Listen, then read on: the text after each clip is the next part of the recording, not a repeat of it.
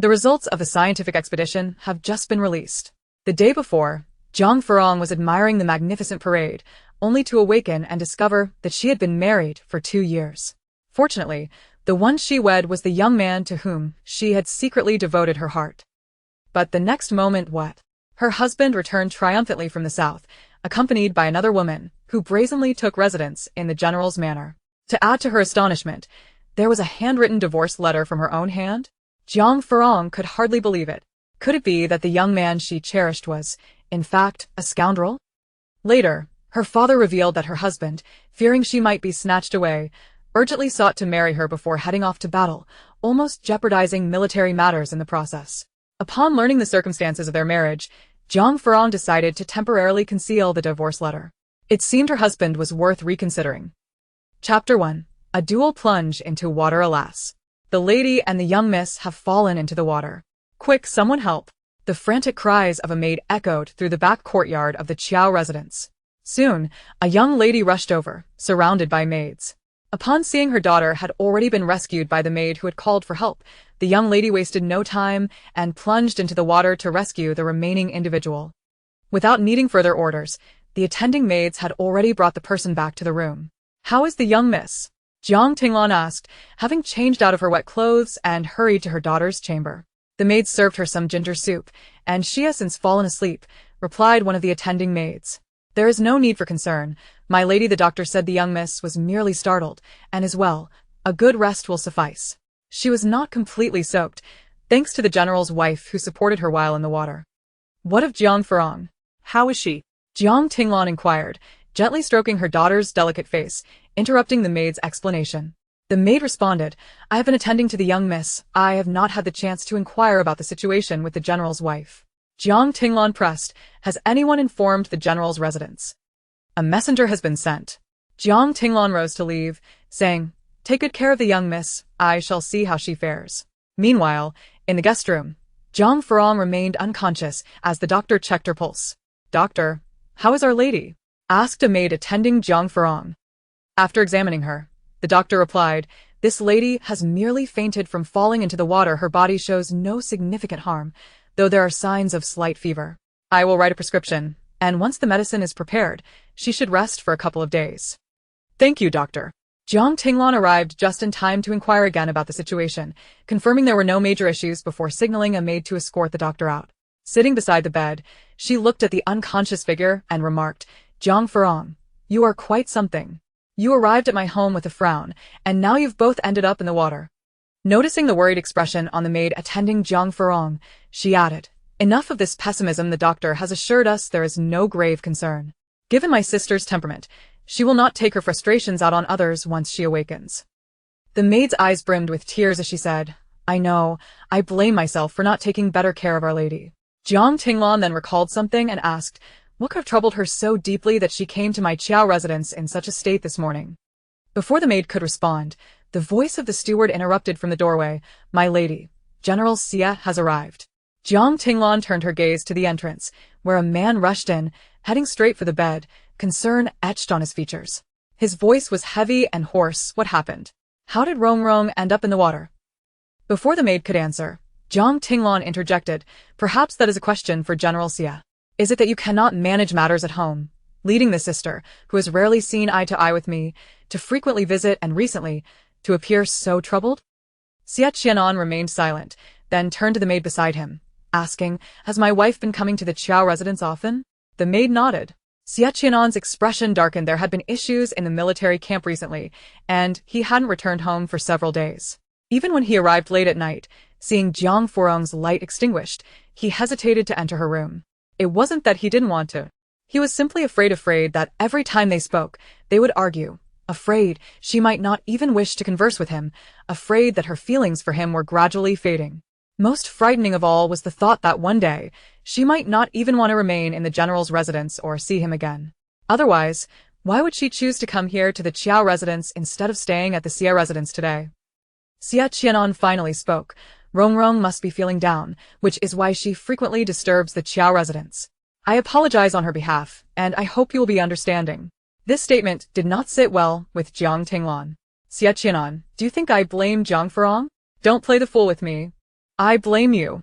Despite my differences with Jiang Furong, we are still sisters.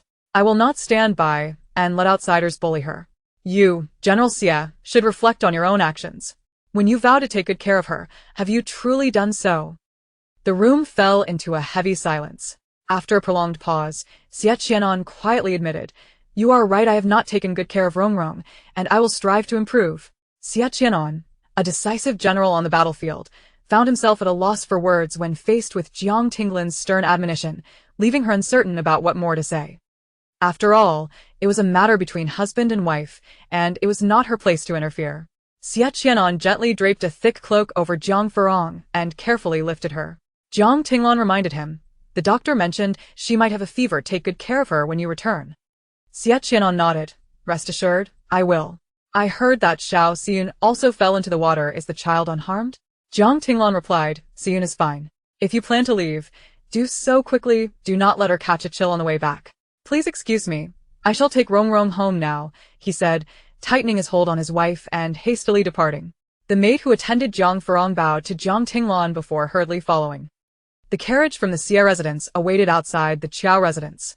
Xie Qi'an embraced Jiang Furong as he boarded, instructing the driver to depart, yet he did not set her down. His eyes, once clouded with uncertainty, now revealed a hint of pain as he gazed down at the sleeping figure in his arms. Upon hearing of Jiang Furong's fall into the water, Xie Qi'an's heart sank. He immediately set aside his affairs, intending to fetch a cloak and hurry to the Qiao residence. As he berated himself for not seeking her out sooner, which might have prevented her accident, he caught sight of a letter on the desk while retrieving the cloak. The stark words "divorce letter" pierced his vision. He was aware of the recent tensions between them, but he had never anticipated that she had contemplated such a drastic step, even going so far as to write the letter. If he had not been preoccupied with military affairs these past few days, would the divorce decree not have already reached his hands? The journey back was fraught with tumultuous thoughts. Upon returning home, he carried Jiang Furong back to her chamber and summoned a physician to re-examine her pulse, only to be reassured that there were no significant concerns. He administered the concocted medicine to Jiang Furong as dusk began to settle. Xie Qi'an dismissed the maidservants and chose to stay behind to care for her, deliberately ignoring the letters that lay upon the table. That night, Jiang Furong indeed developed a fever. Fortunately, it was not severe. After administering the medicine, her fever subsided by the latter part of the night. Xie Qi'an vigilantly watched over her until dawn. There were pressing matters requiring his attention, so he instructed others to look after Jiang Furong before he left the estate. Meanwhile, Jiang Furong, who had fallen into the water, stirred slightly, gradually regaining consciousness. Chapter 2. Amnesia? Madam. The general has returned, victorious from the south. Madam, he has brought back a woman. With the general's triumphant return, one wonders who this woman accompanying him could be. I am Jiang Meng, and I have met the madam before. Xie Qi'an, by what right do you bring a woman from outside into our home? Do you intend to take her as a concubine? Rongrong, you misunderstand. I promised her brother I would look after her, as he saved my life by taking an arrow for me. Xie Qi'an, you truly disappoint me. Xie Qi'an, perhaps we should part ways. At the moment when Jiang Furong fell into the water, while attempting to save her wayward niece, countless discordant voices echoed in her mind, leaving her weary and vexed. So much so that after her niece was rescued, Jiang Furong, still submerged, suddenly ceased her struggle. She thought to herself, let this body float or sink as it may. Since I am unable to make a decision, I might as well leave it to fate. The irritating voices seemed to have genuinely vanished. Madam, you have awakened. We were so worried. Chuanxing wept while calling out to Xiaji, Xiaji, come quickly. The madam is awake. Upon hearing this, Xiaji hastily abandoned her tasks and rushed into the room. Madam, you are finally awake. Do you feel unwell? Fetch the doctor. Yes, please fetch the doctor. Is he still waiting in the estate? I shall go get him, right away. Before Jiang Furong could utter a word, Xiaji hurried off to summon the physician, while Chuanxing dabbed her tears and handed a cup of warm tea to Jiang Furong, who had pressed her throat. Jiang Furong took a small sip of the tea, just as Xiaji returned with the doctor. After the physician examined her pulse repeatedly and confirmed her well-being, the two maidservants finally allowed him to depart. They both sighed in relief, yet their worried gazes remained fixed upon Jiang Furong. Why do you two look at me like that? Jiang Furong inquired, sensing something unusual about the two maidservants. At last, she found a moment to speak. She then surveyed the room's furnishings and, upon a cursory glance, frowned. This was clearly not her room. Although the decor was to her liking, the overall layout had changed. I am asking you a question. Why are you all silent? Jiang Furong rubbed her slightly dazed head and continued, furthermore, where exactly am I? What was that about falling into the water when the doctor came to examine me? Jiang Furong distinctly remembered attending the parade sanctioned by the emperor, and since she could not secure a spot in the tea house's street front room, she had opted to join the throngs on the street to watch. After being jostled about for much of the day, she returned home and hastily dined before resting. How could it be that upon awakening, she found herself in an unfamiliar place? The two maidservants spoke in unison. Madam, are you truly well? Is there anywhere that still feels uncomfortable? Chuanqing chimed in, Madam, this is the general's residence. It was my failure to care for you that led to your fall into the water. Please punish me. As she spoke, she pretended to kneel, but Jiang Furong promptly stopped her. Enough. Stand up. I merely asked you a couple of questions. I have no intention of punishing you. Jiang Furong continued to massage her heavy head, while Xie stepped forward to gently apply pressure to her temples. The two maidservants, assuming Jiang Furong was still recovering from her fall and fever, recounted the events surrounding her accident in detail. Madam has been feeling quite low lately, and the only time she smiles is when she is with Miss Jiao. Just yesterday, Madam went to the Qiao residence to play with Miss Jiao, and coincidentally, Miss Jiao's beloved wooden bird fell into the water. In her haste to retrieve it, Madam fell in herself. As the maidservants recounted the tale, Jiang Furong's heart sank with increasing alarm. What marriage? What general's wife? And what about the divorce decree? The barrage of information left her utterly bewildered. Though she had reached the age of maturity, she distinctly remembered that she had not yet been betrothed. Stop, what are you talking about? I understand less and less.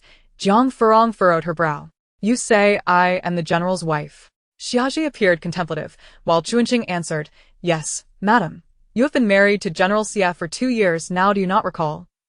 Jiang Furong remained deep in thought, her mind clouded with confusion. After a moment, she decided to cease her pondering. She then rose, hastily donned her shoes, and rushed toward the courtyard, with Xie trailing behind to drape a cloak over her. Jiang Furong surveyed the courtyard and then dashed back into the room. If I am indeed married, then my bridal gown must be here, bring it to me. Though Chuanqing and Xie were puzzled by their mistress's sudden request, they hurried to retrieve the bridal attire.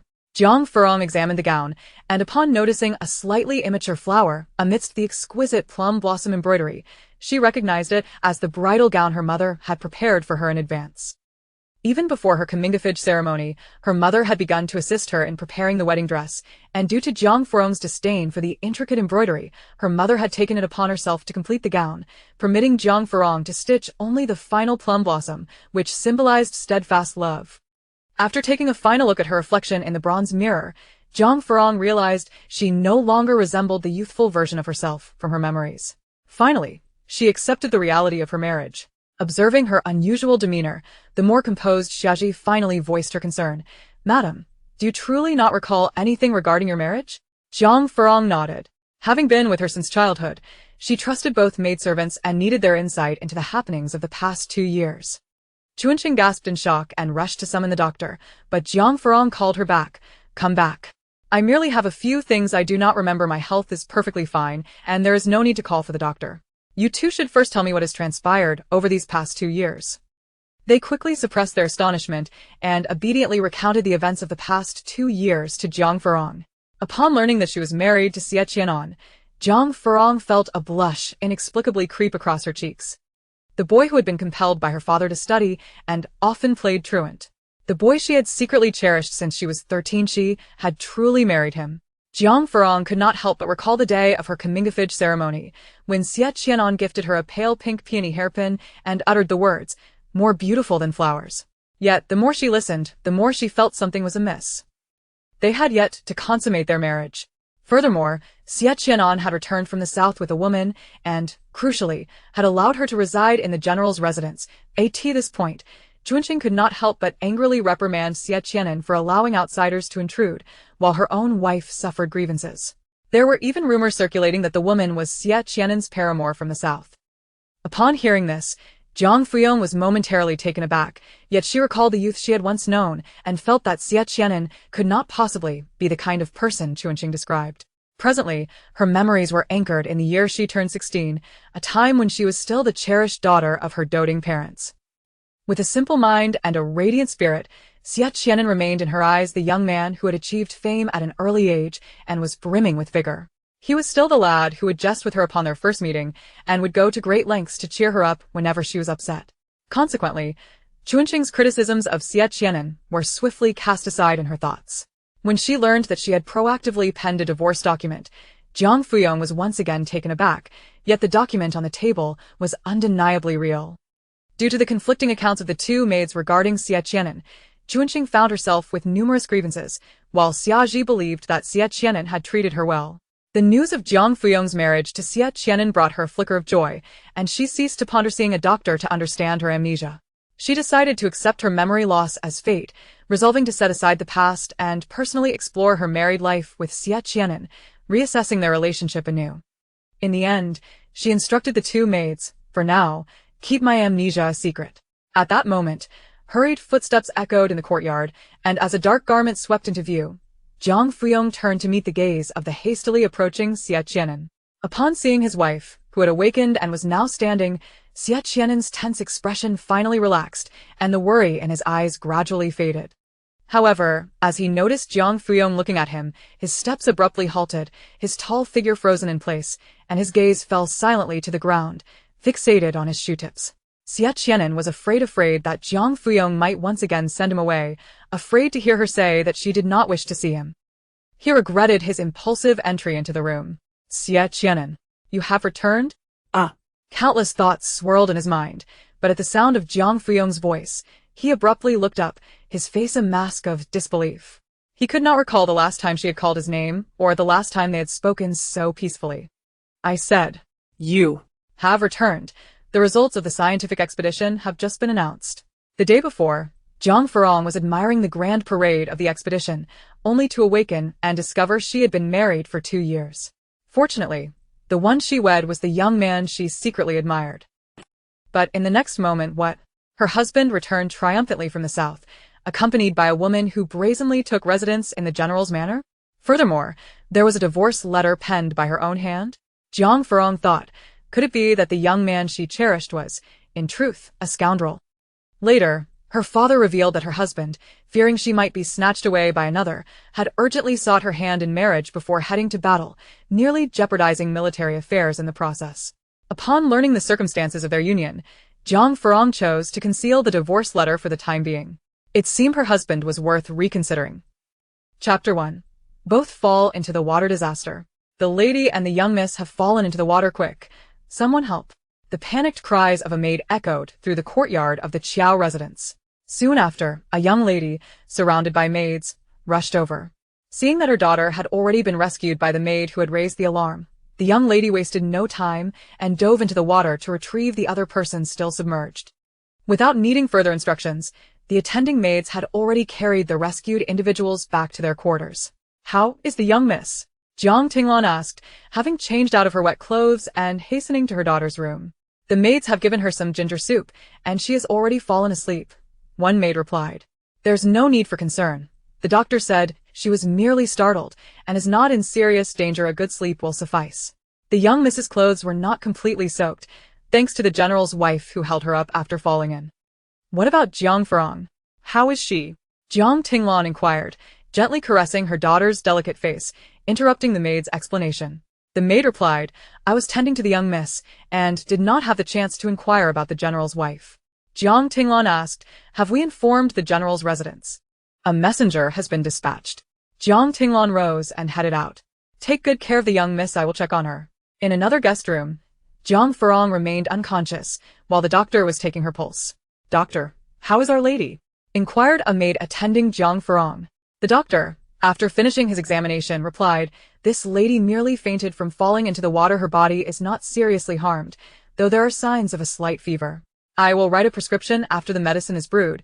She should rest for 2 days to recuperate. Thank you, doctor. Just as Jiang Tinglon arrived, she inquired about the situation again, confirming there were no major issues, and then signaled for the maid to see the doctor out. Sitting by the bed, she gazed at the unconscious figure and remarked, Jiang Furong, you truly are something. You came here with a frown, and now have dived into the water with Yuner. Noticing the worried expression of the maid attending Jiang Furong, she casually said, Enough, there's no need to be so pessimistic. The doctor said there's nothing serious. Given my sister's temperament, she won't take her displeasure out on others when she wakes. The maid's eyes turned red.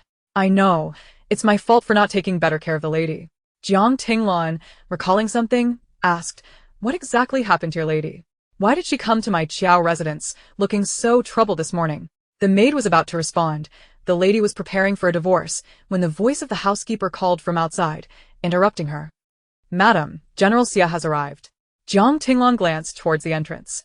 A man rushed in, heading straight for the bedside, his brow furrowed with concern.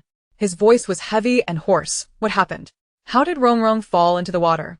Just as the maid was about to answer, Jiang Tinglan interjected, You ought to ask General Xie, is it because you couldn't manage matters at home? Why does this sister, who has never gotten along with me, frequently come here, looking so troubled of late? After a moment of silence, Xie Qi'an turned to the maid and asked, Has the lady been visiting the Qiao residence often lately? The maid nodded. Xie Qi'an's expression grew somber. There had been issues in the military camp recently, and he had not returned home for several days. Even when he arrived home late at night, seeing Jiang Furong's room dark, he refrained from entering. It was not that he did not want to, he was merely afraid. Afraid that every time they spoke, it would lead to arguments, afraid that she would not wish to converse with him at all, and most of all, afraid that one day she would no longer wish to stay in the general's residence or even see him again.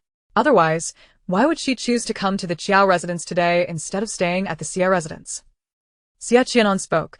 Rongrong must be feeling down, which is why she often troubles the Qiao residence. I apologize on her behalf, and I hope you can be understanding. This remark displeased Jiang Tinglan. Xie Qi'an, do you think I blame Jiang Furong?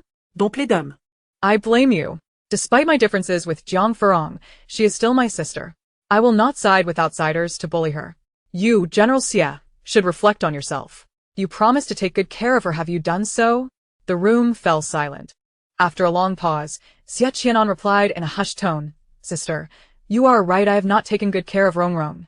I will improve. Xie Qi'an, a decisive general on the battlefield, found himself defenseless against Jiang Tinglan's stern questioning, leaving her without further words to say. After all, it was a matter between husband and wife, and she should not intervene too much. Xie Qi'an draped a thick cloak over Jiang Furong and carefully lifted her. Jiang Tinglan reminded him, The doctor mentioned she might have a fever, take good care of her when you return. Xie Qi'an nodded, Sister, rest assured I will. I heard that Xiao Xin also fell into the water. Is the child all right? Jiang Tinglan replied, Yunar is fine if you plan to leave.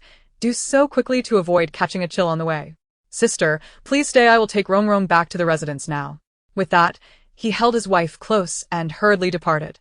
The maid attending Jiang Furong bowed to Jiang Tinglan and swiftly followed. The carriage from the Xie residence awaited outside the Qiao residence. Xie Qi'an carried Jiang Furong into the carriage, instructing the driver to depart, yet he did not set her down. His darkened gaze lingered on the sleeping figure in his arms, revealing a hint of pain. Upon hearing the news of Jiang Furong's fall into the water, Xie Qi'an's heart sank, prompting him to immediately set aside his affairs and rush to the Qiao residence with a cloak.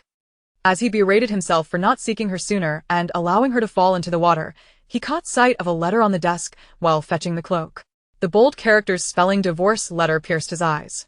He knew that their relationship had been strained lately, but he never imagined she had already contemplated divorce. In fact, she had even written the letter. If he had not been preoccupied with military affairs in recent days, would the divorce decree not have already reached his hands? Throughout the journey home, his thoughts remained tumultuous. Upon returning to the manor, he carried Jiang Furong back to her chamber and summoned a physician to examine her pulse anew, only to be reassured that there was no grave concern. He then administered the concocted medicine to Jiang Furong as twilight approached. Xie Qi'an dismissed the maidservants from the room, choosing to stay and attend to her himself, all the while trying to ignore the letters that lay upon the table. That night, Jiang Furong indeed developed a fever, though fortunately it was not severe. After administering the medicine, her fever subsided by the latter half of the night. Xie Qi'an vigilantly watched over her until dawn. With pressing matters awaiting his attention, he instructed others to take good care of Jiang Furong before he departed the manor. Meanwhile, Jiang Furong, who had fallen into the water and lost consciousness, stirred slightly, gradually awakening. Chapter 2. Amnesia? Madam, the general has returned. The general has triumphed in the south. Madam, the general has brought back a woman. Your husband has returned in victory. Who is this woman that accompanies him? I am Jiang Meng, having met the madam before. Xie Qi'an, by what right do you bring a woman from outside into our home upon your return? Do you intend to take her as a concubine? Rong, you misunderstand. I had promised her brother. After all, he shielded me from an arrow. Xie Qi'an, you truly disappoint me. Xie Qi'an, why not? Let us divorce? At the moment Jiang Furong fell into the water while attempting to save her hapless niece, a cacophony of voices echoed through her mind once more. These voices drained her of energy and filled her with annoyance. So much so that after her niece was rescued, Jiang Furong, still in the water, suddenly lost the will to struggle. She thought to herself, let this body sink or float as it pleases. Since I am unable to decide, I might as well leave it to fate. Those bothersome voices seemed to truly vanish. Madam, you are awake? You have finally awakened. We were so worried. Chuanqing wept while calling to Xiaji, come quickly. The madam is awake. She has finally awakened. Upon hearing this, Xiaji hastily set aside her tasks and rushed into the room. Madam, you are awake at last. Do you feel unwell? Call the doctor. Yes, please fetch the doctor. Is he still waiting in the manor? I shall go summon him right away. Before Jiang Furong could utter a word, Xiaji hurried off to fetch the physician, while Chuanqing wiped her tears, observing Jiang Furong as she pressed her throat, promptly handing her a cup of warm tea. Jiang Furong took a gentle sip of the tea, just as Xiaji returned with the physician. After the doctor repeated the pulse examination and confirmed that Jiang Furong was indeed fine, the two maidservants finally allowed him to leave. Subsequently, they both exhaled in relief, yet their worried gazes remained fixed on Jiang Furong. Why do you both look at me so? Jiang Furong questioned, sensing something unusual about the two girls today, finally seizing a moment to inquire. She then surveyed the room's furnishings, and upon a cursory glance, her brow furrowed. This was clearly not her room. Although the decor was to her liking, the overall layout had changed. I am asking you a question. Why are you both silent? Jiang Furong rubbed her slightly heavy head and continued, also, where exactly am I? What did the doctor mean by saying something about falling into the water? Jiang Furong distinctly remembered attending the royal procession designated for the top 3 candidates. Unable to secure a spot in the tea house's elegant room facing the street, she had opted to join the throngs on the street to watch. After jostling through the crowd for much of the day, she had returned home, hastily dined and retired. How could it be that upon awakening, she found herself in a different place? The two maidservants spoke in unison. Madam, are you truly unwell? Is there anywhere else that troubles you? Chuanqing quickly added, Madam, this is the general's manor. It was my failure to care for you that led to your fall into the water. Please punish me. As she spoke, she pretended to kneel, but Jiang Furong promptly halted her. Enough. Stand up. I merely asked you 2 questions. I had no intention of punishing you. While still rubbing her heavy head, Xiaji stepped forward to gently massage the sides of her temples. The two maidservants assumed Jiang Furong was still recovering from her fall and fever, and they recounted the details of the incident. Madam has been feeling down lately. The only time she smiles is when playing with Miss Qiao. Yesterday, she happened to accompany Miss Qiao to the Qiao residence for some recreation. By chance, Miss Qiao's beloved wooden bird fell into the water, and Madam fell in while trying to rescue her. As the two maidservants recounted the events, Jiang Furong grew increasingly alarmed. What marriage? What general's wife? And what about the divorce decree? The torrent of information left her reeling. Although she had reached the age of maturity, she clearly remembered that she had not yet been betrothed. Stop. What are you saying? I can hardly comprehend. Jiang Furong furrowed her brow. You say I am the general's wife. Xiaji appeared contemplative, while Chuanqing replied, Yes, madam. You have been married to General Xie for 2 years, now do you not remember? Jiang Furong continued to ponder, her mind a blank canvas, and after a moment, she decided to cease her contemplation. She rose, slipped on her shoes, and dashed out to the courtyard, with Xiaji hurriedly following behind to drape a cloak over her. Jiang Furong scanned the courtyard before returning to her room. Since I am indeed married, my wedding gown must still be here, so bring it forth for me to see. Though Chuanqing and Xiaji were puzzled as to why the madam suddenly desired to see her wedding gown, they promptly retrieved it. Jiang Furong examined the sleeve of the gown and noticed a single flower, slightly less refined than the other exquisite plum blossom embroideries, confirming that it was indeed the wedding gown her mother had prepared for her in advance. Even before she reached maturity, her mother had begun to assist her in preparing the gown. Displeased with the intricate needlework, her mother had taken it upon herself to craft the wedding gown, allowing Jiang Furong to embroider only the last flower symbolizing steadfast love. Jiang Furong gazed into the bronze mirror at her reflection, realizing she no longer appeared as innocent as she remembered. At that moment, she finally accepted the reality of her marriage. Observing Jiang Furong's peculiar behavior, the more composed Xie Qi'an finally voiced her concern. "Madam, do you truly recall nothing regarding your marriage?" Jiang Furong nodded. Having grown up with Chuanqing and Xie Qi'an, she trusted them and needed their insights into the happenings of the past 2 years. Chuanqing's eyes widened in shock as she rushed to summon the physician again, but Jiang Furong called her back. "Come back. I merely have some gaps in my memory. My health is perfectly well, and there is no need for a doctor. You both should tell me what has transpired in these 2 years." The 2 maidservants suppressed their astonishment and obediently recounted the events of the past 2 years to Jiang Furong. Hearing that she had married Xie Qi'an caused an inexplicable blush to bloom on her cheeks. The boy who had been coerced by her father to study, often playing truant, the one she had secretly cherished since she was 13, she had actually married him. Jiang Furong could not help but recall the day of her coming of age, when Xie Qi'an had gifted her a pale pink peony hairpin, along with his words, "more beautiful than flowers." Yet, the more she listened, the more she felt something was amiss. They had not yet consummated their marriage. Xie Qi'an had even returned from the south a year prior with a woman, who was now living in the general's manor.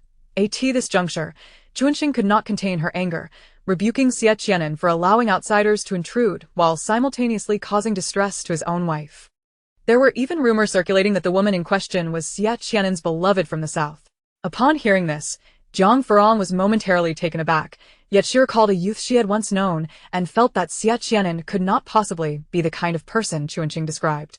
Her memories remained anchored in the year she turned 16, a time when she was still the pampered daughter of her parents. With her thoughts simple and radiant, Xie Qi'an remained in her eyes the young man who had achieved early fame and exuded exuberance. He was still the boy who would tease her upon their first meeting and, when she grew upset, would go to great lengths to amuse her. Consequently, Chuanqing's criticisms of Xie Qi'an were swiftly cast aside.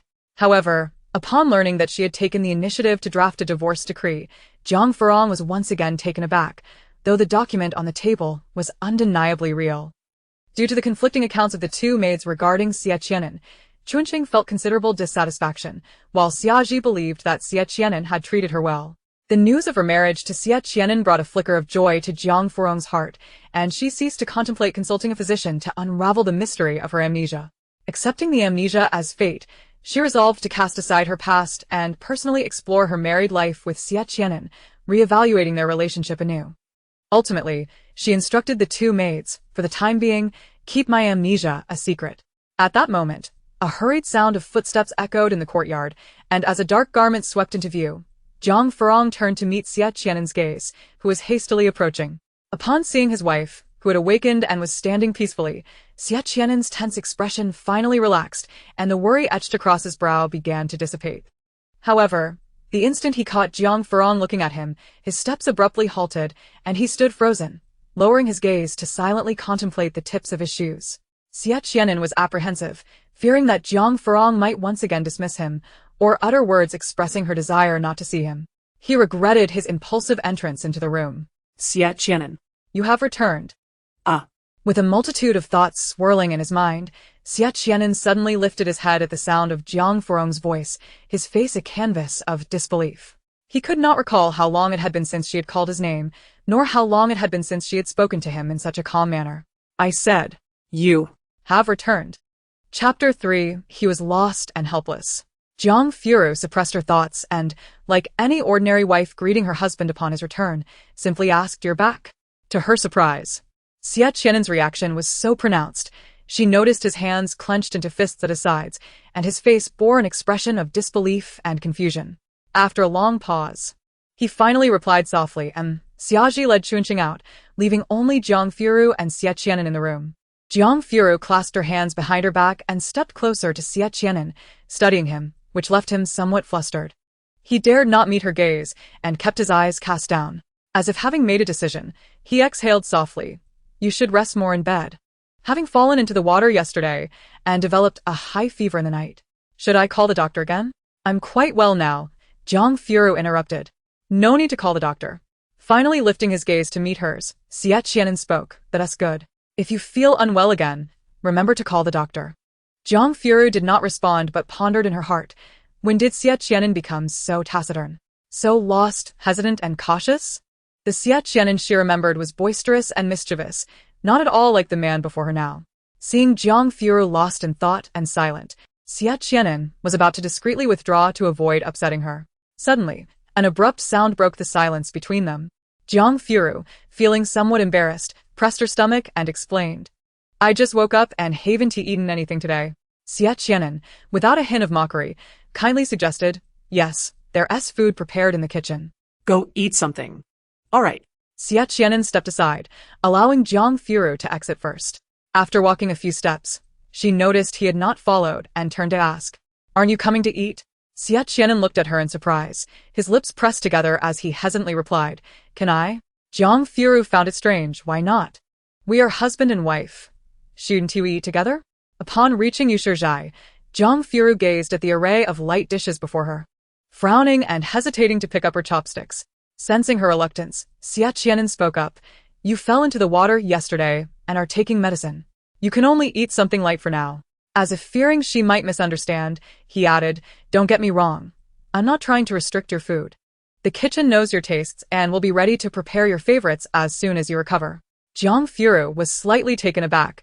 She hadn't voiced any complaints. Xie Qi'an's response made it seem as if she were difficult to please. Though spoiled by her parents, she was not unreasonable. "I understand. I am not blaming you. You need not explain." Saying this, she picked up a bowl of porridge, which contained some fresh meat and vegetables, and found it quite palatable. Xie Qi'an stared at her in astonishment, clearly not expecting her willingness to share a meal at the same table and to eat the porridge he had served. Noting the changes in his expression, Jiang Furong seemed to have an idea and poured him a bowl of porridge as well. "I'll serve you a bowl too. Is that all right?" Xie Qi'an stared blankly at the bowl before him, thoughts swirling in his mind as he struggled to respond. "I can get it myself. You needn't trouble yourself with this." Jiang Furong looked at him curiously. "What's wrong? I'm just helping you with a bowl of porridge. Is that not acceptable? Or do you find it distasteful?" With a tense expression, Xie Qi'an appeared flustered and quickly explained, No, that's not it. I simply meant you shouldn't overexert yourself. Taking care of you is the priority." At his words, Jiang Furong couldn't help but chuckle. "Xie Qi'an, what is wrong with you today? I don't think I've said or done anything particularly surprising, have I? Why do you look like a startled rabbit?" Xie Qi'an was already lost in his thoughts, his heart turbulent, and he focused on eating his porridge, falling silent once more. He had initially expected to receive the divorce papers upon her waking, but to his astonishment, Jiang Furong not only refrained from mentioning them but also seemed much kinder towards him. The frustration and disappointment that had once been so palpable had diminished significantly. Throughout the meal, Xie Qi'an remained absorbed in his porridge, Jiang Furong serving him bowl after bowl. Observing his silent demeanor, she felt a playful urge to tease him and poured all the porridge and various side dishes into his bowl, but to her surprise, Xie Qi'an quietly finished everything without a word. "Are you full?" Jiang Furong inquired. Xie Qi'an silently nodded. "Why are you not speaking?" "I don't know what to say. We are husband and wife. We can talk about anything, right?" Upon hearing the words husband and wife, Xie Qi'an suddenly looked up, meeting her bright, smiling eyes. It felt as if he had been struck by a powerful, yet sweet, blow to the heart. She had called them husband and wife, and she was smiling at him once more. Perhaps Jiang Furong's smile was too infectious, as a hint of a smile appeared on Xie Qi'an's previously tense face. "Yes, we are husband and wife. General, there's a matter at the barracks that requires your attention." Just as Jiang Furong was about to speak, a voice called from outside. Xie Qi'an stood, explaining to Jiang Furong, "I have something to attend to. You should rest well." With that, he headed for the door, adding at the threshold, "You didn't eat much earlier. If you're craving something, let the kitchen know, except for anything spicy for now. I know, you go take care of your matters." Jiang Furong waved him off, and he nodded as he departed. Jiang Furong murmured to herself, "I had intended to ask about the woman living in the estate. It seems I shall have to wait for another occasion." His subordinate, following Xie Qi'an, observed his demeanor and couldn't help but tease, "General, what's with you today? You seem to be smiling all the way." It was no wonder his subordinate found it strange. Ever since the general returned from pacifying the southern tribes, He had grown increasingly taciturn, and it had been a long time since anyone had seen him smile. Xie Qi'an mounted his horse, tossing back a remark. When we arrive at the barracks, practice with me. He had eaten a bit too much and needed to move around. What? But I have other matters today. No one wished to face their general's wrath. Don't worry, I'll go easy on you today. Madam, Miss Jiang is here to see you. Jiang Furong was lounging on a chair in the courtyard, enjoying the cool breeze, when she heard Xie Ji report. Chunqing was helping her massage her shoulders and, upon hearing this, expressed her displeasure. What does that shameless woman want here again? As she spoke, Jiang Meng strolled into the courtyard, having overheard much of Chunqing's words, yet maintaining an air of indifference. Little Meng has come to see her sister. I heard sister fell into the water yesterday, and I came to check if she is all right. The woman before him possessed a pleasing visage and was dressed in a manner that adhered to convention, exuding an air of politeness. However, Jiang Furong could distinctly perceive that the gaze directed at her was far from the amiability it appeared to convey. Jiang Meng, is there something you wish to discuss? Upon seeing the other for the first time, Jiang Furong felt a sense of discomfort, her tone tinged with indifference. Little Meng has heard that you are my elder sister. How old are you this year? Before the other could finish her sentence, Jiang Furong interjected with a sudden query. Jiang Meng, taken aback, responded truthfully, this year, I am precisely 29. Jiang Furong continued her line of questioning. Is that so? When is your birthday? Not comprehending the intention behind the inquiry, Jiang Meng replied, it is on the 9th day of the first month. Jiang Furong's demeanor suddenly turned frosty. Clearly, you are older than I. Why then do you insist on calling me sister? At this remark, Chunqing let out a laugh, while Jiang Meng's expression darkened. Little Meng is yet unmarried, whereas my sister is already wed. Enough. Jiang Furong raised her hand to interrupt. What does my marital status have to do with this? We are not relatives, and there is no generational hierarchy between us. For the sake of propriety, given that you are my senior, it should be I who addresses you as sister. Wouldn't you agree, Jiang sister? Jiang Meng was momentarily at a loss for words. However, she quickly regained her composure and spoke again. Madam, please do not take offense. Little Meng has been without parents since childhood and has lacked their guidance, which led her to mistakenly believe that addressing you as sister would be appropriate. I did not mean to offend you, and I beseech you to forgive me. Little Meng is now entirely on her own, and it is only because the general was gracious, considering that my brother once shielded him from an arrow, that I was allowed to reside in the general's residence. You and the general share a deep bond, and if you were to take offense at my words, I fear the general might hold it against me, leaving me without even this final refuge. As she spoke, tears began to spill from her eyes. Jiang Furong regarded her with calm detachment, as if observing a performer. Jiang Meng found herself perplexed. Ordinarily, Jiang Furong would have been incensed by such remarks. Yet today she remained unperturbed. Jiang Furong, in a tone thick with disbelief, asked, Miss Jiang, what exactly is your purpose here? It was utterly baffling. Jiang Meng's loss of her parents had nothing to do with Jiang Furong. It was not as if she were to blame for it. Her brother had saved Xie Qi'an, not her. It was incomprehensible why she was so agitated. Jiang Furong had not forgotten about the divorce papers hidden beneath her books. Deep affection? Was she mocking her relationship with Xie Qi'an? As thoughts churned in Jiang Meng's mind, and she prepared to speak once more, Jiang Furong preempted her. You have come to visit me, have you not? Now that you have seen me, I am quite well, so there is no need for Miss Jiang to worry. With that, she covered her face with her book, signaling her desire to end the conversation. Miss Jiang, please take your leave. Our madam requires rest, Xie Ji interjected, ushering her out. Jiang Meng gazed at the figure reclining in the chair, her eyes filled with a mix of reluctance and frustration. But she could not voice her grievances. Madam, please rest well. Little Meng shall take my leave. As she reached the entrance of the courtyard, Jiang Furong's languid voice drifted behind her. Miss Jiang, since you are staying in another's home, it would be prudent not to wander about aimlessly, lest you provoke the host's displeasure. Jiang Meng felt a flush of embarrassment, the handkerchief in her grasp twisted under her grip. Yet she had no choice but to quicken her pace to exit. Madam is formidable. Such individuals should not be afforded any leniency. Jiang Meng found herself at a loss for words in the face of her mistress's reprimand, while Chunqing applauded in delight. Jiang Furong, however, felt an unsettling discomfort in her heart. After encountering Jiang Meng, her spirits were inexplicably dampened.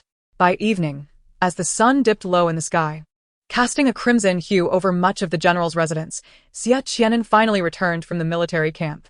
"Miss Jiang, the general has returned," a maid beside Jiang Meng announced, prompting her to position herself in the corridor where Xie Qi'an would pass, leaning against a pillar with a tear-streaked visage. Noticing that Xie Qi'an seemed oblivious to her presence, a nearby maid called out, "Miss Jiang, are you all right?" The call indeed drew Xie Qi'an's attention. "What has happened?" he inquired upon seeing her tearful countenance. After a moment of hesitation, Jiang Meng recounted her confrontation with Jiang Furong. "Brother Xie, is the madam still angry with me? I did not wander about. I merely wished to visit her," Jiang Meng lamented, hoping for words of comfort that did not arrive. Xie Qi'an fell silent for a moment before responding. "Do not hold it against Rongrong. She is simply straightforward in her nature and meant no malice. I apologize on her behalf. I previously stated that if you are uncomfortable staying here, I can assist in finding you a residence outside. Rest assured, since I have promised your brother, I will ensure your well-being and that the residence I find can serve as your dowry in the future." Jiang Meng was taken aback by the unexpected turn of events. Fearing that Xie Qi'an might genuinely insist she leave the general's residence, she quickly shifted the topic. "There is no need for such trouble, Brother Xie. I am quite content living in the general's residence. Little Meng has already troubled you enough. How could I further burden you with finding a place for me? Today's events were merely a result of my own overthinking. The madam, as the mistress of the general's residence, was entitled to express herself." "You are headed to see the madam, correct? It is nearly dinner time. You should go, lest she grows anxious waiting for you." Xie Qi'an nodded and turned toward Fuhua courtyard. His steps were brisk, and he soon vanished from sight within the corridor. Jiang Meng swallowed her dissatisfaction, knowing she could only bear it in silence. "Madam, the general has returned." As Xie Qi'an approached the door, he heard Xiaji calling from within. His steps faltered, and he hesitated to move forward, suddenly fearful that Jiang Furong's earlier kindness was but a facade. While he stood pondering at the entrance, a hand grasped his sleeve, pulling him along. Jiang Furong was in a hurry, yet she urged him to quicken his pace. "Xie Qi'an, you have finally returned. We can finally have dinner."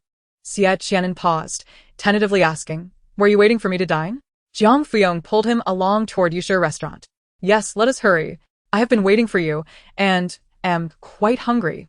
Upon arriving at Yushe restaurant, Jiang Furong first served 2 bowls of soup, which rejuvenated her spirits.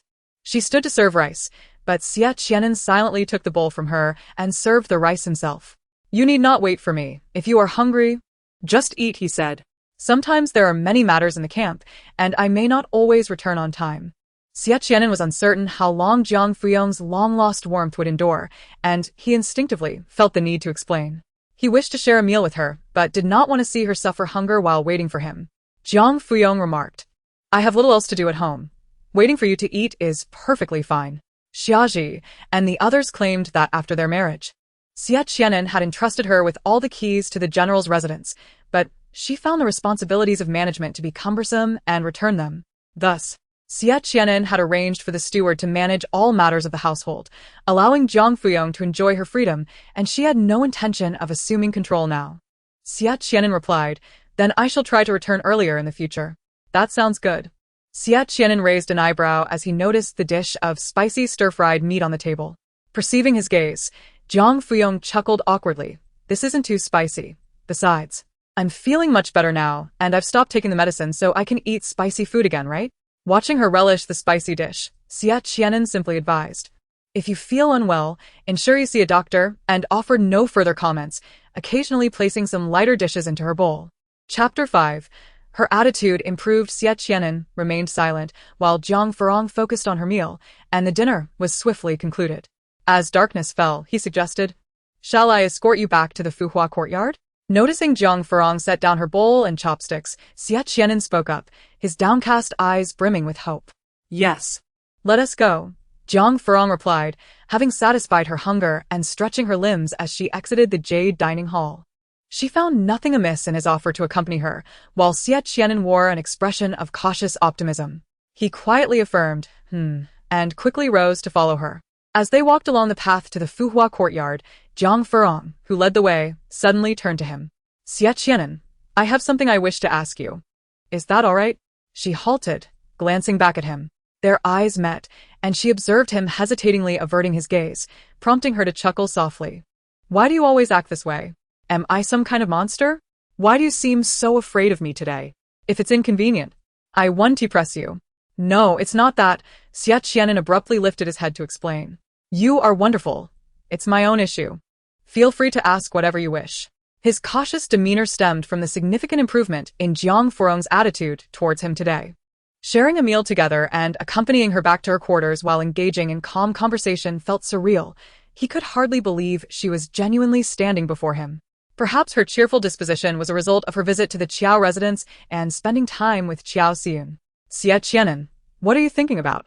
Noticing his prolonged silence, Jiang Furong inquired. Snapping back to reality, he hurriedly replied, nothing much. Didn't you say you had something to ask me? Jiang Furong's expression shifted slightly, becoming somewhat awkward. What if I have already asked you my question before? Would you find it bothersome? Reflecting on her own nature, Jiang Furong pondered that she must have previously inquired about Jiang Meng. However, she now felt compelled to ask once more. Xie Qi'an did not hesitate. I would not find it bothersome. Ask away. In truth, he had already surmised what she was about to inquire. As expected, Jiang Furong voiced her question. I would like to ask about the young lady, Jiang Meng, residing in our household. Upon hearing this, Xie Qi'an appeared to sigh in resignation. He had explained this matter to her on numerous occasions. I have already mentioned this to you since the day I returned from the south.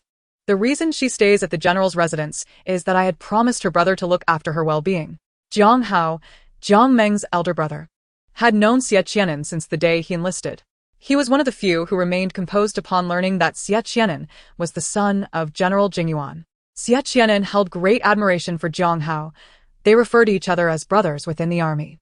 After Xie Qi'an was promoted to General Zhaoyuan, Jiang Hao also rose to the position of captain in the Linfeng army, becoming Xie Qi'an's right-hand man. Jiang Hao often lamented how he and his sister had lost their parents at a young age. Concerned for her, he took Jiang Meng with him wherever he went. While stationed in the military, he found her a position at a local medical hall. Eventually, when Jiang Hao was promoted to captain, he approached Xie Qi'an, requesting that his sister join him in the military, as she had learned some medical knowledge at the hall and could assist the military doctors. Considering Jiang Meng's potential contributions, Xie Qi'an readily agreed. Jiang Meng would often visit her brother, and as time passed, Xie Qi'an encountered her on several occasions. Tragically, during the final battle to quell the southern tribes, Jiang Hao sustained severe injuries while valiantly shielding Xie Qi'an from arrows, ultimately succumbing to his wounds. Before his death, Jiang Hao implored Xie Qi'an to look after his sister, which Xie Qi'an readily accepted. Upon returning to the capital, he brought Jiang Meng along. He also assured her that he could consider her as a sworn sister, promising to provide a dowry when she found someone she wished to marry, and even offering to help her purchase a residence in the capital. However, Jiang Meng declined all of this, stating that she did not wish for him to incur expenses on her behalf, and that she merely needed temporary accommodation at the general's residence. Xie Qi'an was agreeable to her wishes, and after their marriage, he established a separate household with Jiang Furong. With ample room in the new residence, he complied with Jiang Meng's request. He meticulously recounted the history of his acquaintance with Jiang Hao and the reasons for bringing Jiang Meng back to the capital to Jiang Furong. This is the reason I brought Jiang Meng back with me from the south, he concluded, observing Jiang Furong's expression with a hint of trepidation. Jiang Furong's demeanor remained largely unchanged as she simply asked, Is that all? Xie Qi'an, puzzled, responded, What do you mean? Jiang Furong clarified, I mean, you brought Jiang Meng back to the capital and allowed her to stay in the general's residence solely because of Jiang Hao's dying wish? There are no ulterior motives? For instance, do you wish to take her as a concubine? Jiang Furong scrutinized Xie Qi'an, her heart racing. Her parents shared a strong bond, and her father had no concubines. Naturally, she did not wish to share her husband with another woman. Yet, she was aware that Xie Qi'an's father had several concubines. Would they not share a commonality in this regard? Unaware of her thoughts, Xie Qi'an was taken aback by Jiang Furong's question. I do not. Please do not misunderstand me. I have no intention of taking a concubine, he hastily clarified. One wife is sufficient for me. I do not require a so-called concubine. Jiang Furong, lost in her own thoughts, merely responded with a vague acknowledgement and continued walking ahead. Xie Qi'an hurried to catch up, his lips pressed tightly together, hesitating to speak. Uncertain of what more he could say, he could only follow her in silence. Upon returning to the Fuhua courtyard, Xie Qi'an paused at the doorway. You should rest early. I will return to the study. As Jiang Furong stepped inside, she turned to ask, Aren't you going to sleep? But then she recalled what Chuanxing had mentioned about their recent separate sleeping arrangements and realized that her memories were still anchored in her 16th year. At that time, although she had experienced the stirrings of young love, she had yet to even hold a boy's hand. The thought of sharing a bed with Xie Qi'an now felt somewhat overwhelming. She also reflected on how they had been married for over 2 years, yet had not consummated their union. What if Xie Qi'an did not genuinely care for her? With this thought, Jiang Furong felt that perhaps it was for the best that they slept apart for the time being, allowing her to reassess their relationship. There would be time enough for that later. After some contemplation, she settled on saying, You should also rest early. It was a rather unremarkable statement. Xie Qi'an nodded and turned to head towards the study. However, that night, he found it difficult to fall asleep, unlike Jiang Furong, who slept soundly. The following morning, she awoke without the need to pay respects to her in-laws, and her concerns within the household were minimal, aside from the presence of a woman she did not particularly favor. As for Xie Qi'an, although he seemed less carefree and cheerful than before, he maintained a pleasant demeanor towards her. At least for now. Jiang Furong felt somewhat satisfied with their marriage. Chapter 6. A visit to the sick on this day. Upon hearing that Xie Qi'an had made a brief visit to the military camp before returning to the residence, Jiang Furong brewed a pot of fresh tea, intending to deliver it to the study. However, midway, she noticed Jiang Meng heading directly towards the King's Yuan. Miss Jiang, Jiang Furong called out, her expression evidently displeased. What brings you here? Is it not rather impolite to wander about the owner's courtyard, especially since it belongs to a man? Had she forgotten the words I spoke to her just days ago about not running about recklessly? Jiang Meng appeared somewhat anxious, madam. I have urgent matters to discuss with Brother Xie. It is not my intention to intrude. I sincerely hope for your understanding. Without waiting for Jiang Furong's response, she dashed into King's Yuan. Observing her demeanor, Jiang Furong felt an inexplicable irritation rising within her. Just as she was about to follow, she heard Xiaji hastening to catch up, breathless. Madam, Xiaji exclaimed. What is it? Jiang Furong inquired. Madame Qiao has sent a message, Xiaji said, handing over a note. Jiang Furong glanced at it, her brow furrowing slightly. It is from my mother. She is feeling unwell, and my sister is urging me to return home to see her. Prepare yourself. We shall head back to Jiang Manor. As her words fell, she spotted Xie Qi'an and Jiang Meng emerging from King's Yuan. Xie Qi'an, she called out, I have a matter of some urgency to attend to. I heard you've been suffering from headaches these past few days, so please rest well at home. With that, he hurried away with Jiang Meng, leaving no opportunity for Jiang Furong to finish her sentence. Watching their retreating figures, Jiang Furong could not help but mutter under her breath, Xie Qi'an, I hope you truly have pressing matters. Yet, she could not shake off the thought. What urgent matters could he possibly have with Jiang Meng? It was not until she boarded the carriage back to Jiang Manor that her thoughts were drawn back to the present. Madam, we have arrived at Jiang Manor, Xiaji announced, assisting her down from the carriage, while Chuanxing inquired a few questions with the gatekeeper. Madam Qiao has already arrived before us. Shall we enter? Chuanxing suggested. Indeed. Upon entering the main gate of Jiang Manor, the steward greeted them warmly. Third miss, you have returned. Uncle Li, is my mother ill?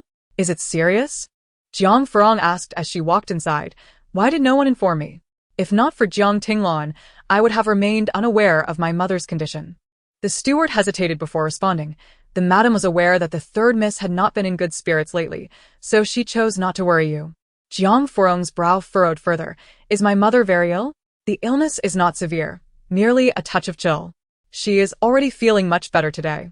Upon reaching the courtyard where her mother, Lu Shi, resided, Jiang Furong was greeted by the sound of children's laughter from within. Mother, Rong Rong has returned to see you. As Jiang Mu was playing with Qiao Xiyun, she paused, looking up to see a figure rushing towards her. Jiang Furong embraced her mother, her voice muffled. Why did you not inform me of your illness? I could not come to pay my respects. After a moment's embrace, Jiang Furong lifted her gaze to examine her mother. Though they had only been apart for 4 or 5 days, her mother, who had appeared vibrant just days prior, now seemed troubled, with a few strands of white hair peeking through. Mother as well, just a little chill. I am much better today. And you? I heard from your sister that you fell into the water at Xiao's residence. Are you unhurt? Jiang Mu gently caressed her daughter's cheek, concern etched on her face. Jiang Furong shook her head vigorously. I am perfectly fine. Do not worry, mother. As she spoke, she noticed a small girl, barely 3 years old, peeking at her. She waved, Little Qi'an, come here. The little girl glanced at her mother, and seeing no objection, rushed into her aunt's embrace.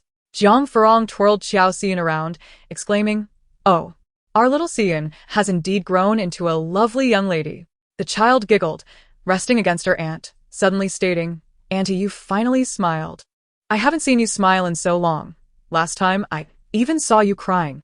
At this revelation, both Jiang Mu and Jiang Tinglan looked at Jiang Furong. Their expressions momentarily startled. Surprisingly, Jiang Furong's mood did not seem affected. She continued to playfully pinch Xiao Qi'an's chubby cheeks. Little Qi'an must have seen it wrong. How could Auntie cry? As Xiao Qi'an's face was being playfully squeezed, Jiang Mu feigned to scold. All right, if you keep pinching, you'll turn Qi'an's face red. Come to grandmother. I have some sweet candied fruit for you. Jiang Furong set down Xiao Qi'an and, glancing at Jiang Tinglan, shyly sat beside her, whispering, I heard you were the one who saved me last time. Thank you. Jiang Tinglan scoffed lightly. If not for the trouble at my Qiao residence, I wouldn't have bothered to save you. Jiang Furong retorted with a light scoff. Who cares that you saved me? Jiang Tinglan looked at her in surprise. Are you all right? Jiang Furong felt bewildered. I am perfectly well. And why do you look at me like that? Jiang Tinglan averted her gaze, simply replying, It's nothing. Her sister's unexpected banter took her by surprise. Mother, are you unwell? I see you have a few more strands of white hair. After thanking Jiang Tinglan, Jiang Furong returned to her mother's side. Jiang Mu brushed aside her hair, smiling. As I grow older, what is strange about having a few white hairs? As long as you live your life happily, I will be at ease. Glancing towards the door, she inquired, Did Shannon not accompany you? He said he had urgent matters to attend to, so I came alone. As expected, even if her daughter tried to conceal it.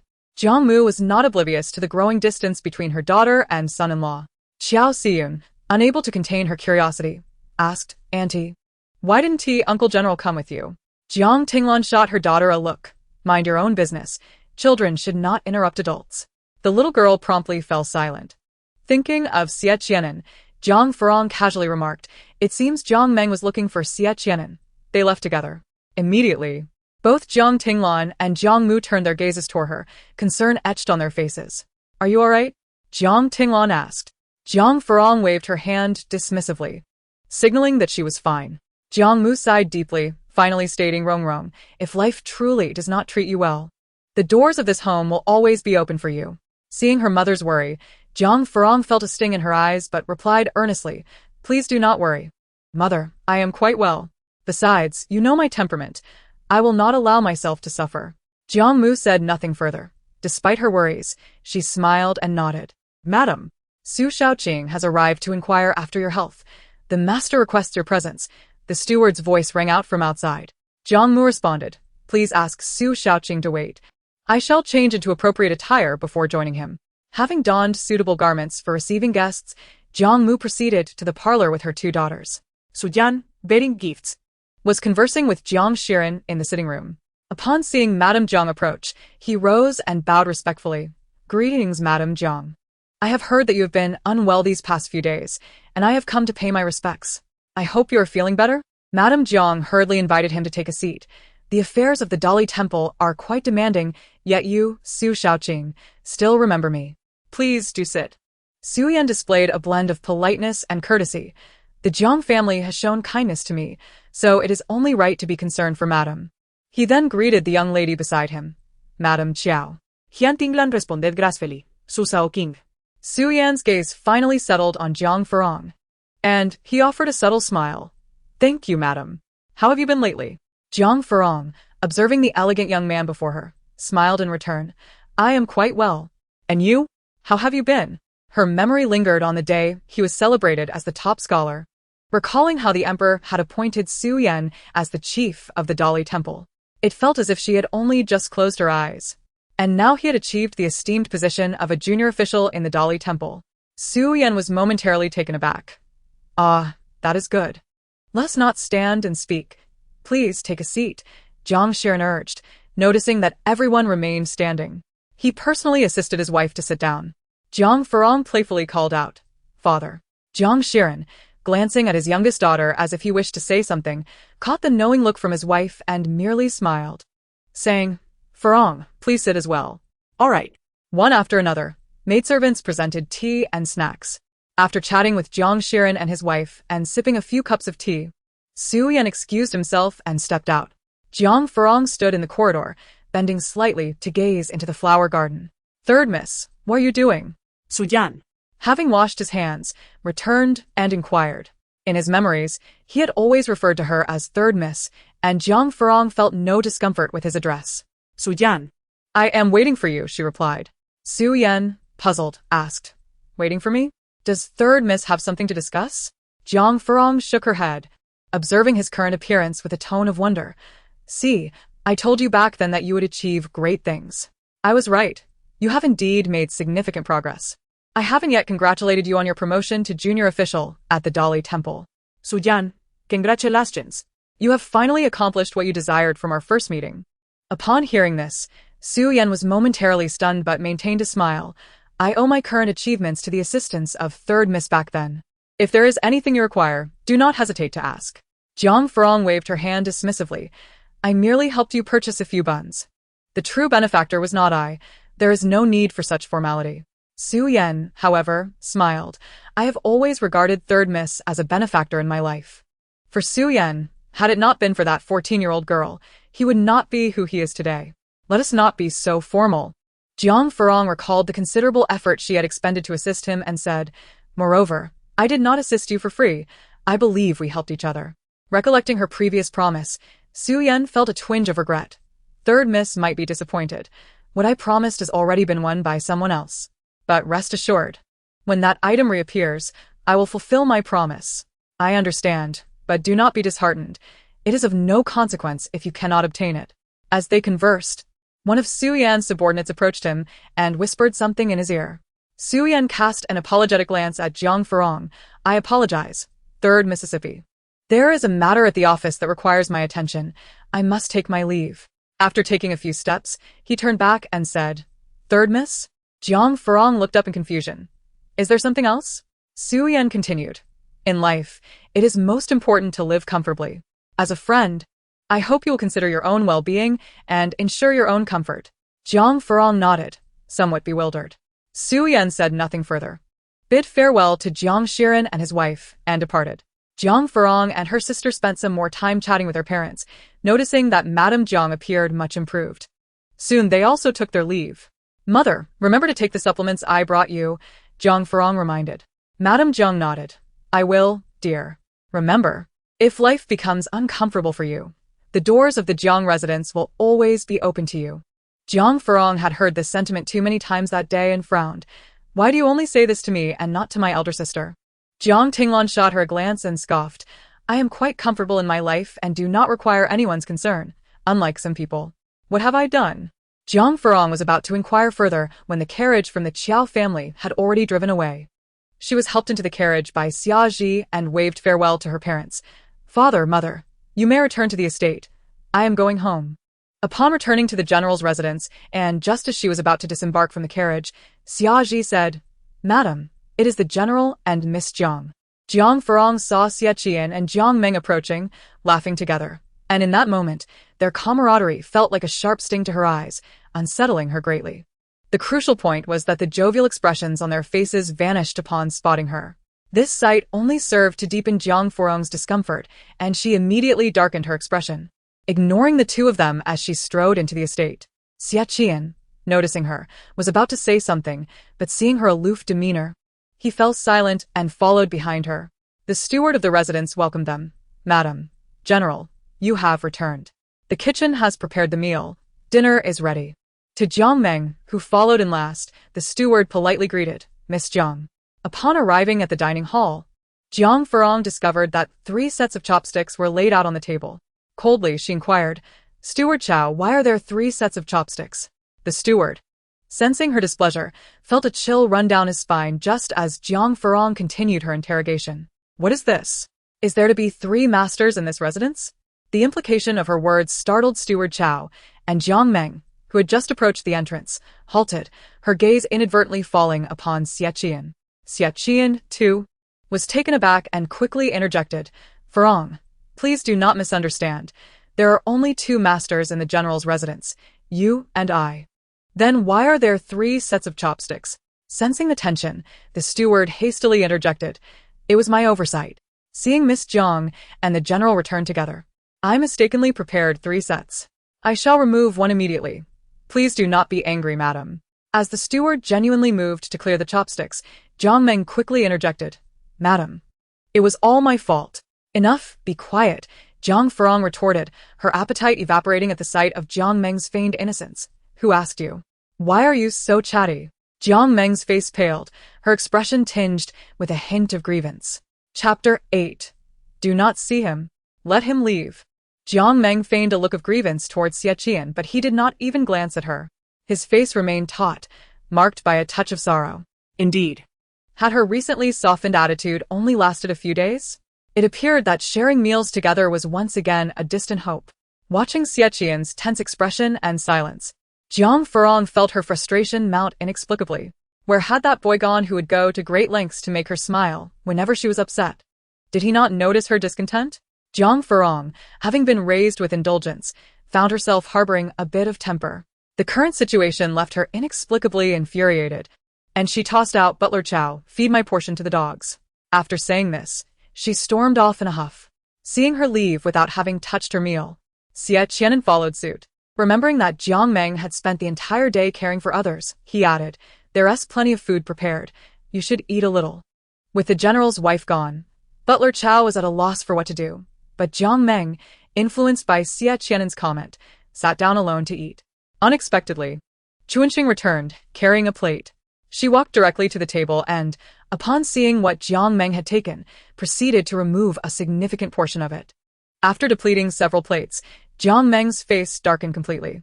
"Miss Chuanqing, what are you doing?" Chuanqing replied casually, "Just taking away the dog food." Jiang Meng's face flushed with anger. "Why must you be so excessive?" Chuanqing looked at her in bewilderment. "Excessive? How so?" "I'm merely carrying out the orders of the madam. After all," she said her portion was to be fed to the dogs, implying that she had no intention of sharing it with Jiang Meng. Frustrated, Jiang Meng retorted, "But you've taken far too much." Chuanqing saw no issue with her actions. "Our general's wife has made her wishes clear. Her portion is for the dogs. And what business is it of yours?" She pointed to the remaining food on the plate. "Look, I've left some for you." Jiang Meng, infuriated, stormed off. Chuanqing, feeling triumphant as if she had won a battle, handed the large plate to the butler. "Butler Chow, please take this away. Do ensure the dogs and the household are well fed." At the Fuhua courtyard, "Madam, the general is waiting outside. Will you not see him?" asked Xia Ji. No. "I am in no mood to see anyone. Tell him to leave." The angry voice of the lady reached Xie Qi'an's ears, and the young, decisive general stood outside, feeling much like a neglected dog, left waiting for quite some time. Xia Ji, feeling pity, approached him. "General, the madam is quite upset at the moment. Perhaps you should return for now." The man stood silently, his lips pressed tight, before he finally departed quietly. Later that night, the main room of the Fuhua courtyard lit up as Jiang Furong rushed her 2 maids. "Hurry, Chuanqing, help me with my clothes, and Xia Ji, assist me with my hair. Just a simple pin will suffice." After some commotion, the 2 maids surrounded Jiang Furong, each holding a lantern. And soon they left the Fuhua courtyard. Chuanqing complained, "Madam, what is the point? You've expressed your anger, yet you let yourself go hungry all night. It's hardly worth it." Jiang Furong smacked her lightly, retorting, "What nonsense. I wasn't avoiding meals to spite anyone. I genuinely couldn't eat due to my anger." Chuanqing rolled her eyes. "And what about now?" Jiang Furong replied, "I'm hungry. I came to find something to eat." As they spoke, the trio reached the kitchen. Xia Ji entered first, ready to light the candles, but Jiang Furong stopped her. "Oh, don't light them. We wouldn't want to wake anyone." Chuanqing chimed in, "As long as the madam eats from there, it will surely be discovered by morning." Jiang Furong argued, "That's different. If I eat secretly, who will know by morning?" Chuanqing conceded, "That makes sense." Xia Ji, not bothering with their banter, skillfully retrieved some food that had been kept warm. The dishes were brought to a nearby table, evidently Jiang Furong's favorites. She focused on eating, not pondering why such food would be available in the kitchen at such a late hour. Xie contemplated mentioning the earlier discord between the general and the madam, but chose to remain silent, saying only, "It's quite late. The madam shouldn't overindulge, lest she suffers from indigestion." Jiang Furong nodded, finishing her meal with just enough to feel satisfied before returning to her room. The following morning, Xie Qi'an awaited in the courtyard to summon Jiang Furong for breakfast. After she finished her morning routine, she accompanied him to Yushe, but this time, she refrained from initiating any conversation. For Xie Qi'an, simply having Jiang Furong join him for a meal was unexpected. He feared that any words he spoke might provoke her anger again, so he ate in silence. As the meal progressed, the atmosphere between them grew increasingly tense. "I've finished. I'll be leaving now." After finishing her meal, Jiang Furong stood up and left directly. All right. "I too." Xie Qi'an's words caught in his throat as she departed decisively, but he soon followed suit, knowing there were matters awaiting his attention. Throughout her life, whenever Jiang Furong felt discontent, her remedy was to indulge in shopping and exploring. After all, she had never lacked for pocket money. Thus, she first visited the Qiao residence. Jiang Furong and her sister Jiang Tinglan had never shared a harmonious relationship, often bickering at home. However, ever since Jiang Tinglan married, Jiang Furong found her days considerably duller. And on occasions of low spirits, she would seize the opportunity to visit her sister under the pretense of seeing her niece. At the Qiao residence, Jiang Tinglan frowned and asked, "Has my third sister come? What could be the reason for her visit? Did we not just see each other yesterday?" The maid replied. The butler conveyed that Madame Xie is here to take the young miss out shopping. After the young miss fell into the water last time, she said she wanted to buy something nice to come for her. Jiang Tinglan scoffed. Did she intend to take the young miss alone? The maid silently nodded. Outside the Qiao residence, Jiang Furong saw the mother and daughter emerging together and hurried to embrace Qiao Xian, beginning to scold. "Did I not say I would take good care of Xian? Why did you come out with her?" Jiang Tinglan shot her a glance before boarding the carriage without a word. Jiang Furong followed suit, holding her niece. "And we'll buy you some pretty new clothes and some delicious pastries, all right?" Qiao Xian played with the sachet hanging from her aunt's waist, responding sweetly. "Okay." Jiang Tinglan remarked. "You've worn out the threshold of my Qiao residence with your frequent visits. Are you not worried about what others might say?" Jiang Furong appeared unconcerned. "I have merely been visiting my second sister more often.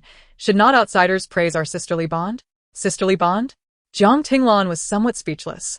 Jiang Furong continued, "Besides, my father is a high-ranking official, my mother is a virtuous lady, and my husband is the renowned General Zhao Yuan. Oh, not to mention my father-in-law, who was conferred the title of Marquis of Jingyuan. Who would dare speak ill of me?" After saying this, she cast a triumphant glance at her somewhat speechless sister. Jiang Tinglan found herself at a loss for words, but as she looked at Jiang Furong, she fell into contemplation. Finally, she retorted, "Well, you cannot keep finding ways to play with Xian. Be careful not to spoil her. If you truly enjoy children, why not have one with Xie Qi'an yourself?" Upon hearing this, Jiang Furong's smile faltered. Have one with Xie Qi'an? They had been married for 2 years, yet had not even consummated their marriage. Indeed. Xie Qi'an had returned from the south for more than a year. Why had she not sought to rekindle their relationship before his memory loss? Contemplating this, Jiang Furong could not help but reflect on why she had married Xie Qi'an in the first place, and whether she truly harbored any feelings for him.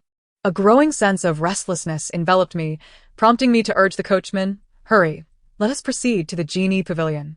In moments of agitation, I find myself eager to occupy my mind with distractions. The Genie Pavilion is renowned as the finest establishment in the capital for garments and ornaments, where even the simplest piece is an unattainable luxury for the common folk. Naturally, the Genie Pavilion caters exclusively to the affluent elite. Upon arrival, "Let us enter," I said to my dear sister. "Today the expenses are on me. Choose whatever you desire, you and Yuner." Jiang Tinglan, unreserved, began to browse alongside her daughter. Her husband held a modest post at the Yuanma temple, and due to the regulations preventing father and son from serving in the same department, he had long been stationed away. Furthermore, strained relations with his elder brothers and mother-in-law compelled them to separate after marriage. Living alone with her daughter had brought a semblance of peace, yet the Qiao family's fortunes paled in comparison to the wealth of the general's household. Noticing Jiang Tinglan selecting men's attire, Jiang Furong inquired, "Isn't brother-in-law due to return only at the year's end?"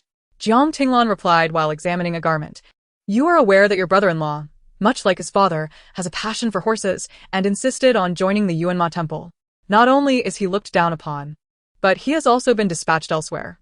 However, I heard from my father-in-law that he is about to step down from his position at the Yuanma temple, as the emperor seems inclined to appoint your brother-in-law in his stead and has sent for him to return to the capital. Jiang Furong nodded and remarked, "Then we should select several fine garments for him. It cannot be easy for him alone at the border." Before her lay 3 large boxes filled with clothing and a nearby stack of brocade boxes containing jewelry, yet Jiang Furong's spirits remained low. Jiang Tinglan could not help but tease her, "With so many garments and ornaments here, have you found nothing to your liking?" Furrowing her delicate brows, Jiang Furong asked the shopkeeper, "Do you have skirts embroidered with 8 immortals or roses? The embroidery and fabric must be of the finest quality." The shopkeeper, seeing a significant business opportunity, approached with a beaming smile and replied, "Indeed, we have such items. Please follow me to take a look." Nevertheless, Jiang Furong surveyed the dresses before her and remained unsatisfied. Neither the 8 immortals nor the roses conveyed the effect she desired. Either the floral embroidery was too understated, the placement on the garments was incorrect, or the colors were unappealing. The shopkeeper inquired, "What seems to be the issue? Do you not fancy these?" Jiang Furong, disinterested, responded, "No need. If you ever acquire skirts embroidered with 8 immortals and roses of the finest quality, kindly reserve them for me. For today I shall pass." She gestured towards the garments selected by Jiang Tinglan. "I will take these. Let us proceed to settle the bill." "Very well, esteemed guest, please wait a moment." The shopkeeper replied cheerfully as he began calculating on his abacus. "May I have your address? We will dispatch someone to deliver them to your residence shortly." Xie went to handle the payment while Jiang Tinglan's maid provided the address. Xiao Xian asked, "Aunt, are you not pleased? Why not purchase a beautiful dress?" Jiang Furong, lifting her niece as they exited, replied, "There is nothing here that pleases me, so I shall not buy. Come, let us treat Yuner to some delicious snacks." "Aunt, I wish to eat that rice cake over there." "Very well, I shall take you to buy it." By the roadside, a vendor sold delectable rice cakes, attracting a long queue of patrons. "Aunt, I am thirsty." Xie eagerly approached to buy rice cakes, and Jiang Furong turned to Jiang Tinglan, asking, "There is a tea house nearby, though the quality of their tea may be ordinary. Would it be all right to take Yuner there?" Jiang Tinglan nodded. Yes, it would be good for her to experience a common flavor. The tea served at the roadside establishment could not compare to that enjoyed by the upper class, possessing a slight bitterness and astringency. Children, however, drink eagerly, and with plenty of water mixed in, Xiao Xiyun did not discern any unpleasant flavors. Upon purchasing the rice cakes, she joyfully indulged in them. "Madame Xiao, Madame Xie, what a coincidence." While enjoying tea, they were approached by a passerby who stopped to greet them. "Sujan? "What brings you here?" Jiang Furong inquired, raising her gaze. Su Yan responded with courtesy, "I came to the Wanqing bookstore and, upon seeing the 2 ladies, I thought to stop and extend my greetings." Just as Jiang Tinglan was about to rise to return the courtesy, Su Yan interjected, "Madame Xiao need not stand on ceremony." Out of respect for the Jiang family's past kindness, Su Yan remained polite, despite his current standing. Jiang Furong considered him a friend, prompting her to ask Su Shaoqing, "Would you care to join us for tea? It has been a while since you savored the market's offerings." Su Yan smiled and politely declined, "Ladies, I beg your pardon, but I have pressing matters to attend to. Perhaps another time for tea." He had merely intended to exchange pleasantries. However, a displeased female voice interrupted from behind, Jiang Furong. "My dear sister-in-law, what are you doing in broad daylight?" Jiang Furong turned in bewilderment, and Xie leaned closer to whisper, "Madam, do you remember? That is the general's elder sister, now the noble consort of the Yuang mansion. You ought to address her as elder sister." Jiang Furong nodded, recognizing Xie Qi'an, the sister of Xie Qi'an and Xie Qi'an, although their encounters had been few. Yet, she never anticipated being scolded publicly by her. Chapter 10. To demand that she personally find a concubine for her husband? As Jiang Furong stood to respond, Xie Qi'an advanced with indignation, questioning her. "Jiang Furong, what is the meaning of this?" Jiang Furong, utterly perplexed, quietly replied, "I am merely enjoying tea." Xie Qi'an's sharp gaze scrutinized her, and she retorted with disdain, "Tea? What tea is lacking at the general's residence? Why come all the way here for tea?" As she spoke, she glanced at Su Yan, infusing her words with further sarcasm. "Or perhaps drinking tea is a pretext? Is your true intention to rendezvous with others?" Her words caused the onlookers in the tea house to exchange glances. Though most regarded the scene as mere entertainment, Jiang Furong found Xie Qi'an's accusations utterly absurd. She was about to retort when Su Yan interjected first. Lady consort, I must insist you choose your words with care, he cautioned. Xie Qi'an let out a light laugh. Oh, so you are coming to her defense? Su King. Do not forget that Jiang Furong is now my brother's wife. As her elder sister-in-law, I am responsible for her conduct. And I would appreciate it if outsiders refrained from unnecessary comments. Su Yan lowered his gaze, concealing his expression. I understand, but the consort's remarks could easily lead to misunderstandings and may be deemed inappropriate. I merely wish to offer a gentle reminder. Xie Qi'an, accustomed to being domineering, grew increasingly irate at Su Yan's retort. Su Xiaoqing, is the Dali Temple so idle now that you feel the need to meddle in others' affairs? I must inquire of you. Su Xiaoqing, knowing full well that Jiang Furong is a married woman, why would you engage in public conversation with her? Lady consort, Su Yan's demeanor turned frosty. I have already requested that you choose your words wisely. Jiang Furong sensed the underlying tension in Xie Qi'an's remarks and interjected, Elder sister, are you perhaps misunderstanding something? I merely accompanied my sister for a stroll, and Yuna was thirsty, so I took her for some tea. We happened to encounter Su Xiaoqing and exchanged greetings. Yet, Xie Qi'an's words insinuated something more scandalous. Xie Qi'an regarded her anew, her tone displeased. Why must you come here for tea? Is there no place else to drink? As fate would have it, Su Xiaoqing happened to appear at that very moment, leading to an unexpected encounter. Su Yan provided clarification, stating that he had just visited Wanqing bookstore and, upon exiting, coincidentally came across the two ladies, merely exchanging pleasantries, nothing more. Might the young lady have misunderstood something? Xie Qi'an retorted, questioning how Su Xiaoqing could fear misunderstandings if he had nothing to hide. He responded calmly, asserting that since he had done nothing wrong, he had no reason to be concerned about others' misconceptions. Xie Qi'an's unreasonable behavior left Su Yan somewhat speechless, prompting him to request that she refrain from unjustly accusing others. Jiang Furong furrowed her brow and quietly inquired of Xiaji, does my elder sister harbor some dislike for me? It feels as though she is intentionally targeting me. Xiaji lowered her gaze and softly replied, it seems so, in my humble opinion. Nevertheless, Jiang Furong resolved to cultivate a favorable relationship with Xie Qi'an, addressing her. Elder sister, I believe you have misunderstood. Su Xiaoqing and I are merely friends who happen to meet on the street. Perhaps you are overreacting? However, upon hearing the word friends, Xie Qi'an's expression darkened further. Approaching her with discontent, she remarked, Jiang Furong, you and he keep exchanging sentiments of affection and friendship. Yet I cannot discern whether this chance meeting is genuine. But it is clear to me that you engage in cheerful conversations with other men, your face alight with smiles, while you treat your own husband with disdain. Why can you jest with others but not with Qi'an?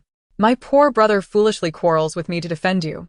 Jiang Furong fell into contemplation, recalling that Xiaji had mentioned the relationship between Xie Qi'an and her elder sister was also lukewarm. Could it be that Xie Qi'an's strained relationship with his elder sister was due to her? Xie Qi'an snapped. What? Have you nothing to say? Jiang Furong's demeanor softened. Thank you for your concern, elder sister. As Qi'an's wife, I shall reflect on my behavior and make necessary improvements.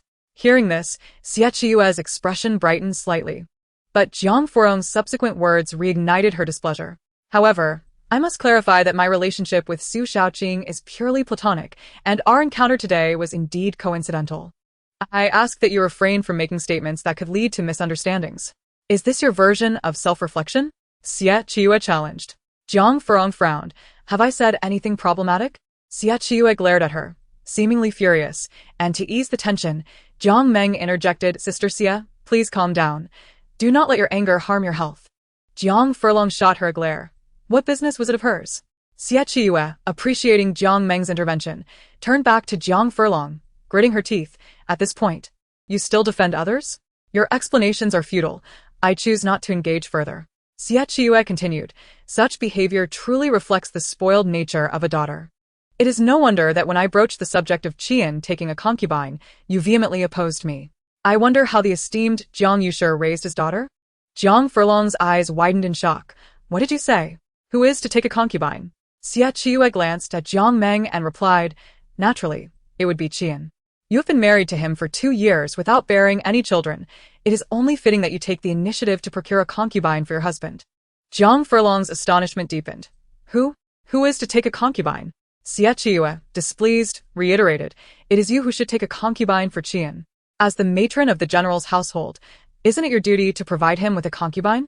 Jiang Furong felt a mix of incredulity and amusement at the notion that she should actively bring a concubine into her husband's life. Xie Qi'an continued.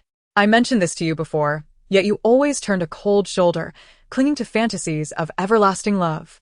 Jiang Furong, you are not only an incompetent matron but also quite absurd.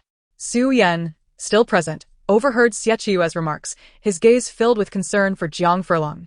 She found her fondness for her elder sister waning and had no desire to appease her.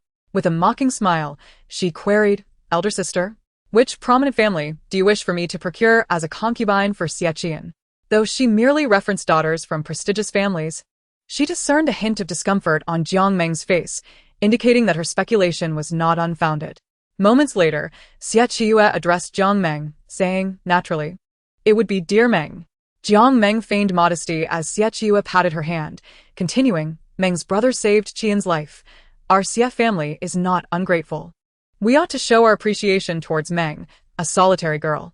Qian has also promised to care for her, so we should not delay any further. Jiang Furlong coldly interjected. So, elder sister, you expect me to elevate Jiang Meng into Xie Qi'an's residence? Indeed, Xie Qi'an affirmed. However, if I recall correctly, Qian simply agreed to look after Jiang Meng. He did not promise to bring her into the house as a concubine. Chapter 11. The endless elder sister, or perhaps Jiang Meng harbored such intentions, seeking to ascend to Xie Qi'an's bed through acts of kindness? Jiang Furlong fixed her gaze on Jiang Meng, questioning her directly, and noted a flicker of guilt in Jiang Meng's lowered head. The gathering crowd, held at bay by Su Yan's subordinates, could not entirely suppress their curiosity, still craning their necks to witness the unfolding drama. Xie Qi'an chastised, Jiang Furlong. Do you have no sense of propriety? How can you speak so brazenly in public? Jiang Furlong's patience had worn thin. You think you can speculate, yet I cannot speak? I will make it clear today. As long as I remain Xie Qi'an's wife, I will not allow him to take a concubine. I implore certain individuals to abandon such futile desires. Frustrated by her inability to procure the desired garments, Jiang Furlong's anger had reached a boiling point. Exacerbated by the antics of her so-called elder sister and Jiang Meng, her mood soured further as she observed Jiang Meng's pale complexion. Xie Qi'an resumed her scolding, Jiang Furlong. You are utterly unreasonable and uncouth. What man does not have a concubine? Jiang Meng tugged at Xie Qi'an's sleeve, appearing pitiful. Please, Sister Xie, let's not continue this. I am truly grateful that Brother Xie has taken me in. I have no aspirations beyond that. Sister Xie, please do not let our disagreement affect you. Jiang Furlong shot her a cold glare, unable to suppress her remarks. You only speak now when it suits you. Where were you before? Xie Qi'an seemed poised to retort, but Jiang Tinglan interjected, Sister Xie, we need not concern ourselves with the manners of our Jiang family girls. It is more important for those of us who are married to lead our own lives. Xie Qi'an scoffed. Oh, Madam Qiao, are you now defending your dear sister? You are not even from the same womb, yet you are quite the good Samaritan. How dare you say such things, elder sister? Jiang Furlong felt a surge of irritation. Had it not been for her niece's discreet grip on her hand, she would have unleashed her frustration upon her elder sister. Jiang Tinglan maintained her composure, stating, regardless, we are all surnamed Jiang. Su Yan seized the opportunity to interject, ladies, we are in public. Such a ruckus only invites ridicule. Perhaps it would be wise to disperse for now. Yet Xie Qi'an persisted. Oh, Su Shaoqing is still present? Why did you not mention you had matters to attend to? As he observed the individuals under his command separating the commoners, he sarcastically remarked, What? Is this to protect someone? Xiao Xian quietly inquired, And, are you two bickering? Jiang Furong pinched her little niece's cheek and gently advised, No. You and your mother should return home first. Your aunt will come to play with you another day, all right? All right. Jiang Furong then addressed Jiang Tinglan. Yuner is likely tired. You should head back now. Very well. I shall take Yuner back. Once Jiang Tinglan departed with Xiao Xian, Jiang Furong turned to Su Yan and said, I apologize for taking up your time. You may leave first. Su Yan glanced at the onlookers among the commoners. This. Jiang Furong interjected, It's no bother. Once I finish speaking, I shall return as well. Witnessing the gentle exchange between the two, Xie Qi'an pointed at Jiang Furong and exclaimed, "Jiang Furong, are you truly willing to lose all semblance of dignity?" "Xie Qi'an, are you finished for today?" Jiang Furong retorted with her hands on her hips. Su Yan's expression shifted slightly, clearly taken aback. "You dare to address me by my name?" Xie Qi'an exclaimed. "I shall address you by your name. What of it?" Jiang Furong challenged. You, what do you mean? Why is it acceptable for you to call me by name, yet I cannot do the same?" Xiaji stepped forward and tugged at her lady's sleeve. "Madam, this is rather inappropriate. We are in the street." Jiang Furong muttered under her breath. "Do you think I wish for this?" "It's because my elder sister is being relentless." Xie Qi'an appeared taken aback by her sister-in-law's boldness and was momentarily at a loss for words. Jiang Meng then stepped in front of Xie Qi'an. "Madam, are you not being a bit excessive? Regardless of the circumstances, Sister Xie is still your." "Silence. What concern is it of yours? Besides, Miss Jiang, my quarrel with my elder sister is due to you." Upon hearing Jiang Meng's retort, Xie Qi'an moved to shield her. "Jiang Furong, enough." The sound of galloping hooves approached, and a young man skillfully reined in his steed, dismounting with a taut expression as he approached the group. Jiang Furong turned to see Xie Qi'an clad in a dark attire, the wind gently lifting the hem of his garment. The young man was tall and possessed striking features, yet his tense expression and the flicker of anger in his eyes rendered him formidable. Jiang Furong felt an inexplicable sense of intimidation, akin to encountering a deity of wrath, causing her to swallow hard. "Qianan, you have arrived. I must inform you that you ought to keep your wife in check. She seems to regard me with utter disdain." Upon noticing her brother's arrival, Xie Qi'an hastily interjected. Jiang Furong could not help but roll her eyes internally at the audacity of the accusation. "What is happening? Why the public uproar?" Xie Qi'an inquired, his gaze flickering past Su Yan and landing squarely on Jiang Furong. Just as Jiang Furong was about to speak, Xie Qi'an preempted her. "Qianan, I observed your wife laughing and conversing with others in the street, so I admonished her, yet she became incensed and argued with me. She reiterated her prior grievances against Su Yan and Jiang Furong to her brother, her demeanor growing increasingly severe." Su Yan could no longer remain silent and addressed Xie Qi'an directly. "General Xie, I merely exchanged casual pleasantries with the general's wife by chance. There is no truth to what the lady of the house has claimed." Xie Qi'an's gaze was decidedly unfriendly. "Then why is Su Shaoqing still here? Is the Dali Temple so idle nowadays?" Ultimately, Su Yan chose not to linger further, bidding farewell and departing. Xie Qi'an attempted to say more but was silenced by her brother's stern voice. "My matters do not require my elder sister's intervention." "Xie Qi'an, Jiang Furong began to explain, but was cut off. "Return home." He then disregarded everything else, taking Jiang Furong away directly. Not seeing the carriage at the estate, he lifted her onto the horse, and they rode home together in silence. Chapter 12. The absence of his wife, Xie Qi'an. Upon their return to the general's residence, Xie Qi'an helped Jiang Furong dismount the horse before retreating into the house without a word. Jiang Furong called out after him. He halted, his lips pressed tightly together. And when she caught up, he abruptly asked, "What did you discuss with Su Yan?" Jiang Furong sensed the unusual tone in his voice. "What do you mean by that? Do you not trust me?" Xie Qi'an's hands clenched at his sides as he quietly regarded his wife, evading the question of trust. Jiang Furong felt a fleeting sense of defeat but pressed on to explain, "I did not speak of anything with Su Yan. We merely encountered each other by chance and exchanged greetings."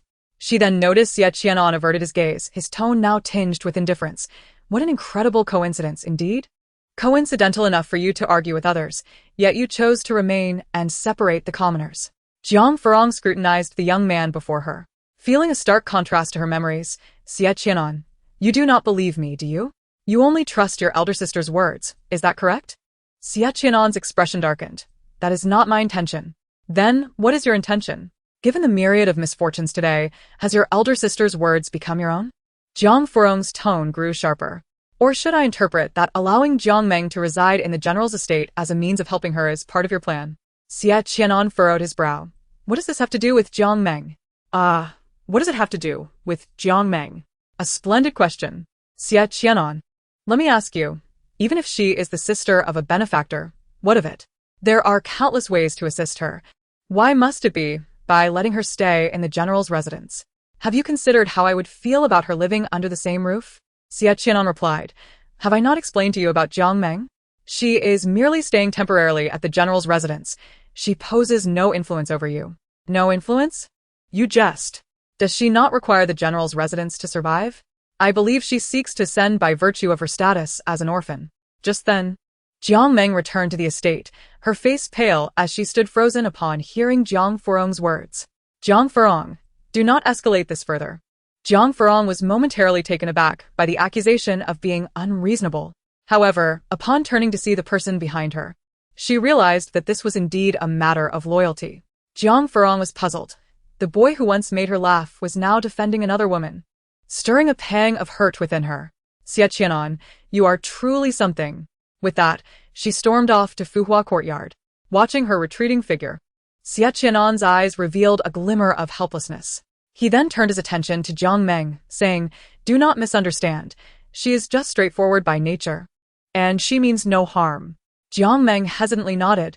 Brother Xie, have I caused you much trouble? The madam seems upset because of me? No. Her displeasure is my own concern. I shall go clarify matters with her now. You may carry on. Fuhua courtyard. Chuanxing knocked on the door. Madam, the general has arrived and wishes to see you. A voice filled with anger echoed from within.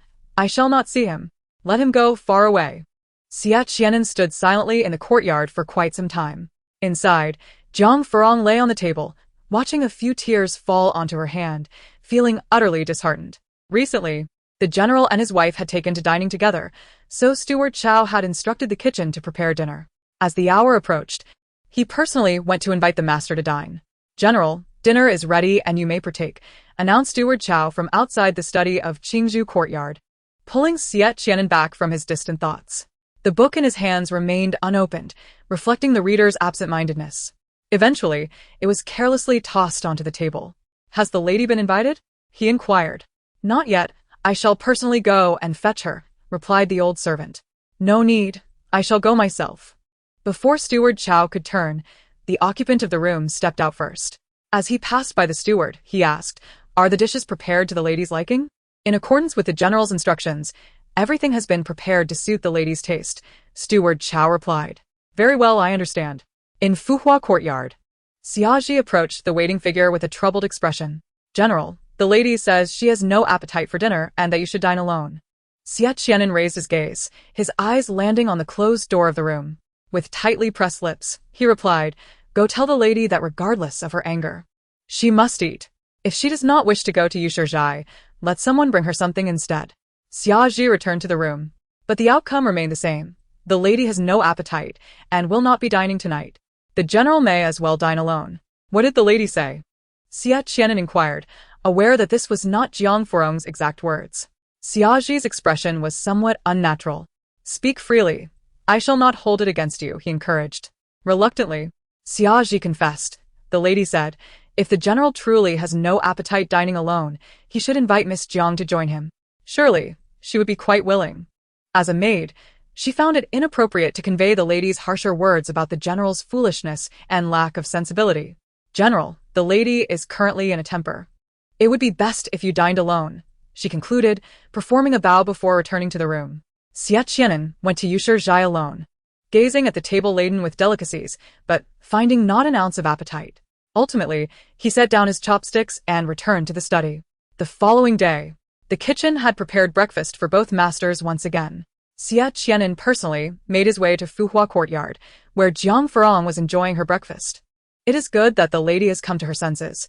I thought she might continue her fast, Chuanxing expressed with relief. Fast?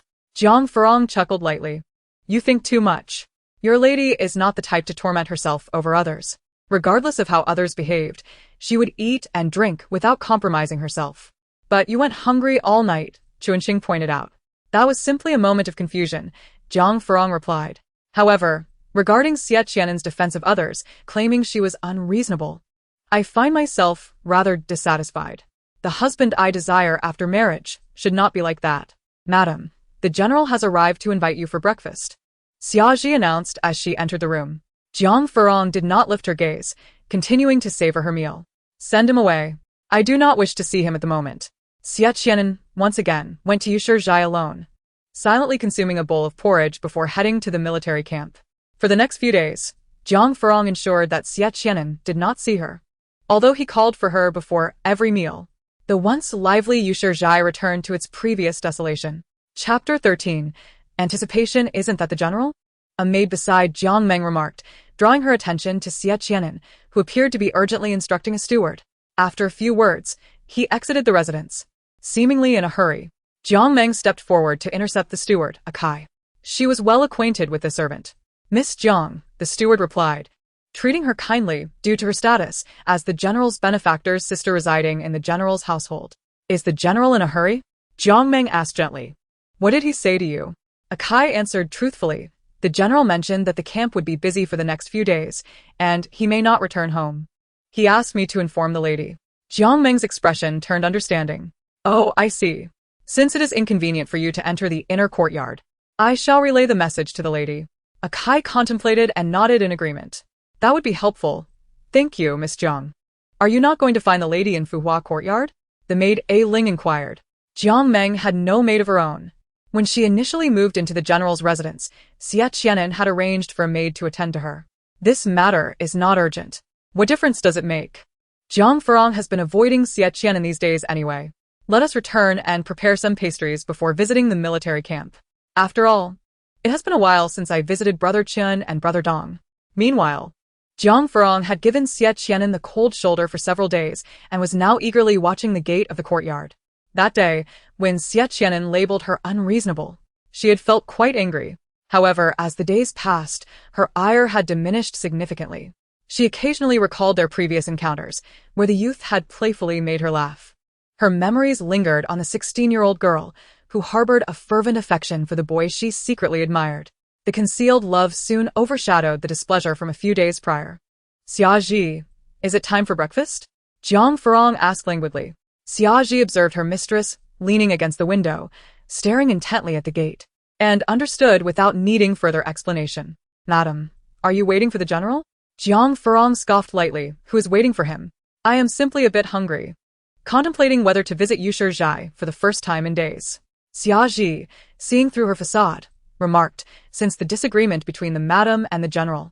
He has continued to visit daily, even if you do not wish to see him. Upon learning you have not dined at Yushe, he ceased going as well. Jiang Furong merely murmured in response. Do not fret, madam. Perhaps the general will arrive shortly, Xia Ji reassured her. Jiang Furong waited listlessly until her stomach began to protest. Chunqing piped up, Madam, why not have breakfast first? I can check on the situation for you.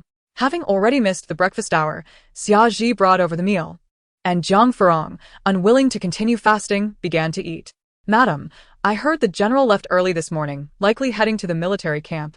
Chunqing reported upon returning with the news. Oh, Jiang Furong's expression fell. However, Xie Qi'an was not idle like her. He held a serious position, and she should not dwell on it too much.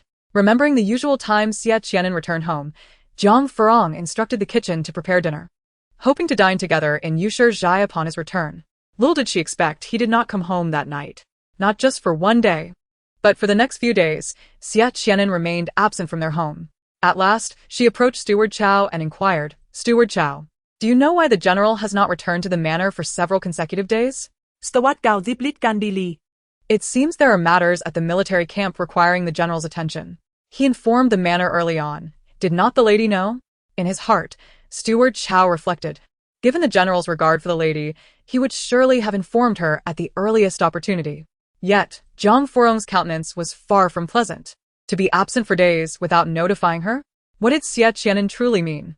Did she, as his wife, hold such little significance in his eyes? Realizing something, Steward Chow added, perhaps the general simply forgot to inform the lady amidst his busy schedule? Nevertheless, he will return to the manor soon. There is no need for concern. I understand, Jiang Furong replied coldly. I was merely inquiring. There is no need for you to take it to heart. Please attend to your duties. Yes, Steward Chow responded. On their way back, Chunqing could not help but express her frustration. What does the general mean by this? To be away for days without a word to his wife, leaving her to wait in vain. Xia Ji tugged at her sleeve, signaling her to remain silent. Jiang Furong walked ahead, lost in thought on her way back to Fuhua courtyard. Madam, a cool feminine voice interrupted her steps. The speaker was Jiang Meng. Jiang Furong looked at her with a faint expression. Miss Jiang, what brings you here? With a smile, Jiang Meng approached her, offering a slight bow. Madam, I come bearing a message from the general. Finally raising her gaze to meet Jiang Meng's, Jiang Furong asked, what is it? Jiang Meng continued with a smile. The general mentioned that due to matters at the military camp, he may not return for several days, and he asked me to convey this to you. For a moment, Jiang Furong's expression froze, and Chuanqing, already displeased with Jiang Meng, stepped forward, saying, You've delivered your message. You may leave now.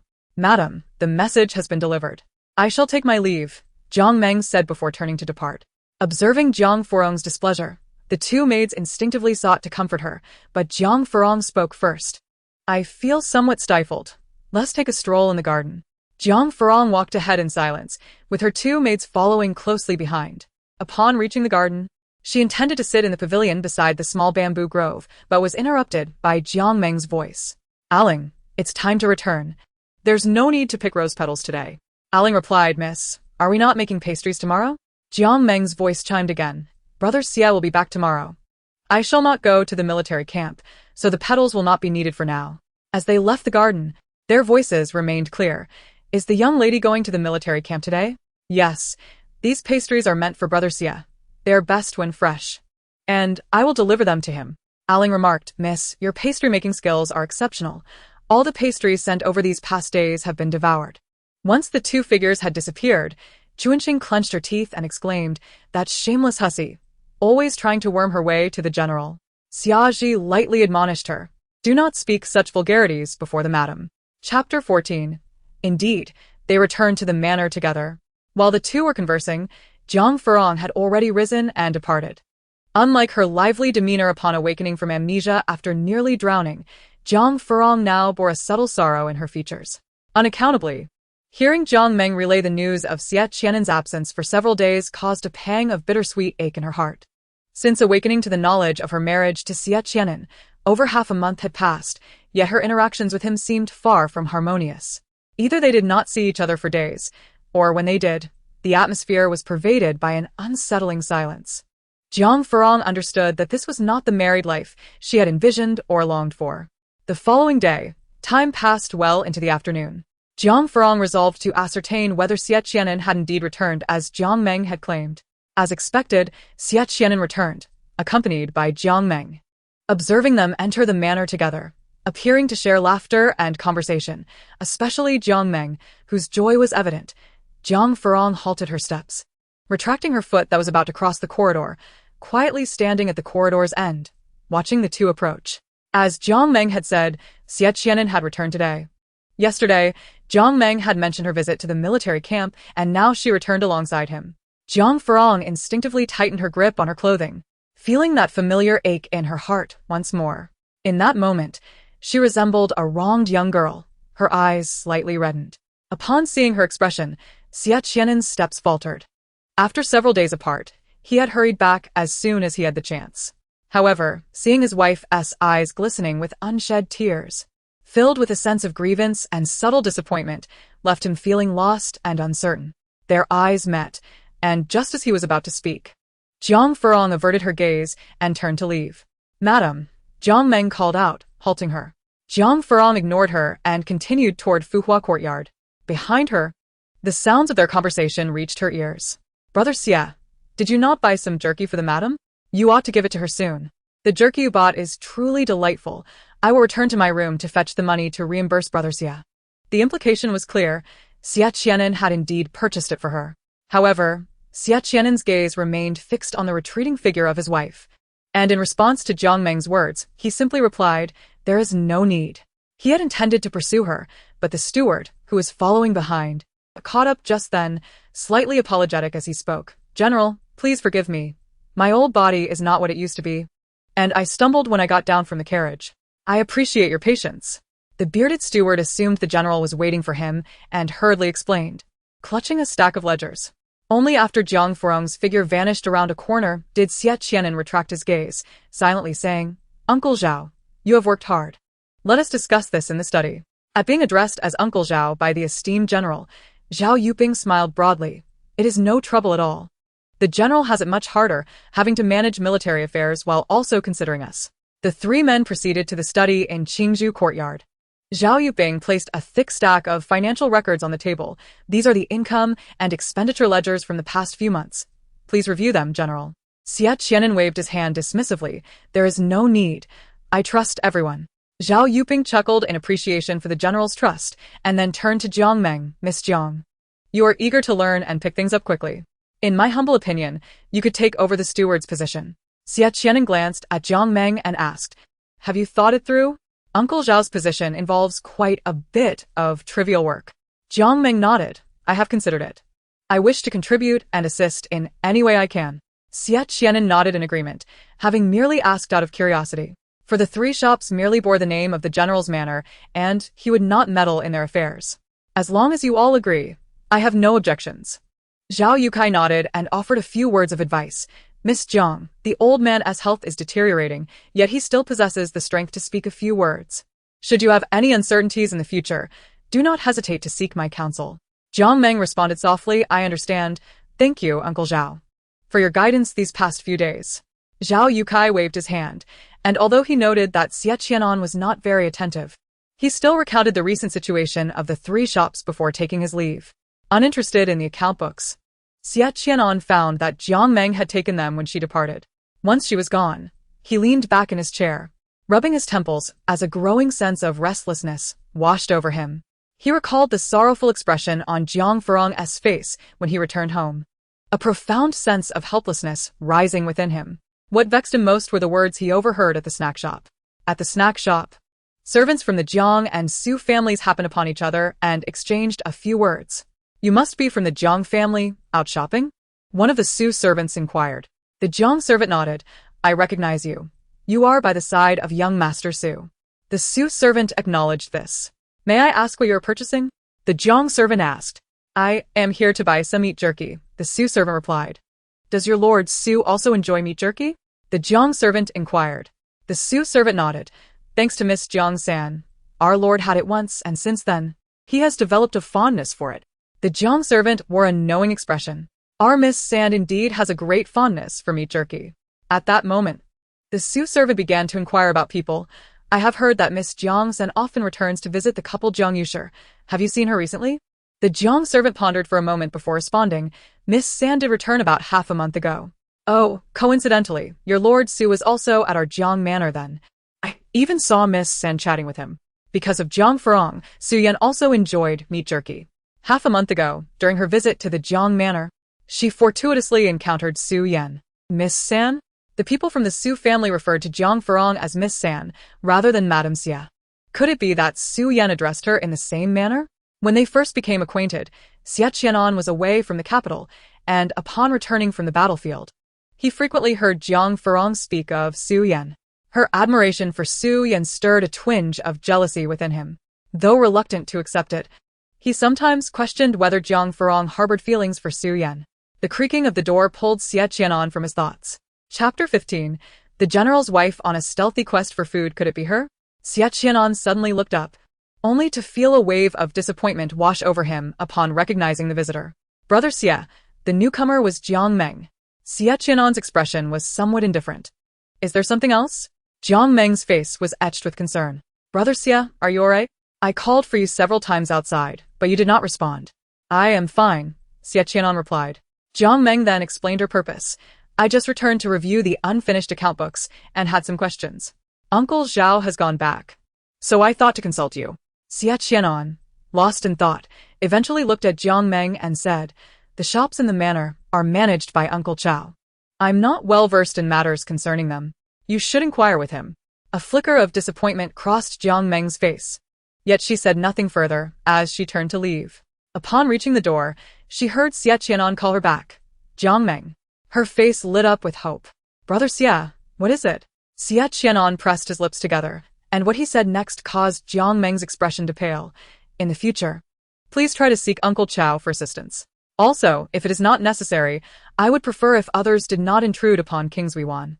Jiang Meng stood there, at a loss, and timidly asked, Has Xiaoming done something wrong to displease you, Brother Xie? I can change. No. Xie Qi'an interrupted her. I fear that if other women come and go here, Rong might misunderstand. I promised your brother to take care of you, and I will indeed do so. But I cannot allow her to misinterpret our relationship. Jiang Meng suppressed her jealousy and swiftly adopted an obedient demeanor. Brother Xie, I understand. Then, with a face full of yearning and envy, she remarked, it seems that Brother Xie truly cares for his wife. She is indeed fortunate to have encountered such an exceptional man like you. Xie Qi'an gazed toward the direction of Fuhua courtyard and spoke softly. Yes, very fond. But is it fortunate? If she harbors no feelings for me, it likely does not feel like fortune to her. Upon arriving at Fuhua courtyard, Xie Qi'an glanced at the closed door in silence and handed the meat jerky to a maid. I bought this on my way back today. It is your wife's favorite flavor. Please take it to her. Unlike other young women who favored pastries and sweets, Jiang Furong preferred spicy flavors and enjoyed dried fruits and jerky. Xie Qi'an often prepared spicy jerky for her, but he had been busy recently and hadn't had the chance to make any himself. Today, he bought some for her instead. Xiaozhi took the jerky and asked, will the general not come in to sit for a while? Xie Qi'an shook his head. She appears to be in a foul mood. I shall not disturb her. Xiaozhi carried the meat jerky inside. Madam, the general has brought you your favorite meat jerky. Jiang Furong, upon seeing the jerky, instantly recognized from which shop it had been purchased.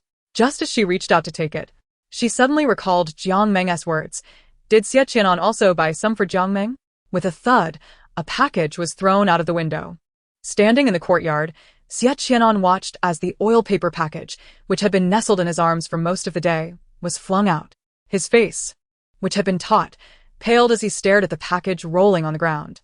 A profound sense of helplessness enveloped him, and with myriad thoughts swirling in his mind, he fled Fuhua courtyard as if in escape. At the tender age of 21, the boy's hurried departure was filled with desolation and solitude. As for the two mistresses, Xiaozhi found herself utterly perplexed. Madam, the general specifically bought this for you. Why would you do this? Jiang Furong quietly leaned against the desk by the window, her eyes already red-rimmed. Xiaozhi attempted to retrieve the oil paper package, only to be reprimanded by her. I wish to be alone for a while. You may leave. Chuanxing and Xiaozhi obediently withdrew. Before long, the door opened, and Jiang Furong, with a vacant expression, approached the window, extending her fair hand to pick up the oil paper package that had fallen to the ground. She dusted it off and silently berated Xie Qi'an. Xie Qi'an, you big oaf. Do you know you've upset me? Xie Qi'an, you big fool. You big oaf. As evening mealtime approached, Steward Chao arrived at Kingsway 1. General, dinner is ready. Shall we dine at Yushizhai? Yes. Please send someone to inform my wife, Xie Qi'an replied. Steward Chao asked, will the general not personally go to summon madam? Xie Qi'an silently walked toward Yushizhai, simply stating, just send someone to call her. Even if he went personally, it was likely she would not come. Waiting for a while in Yushizhai, he saw that no one had arrived, and a bitter smile crept onto his face. As expected, things remain unchanged. Please ensure the kitchen prepares some food. Madam, you have come. Steward Chao's surprised voice rang out. Xie Qi'an halted his speech and raised his eyes to scan the doorway. Unexpectedly, my gaze collided with Jiang Furong's, causing the seated individual to spring up from his chair. Observing his reaction, Jiang Furong glanced at the bountiful spread before them and inquired, has the general not been well fed these past few days? Taken aback by the question, Xie Qi'an could only respond with confusion. Jiang Furong continued, is this abundance of food insufficient for the general? Otherwise, why would the kitchen be instructed to prepare such a feast? Xie Qi'an was momentarily at a loss for words. It was the housekeeper, Chao, who interjected, Madam, do you not know why the general has the kitchen prepare food? Whenever you are absent from dinner, the general always ensures that provisions are available. Otherwise, how do you think you always find food warmed for you in the middle of the night? Jiang Furong paused, realization dawning upon her, and she chuckled awkwardly. You are aware of my midnight excursions to the kitchen? Chao nodded in affirmation. Embarrassment washed over Jiang Furong as she probed. How can you be so certain it is I? Chao replied, who else would venture out for food at such an hour? His tone suggested that the general's wife searching for midnight snacks was a rather commonplace occurrence. Jiang Furong cast a glance at Xiaozhi, who appeared innocent. I thought the madam was aware it was the general's doing. Taking her seat at the table, Jiang Furong felt a twinge of discomfort. It seemed Xie Qi'an had finally regained his composure from the shock and suddenly asked, what brings you here? Immediately regretting the question, he added, I didn't mean it that way. I assumed you wouldn't. His words trailed off as he noticed Jiang Furong looking at him too. Their eyes met, and both were momentarily startled. Chao and Xie had already vacated the room, leaving just the two of them. Chapter 16. Delivering pastries to him, what do you think of me? Jiang Furong's face bore a smile that resembled a spring breeze, momentarily causing Xie Qi'an to lose his train of thought. Huh? Xie Qi'an? Her call jolted him back to reality. What? Jiang Furong pressed.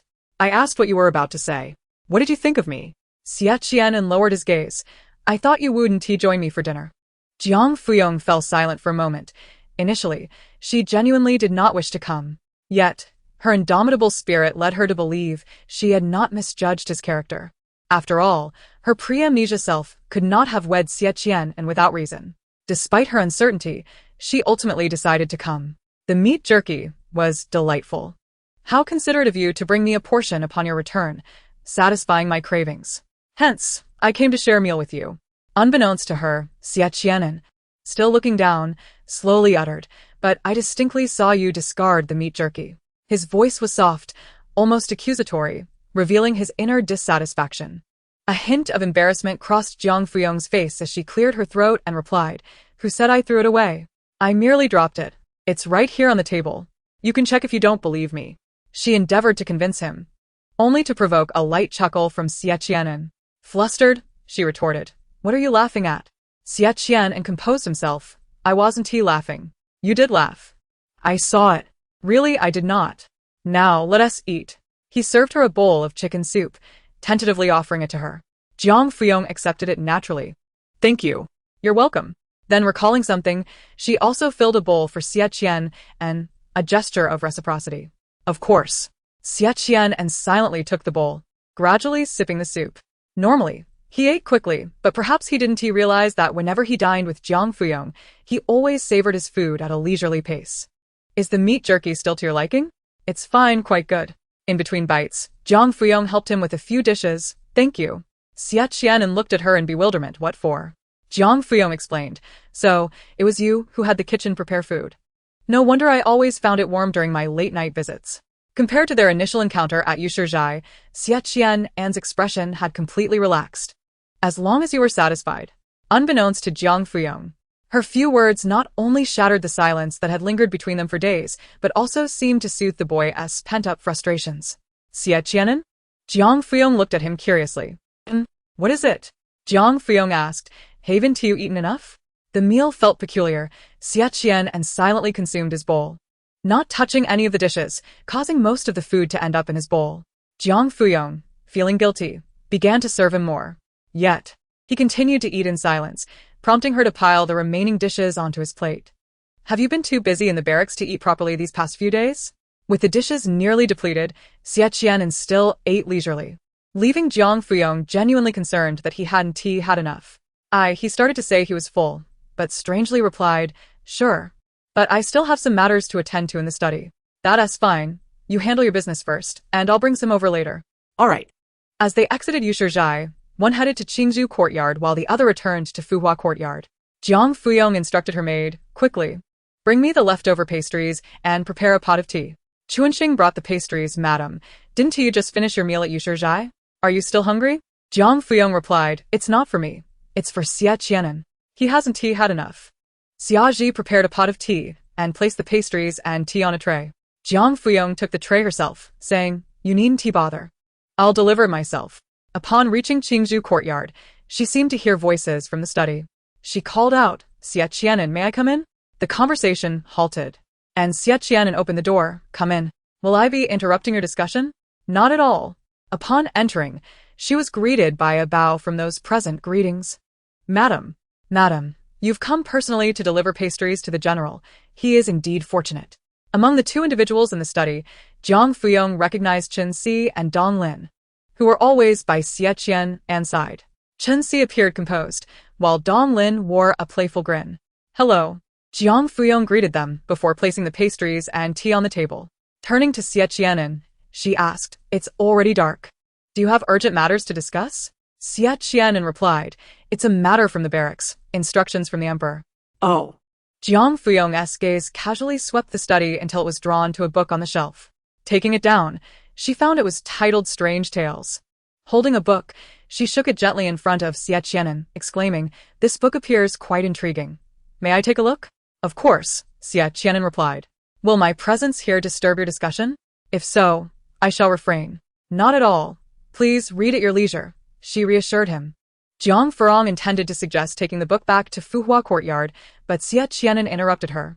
Since he had given his consent, she settled in his study to read. Chen Si and Dong Lin exchanged glances, both surprised that the general seemed unfazed by his wife's presence, considering they were engaged in serious matters. Xie Qi'an gestured toward a small couch by the window, saying to Jiang Furong, "If you feel weary, you may rest there while you read." Quickly captivated by the book's content, Jiang Furong shyly responded, "All right." Following this, Xie Qi'an turned his attention back to Chen Si and Dong Lin, stating, "Let us continue." The trio resumed their discussion, not avoiding Jiang Furong, yet she had little interest in their conversation, entirely absorbed in the fantastical tales before her. As they spoke, Xie Qi'an's gaze inadvertently flicked toward Jiang Furong several times, observing her engrossed in the book while reclining on the couch. A faint smile tugged at the corners of his mouth. "General?" Dong Lin noted Xie Qi'an's distraction and called to him, clearing his throat. Xie Qi'an replied in a deep tone, "Perhaps we should take a break. Let us enjoy some pastries." He took only one piece from the platter, quietly pushing the rest toward his companions. He intended merely to sample the flavors, feeling quite unable to consume more. Ultimately, he drank most of the tea, while the pastries primarily found their way into Dong Lin's stomach, with Chen Si only indulging in a token piece. Chapter 17. A Stolen Kiss. As their discussion reached a natural conclusion, Dong Lin and Chen Si took their leave. Noticing the figure still immersed in the world of books, Xie Qi'an remained silent, first dipping his brush into ink to write a few notes, before selecting a scroll to read himself. "Xie Qi'an? This book should have more than one volume, correct?" Jiang Furong inquired, having reached the final page of Strange Tales, Volume 1. Seeing Chen Si and Dong Lin depart from her peripheral vision, she directly asked. "Indeed, there are 3 volumes in total," he replied. Upon learning that there were 2 more volumes, Jiang Furong rolled over, preparing to retrieve them when suddenly a volume was offered before her. "This is the 2nd volume," Xie Qi'an said, presenting it to her. Enthralled by her reading, she thanked him and handed over the completed volume. Taking the book, Xie Qi'an cast a contemplative glance outside at the ink-dark night, then looked at the woman lost in her literary escape. With a tight-lipped smile, he gently remarked, "It is getting rather late. Are you not going to rest?" Without lifting her head, Jiang Furong casually replied, "I wish to read a little longer." "Are you going to sleep?" She then glanced up, her eyes sparkling with mischief as she smiled at him. In that moment, Xie Qi'an found himself momentarily taken aback, his throat tightening. "Xie Qi'an? Why do you keep drifting off?" "Ah? "No, I'm not," he stammered, unsure of what was happening, yet somehow always captivated by her long-lost smile. "Read on if you wish. I shall fetch another lamp for you to avoid straining your eyes." With that, he quickly moved to light another candle and returned to his desk to continue perusing his earlier scroll. As the night deepened, the study flickered with several candles, their warm orange glow casting shadows of seated or reclining figures against the window. Apart from the occasional rustle of turning pages, the scene embodied a tranquil passage of time. After a considerable while, Xie Qi'an closed the book in his hands, noting the hour had grown late. It was indeed time to retire. Just as he was about to call out to her, he turned to find Jiang Furong had already fallen asleep on the small couch. With a soft sigh, he approached her, carefully extracting the book from her grasp. As he gazed at her serene sleeping face, a wave of affection washed over him. He knelt before her, gently tucking a stray lock of hair behind her ear. When the hair brushed against her cheek, she stirred slightly, mumbling softly in her sleep. Xie Qi'an watched her quietly, a smile forming on his lips. He then reached out, his hand tenderly caressing her slightly rounded cheek. She remained as he remembered. Perhaps having developed a penchant for indulgence since childhood, her face always appeared rounder than other girls, making him find her far more endearing and amusing. Ultimately, he lifted her in his arms. As he carried her back to Fuhua Courtyard, he walked slowly, unable to hide the tender thoughts swirling in his heart. It was not until a gust of night air brushed against them, causing her to snuggle closer for warmth, that he quickened his pace. Upon reaching her room, he gently removed her shoes and socks, his fingers deftly undoing the hair ornaments from her head, before tucking her under the covers. However, Xie Qi'an lingered. a soft sigh escaping his lips as he bent down to place a kiss on her cheek. It was difficult to discern whether it was longing, joy, or nervousness that fueled the kiss, but he lingered there for a moment before pulling away. Sweet dreams, Rong Rong. As he closed the door, Jiang Furong suddenly opened her eyes. Her fingers brushed her cheek, recalling the warmth left by Xie Qi'an's stolen kiss. The rising heat on her face made her bury her head beneath the covers. Memories of her 16-year-old self surfaced, a time when she had yet to even hold a boy's hand. Suddenly being kissed by the one she secretly adored left her cheeks flushed with embarrassment. Jiang Furong mumbled into the blanket, "Oh, you Xie Qi'an. How could you do such a heart-racing thing while I was asleep?" Yet, rather than feeling repulsed, she found herself filled with a sense of joy. Moreover, they were now a legitimate married couple. Such a secret kiss seemed perfectly natural, didn't it? Unbeknownst to Xie Qi'an after he left, Jiang Furong pondered over their encounter for quite some time before finally drifting off to sleep. In youth, the hearts of young people seem difficult to decipher. Perhaps a single moment, whether grand or trivial, could alter their emotions. For instance, the Jiang Furong who had been kissed by Xie Qi'an. The following day marked the earliest she had risen since regaining her memory after the fall into the water. In Qingzhou courtyard, as the time for rising arrived, Xie Qi'an opened his door, only to be momentarily stunned by the sight before him. "Good morning, Xie Qi'an." Jiang Furong greeted him with a bright smile and a wave. Caught off guard by her sudden appearance and radiant expression, Xie Qi'an found himself momentarily distracted. "Xie Qi'an, have you drifted off again so early in the morning? Did you not rest well last night?" Brought back to reality by her voice, Xie Qi'an replied, "Not at all. I had a good night's rest."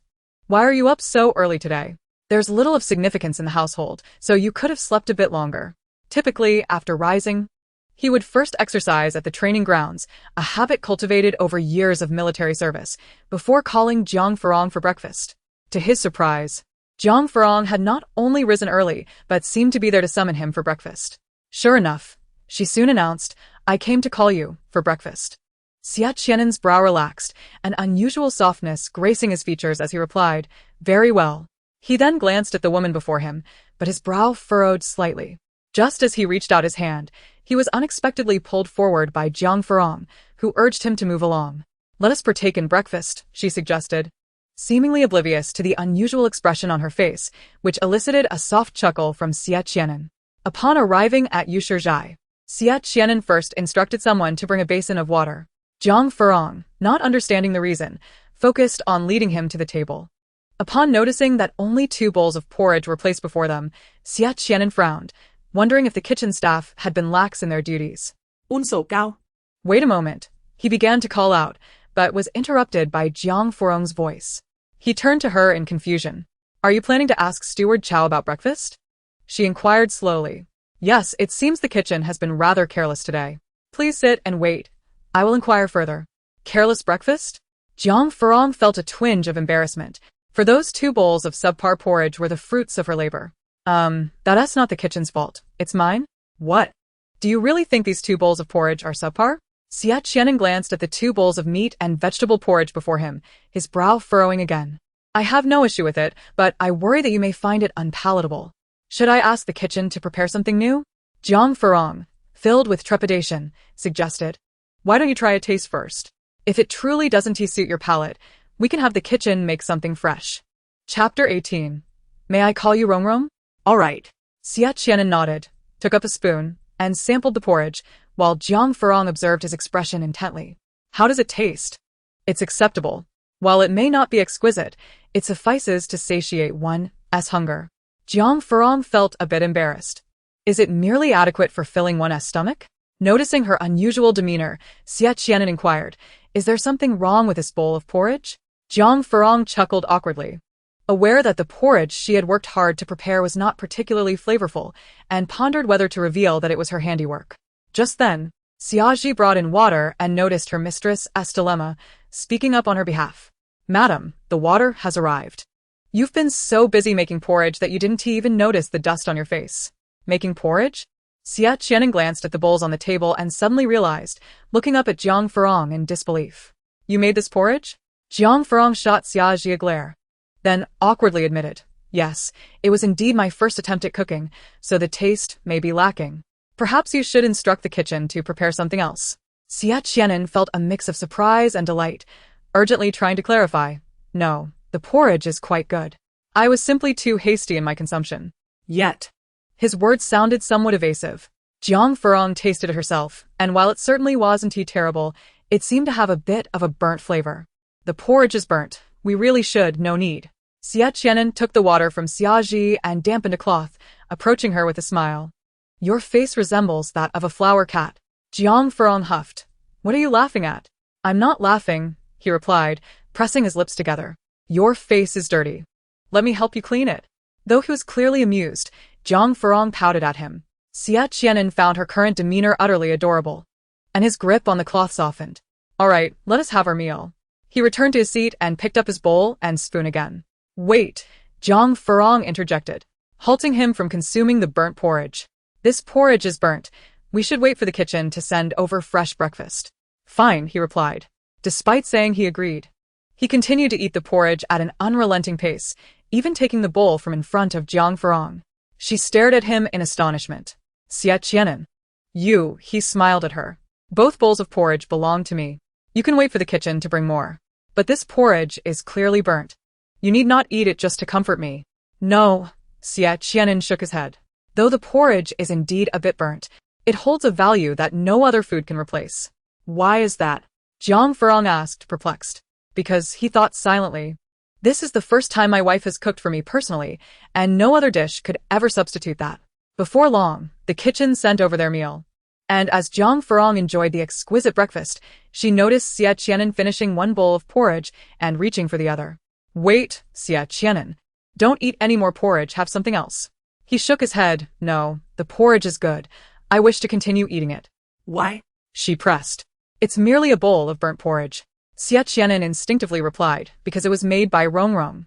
As soon as the words left his lips, he froze, abruptly looking at her with a rare sense of panic. He could not forget how, not long ago, when he had called her by that name, she had looked at him with disdain, warning him not to call her that again. However, this time, the anticipated disapproving tone did not follow. Instead, the woman smiled and asked, Is it simply because I made the porridge that you find it to your liking? Uncertainty filled his heart, and he merely nodded dumbly. What if another woman were to prepare something far superior to this porridge? Instinctively, he answered, any food made by another woman could never compare to what Rong makes. He tentatively voiced her name, but it was clear that Jiang Furong did not mind this appellation. Perhaps he is merely trying to please me, she mused. I would never deceive you, Xie Qi'an replied earnestly, his gaze fixed intently on her, making Jiang Furong feel her cheeks warm. Ahem, let us eat first. Xie Qi'an silently finished both bowls of porridge. When he noticed Jiang Furong had also set down her utensils, he mustered his courage to ask, Rong? Yes. May I call you that? Of course. Rong was her given name, and now that they were married, it was entirely reasonable for him to address her as such. Moreover, Jiang Furong recalled that Xie Qi'an had called her by her name long ago, and at that time, he had not sought her permission, but instead had playfully teased her.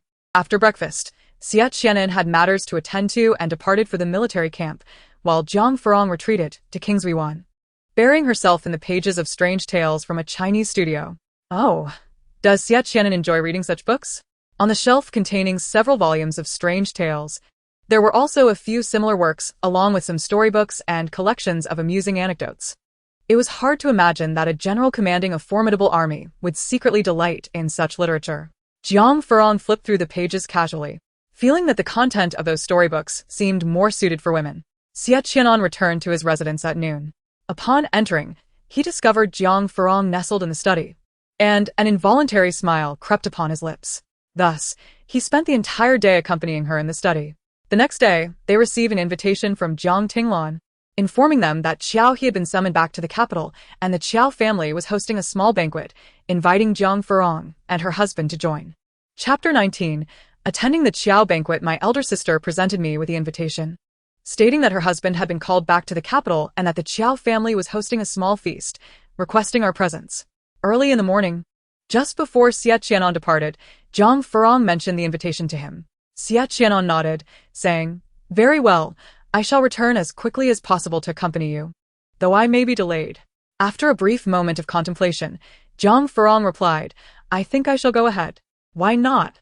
You can join me once you finish your tasks. To which Xie Qi'an had no objection. All right, as you wish. At the Qiao residence, Jiang Tinglan was busy organizing the banquet when the steward announced, Madam, Xie has arrived. Jiang Tinglan exclaimed, so early? Before she could step out to greet her, Jiang Furong had already dashed toward the back courtyard. Where is little Yuner? Why do I not hear my niece's playful laughter? Upon seeing her rush into the residence, Jiang Tinglan lightly scoffed. Jiang Furong, you have been married for over 2 years now. Why are you still so boisterous? Jiang Furong, unfazed by her remarks, retorted, who asked you to concern yourself with me? Jiang Tinglan huffed. Humph. If we weren't both surnamed Jiang, who would bother with you? She continued. And what is the rush? The banquet hasn't even started yet. Is your General Xie not accompanying you? Jiang Furong replied. Why do you fret so? I came early to see my niece and brother-in-law, not for your sake. As for my husband, he is currently preoccupied with matters and will come when the time is right. Jiang Tinglan observed her expression and tentatively inquired, Oh, so it seems your relationship with Xie Qi'an has improved considerably? Yes, it is quite good, Jiang Furong responded.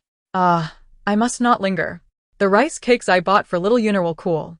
Where is your brother-in-law? Jiang Tinglan asked. He is with her, Jiang Furong replied, and then instructed a servant. Please take Madame Xie to find Yuner. Meanwhile, in the kitchen, preparations for lunch were underway, and they were instructed to make an additional serving. In the study, he was holding his daughter's hand, seemingly guiding Qiao Xiyun in her painting. Little Yuner, your aunt has come to see you. Come and see what I brought you. Aunt. Qiao Xiyun quickly broke away from Qiao He and leaped into her aunt's embrace, laughing. Aunt, why are you here so early? Jiang Furong presented the warm rice cakes to Qiao Xiyun and pinched her chubby cheeks, saying, Because your aunt misses our little Yuner. After that, she scooped the little girl into her arms and greeted Qiao He brother-in-law. It has been a while. Out of the corner of her eye, she noticed Qiao. He was painting what appeared to be a depiction of galloping horses. Qiao He set down his brush and smiled. Third sister, how have you been? Quite well, she replied. Qiao He had been stationed in the western border city for 3 to 4 years, and perhaps due to the harsh conditions there, the young man of 24 or 25 bore a hint of weariness. These past years have not been easy for you, brother-in-law.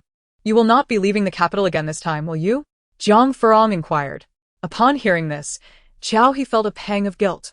I've been well, but it has been hard on Honor. Raising Yunu alone over the years must have been challenging.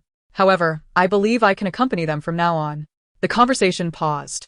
For although Jiang Furong had an inkling of his meaning, she refrained from speaking further, as the emperor had yet to issue a definitive decree.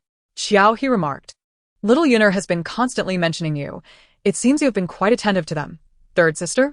In the complex society of the capital, Qiao, he was merely a minor official under the auspices of the Yuanma Temple.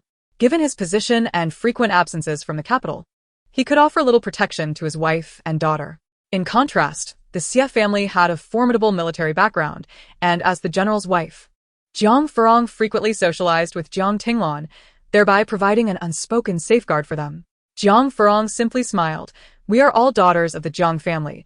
It is only natural. As their conversation continued, it was soon time for lunch, and Jiang Tinglan called them to dine. Qiao He asked, Where is my brother-in-law? Jiang Furong explained. He is still handling some matters at the barracks, and will arrive later. Very well, we shall wait for him to arrive before we drink together. Qiao He replied. Jiang Tinglan interjected, All right, it is getting late. Let us eat. As the hour approached, guests began to arrive at the Qiao residence for the banquet. The attendees were few, mostly relatives from the Jiang and Qiao families, as well as friends of Qiao He and his wife. The men gathered with Qiao He, while the women congregated in the flower hall to converse, some wandering into the garden. Meanwhile, Xie Qi'an was hurrying back from the barracks when he was invited to stop by a nearby tea house. The person requesting his presence was none other than Prince Heng, the son of the imperial concubine currently managing the affairs of the 6 palaces. Xie Qi'an initially intended to decline, but upon seeing Prince Heng seated by the window and nodding slightly in acknowledgement, he felt it inappropriate to refuse. Chen Si, who was accompanying Xie Qi'an, noticed his intention to accept the invitation and asked, General, are you going to see Prince Heng? Xie Qi'an pursed his lips and nodded. Chen Si added, But your wife is still waiting for you to go to the Qiao residence, isn't she? If you meet Prince Heng, it seems you might be late. Given the circumstances, he felt compelled to meet with Prince Heng. After a moment of contemplation, Xie Qi'an replied, Prince Heng is upstairs waiting. It cannot be avoided. Chen Si asked, "What about your wife?" Xie Qi'an instructed, "You can inform her that I have encountered a matter and may not be able to attend. But do not mention Prince Heng." Seated in the tea house by the window, Prince Heng occupied a rather obscure angle, unless he chose to reveal himself. It would be difficult for others to discern his presence. Coincidentally, Xie Qi'an preferred that no one knew about his meeting with Prince Heng. He merely wished to handle the encounter with minimal engagement. Meanwhile, Jiang Furong was in the garden with an old friend, reminiscing. When they overheard the sounds of children arguing nearby, her friend inquired, "Is something happening over there?" Jiang Furong stood up. "It seems Yun'er is involved. I must go see what is happening." She quickly made her way toward the source of the commotion, only to discover that Xiao Xiyun was embroiled in a verbal spat with a boy of about 4 or 5 years old. Jiang Tinglan was preoccupied with arranging the banquet and could not attend to Xiao Xiyun, who was only accompanied by 2 maids. Jiang Furong rushed over and pulled her niece away from the boy with whom she was quarreling. The 3-year-old girl, clearly agitated, was flushed and seemed to be at a loss for words, ready to throw punches. Jiang Furong grasped her firmly. "Xiao Xiyun, what are you doing?" To her surprise, her niece, indignant, replied, "Aunt, he insulted Daddy. Yun'er is so very angry." Chapter 20. Gently drawing her niece into her embrace, Jiang Furong gently ruffled the girl's hair, silently offering comfort until she sensed her emotions calming. She then half-squatted down, gently pressing her niece's shoulders, and calmly asked, "Yun'er, please tell your aunt what has happened." The young girl's eyes glistened with tears, and she pointed at a boy of 4 or 5 across from her, indignantly declaring, "Auntie, he insulted my father, and I couldn't bear it, so I retorted." Jiang Furong glanced at the little boy, who was quickly pulled into the embrace of a young woman nearby. Continuing her inquiry, Jiang Furong asked Xiao Xiyun, "What exactly did he say about your father?" With her cheeks puffed out in frustration, Xiao Xiyun continued her grievance. "He called my father a stinky horse groomer and said that my father spends all day dealing with livestock, reeking of their smell. I only wanted to play with him. But he said I was born of a stinky horse groomer and didn't he deserve to play with him?"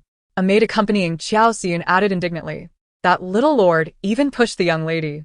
Initially, it was expected that the banquet would be attended solely by relatives of the Jiang and Xiao families, as well as friends of the hosts.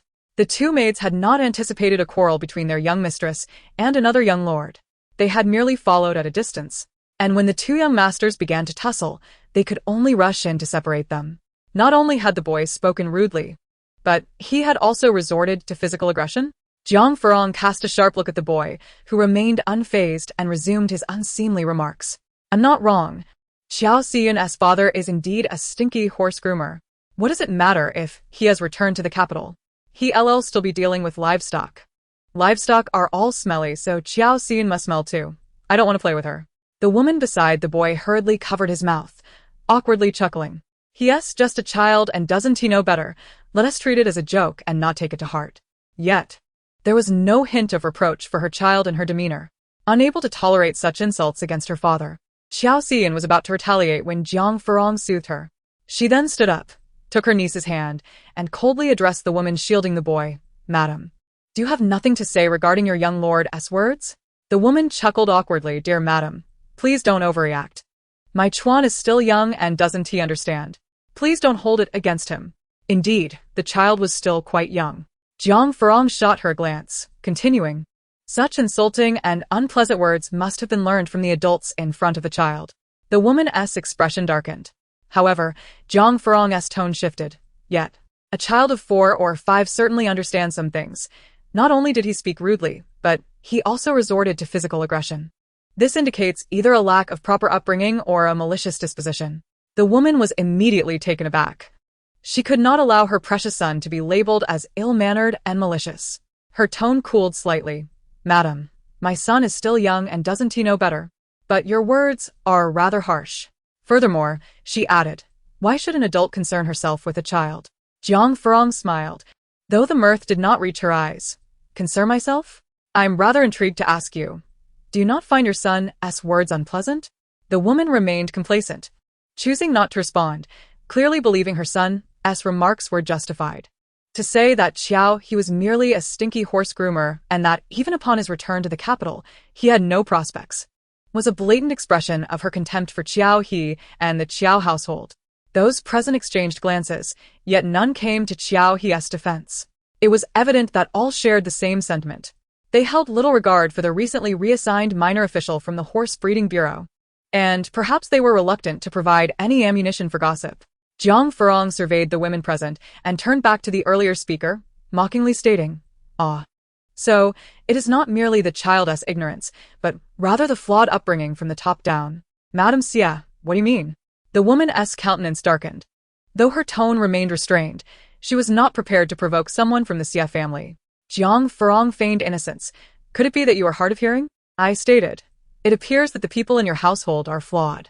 "Madame Xie, you," Jiang Furong interrupted. "What you?" "I have yet to finish my thought." "No wonder your son speaks so unpleasantly. It is indeed you who has instigated him." "I did not." The woman protested. "You have brought forth a child without proper education, leading him astray into the wrong path. I truly pity your son for having such a clueless mother," Jiang Furong retorted disdainfully, glaring at her. The woman was momentarily at a loss for words, but Jiang Furong was not inclined to let her off easily. She turned her attention to the little boy beside the woman, asking, "Young lord, might I inquire as to which high-ranking official your father serves in the court?" The boy, proud of his lineage, replied, "My father is a minister in the Ministry of Personnel." Jiang Furong feigned surprise. "Oh, so your father holds such a high position." The minister in the Ministry of Personnel is of the 6th rank. While he may not attend court, some might never reach such heights in their lifetime. Furthermore, compared to Xiao He's current official standing, he indeed fell short, which explained the arrogance of the mother and son towards the Qiao household. However, the woman discerned something amiss in Jiang Furong's feigned astonishment. Indeed, in the next moment, Jiang Furong continued her inquiry. "Young lord, do you happen to remember your esteemed father's full name?" The boy nodded proudly. "Of course, my father is Qiao Wang. Our family is a branch of the Qiao clan." "Qiao Wang?" Jiang Furong had no recollection of such a person. "Young lord, I am sure your father is an exceedingly capable official. My father is somewhat similar and can also be considered a high-ranking official. Would you like me to ask my father to assist yours?" The boy asked. "How would he help?" Jiang Furong replied, "My father occasionally has the opportunity to speak before the emperor. Perhaps I could ask him to say a few kind words on behalf of your esteemed father? I could mention that your father is a significant official and that his son is quite outspoken. Oh, and what about your mother? I could mention how dedicated she has been in educating you. How does that sound? Having grown up at the foot of the imperial city, even a child of 4 or 5 understands the significance of the emperor." The boy immediately beamed. "That sounds great." Meanwhile, the woman's expression shifted dramatically. She pulled her son behind her and awkwardly laughed. "Madame Xie, my son is still young. Please don't jest with him."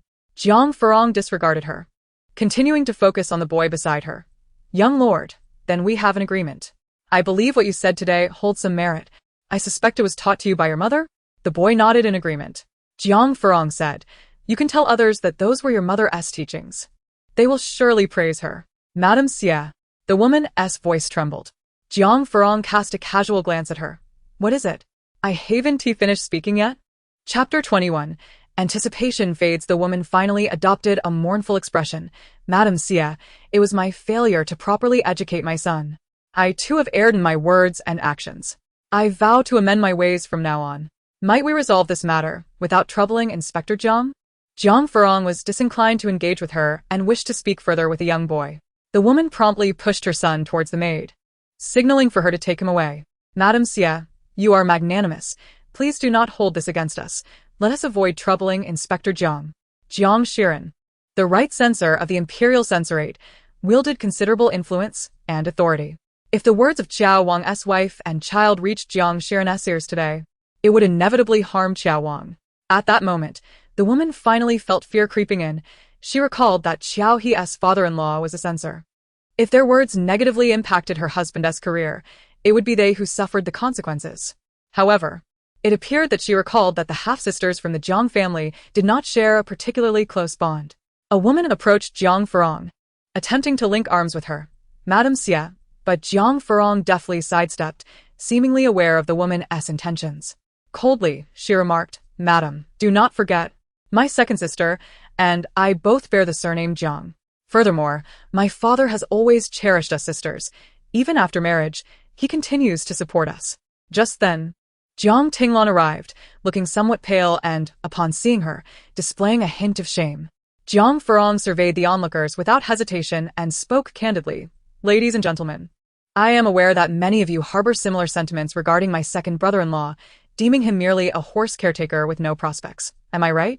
At this point, Jiang Tinglan's expression also revealed a touch of bitterness.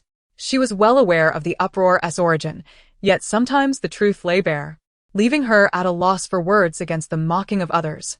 Jiang Furong tightened her grip on her little niece's hand, called out to her second sister, and continued. However, you all, accustomed to the opulence of the capital, may have forgotten certain facts. Are you aware of the purpose for which the horses raised at the Yuanma Temple are primarily trained? Most qualified horses are utilized by the military for combat, and our valiant soldiers, who guard the borders of our great nation, cannot do without these steeds. The mounts of warriors are often their most reliable companions, and whether they encounter good horses largely depends on the Yuanma Temple. No general of the three armies looks down upon those who raise horses. I have heard my husband say that at any time, horses are indispensable, and he has always held great respect for those who care for and train them. Why then? Do you all look down upon the people of the Yuanma Temple? Has the comfort of your lives dulled your sensibilities, causing you to utter such unkind and humiliating words? The final statement was directed at the earlier woman, who appeared abashed. After her remarks, the gazes of the attendees toward the woman shifted. The woman attempted to retort, but Jiang Tinglan interjected to diffuse the situation. Everyone must be weary from wandering the garden. Refreshments have been prepared at the residence. Let us take a moment to rest and enjoy some tea and snacks. The crowd responded affirmatively and began to disperse. Sister, it's best to avoid certain ill-intentioned relatives to spare ourselves from distress. You and I should maintain a closer relationship. The general's residence will always welcome you. With this statement, she made her stance clear, and without glancing back at the woman's displeased expression, Jiang Furong directly linked arms with Jiang Tinglan and departed. Xie Qi'an timidly spoke up, Aunt, did you stand up for father? Jiang Furong smiled and patted her head, affirming, Indeed, not only for you, but also for your grandfather. Rest assured, he will not easily pardon those who speak ill of your father. Xie Qi'an's previously furrowed brow relaxed. That is good. Otherwise, father would be saddened. Jiang Tinglan scrutinized her daughter and asked, Are you all right, dear? I heard that boy pushed you? Xie Qi'an shook her head. I'm fine. I dodged quickly. He didn't touch me at all. That is good. Jiang Tinglan pressed her lips together, then turned to Jiang Furong, somewhat shyly expressing, Thank you for coming from the general's residence to support us. Jiang Furong waved her hand dismissively. There is no need for thanks. I did not do it for you. Merely spoke a few words in light of our shared surname. With many matters at hand, Jiang Tinglan did not wish to engage in banter and decided it was time to attend to the guests. The banquet had commenced, yet Jiang Furong's brow remained furrowed. Xiaji, she murmured. Xiaji leaned closer. Madam, do you have any instructions? Jiang Furong inquired. Why hasn't Xie Qi'an arrived yet? He wouldn't be deceiving me and not coming. Would he? Xiaji dared not speculate, merely suggesting, perhaps the general has pressing matters to attend to. Madam, please wait a little longer. He may arrive shortly. This was the only option. Coincidentally, Zhang's parents also arrived, originally intending to meet with Xie Qi'an, but now that he had not yet come, she went ahead. Upon seeing her daughter, Zhang's mother exchanged a few pleasantries before asking, Where's Qianan? Did he not come with you? Jiang Furong replied truthfully. He said there were matters to handle at the military camp and would come later. Zhang's mother smiled, but her gaze bore concern. It had been some time since her daughter and son-in-law had appeared together, and as a mother, her worries deepened.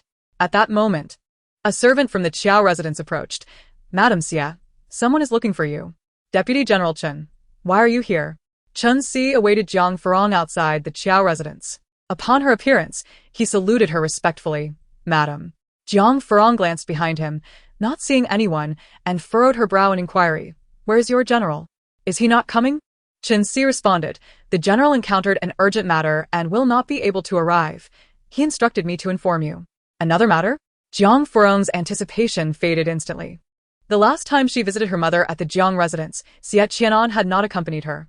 She had hoped to bring him to converse with her parents during today's banquet, but now. Jiang Furong concealed her disappointment and asked Chen Si, An urgent matter? Do you know what it is? Chen Si, following the general's instructions, could only say, I do not know the specifics. Oh. Jiang Furong responded blandly.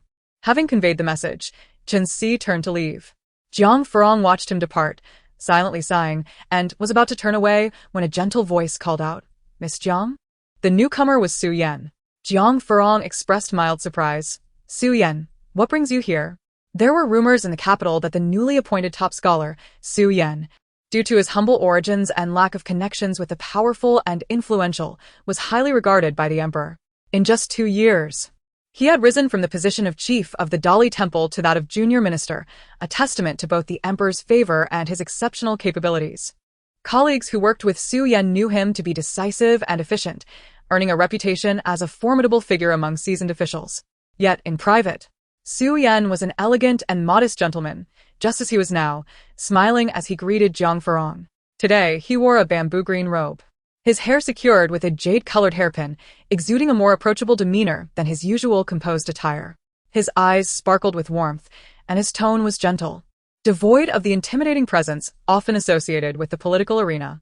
Su Yan chuckled, glancing toward the Qiao residence, his meaning unspoken but clear. Reflecting on the rumors surrounding Su Yan's official conduct and observing the person before her, Jiang Furong noted, "There is indeed a stark contrast. Are you here for the banquet?"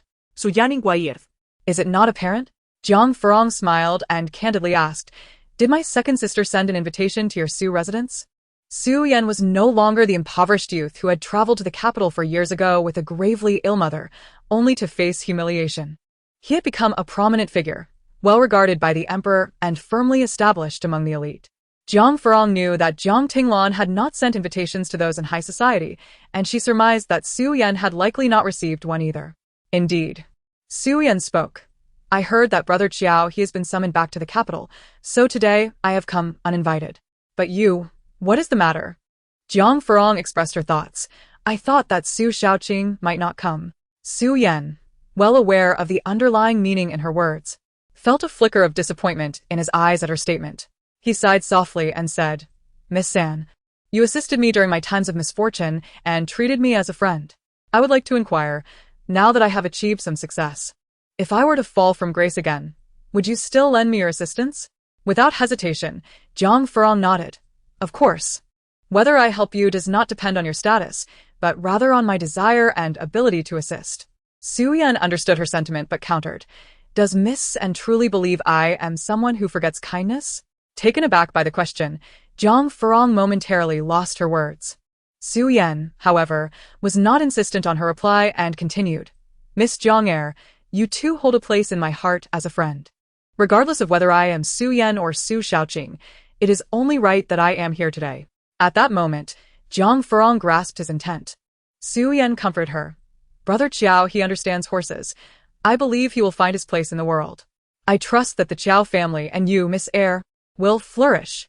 After exchanging pleasantries, the two entered the Qiao residence. Given the current stature of the Qiao family, Su Yan's arrival indeed surprised many. Alongside Su Yan, another uninvited guest was Meng Jingshu, the daughter of the esteemed Hamlin Academy scholar Meng Jiao. Meng Jiao was not only a prominent figure in the Hamlin Academy, but also a celebrated Confucian scholar. For years prior, through the Jiang family's recommendation, Su Yan had become his disciple. His success as a top scholar was partly due to Meng Jiao's guidance. Today, Meng Jingshu's unexpected appearance at the Qiao residence caused quite a stir among the ladies present. Jiang Tinglan rose to greet her. "Miss Meng?" Meng Jingshu responded with a graceful bow. "Madam Qiao, Jingshu has come uninvited and hopes not to be a bother." Jiang Tinglan replied, "Not at all, Miss Meng. Please take a seat." A servant quickly brought tea, and Jiang Tinglan continued, "Today is merely a small welcoming banquet, hastily arranged, so I fear I may neglect you." Meng Jingshu smiled gently. "Madam Qiao, you are too kind. I do not mind the abruptness of my visit." As she spoke, Meng Jingshu glanced around and remarked, "I too have a fondness for lively gatherings. I heard that Brother Su would also be here today, so I came to join the festivities." Jiang Tinglan, smiling, responded, "Indeed, Su Xiaoqing is here. I understand the thoughts of a young lady. He is currently with the gentleman." Meng Jingshu replied, "Oh, then I shall wait for an opportunity to greet Brother Su later." As the banquet neared its conclusion, Jiang Furong finally comprehended Xie Qi'an's earlier remark about Qiao He's understanding of horses being of value, and that the Qiao family would indeed prosper. This realization came just as Qiao He received an imperial decree before the banquet ended. The decree praised Qiao He's talent in horse care and promoted him to the position of Deputy Minister of the Imperial Horse Department. This position, ranked at the 4th grade, allowed him to attend court alongside high officials. Qiao He had ascended from a minor official to a deputy minister, and the emperor's commendation was noteworthy. Some experienced officials, who had long navigated the treacherous waters of politics, speculated about the imminent retirement of Qiao He's father, who shared the same passion for horses. Many began to surmise that the deputy minister role was merely a transitional phase for Qiao He, and that the emperor had intentions of promoting him to the position of minister of the Imperial Horse Department. While the ladies were still oblivious to these implications, the men, who had previously been cool towards Qiao He, now greeted him with newfound warmth, especially as he engaged in lively conversation with Xie Qi'an. Even his 2 elder brothers, who had often looked down on him, began to treat him with greater cordiality. The banquet concluded amidst a lively atmosphere. As the festivities drew to a close, Jiang's father and mother found themselves unable to locate their son-in-law. Jiang's father remained tight-lipped, only advising his daughter to take care of herself, while Jiang's mother's concern deepened. Rong, are you and Qi'an truly well? Did he not say he would arrive later? Why has he yet to make an appearance? After all, Jiang Tinglan and Jiang Furong were sisters, and with Qiao He returning to the capital after many years, Jiang's mother felt that Xie Qi'an should at least make an appearance. Jiang Furong felt a twinge of grievance, but did not reveal it before her parents. Xie Qi'an had encountered an urgent matter that prevented him from coming, but he had sent a message with his deputy assuring her that he was well. If father and mother miss your son-in-law, I will find a suitable opportunity to bring him home to meet you, Jiang Furong promised. Jiang's mother wished to say more, but Jiang's father gently tugged at her sleeve, leading her to only offer a few parting words of care. Jiang's father recalled the young man who had come to him 2 years prior, professing his affection for his daughter and seeking her hand in marriage. The boy had looked at him with deep emotion and youthful shyness, articulating his heartfelt intentions with earnestness. Once Jiang Qi'an had also been that young, experiencing the stirrings of his first love. Reflecting on this, Jiang Qi'an chose to believe that Xie Qi'an would not disappoint his daughter. Your mother and I shall take our leave now. Rong, you should return home as well. Remember, Qi'an holds a serious position. Do not blame him for his absence today. Chapter 23. Is this what you call receiving someone? Jiang Furong boarded the carriage home, but as they reached Chongqing Street, the carriage suddenly halted. Xiaji lifted the curtain and poked her head out to inquire. Uncle Wu, why have we stopped? The coachman, Uncle Wu, replied, There's a problem with the carriage axle. It might take a while to repair. Xiaji frowned. Oh no, we still have a long way to go. We can't make the lady walk back. Leaning against the carriage wall, Jiang Furong's eyes grew heavy with fatigue. She lazily addressed Xiaji. Ask Uncle Wu how long it will take to fix. As Xiaji stepped out of the carriage, she realized the situation was dire. It was early summer, yet a light rain began to fall, reminiscent of spring showers. Oh no, madam, it's raining. Hearing this, the lady inside the carriage lifted the curtain and peeked outside.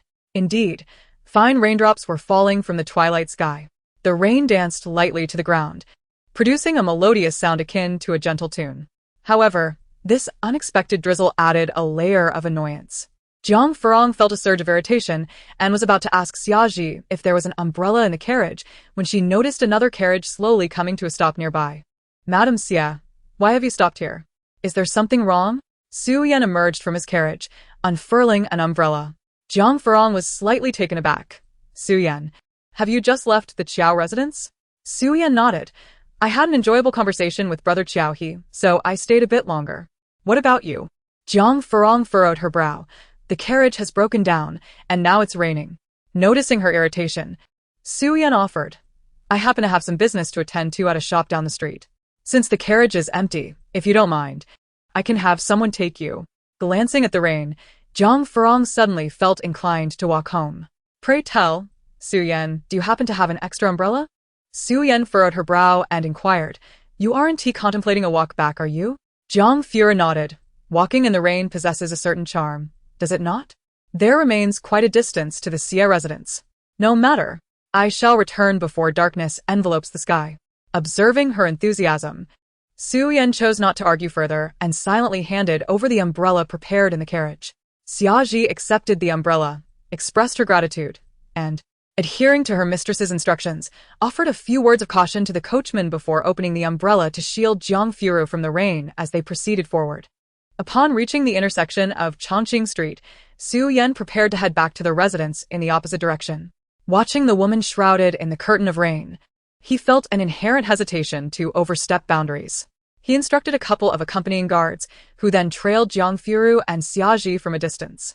As they walked through the rain, Jiang Furong suddenly spoke. Xie Ji, why do you think it started to rain so unexpectedly? Xie Ji tilted the umbrella more towards her mistress and replied, it's been quite rainy since the onset of summer, although it is still early in the season. Such rainfall is quite normal. In the midst of their conversation, the sound of hooves approached, and a carriage came to a halt beside the pair. The driver was none other than Xie Qi'an. He stepped forward to take the umbrella from Xie Ji's hands, motioning for her to board the carriage to escape the rain. Rong, what brings you here? Why not take the carriage? It's quite chilly, and you might catch a cold with this sudden downpour.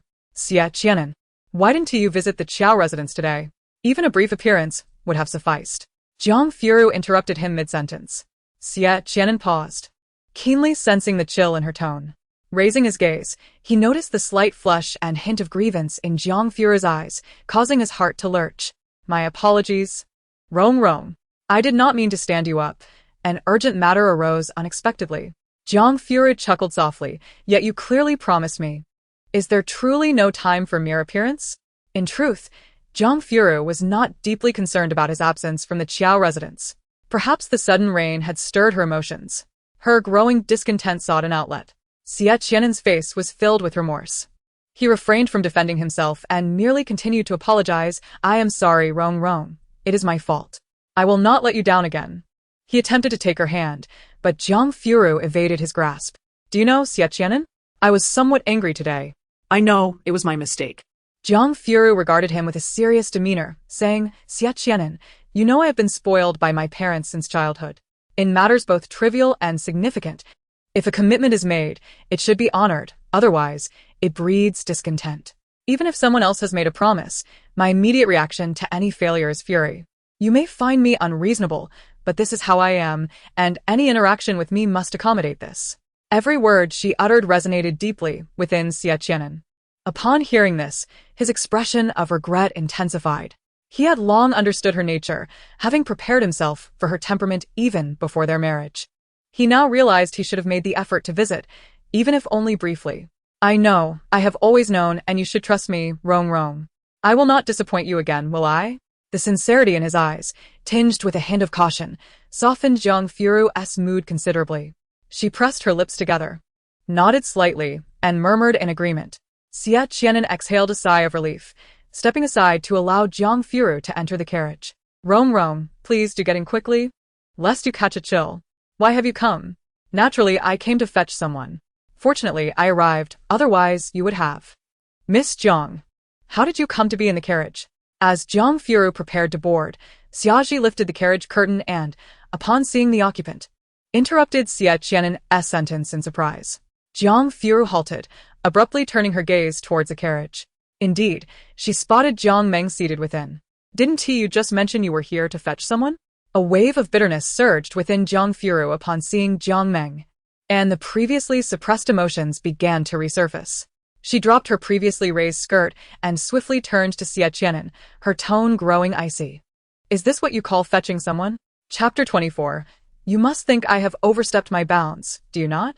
Xie Qi'an, you truly have surprised me. Jiang Furong's expression and tone turned sharply frigid, leaving Xie Qi'an momentarily stunned. What is the matter, Rong? Jiang Furong scoffed. Oh, you dare to ask what is wrong? Xie Qi'an, do you not find yourself somewhat ridiculous? Xie Qi'an's brow furrowed deeply as he weakly inquired, Rong, what has happened? Jiang Furong glanced at the person in the carriage and asked, why is Jiang Meng in there? Before Xie Qi'an could respond, Jiang Meng interjected, Madam, please do not misunderstand. It is I, Meng. Be silent. Jiang Furong glared at her coldly.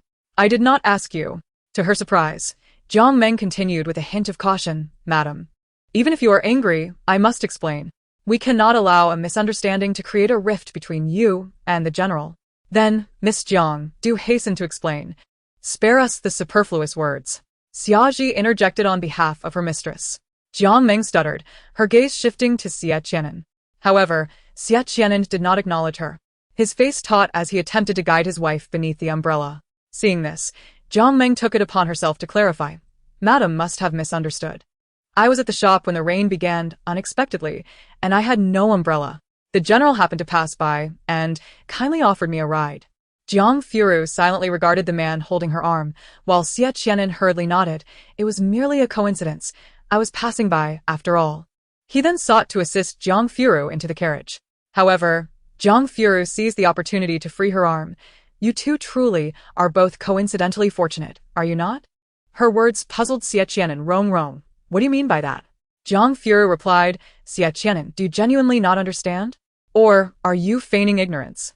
As she spoke, her gaze flickered between the occupants of the carriage and Xie Qi'an. Noticing that the rain had begun to soak Jiang Furong's sleeves, Xie Qi'an remained silent, attempting to pull her onto the carriage. Jiang Furong stepped back. Do not pull me anymore. I refuse to ride in that carriage. Xie Qi'an's face tightened as he insisted, Stop this, Rong. Hurry up and get in. I said I do not wish to ride. As the two tugged at one another, Jiang Meng pretended to alight from the carriage. Xie, perhaps Madam has misunderstood. I shall exit. You take Madam home first. Both parties spoke in succession. Please sit down. The rain is going to intensify, and it is unsafe for a young lady to walk alone. Miss Jiang. Whether you choose to sit or not is your prerogative, but kindly refrain from appearing as if you have no choice. I find that most displeasing. Jiang Meng replied, Madam. I did not mean to. Jiang Furong found her exasperating. Enough. You are truly bothersome. Do you realize that? Noticing Jiang Furong's irritation, Xie Qi'an furrowed his brow and remarked, Rong, take your frustrations out on me. Do not direct it towards others. Jiang Furong turned to glare at him, her anger momentarily giving way to laughter. What? Now you are defending her? Xie Qi'an, perplexed, asked. Who are you protecting? Jiang Furong, unwilling to elaborate further, snatched the umbrella from his hand, intending to leave. However, she was unexpectedly halted by Xie Qi'an's grip. Where are you going? Can we not quarrel? What does my quarreling have to do with you? She retorted. You are my wife. How could it not concern me?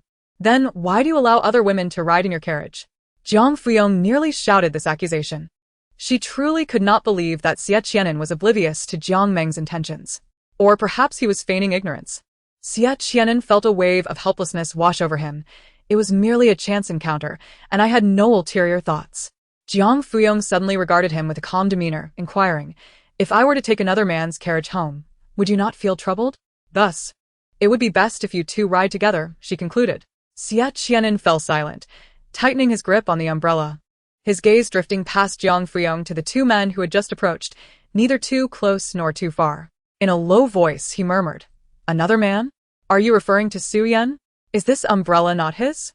Glancing at the umbrella in his hand, he noticed it appeared to be specially made, with the character for inkstone engraved on the handle. Inkstone, Suyan?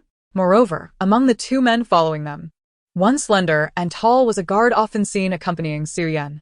Xie Qi'an suddenly realized that Xie Qi'an's guard was trailing behind his wife, and the specially crafted umbrella had been lent to her by Xie Qi'an. Hearing Xie Qi'an's name invoked, Jiang Furong felt an inexplicable sensation and followed his gaze to the two men behind. She too recognized the young man who usually accompanied Xie Qi'an and comprehended Xie Qi'an's intentions. Upon realizing they had been spotted, the two men exchanged polite bows and promptly departed. Jiang Furong did not conceal the truth. While passing through Chongqing Street, our carriage broke down. Xie Qi'an happened to be nearby, so I borrowed his umbrella. As for the two men just now, I was unaware of their presence. A sudden, bitter laugh escaped her lips. You must think I am utterly inept, do you not? The umbrella belongs to Xie Qi'an, his guard is with him. And it seems I frequently encounter Xie Qi'an, do I not? Meanwhile, Xie Qi'an appears to always be the one arriving late. Does Jiang Furong believe Xie Qi'an is far superior to me? Xie Qi'an, lost in his thoughts, expressed a melancholic tone. Jiang Furong furrowed her brow. Xie Qi'an, I do not comprehend what you are saying. What does this have to do with Xie Qi'an? Finally lifting his gaze, Xie Qi'an earnestly looked at his wife and quietly stated, How could it not concern him? Recently, you seem to have been frequently in contact with Xie Qi'an. You do remember that the person you married is me. He was aware that some words might provoke Jiang Furong's anger, yet he spoke them nonetheless. Jiang Furong, however, regarded him calmly. I am aware. So, Xie Qi'an, what do your words imply? Seeing her tranquility only deepened his unease. And he instinctively directed his frustration at Xie Qi'an. What I mean to say is that Xie Qi'an has overstepped. You are undeniably my wife. Jiang Furong, both amused and exasperated, laughed through her reddened eyes. Xie Qi'an, are you not implying that I have overstepped? The man pressed his lips together, lowering his gaze. Unable to meet the sight of his wife's tear-filled eyes, he realized he had been overly sensitive. Those words should not have been uttered. Yet, in Jiang Furong's eyes, his silence was tantamount to acquiescence, an acknowledgement that she had indeed overstepped. Jiang Furong, thoroughly incensed, felt tears streaming down her cheeks. But the rain provided a welcome cover for her uncharacteristic display of emotion. She approached and snatched the umbrella from Xie Qi'an's hand, instructing Xiaji, go to Su Manor immediately and return this umbrella to Su Shaoxing. The sky is darkening. Rent 2 carriages from a shop nearby. If we lack the funds, put it on my account. Xiaji hurriedly accepted the umbrella. Understood, madam. I will take care of it. She then dashed into the rain. Turning back to Xie Qi'an, she asked, well, are you satisfied? Chapter 25. He made her cry. Xie Qi'an stepped forward silently, attempting to grasp his wife's hand, only to have Jiang Furong evade him. I did not mean it that way. I apologize, Furong. Jiang Furong, seemingly deflated, turned to leave. Xie Qi'an, remaining silent, held her back. Furong, let us return home. Jiang Furong glanced at the occupants of the carriage and chuckled softly. There is no need. I can return alone. Furong, Madam. To their surprise, the voices of the 2 men behind them chimed in unison. Enough. Can you not be silent? Jiang Furong exclaimed in frustration. Finally, she turned to Jiang Meng, her tone harsh. I will say this once more, Miss Jiang. I truly dislike you. In the future, could you please refrain from appearing before me? Yet, Jiang Meng, oblivious to her hints, attempted to speak.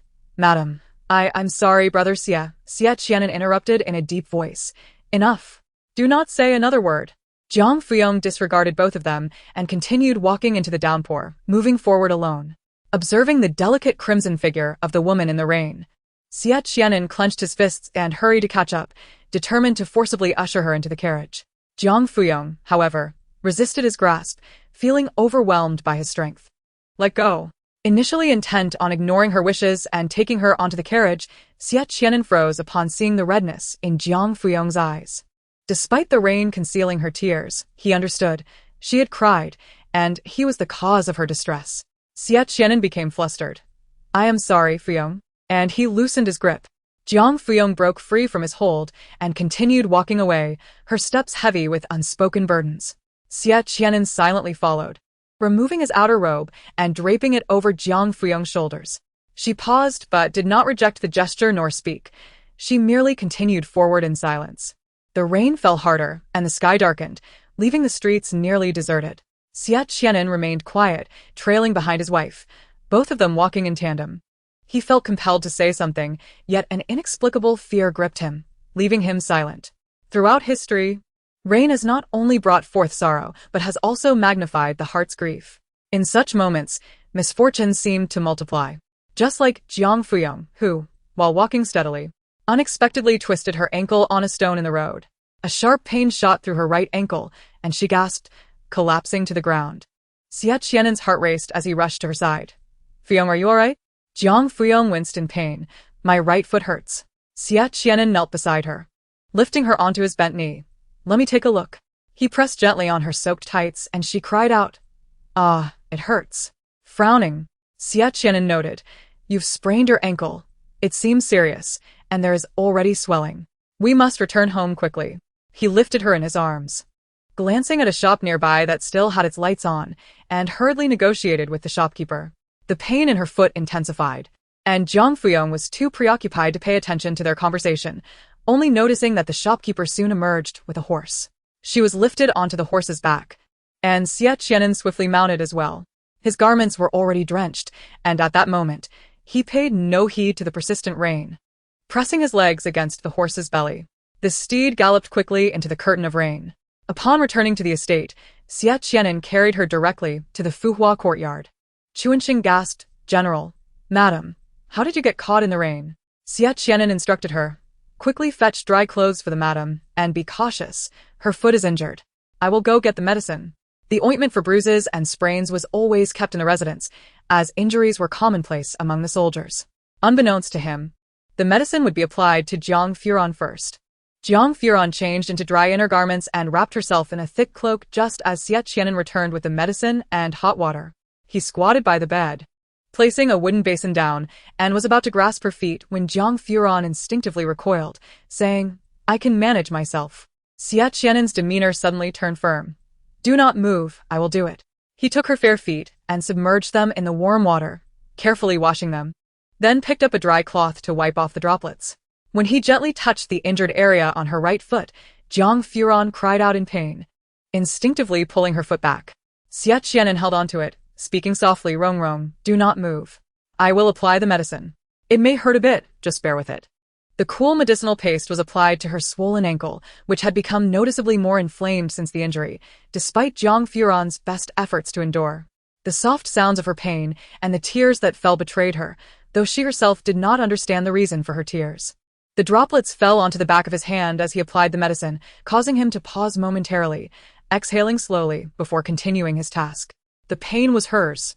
Yet Xie Qi'an felt a profound ache in his heart. "I am sorry, Rong. It is all my fault. Not only have I made you cry, but I have also caused you harm. I am truly sorry." If he could, he would gladly bear 100-fold of his own injuries rather than let her suffer. Yet, her pain stemmed from him. Xie Qi'an's eyes brimmed with remorse as he lowered his head to tend to Jiang Furong's wounds, unable to muster the courage to meet her gaze. Jiang Furong remained silent, watching the boy from her memories squatting by the bed, delicately caring for her injuries. The tenderness and guilt reflected in his eyes were genuine. Xie Qi'an, now 21, was becoming increasingly unfathomable to her. The medicine was finally applied. Jiang Furong spoke at last. "Thank you, but I need to sleep." With that, she pulled up the quilt and lay down.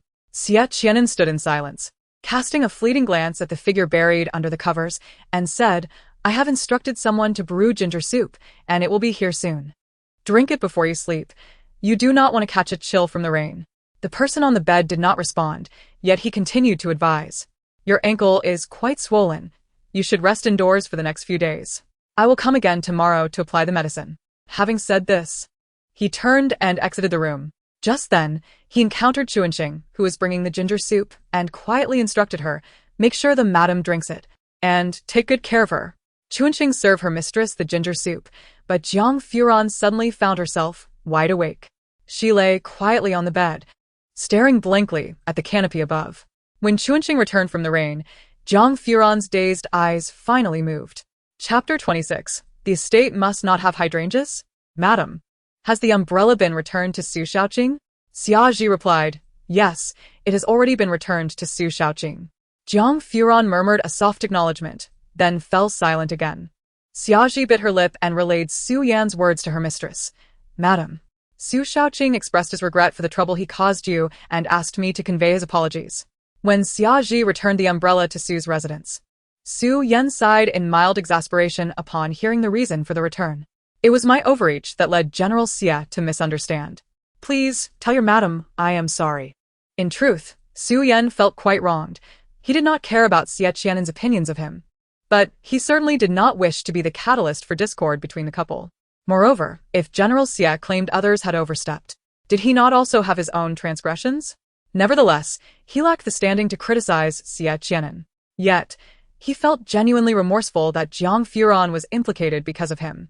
Since he could not approach her directly, he could only send his apologies through her handmaid. Jiang Furong smiled wryly, saying, "In this matter, it is Su Yan who has been wronged by me. How could he take the blame upon himself? If we meet again, I will be too embarrassed to face him." This time, Xie did not side with the general and muttered, "The general has indeed gone too far. Su Shaoqing merely borrowed an umbrella while passing by. Yet the general thinks this way of you both. I have been by your side, and I know whether you have overstepped. As for the general, he insists on bringing along that Jiang Meng. Can't he see how pretentious she is?" Chuanxing, having heard the entire story, had already berated Jiang Meng. "I said it. that Jiang Meng is not a good person. Gradually, fatigue washed over Jiang Furong again, and she lazily said, "All right, it is getting late. You need not keep watch over me. Go rest." Though Jiang Furong said she did not need anyone to keep vigil due to her sprained foot, Chuanqing still chose to sleep on a small bed in the outer room, ready to assist her mistress if she needed to rise during the night. In the following days, Jiang Furong remained in the courtyard to recuperate. Xie Qi'an visited daily to change her dressings, having learned a set of massage techniques from somewhere. He would gently knead the swollen areas, and her ankle injury gradually healed. Except for when he could not return for lunch, they shared breakfast and dinner together every day. However, ever since that day's quarrel in the rain, the atmosphere between them had turned somber, remaining so for several days. Even during the application of medicine or meals, they exchanged little conversation. Initially, Xie Qi'an attempted to apologize for that day, but every time he opened his mouth, Jiang Furong would feel a swell of irritation and interrupt him. Gradually, he ceased to bring it up. Jiang Furong's foot had healed significantly. One day, with the sun shining brightly, she felt inspired after lunch and decided to stroll through the garden. The general's residence boasted a small bamboo grove in the back garden, which Jiang Furong particularly enjoyed, often sitting in the pavilion within the grove. Today was no different. Xiaji assisted her toward the small pavilion in the bamboo grove, while Chuanqing fetched tea and snacks. Sipping tea and enjoying light refreshments was quite delightful. This bamboo grove was also the most unique spot in the garden. Though somewhat obscured by the bamboo, it did not hinder the view of the entire back garden from the pavilion. Suddenly, Chuanqing exclaimed, "Madam, is that not Jiang Meng? What is she doing there, sneaking around?" Peering toward the pond in the garden, they saw Jiang Meng and her maid. Chuanqing immediately declared, "Madam, I shall go take a look, lest she plot something again." Without waiting for Jiang Furong's approval, Chuanqing stealthily approached. Jiang Furong could not hear what Jiang Meng was saying, but she could discern that Ling was holding a pot of flowers, while Jiang Meng seemed to be scolding her, causing Ling to hang her head. Before long, the two departed from the garden, and Chuanqing returned, fuming. When Jiang Furong inquired about what she had overheard, Chuanqing hesitated, her lips pursed. Jiang Furong raised an eyebrow and inquired, "Why the silence? Did you not go specifically to hear what they were discussing?" Chuanqing forced a smile, replying, "Oh, it's nothing of importance. Just ignore what Jiang Meng has to say. Let's enjoy some tea and pastries instead." Her words were clumsy, and any discerning person could perceive that there was more to it. Jiang Furong said coolly, "What are you hesitating for? Speak up about what you've heard." Chuanqing chuckled nervously. "Madam," Xiaji shot her a glance, exasperated. "Enough already, just tell us. The word trouble is clearly written all over your face." With no choice but to be honest, Chuanqing began. "I overheard Jiang Meng scolding Ling. It seems Ling brought out the hydrangea that Jiang Meng had been secretly nurturing in her room." Upon seeing Ling with the hydrangea, Jiang Meng glanced around to ensure no one was watching before letting out a sigh of relief. She then reprimanded, "Ling, what are you doing? Who told you to bring this flower out?" Ling lowered her head, responding meekly, "I know the young lady loves this flower, but it's been kept hidden away and doesn't get enough sunlight. So, I thought it would be nice to let it bask in the sun while the young lady is in the garden." Jiang Meng's frustration was palpable. "Foolish girl. Don't you know that Brother Xie forbids hydrangeas in the residence?" Previously, a gardener named Xiao Si, unaware of the rule, transplanted a few hydrangeas and was severely punished by Brother Xie. If it weren't for Steward Chao's intercession, Xiao Si would have likely lost his job. Ling's face turned pale, "But I didn't mean any harm. I merely wanted the flower to see the sun." "I know you love hydrangeas," Ling continued, "and the young lady of the Xie family secretly found one for you. Surely, the general is aware of this? If he hasn't mentioned it, perhaps he tacitly allows you to keep it." Jiang Meng's brow relaxed slightly, yet her tone remained tinged with concern.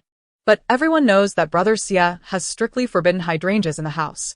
Even if he permits my secret keeping of one, I cannot let it become common knowledge and embarrass him." Ling reassured her, "Rest assured, I will keep the flower hidden." From the very first day when the steward assigned Ling to Jiang Meng, she had treated her with great kindness, even saying she would consider her a sister. Ling felt grateful and spoke candidly with Jiang Meng. "Moreover, do you remember when the young lady of the Xie family said that the general has a residence outside filled with hydrangeas? Does he truly dislike them? If so, why cultivate them there?" Chapter 27. Meddlesome Matters. Jiang Meng shook her head, expressing her own confusion about the matter. Ling leaned closer, continuing, but, Miss Jiang, do you recall what the young lady of the Xie family said when she gifted you the flower? Upon hearing this, a faint blush crept onto Jiang Meng's face. Though she feigned ignorance, what did she say? Ling looked at her with a hint of envy. The young lady of the Xie family mentioned that you are her favored sister-in-law. Jiang Meng's face flushed deeper. Don't say such things. Ling insisted. I am not making it up. I was right behind her when she said it, and heard it clearly. Miss, if you one day truly enter the general's household, I hope you will cherish me enough to allow me to continue serving you. Jiang Meng retorted. What do you mean by cherish? I have already said that I regard you as a sister. Regardless of what happens, we will always be good sisters. Ling was touched. You are truly a good person, and even if you are an orphan in my view, you are more than worthy of being the general's concubine. Jiang Meng sighed softly. Brother Xie is a good man. I would never dare to harbor such thoughts. Furthermore, the general's wife has stated that as long as she is alive, she will not permit Brother Xie to take a concubine. Ling gazed at her incredulously. Is there truly a woman bold enough to utter such rebellious words? Does she not fear being labeled jealous and cast out? Moreover, the Duke Jingyuan has several concubines. Is it not often said that children inherit their parents' traits? The general himself is such an outstanding man. How could he possibly have no concubines? After expressing her disbelief, Ling shook her head in wonder. Among maidservants like them, there were few who served in other households, and they would occasionally gossip when they met. It was common to hear tales of which master or young master had brought in a concubine. Never had they heard of a man without them. Brother Xie is in the prime of his youth. Surely, he cannot only have his wife. She remained unconvinced. Jiang Meng's eyes narrowed slightly. Indeed, men are all the same. And she could not believe that Xie Qi'an would not take a concubine. Enough. We must not let anyone see this flower. Let us return quickly. Upon hearing Chuanqing's account, Xia Ji was the first to express her indignation. Why does Miss Xie meddle so much in others' affairs? Can't she manage her own household? She insisted on inserting people into her brother's room. Chuanqing chimed in. Indeed, the young lady of the Xie family not only involves herself in the general and his wife's matters, but reportedly meddles in the affairs of second young master Xie as well. Second young master Xie Qi'an is the second child among the Duke Jingyuan's offspring, and his mother is concubine Zhao. The current Duke Jingyuan, formerly General Xie Qi'an, has 4 concubines besides his legitimate wife, namely concubines Zhao, Qian Lin, and Sunday concubines Zhao and Qian each have a son, while concubines Lin and Sun each have a daughter. Xie Qi'an and Xie Qi'an hold the positions of first and third eldest, respectively. As for why everyone refers to Xie Qi'an as General Xie rather than young lord, it is simply because he possesses a youthful ambition to serve his country and wishes to achieve success on his own rather than relying on inherited titles. Fortunately, he ultimately fulfilled his youthful aspirations. When the subject of Xie Qi'an arose, Jiang Furong lazily lifted her gaze and asked, Does the young lady of the Xie family have any concubines? At this, Chuanqing burst into laughter. How could there be none? The young master is fond of literature, appearing as a refined gentleman, yet he is quite unreserved when it comes to taking concubines. It is noteworthy that all the concubines he has brought in share a common trait. They are all gentle and charming young women, in stark contrast to the strong-willed young lady.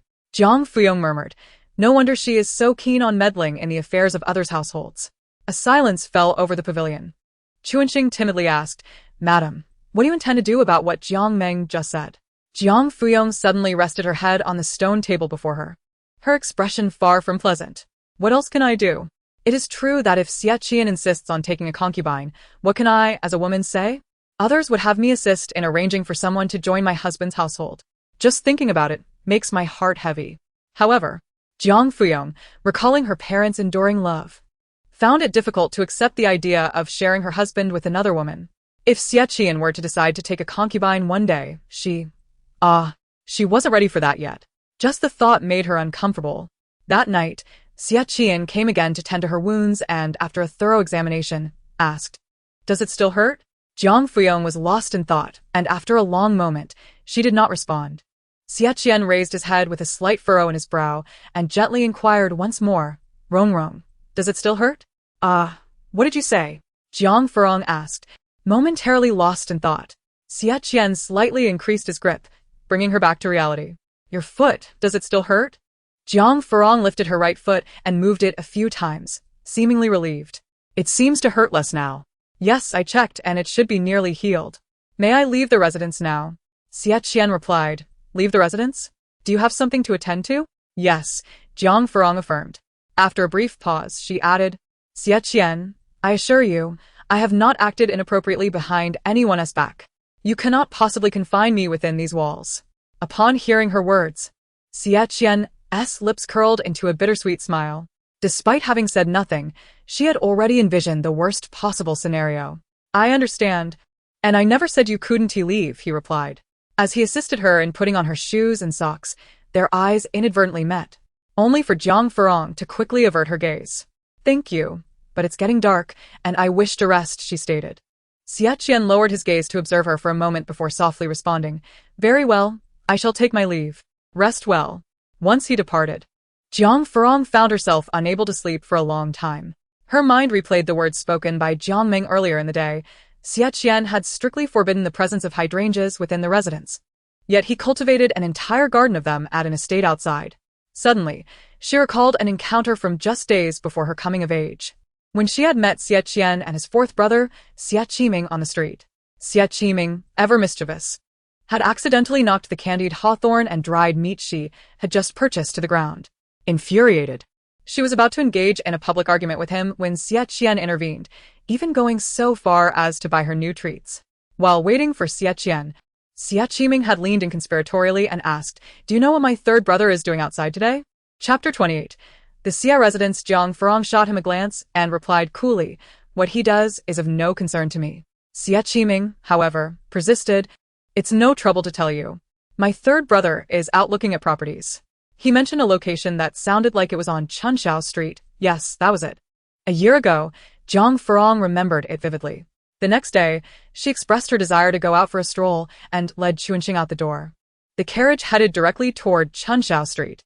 Recalling the specific location Xie Qiming had mentioned, she directed the carriage to the southern end of Chunshao Street, at the end of Xiaohua Alley. Eventually, the carriage halted midway along Chunshao Street, as several carts blocking the entrance of a courtyard forced them to disembark and walk.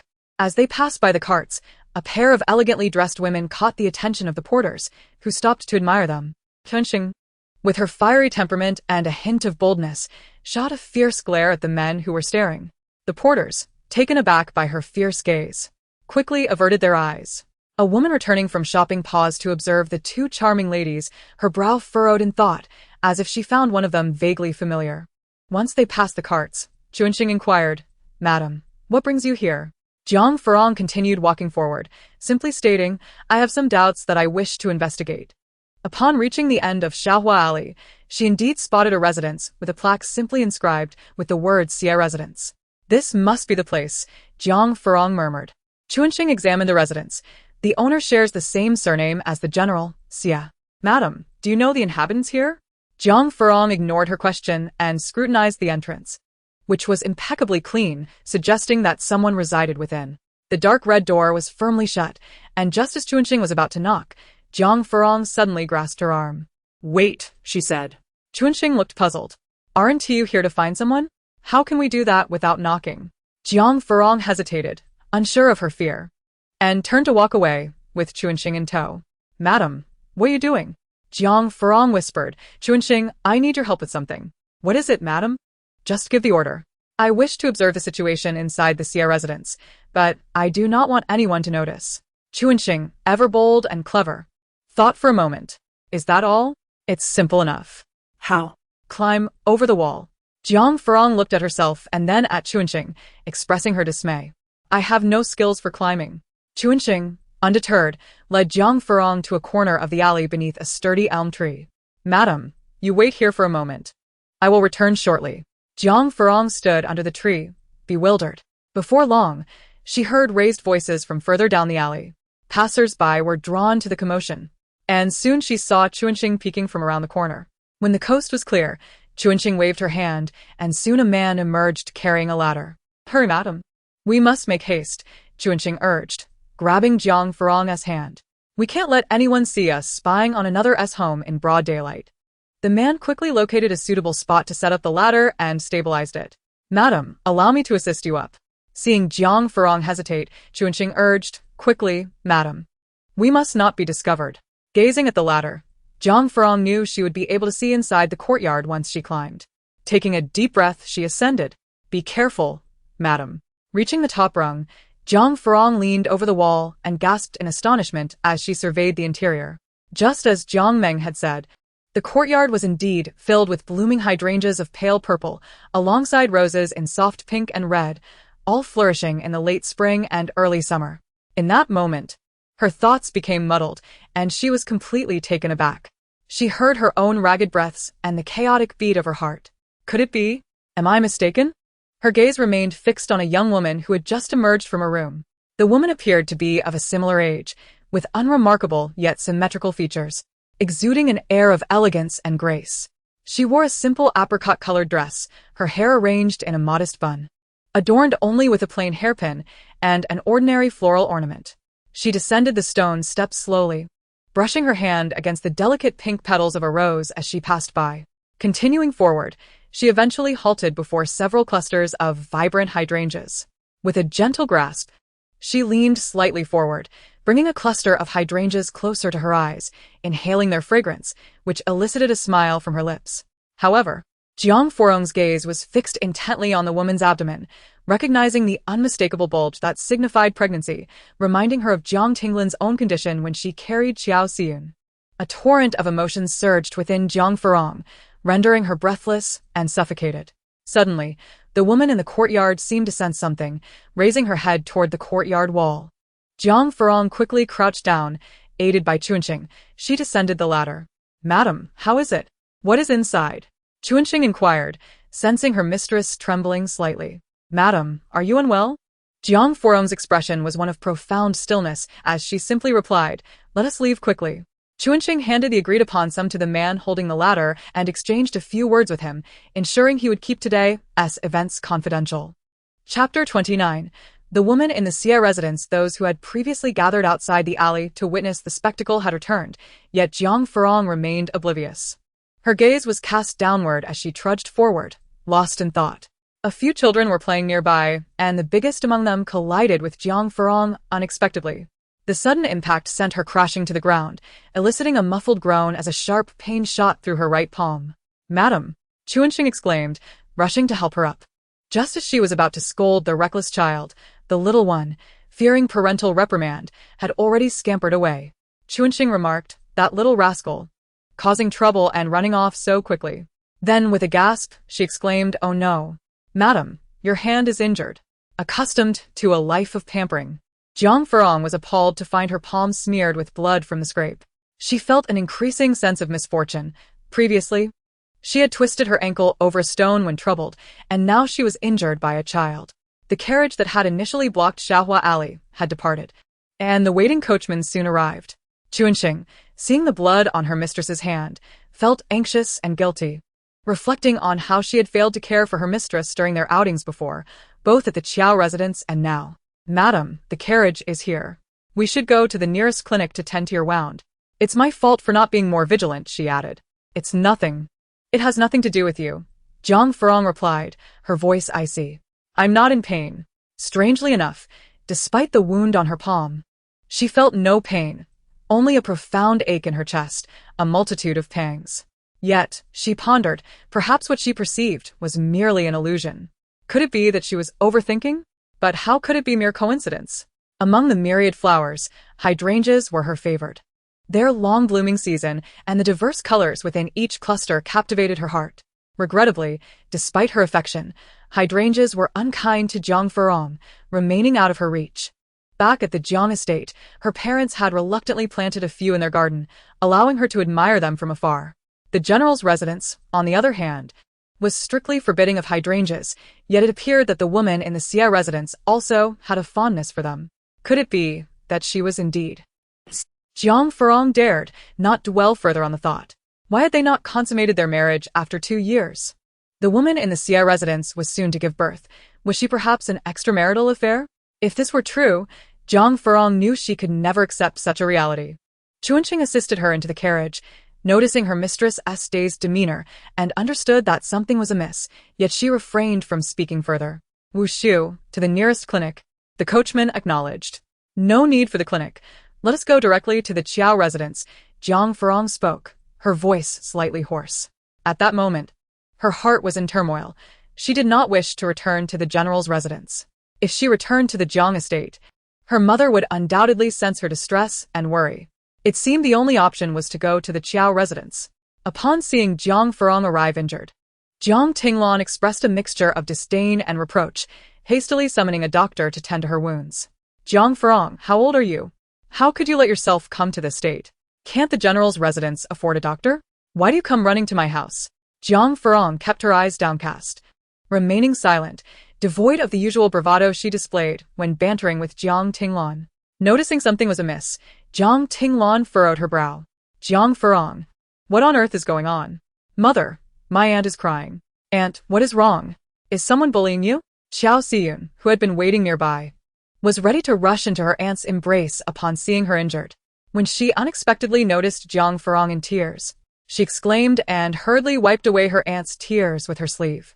Faced with her little niece, Jiang Furong managed a pained smile, saying, Aunt is fine.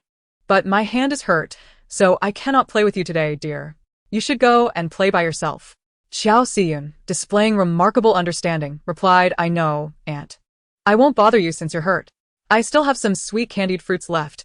I'll bring them to share with you. If you eat the sweet candied fruits, can you stop crying? Jiang Furong pinched her niece's chubby cheek and smiled. Aunt can't eat right now. You should keep them for yourself. Jiang Tinglan gestured for a maid to take her daughter outside. Miss, let me accompany you to the garden to play with the little wooden birds.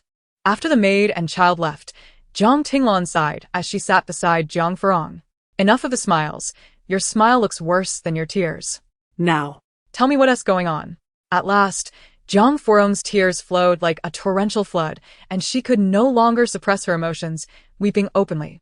Eventually, she collapsed into Jiang Tinglan's embrace, who was momentarily taken aback, but allowed her to release her pent-up emotions, gently patting her back with one hand.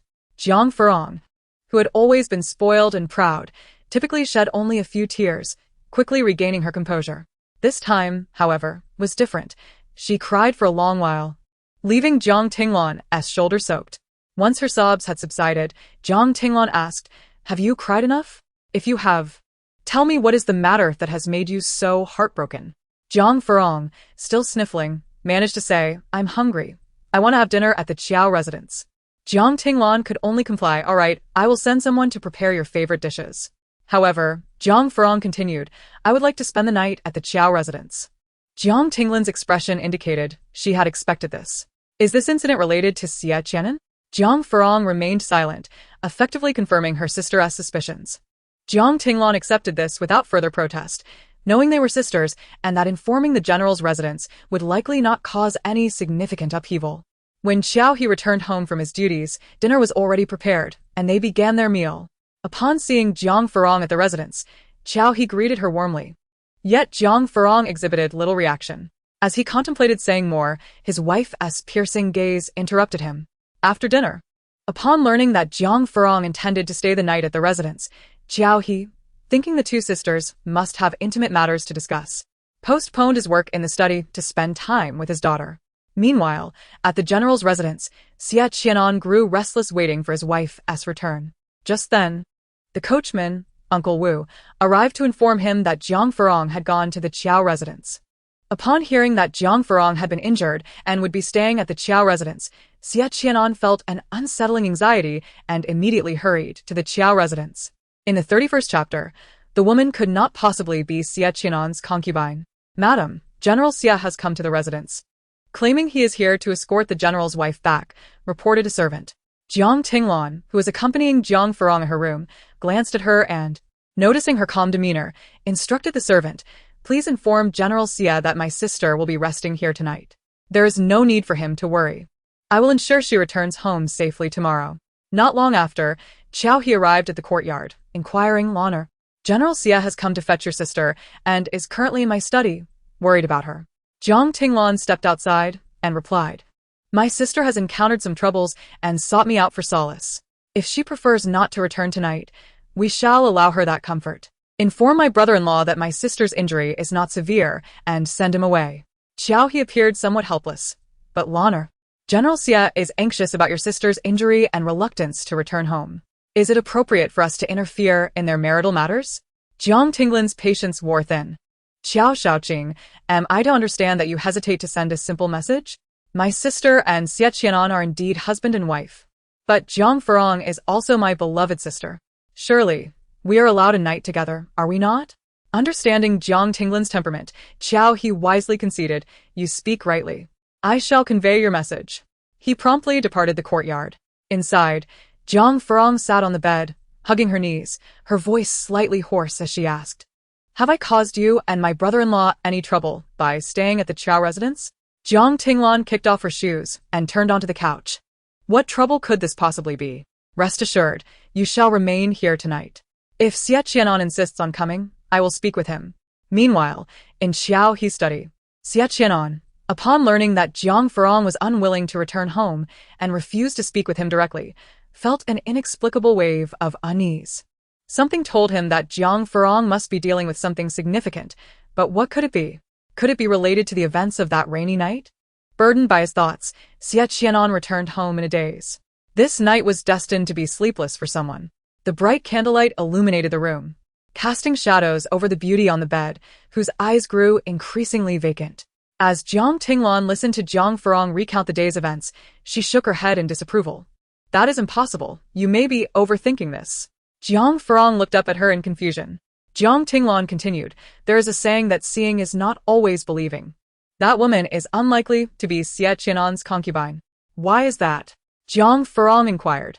Jiang Tinglan began her serious analysis. Xie Qi'an is the son of the Marquis of Jingyuan, a young and accomplished general. In the past, the Marquis led troops to subdue the Tuoba tribes in the north, while Xie Qi'an commanded forces to conquer the 13 tribes of the southern barbarians. Judging by his current status, if he were truly interested in a woman, would he let her suffer without proper recognition? Our Jiang family is not royal. If Xie Qi'an truly desired, he would not hesitate to marry you. Or, at the very least, take a concubine. This analysis, devoid of emotional bias, was logical and well-founded. Jiang Furong had to concede. Indeed, a man as capable as Xie Qi'an, even if there were complications in their marriage 2 years ago, would not allow a woman he cared for to endure such hardship, especially as she approaches childbirth. A single revelation can stir a multitude of emotions, and sometimes, piercing through the fog requires merely a small opening. Jiang Tinglin's words alleviated the sorrow that had weighed heavily on Jiang Furong's heart. Having known Xie Qi'an for many years, she recalled that despite his teasing, he did not resemble the scoundrels that shirk responsibilities.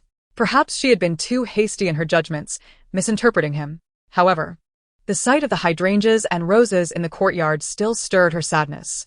Since her memory loss due to the fall, she had sought to discern Xie Qi'an's feelings toward her. If he bore no affection, the separation letter would eventually be necessary. Yet after all this time, she remained uncertain, only finding herself increasingly agitated and hurt. Seeing her expression soften, Jiang Tinglan felt relieved. When she first arrived at the residence, Jiang Furong had been tightly furrowed with distress, her eyes swollen from tears. Now, there was a noticeable easing of her demeanor. Enough of this overthinking. You should rest. Since the truth remains unclear, you can simply ask Xie Qi'an tomorrow. That is far better than dwelling on uncertainties, Jiang Tinglan advised. Jiang Furong weakly acquiesced. Turning to lie down, perhaps you should go to your brother-in-law. I feel much better now. No. Tonight I shall share a bed with you. From childhood, you have only known how to bicker with me, yet you have never been this endearing before. I must savor this moment. Who knows when next you might hurl insults at me again? Jiang Furong huffed softly. That is because you are always scheming, convincing our mother to favor you, prompting my ire. Presently, Jiang's mother is the stepmother of Jiang Qi'an. Jiang Tinglin's biological mother passed away during childbirth.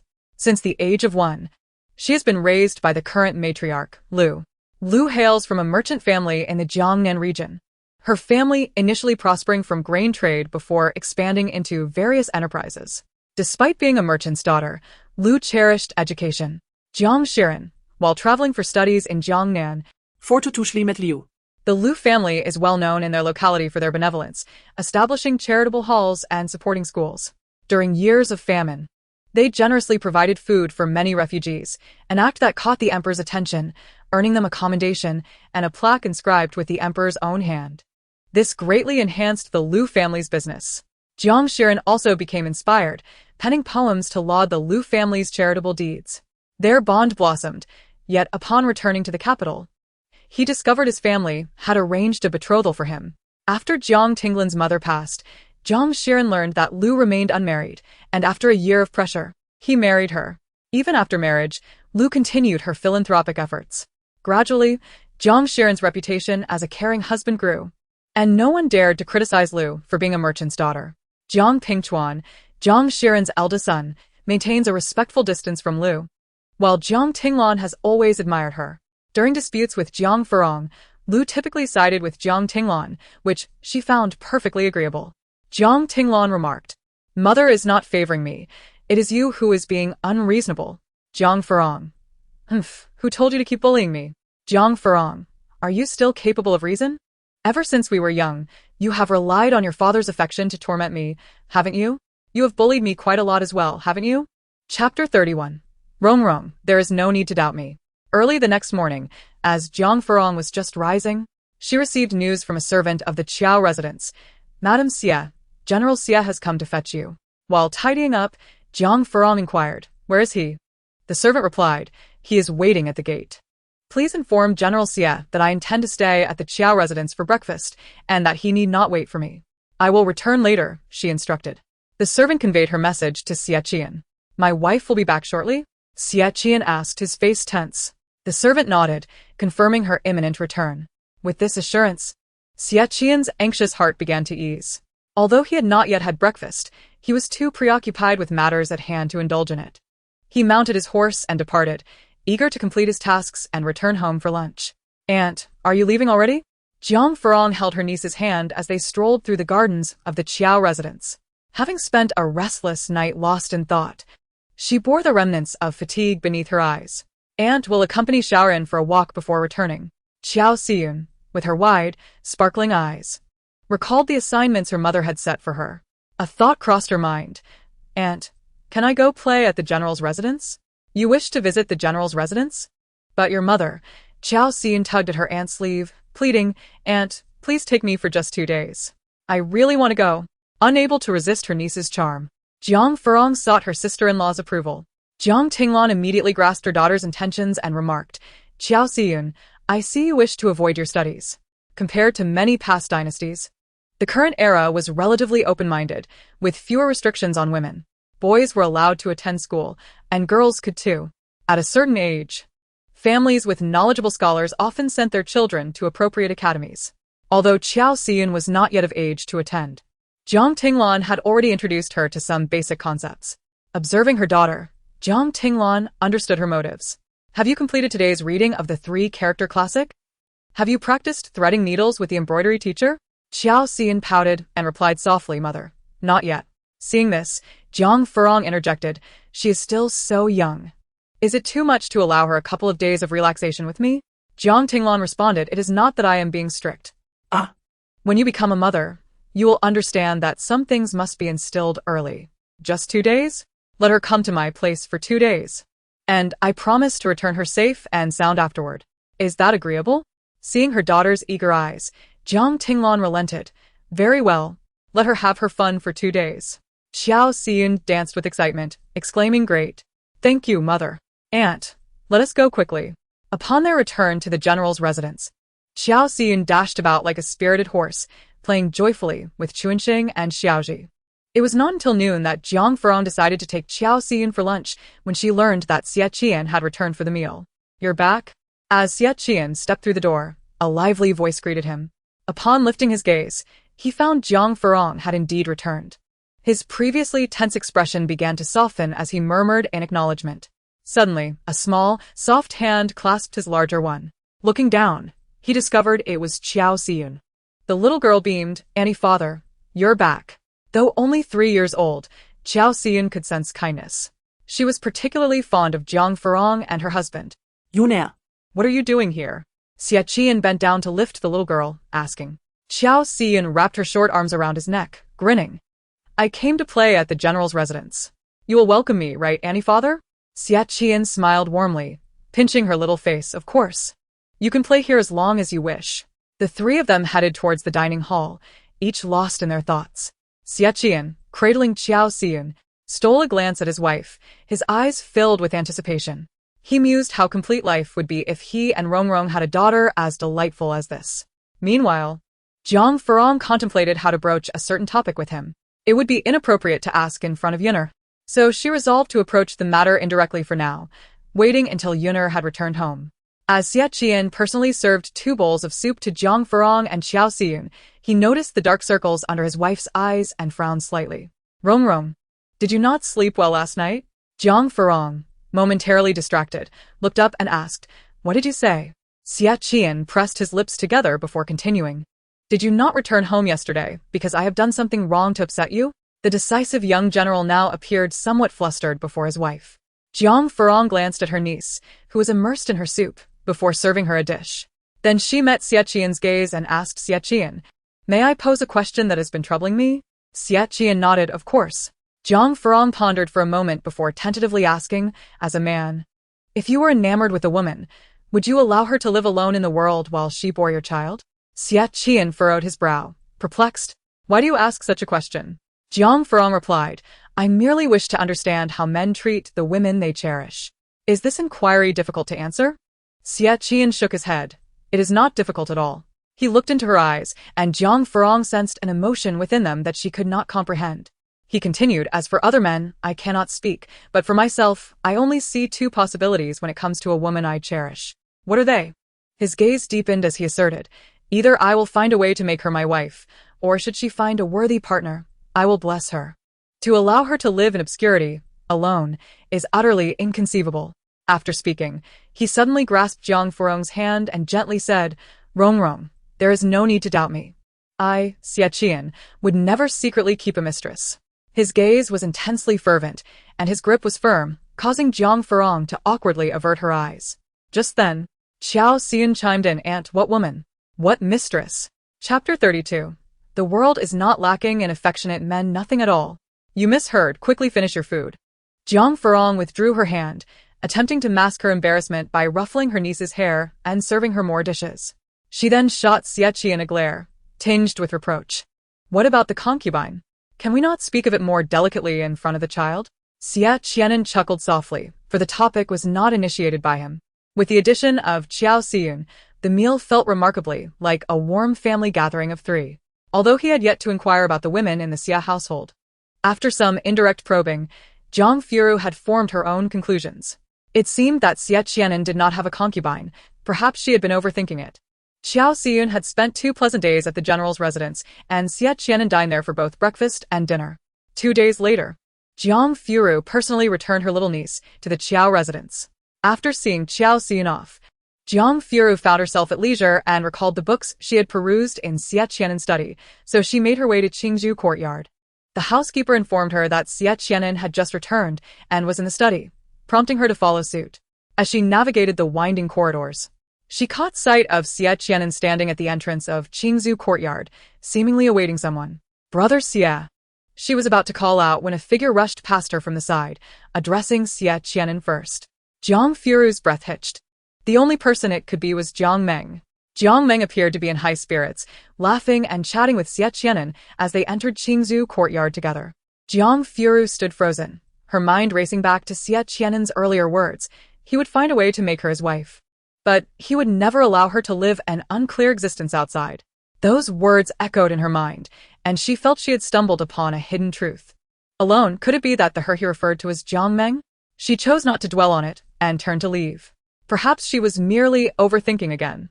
However, the following day, she was astonished to learn that 3 shops under the general's name had officially been entrusted to Jiang Meng, who would personally manage them. Xiaji, you must be joking. Upon hearing this, Jiang Furong was taken aback, almost convinced she had misheard. Xiaji shook her head in response. I initially thought I had heard wrong as well. How could the shops be given to Jiang Meng to manage?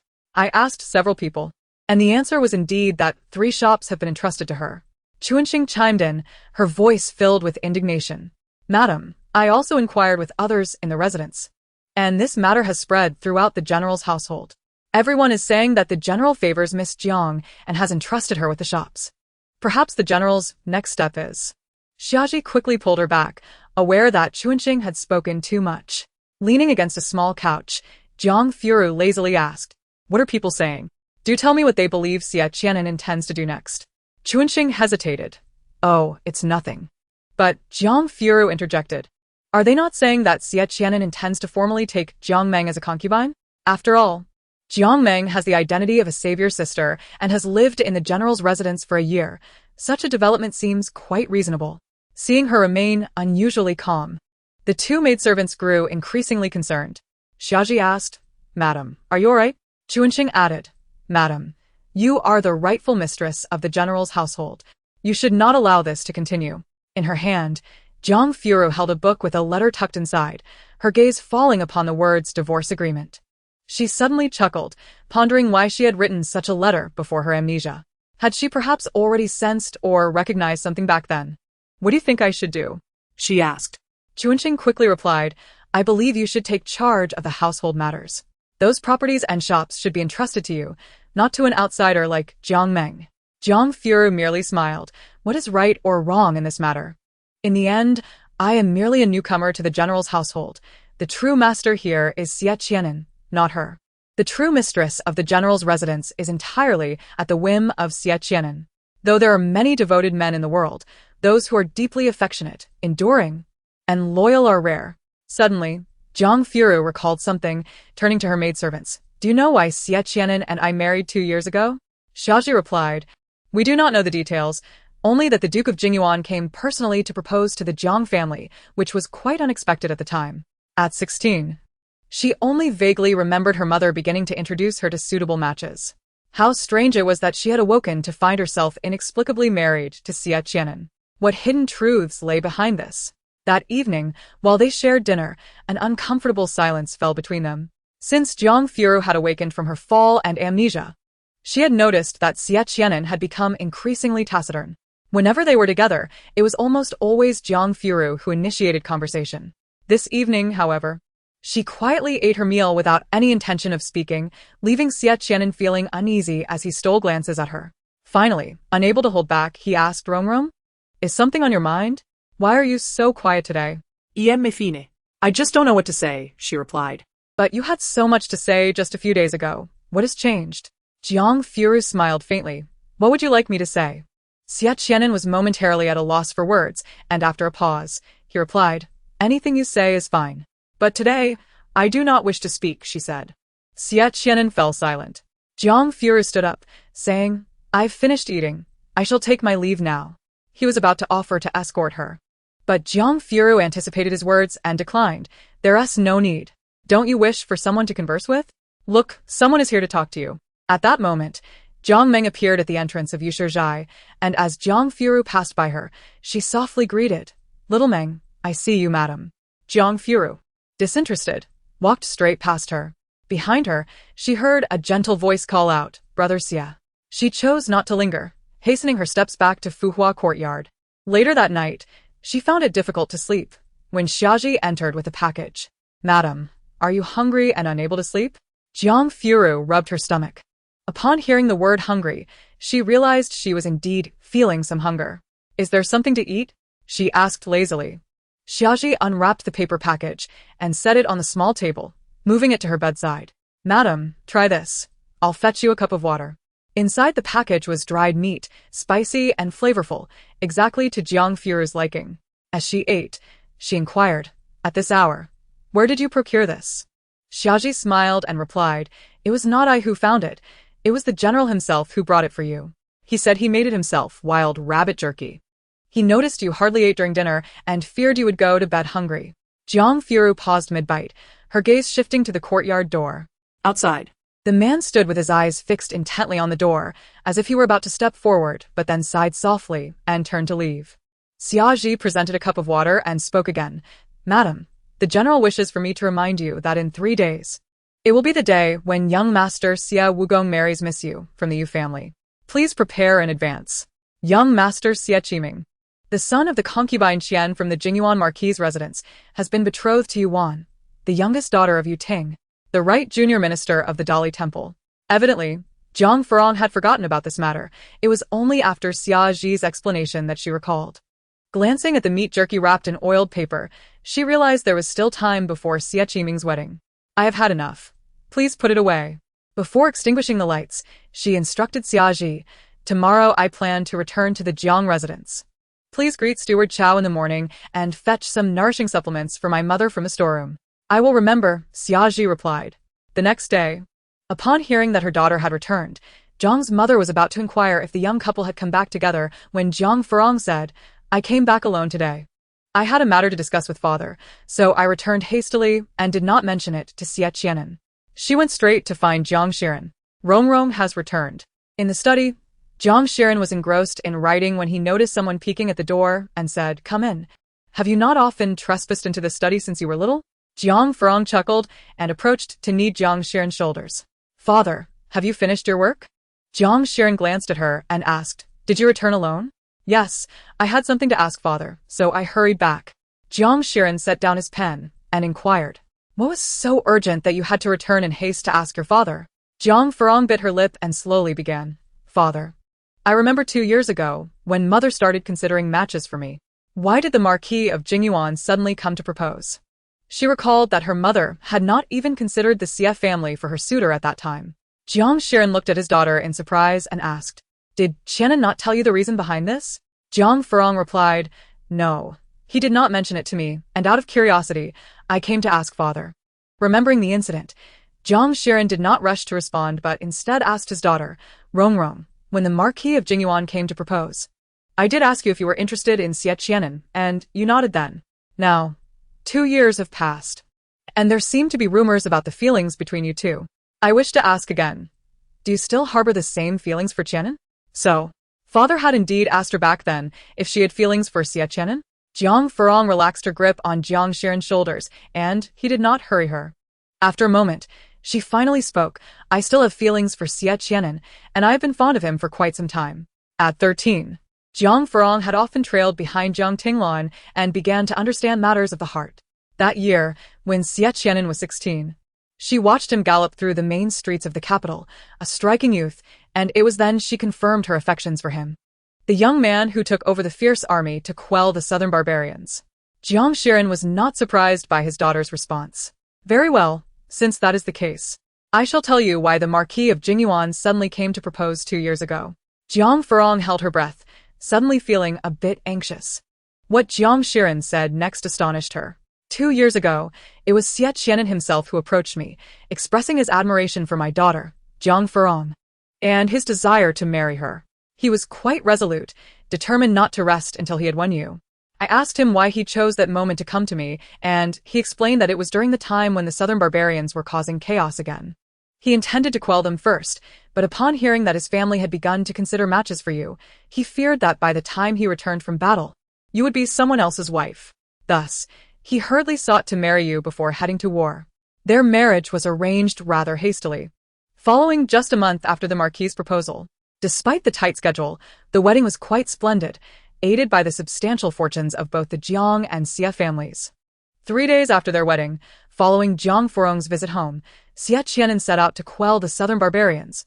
Having already delayed his military campaign by half a month for the sake of their marriage, he traveled day and night to catch up with his army.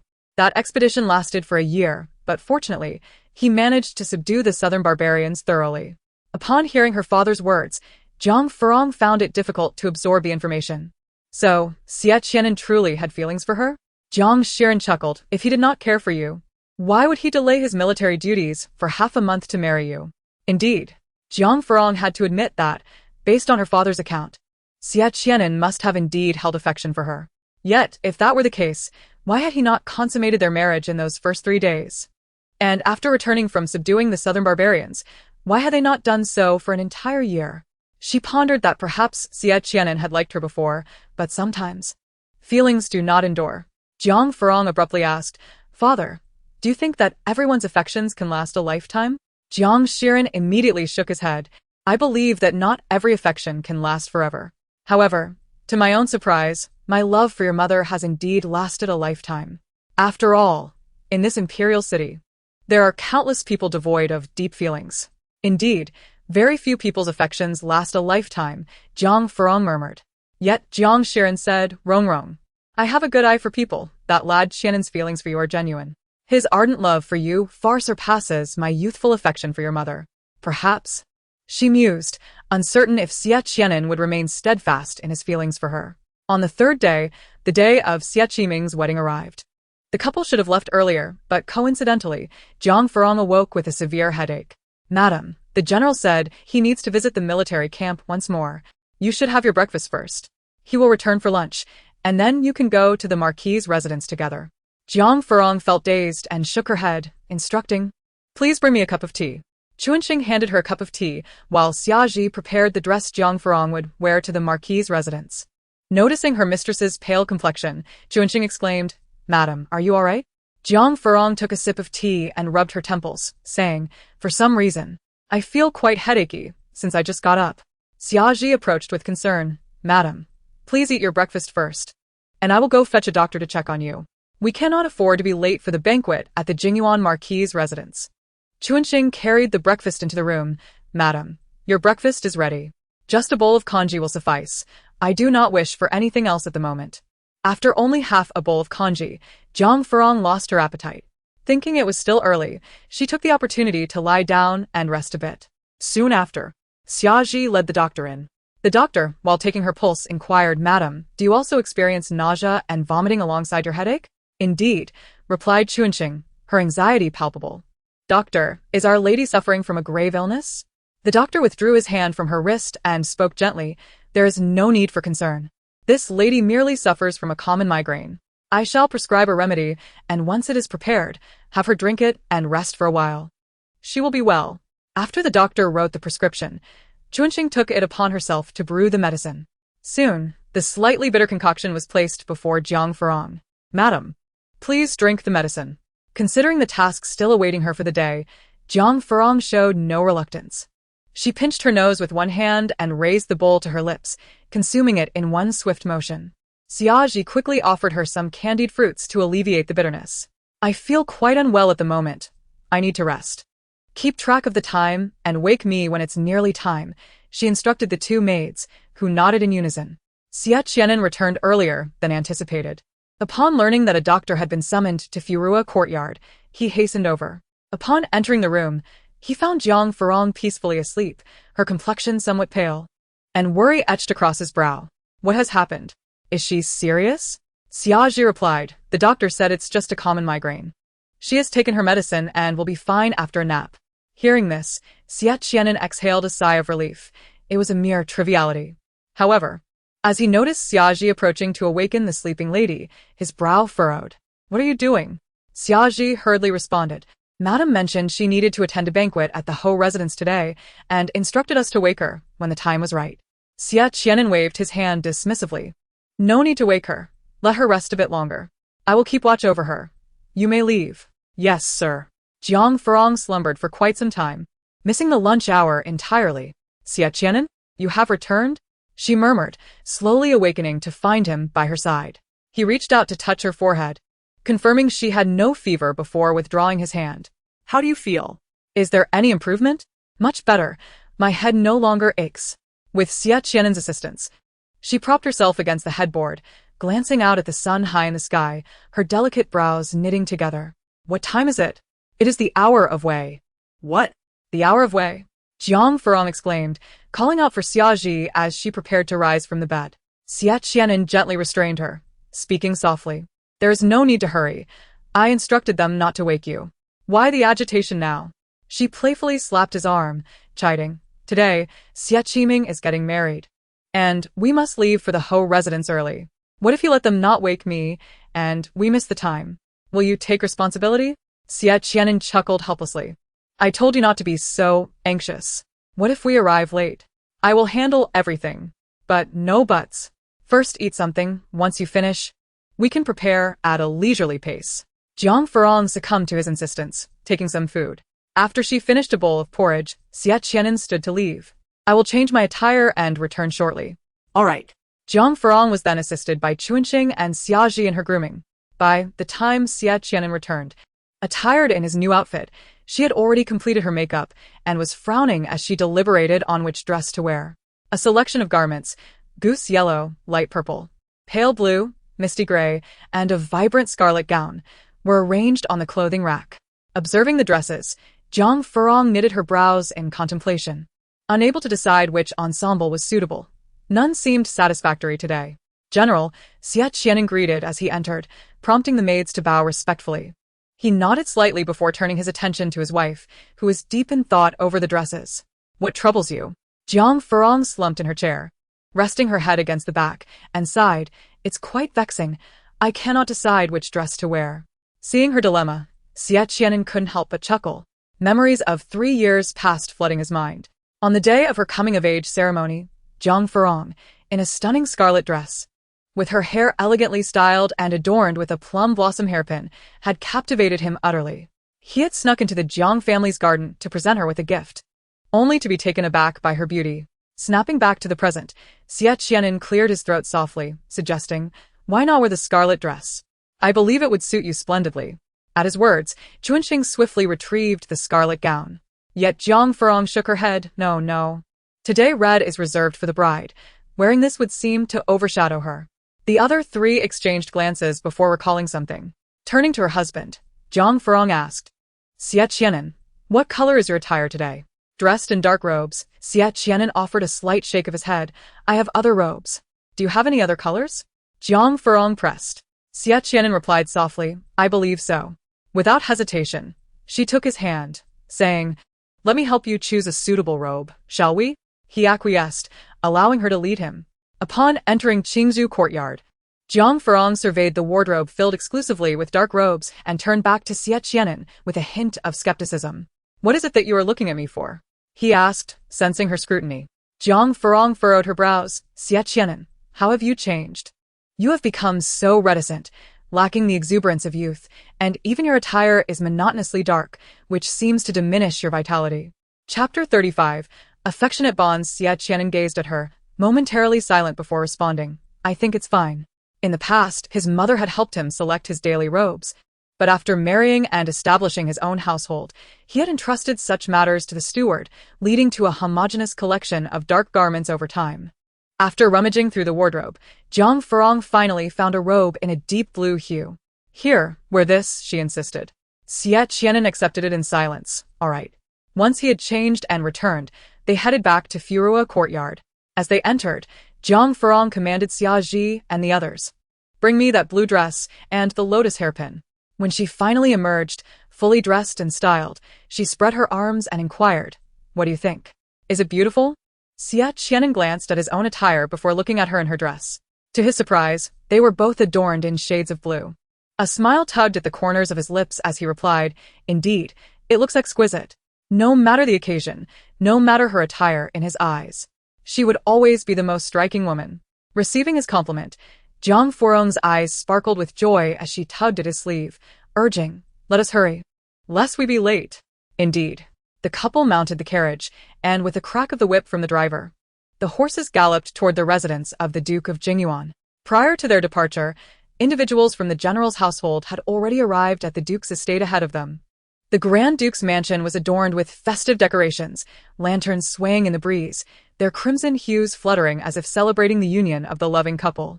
Guests flocked in, presenting their prepared gifts, and upon encountering colleagues or acquaintances, they cheerfully made their way to the banquet hall. The atmosphere was lively and elegant. Although Xie Qiming was the illegitimate son of Xie Chong, the wedding was executed with great fanfare. Xie Chong understood that he could not afford to be negligent. His son, marrying the legitimate daughter of the right Minister of Justice, required a ceremony befitting their status, lest Yu Tingji come with a blade to chastise him. Alas, there was little he could do. After all, the two young souls had found their match. He had always been indulgent towards lovers. What did status matter? He could overlook it.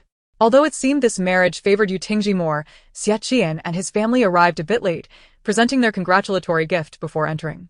Upon stepping inside, Xie Qi'an was promptly called away by an acquaintance. Our General Zhao Yuan has only just arrived?" Indeed, arriving so late warranted a few cups of punishment. "Come, let us drink a few cups first." Xie Qi'an glanced at his wife beside him, her lips pressed tightly together, but Jiang Furong spoke first, smiling. "Since you have colleagues inviting you, go ahead. I shall make my way to the ladies' section." The man responded softly, "All right," but turned back to remind his young wife. If anyone invites you to drink today, do not indulge excessively, especially after seeing the doctor before we left. Jiang Furong nodded. I understand, you go. Meanwhile, Xie Qi'an had already been pulled away. After joining the military, Xie Qi'an had become part of the Linfeng army and now served as a lieutenant in its vanguard. Not long ago, Xie Qi'an had selected Xie Qi'an for the vanguard, and he had quickly risen through the ranks, facing skepticism along the way. Many had whispered that Xie Qi'an had opened doors for his younger brother. Fortunately, Xie Qi'an proved himself through his capabilities, dispelling rumors that his position was due solely to his elder brother's influence. The very individuals who had once doubted him were now among those urging him to drink. With the groom yet to return from fetching his bride, several prominent figures in the Linfeng army had already emptied the drinks prepared at the table. Wintelin, slightly intoxicated, remarked, Lieutenant Xie is truly fortunate. Just coming of age, he marries a beautiful maiden. Unlike us lonely souls, who knows when we might embrace beauty? Others chimed in agreement. Indeed. One cannot help but envy him. Furthermore, I hear Miss Yuan from the Yu family is not only beautiful, but also a gentle soul. Lieutenant Xie, usually boisterous, surprisingly favors such a type. Xie Qi'an sat silently, sipping his drink, yet his thoughts inevitably wandered to his younger brother. It was said that Xie Qi'an and Miss Yuan shared a profound connection, having fallen for each other at first sight. What a rare fate it was to find mutual affection. Yet, he remained puzzled. What feelings did his own young wife, whom he had hurriedly wed and cherished for years, truly harbor for him? On the other side, Jiang Furong had just arrived among the ladies, greeted by a few familiar friends. As they conversed, one person rushed past, colliding heavily with Jiang Furong. Before she could utter a word, the person spoke first, clearly displeased. Who is the blind fool obstructing the way? The irritable voice belonged to Jiang Furong's sister-in-law, the proud and formidable Xie Qi'an. Upon recognizing Jiang Furong, her displeasure intensified. Jiang Furong? Do you not realize what day it is? How dare you arrive so late? With the wedding of Xie Qi'an imminent, her sister-in-law's tardiness seemed to show a lack of regard for the Xie family. Xie Qi'an's haughty demeanor was notorious among the elite ladies of the capital, and her accusatory tone silenced the nearby young women. Jiang Furong furrowed her brow. Her sister-in-law was exceedingly unlikable. Clearly aware that this was a gathering of highborn ladies, her arrogance was unbecoming. Xie Qi'an continued, Qi'an has important duties. He cannot manage everything. It is your role as his wife to alleviate his burdens. Otherwise, what use are you? Today was her younger brother's wedding, and arriving so late was simply unacceptable.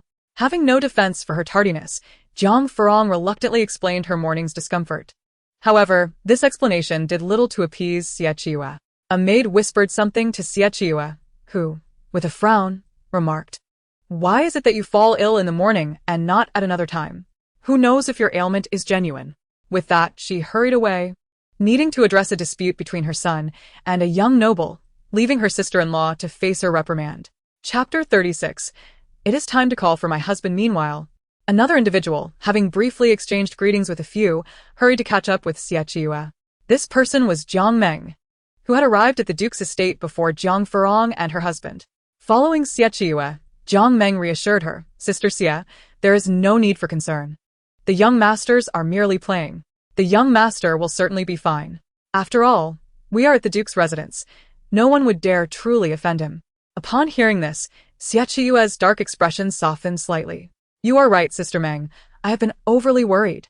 Although my June is a bit mischievous, his status ensures that no ordinary person would dare to offend him. Their conversation revealed that their primary concern lay with Xiao Jun's well-being, without consideration for the actual reason behind the children's quarrel or who is truly at fault. A cacophony of drums and gongs announced the arrival of the groom. Xie Qi'an, clad in splendid red attire, sat proudly atop a majestic steed, his youthful face beaming with joy as he glanced back at the flower carriage.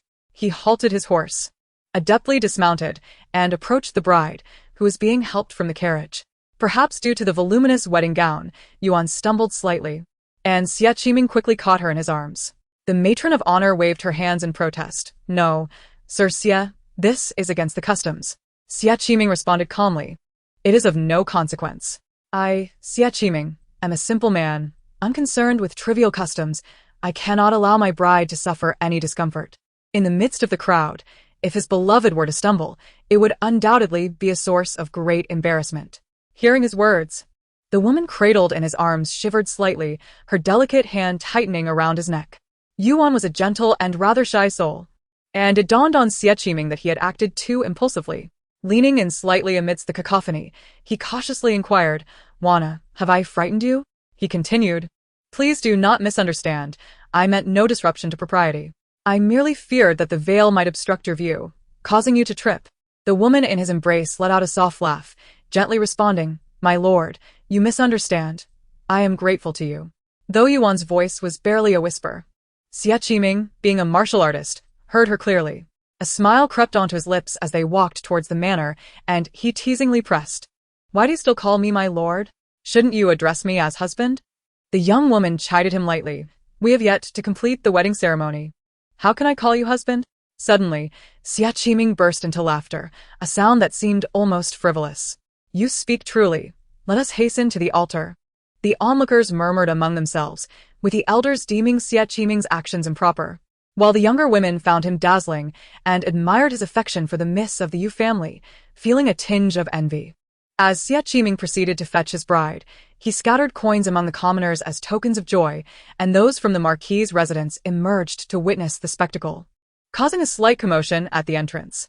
Jiang Furong stood towards the back, on tiptoe to observe Xie Qi'an's tender care of the bride. She murmured softly, "Who would have thought that Xie Qi'an could be so gentle?" In her memory, he often trailed behind Xie Qi'an, displaying a more impetuous nature than his elder brother. Today, witnessing his tenderness and caution was indeed a rarity. As the newlyweds approached the manor, the crowd parted, and Jiang Furong, engrossed in watching the couple, was suddenly tripped. Before she could stumble, a strong arm encircled her slender waist, swiftly steadying her. Pressing against the broad chest of the man behind her, she turned her head slightly upwards, about to speak, only to be jostled by someone nearby. Her soft lips brushed against his chin, and both froze in surprise. Just as Jiang Furong was about to push away, the hand around her waist tightened, pulling her back again, and once more her lips met his chin. Her face flushed instantly. Had they truly just kissed in such an unexpected manner, under the gaze of so many? Fortunately, the crowd's attention was focused on the newlyweds, and for the moment, no one noticed them. Meeting Jiang Furong's bewildered gaze, Xie Qi'an loosened his grip around her waist, his eyes wandering. He cleared his throat and feigned nonchalance, saying, "Someone almost bumped into you just now." Jiang Furong frowned slightly, expressing her skepticism. Xie Qi'an avoided her gaze, turning her body to face forward, his robust frame shielding her. "Did you not wish to see? Look now." Her attention quickly returned to the newlyweds, and she sighed to those behind her. "I never imagined Xie Qi'an could exhibit such gentleness." Xie Qi'an replied with a low hum, "I hear he is quite smitten with the Miss of the Yu family. It is only natural for him to change in the presence of someone he loves." As Jiang Furong observed the affectionate couple, Xie Qi'an's gaze fell upon his wife, lost in thought amid the surrounding clamor, his mind drifting back to their own wedding day 2 years prior. On that day, he too had carried his bride into the manor, amidst murmurs of impropriety from the onlookers, yet he paid them no mind. His heart swelled with tenderness when he recalled her tearful complaints about her stomach ache. Had time allowed, he would never have rushed into marriage, nor would he have subjected her to such discomfort. As Jiang Furong marveled at Xie Qi'an's actions, Xie Qi'an pondered whether she too was reminiscing about their wedding day. The newlyweds soon entered the hall, and the guests flocked towards it. Xie Qi'an remarked, "Let us go.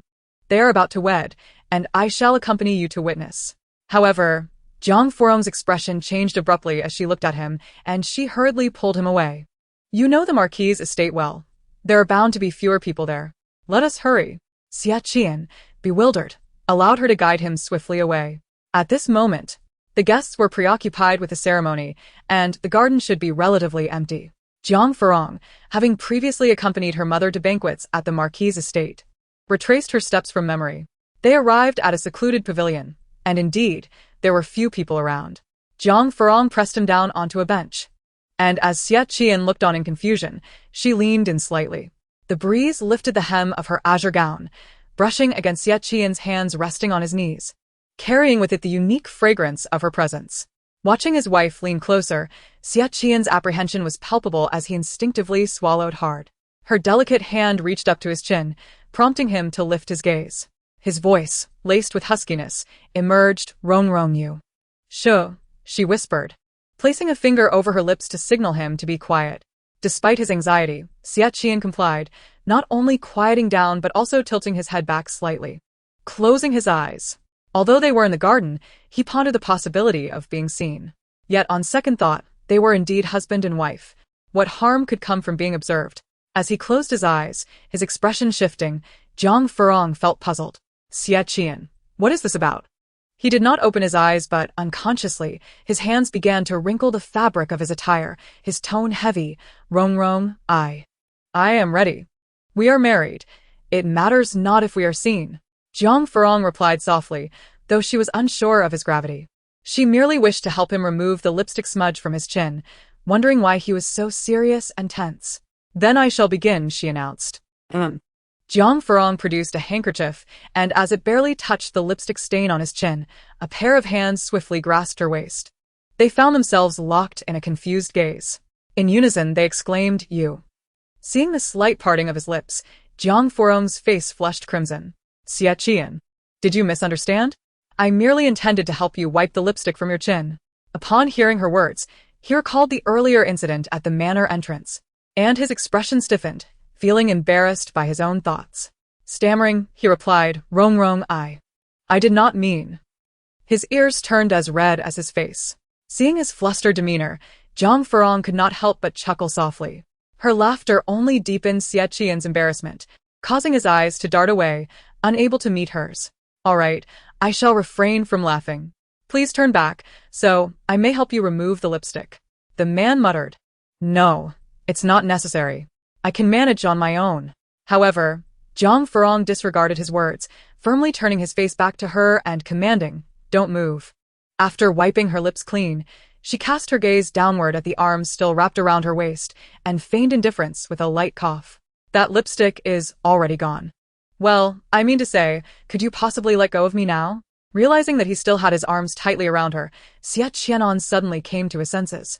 Retracting his arms with a start, his gaze flitting as he stammered an apology. I'm sorry, I forgot for a moment. Jiang Furong replied, It's quite all right. But Xie Qi'an, you are rather.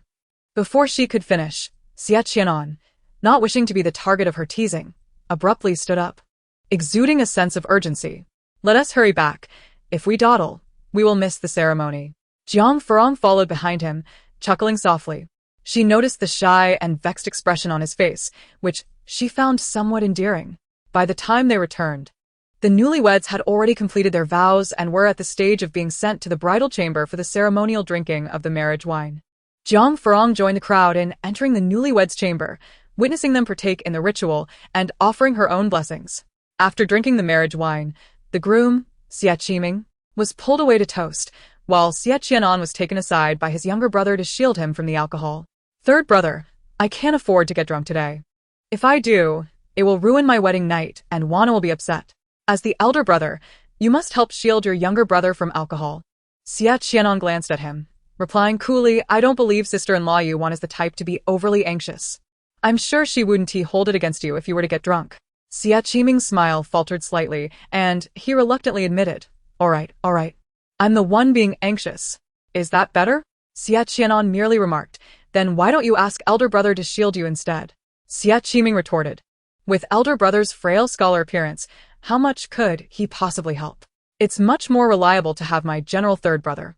Xie Qi'an, unlike his brothers, had chosen the path of a civil servant, making him less capable of holding his liquor compared to a military man.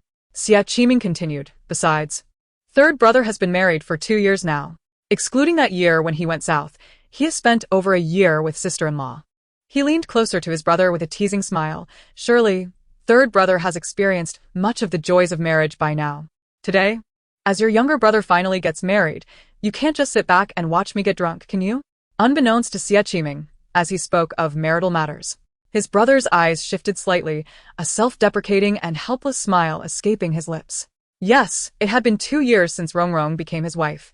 Yet he had not even shared a kiss with her since those first 3 days after their marriage.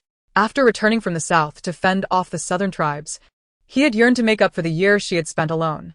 But upon his return, everything was not as he had envisioned.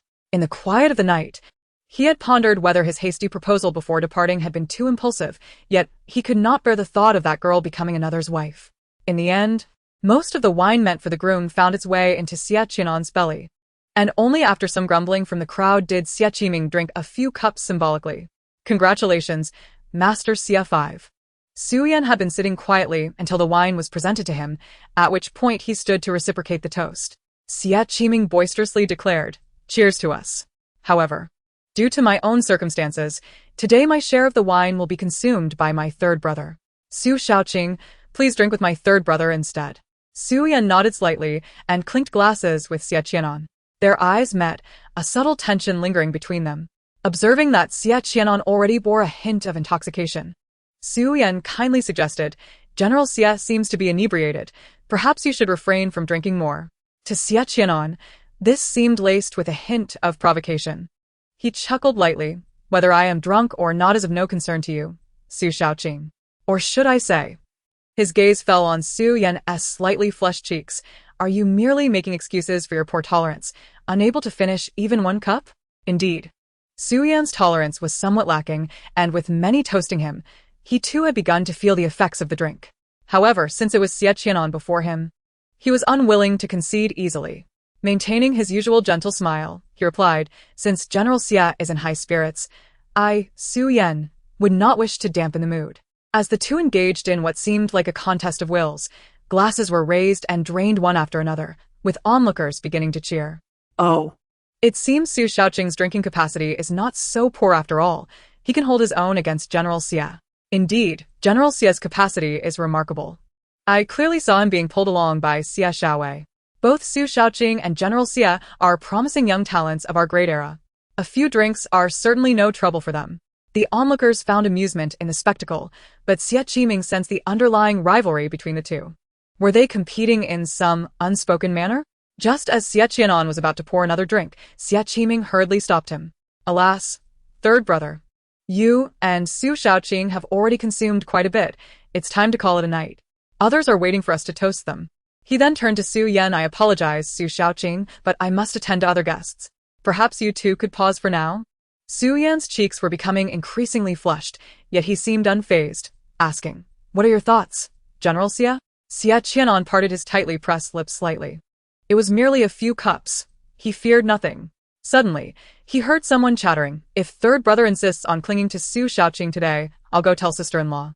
Mentioning his wife immediately diffused the competitive spirit that had surged within him. He replied calmly, "Let us leave it at this for today. Should there be another opportunity in the future, I would be glad to drink with Su Shaoqing again." Su Yan nodded in agreement. The Xie brothers continued to toast to the other guests. Meanwhile, at the ladies' table, Jiang Furong was engaged in conversation with Lady Jiang and Jiang Tinglan.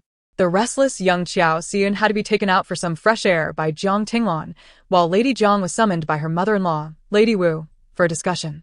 Lady Wu was Xie Qi'an's mother, and when they arrived at the, Xie Qi'an had already brought Jiang Furong to greet her.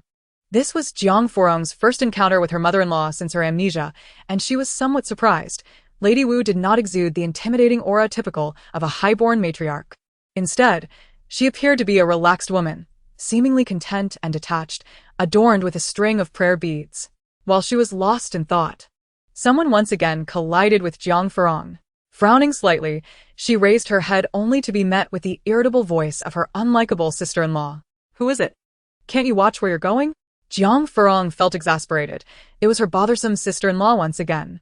To her surprise, her expression only served to infuriate Xie Qi'an further. "Jiang Furong? Why is it always you blocking my way? Are you determined to oppose me?" Jiang Furong looked at her in disbelief, responding, "I'm just standing here. Clearly you ran into me. Why are you blaming me?" Seeing her retort, Xie Qi'an's irritation grew, especially with her son whimpering beside her. "You, Jiang Furong, do you not understand the concept of respect for one's elders? I am your elder sister-in-law. How dare you speak to me like that? You have no manners whatsoever." Jiang Furong's brows furrowed tighter. "What is wrong with my words? How have I offended you, elder sister?" Xie Qi'an is utterly perplexing, constantly seeking trouble with her. Once again, Xie Qi'an angrily rebuked, "Are you unaware of your mistakes? What about your upbringing?" Jiang Furong, weary of engaging further, merely glanced at the small boy beside them who was crying and said, "Sister, Perhaps it's best to set your words aside for now. The young master is injured. We should attend to his wounds first. At the mere mention of the incident, Xie Qi'an's anger only intensified. This was primarily because the usually domineering and spoiled Lady Xiao had faced humiliation before the old Duchess of Jing today.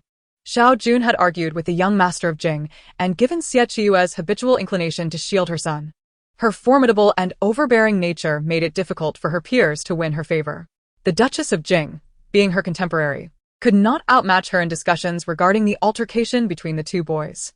Yet, the old Duchess, fiercely protective of her daughter-in-law, was no pushover.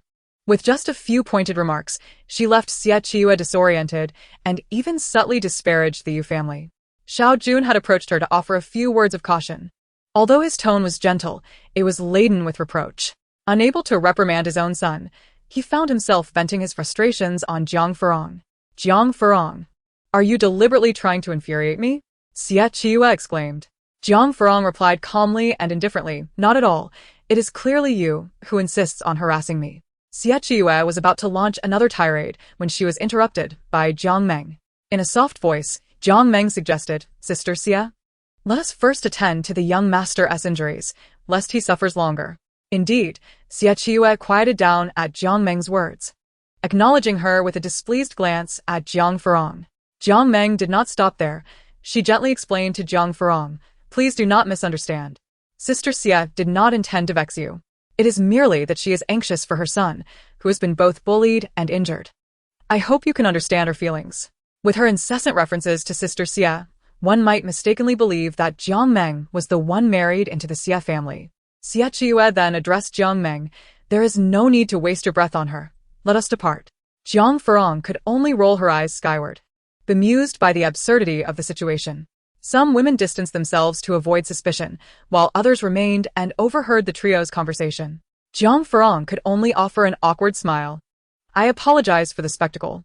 One woman then inquired, is that the girl whom General Xie brought back when he returned from the south and allowed to reside in the general's residence? The expressions of several onlookers varied. Jiang Furong did not hide the truth and nodded. The woman took her seat beside Jiang Furong, her tone earnest. Madam Xie, you are still young and inexperienced. As someone who has been through it, I wish to offer you some advice. Jiang Furong smiled and replied, please go ahead. The woman's demeanor shifted to one of seriousness. That girl is clearly no innocent. She is undoubtedly a cunning seductress. Your husband, General Xie, is still young and impetuous. You must keep a watchful eye. Jiang Furong furrowed her brows but nodded in acknowledgement. Thank you for the warning. I will be vigilant. She then added, but I am afraid I do not recall your name. The woman smiled and replied, my husband is Ji He, serving in the Deziyuan. As night fell, the once lively residence of the Marquis gradually descended into tranquility. Guests who had come for the feast began to depart. Jiang's parents and Jiang Tinglan, along with their spouses, left together. Jiang's mother asked Rongrong, are you staying over at the Marquis residence tonight? Where is Qianan? Why is he not with you? Jiang's father frowned slightly. Tonight, young Master Xie has kept Qianan occupied with drinking. He is likely intoxicated. It would be wise for him to rest at the Marquis residence. Jiang Furong replied, father, mother, and second sister, brother-in-law, you all should return first. I will go to find him shortly. Just as she was about to assist Jiang's mother into the carriage, a servant hurriedly emerged from the Marquis residence. Madam Xie, there has been an incident involving General Xie. Jiang Furong asked, what has happened to General Xie? The servant hesitated. It would be best for you to see for yourself. Chapter 39. Absurdity in the same chamber. Jiang's parents, who were about to leave, could not ignore the urgency of the situation and followed their daughter back into the Marquis residence. Jiang Tinglan and her husband, having a daughter with them, departed earlier. Led by the household servants, the three made their way to the western courtyard. With each step, Jiang Furong felt an inexplicable sense of unease. The western courtyard was where Qianan had previously resided in the Marquis household. She inquired of the servant leading them, who was a maidservant of her mother-in-law. You serve my mother, correct? Please tell me what exactly has happened to my husband. The maid's eyes darted, and she stammered before finally saying, I cannot discuss my master's affairs, but I must advise you to prepare yourself. Upon arriving at the western courtyard, Jiang Furong discovered that the ladies of the household had gathered outside the room, and the inebriated Marquis Jingyuan was being supported as he stumbled toward them. Madam, I heard that Qianan has gotten into trouble. What exactly happened? The Marquis wife, Madame Wu, stepped forward to support her husband, chastising the attendant beside Xie Qi'an. How could you disturb the Marquis when he is drunk? The attendant immediately apologized. I merely went to the kitchen to fetch a bowl of sobering soup. And in that brief moment, someone was gossiping in front of the Marquis. He insisted on coming here. Madame Wu waved her hand. Enough, you may leave. Mother, what has happened to Qianan? Why is everyone gathered here? Jiang Furong asked as she approached Madame Wu, causing all eyes to converge upon her. Jiang's mother, equally concerned, inquired, Yes, dear mother-in-law, what has happened to Qianan? Witnessing the in-laws, Madame Wu appeared somewhat uneasy. Dear in-laws, this matter. Jiang Furong grew anxious. What has happened to Qianan?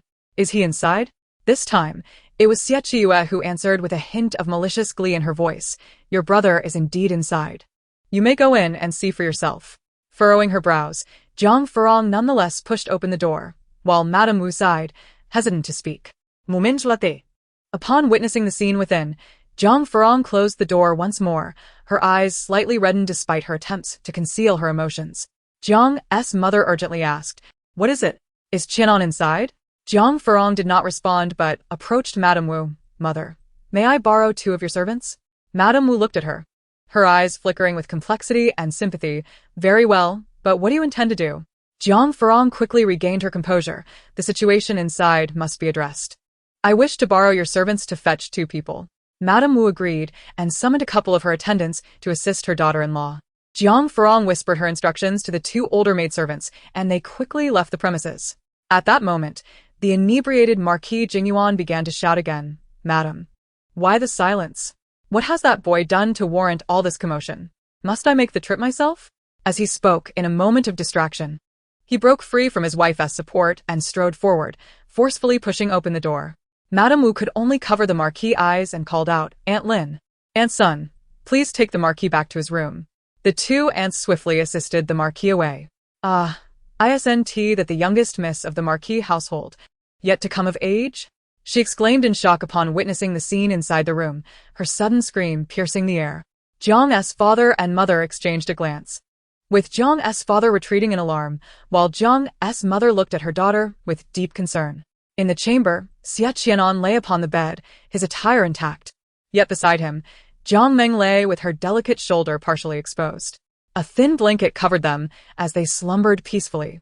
The 2 remaining concubines began to gossip. Isn't that the 3rd young master and Miss Jiang? How did they end up together? The other concubine replied. It seems the general's residence is preparing to welcome a new addition. Wu, their matron, shot a sharp glance at them, silencing their chatter instantly. Jiang Xian was the first to inquire, Mother-in-law, could you please clarify the situation? Wu, feeling quite flustered, admitted, I am equally unaware of the specifics. Jiang's mother gathered her daughter close, whispering, Rong, are you alright? Jiang Furong embraced her mother and shook her head. I am fine. The circumstances remain unclear, and we must ascertain the truth. Beside them, Xie Qi'an expressed her discontent. Jiang Furong, what do you mean? Little sister Meng has lost her purity. Do you intend to obstruct her? Jiang Furong withdrew from her mother's embrace, calmly retorting, What obstruction? Does my sister-in-law not understand? Amidst their discourse, Jiang Meng awoke, letting out a startled scream. Bewildered, she gazed at the assembled company, while Xie Qi'an hurried to adjust her clothing. With tear-filled eyes, Jiang Meng implored, Sister Xie, what is happening? Xie Qi'an glanced at Xie Qi'an beside Jiang Meng and expressed concern. Didn't you say you were going to the purification chamber? How did you end up with Qianan? Jiang Meng hesitantly began. On my way back from the purification chamber, I encountered Brother Xie, who was somewhat inebriated. I thought to assist him to rest. Xie Qi'an pressed further. Little sister Meng, is there something between you and Qianan? Jiang Meng fell silent, her lack of response interpreted by the married women present as tacit admission. Xie Qi'an chastised. How could Xie Qi'an take advantage of you while intoxicated? Rest assured, I shall ensure that scoundrel takes responsibility. Xie Qi'an quietly remarked, but I observed that 3rd brother was indeed drunk. What could he have done? Xie Qi'an shot her a glare. What do you know, little girl? Do you not realize how vital a woman's purity is? The young girl promptly fell silent. At that moment, Jiang Furong approached the bed with an impassive expression and spoke slowly. Miss Jiang. Jiang Meng looked up at her in confusion. Jiang Furong continued. Have you truly lost your purity at the hands of my husband? A woman's chastity is of utmost importance. I advise you not to jest about such matters. Jiang Meng stammered, Madam, I am sorry, but Xie Qi'an patted her shoulder, urging her to remain calm, then turned her ire towards Jiang Furong. Jiang Furong, my dear sister-in-law, how could you be so cruel? Knowing your husband was intoxicated, you did not safeguard him, and now little sister Meng has lost her honor due to her kindness. You should be thinking of helping Qianan welcome her into the household, rather than questioning the victim. Hearing this, Wu reprimanded her daughter. Some matters are better left unspoken. Jiang Qi'an added disapprovingly, Lady of the house, are you not overstepping your bounds? Jiang Furong let out a cold laugh. Does the eldest sister not consider me a victim as well? Xie Qi'an retorted, In what way have you been victimized? Jiang Furong replied, My husband lies with another woman, which deeply saddens me, and yet I am pressured to accept that woman as a concubine for my husband. Am I not a victim in this scenario? Xie Qi'an scoffed.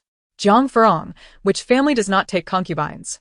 Which family does not wish to extend their lineage? You have been married to Qianan for 2 years with no sign of offspring. He is the heir of the marquisate. To have no heirs is a grave sin. Are you so selfish as to deny him concubines simply to satisfy your own desires, even if it means he remains childless? Wu intended to chide her daughter, but fell silent at the mention of heirs, as her son was now 21 and due for progeny. Jiang's mother attempted to defend her daughter, but was silenced by Jiang Furong. Jiang Furong calmly addressed her elder sister. You are correct. The heir of the marquisate cannot remain without descendants. If Xie Qi'an wishes to take a concubine, I shall not impede him. However, while he lies inebriated, I will not permit anyone to scheme against him. Jiang Meng suddenly looked up at her, tears streaming down her face. Madam, what do you mean? Are you suggesting that I, a mere orphan, would risk my purity to scheme against Brother Xie? Jiang Furong's expression remained impassive. Miss Jiang, why be so agitated? The innocent will remain untainted. I cannot slander you for deeds you have not committed. She leaned down to gently pat Xie Qi'an's face, noting his deep slumber. At that moment, the 2 maidservants Jiang Furong had dispatched returned, accompanied by an elder woman. Jiang's mother inquired, Rong, what is this? Jiang Furong cast a meaningful glance at Jiang Meng and said, I would ask Miss Jiang to rise and cooperate. Jiang Meng felt a pang of anxiety. Madam, what do you intend to do? Jiang Furong smiled. These 2 are midwives skilled in verifying a woman's purity. To ensure there are no oversights, I have summoned them. Jiang Meng's face turned pale at once. Madam, what do you mean? Xie Qi'an interjected. Jiang Furong, what are you planning? Jiang Furong replied, I have stated they are here to verify the girl's condition. They can determine whether Miss Jiang is a maiden. If she has indeed lost her purity due to my husband, it would be easily discernible. I will handle matters for my husband afterward. Conversely, if Miss Jiang's purity remains intact, it will vindicate her and prevent any manipulation of my husband. Is that not splendid? She then turned to Wu, asking Mother, does this seem reasonable? Wu nodded. Rong's considerations are quite thorough. Jiang Furong gestured for the 2 midwives to approach Jiang Meng, saying, Please assist this young lady in verifying her condition. The truth must be revealed without concealment. Jiang Meng's color drained, panic setting in. The act of verification felt like an affront to her dignity. Madam, I was in error, but you cannot humiliate me like this. Xie Qi'an contested. Jiang Furong, this is clearly an insult to little sister Meng. I will not permit them to proceed. Let them leave the marquisate. Wu rebuked. Xie Qi'an, silence yourself. Mother. Jiang Furong, enough. Jiang Meng began to plead with Wu. Madam, please, this cannot be done. If word of this gets out, I shall have no face left. Wu reassured her. Fear not, Miss Jiang. What transpires today shall remain within the marquisate. Jiang's mother reluctantly added, Rest assured, my husband and I will remain discreet. Jiang Furong signaled the 2 midwives, who then escorted Jiang Meng behind the screen. Fear not, it will be swift. We are highly experienced and will not err. Xie Qi'an attempted to intervene but was restrained by Wu's attendants. After a brief wait, the midwives emerged from behind the screen. Jiang's mother was the first to speak. Well, is Miss Jiang pure? One midwife replied, The young lady within is indeed a maiden. At this revelation, Jiang Furong finally exhaled in relief. Wu inquired, Is that true? Another matron replied, I would not dare deceive a noble. That young lady remains untouched. Wu instructed a maid beside her, Take them down to receive their reward. The 2 matrons expressed their gratitude. Thank you, noble. At that moment, Jiang Meng emerged from behind the screen, her eyes glistening with unshed tears. Xie Qi'an stepped forward to support her, a look of confusion in her eyes. Little Meng, since you are still whole, why did you not speak up? Jiang Meng burst into tears. Sister Xie, the truth is, I have no recollection of how I arrived here. Nor do I know if anything transpired between me and Brother Xie, which is why I dared not speak. Jiang Furong, exasperated, remarked, Did you not claim earlier that you assisted the drunken Brother Xie? How is it now you do not know how you came to be here? Jiang Meng began to weep. I did help Brother Xie for a distance, but he was exceedingly intoxicated, and I lost my balance and fell, only to find myself in a brief stupor. Madam, I did not intend any malice towards Brother Xie. I beg for your forgiveness. Jiang Furong replied. The one nearly deceived is not me. Perhaps you should clarify your apologies. Xie Qi'an intervened. Enough. There must be some misunderstanding here. Little Meng is also a victim. Do not speak ill of her. Jiang Furong, perplexed, retorted. What have I spoken of her? At this juncture, Wu spoke up. Very well, since it is a misunderstanding. Let this matter conclude for the night. I shall ensure the truth is uncovered. It is late. We shall discuss everything tomorrow. With the farce at an end, Jiang Furong escorted her parents to the gate, while she chose to stay at the Marquis's residence. Upon returning to her chamber in the western courtyard, she awaited the arrival of a hangover remedy and sat beside the bed with irritation. All he does is drink and sleep, completely oblivious to nearly being taken advantage of. Feeling a surge of frustration, she raised her small fist and struck him several times, ultimately forcing his lips apart to pour 2 bowls of the remedy down his throat. Subsequently, she retired to the small couch outside to sleep. Truly, she could not be bothered with him. The following morning, Xie Qi'an was awakened by Xie Qi'an shaking. Third brother, you truly have a knack for it. While I am in my bridal chamber, you discreetly find yourself in the western courtyard as well? Xie Qi'an opened his bleary eyes, rubbed his heavy head, and then swatted Xie Qi'an's hand away. What nonsense do you speak so early? Assessing the room's layout, he soon realized he had spent the night at the Marquis's estate. Xie Qi'an had not indulged much in drink the night before, and thus his spirits were high. Having returned from practicing martial arts in the courtyard, upon entering, he overheard his aunt recounting the previous day's commotion, prompting him to rush over to the western courtyard. Third brother, I know your heart is devoted to sister-in-law, but I can't help but wonder, did you truly take Jiang Meng's virtue? What do you mean by taking Jiang Meng's virtue? Xie Qi'an, now fully alert, sprang from the bed and seized Xie Qi'an, demanding, What did you say? Xie Qi'an was startled by his brother's fierce expression and hastily relayed what he had heard. The more Xie Qi'an spoke, the more unease settled on Xie Qi'an's face. Engulfed by panic, confusion, and helplessness. How could this be? How could he have shared a bed with Jiang Meng? Does Rongrong know where sister-in-law is? Xie Qi'an replied. She is having breakfast with mother. Xie Qi'an shot him a glare. I will settle the score for the drinks you shielded me from last night. Xie Qi'an felt a jolt of fear. Could it be that his brother was blaming him for last night's debacle? If so, he was as good as doomed. Xie Qi'an hurried to the dining hall where breakfast was being served, his gaze immediately falling on Jiang Furong. Approaching her side, he timidly began, Rongrong, last night. Jiang Furong's expression was somewhat indifferent. You're awake. Let us eat breakfast first. Present at the table were Xie Chong and his wife, Xie Qi'an, Jiang Meng, and the newlywed Yuan and Lin Yinyang. Xie Qi'an trailed in behind. Wu glanced at the 2 young men and said, Let us have breakfast first. We will discuss matters later. Wu then looked at Xie Chong, who promptly understood and said, If your ears are deaf, sit down and eat. The 2 brothers complied and sat down. They both took a sip of porridge and simultaneously glanced at their wives. Remembering last night's events, Yuan felt a flush of warmth. The newly married couple was indeed enveloped in affection. In stark contrast, Xie Qi'an could only anxiously observe his wife's demeanor, while Jiang Furong offered him not even a fleeting glance. Meanwhile, Jiang Meng surreptitiously regarded Xie Qi'an, receiving no acknowledgement in return. The breakfast concluded in silence. Xie Chong shot Xie Qi'an a sharp look. You, boy, your eyes are about to pop out. Hurry, and take your wife away. Xie Qi'an, as if granted a reprieve, promptly whisked away his newlywed wife. Lin Yinyang also arose to take her leave. Wu cast a glance at Xie Qi'an, who grasped Jiang Meng's hand, declaring, I shall not leave. I want to stay with little Meng to prevent her from being bullied. Wu retorted, This matter does not concern you. Xie Qi'an persisted, and Wu exchanged a look with her husband. Xie Qi'an, understanding her signal, spoke sternly, "Return to your Yuang residence at once." "But, father, hurry. Lest I have to escort you myself," Wu insisted. Xie Qi'an stomped her foot in dissatisfaction but reluctantly departed. Xie Qi'an quietly attempted to slip away, but upon failing, he awkwardly smiled. Madam, is there anything you wish to instruct me on?" Wu replied, "Not particularly." "Then I shall take my leave. I must attend to martial arts practice." Wu interrupted him, however. "Matters concerning the children require your involvement." Just as he was about to step out the door, he halted, saying, "You may see to those matters, madam." Wu cast him a lingering gaze, compelling Xie Qi'an to return and sit down. The atmosphere once again grew heavy.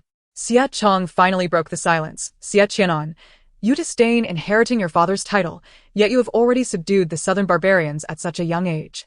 I had thought highly of you. How is it that, in the face of two young ladies, you suddenly become so bashful? If you fancy them, simply take them.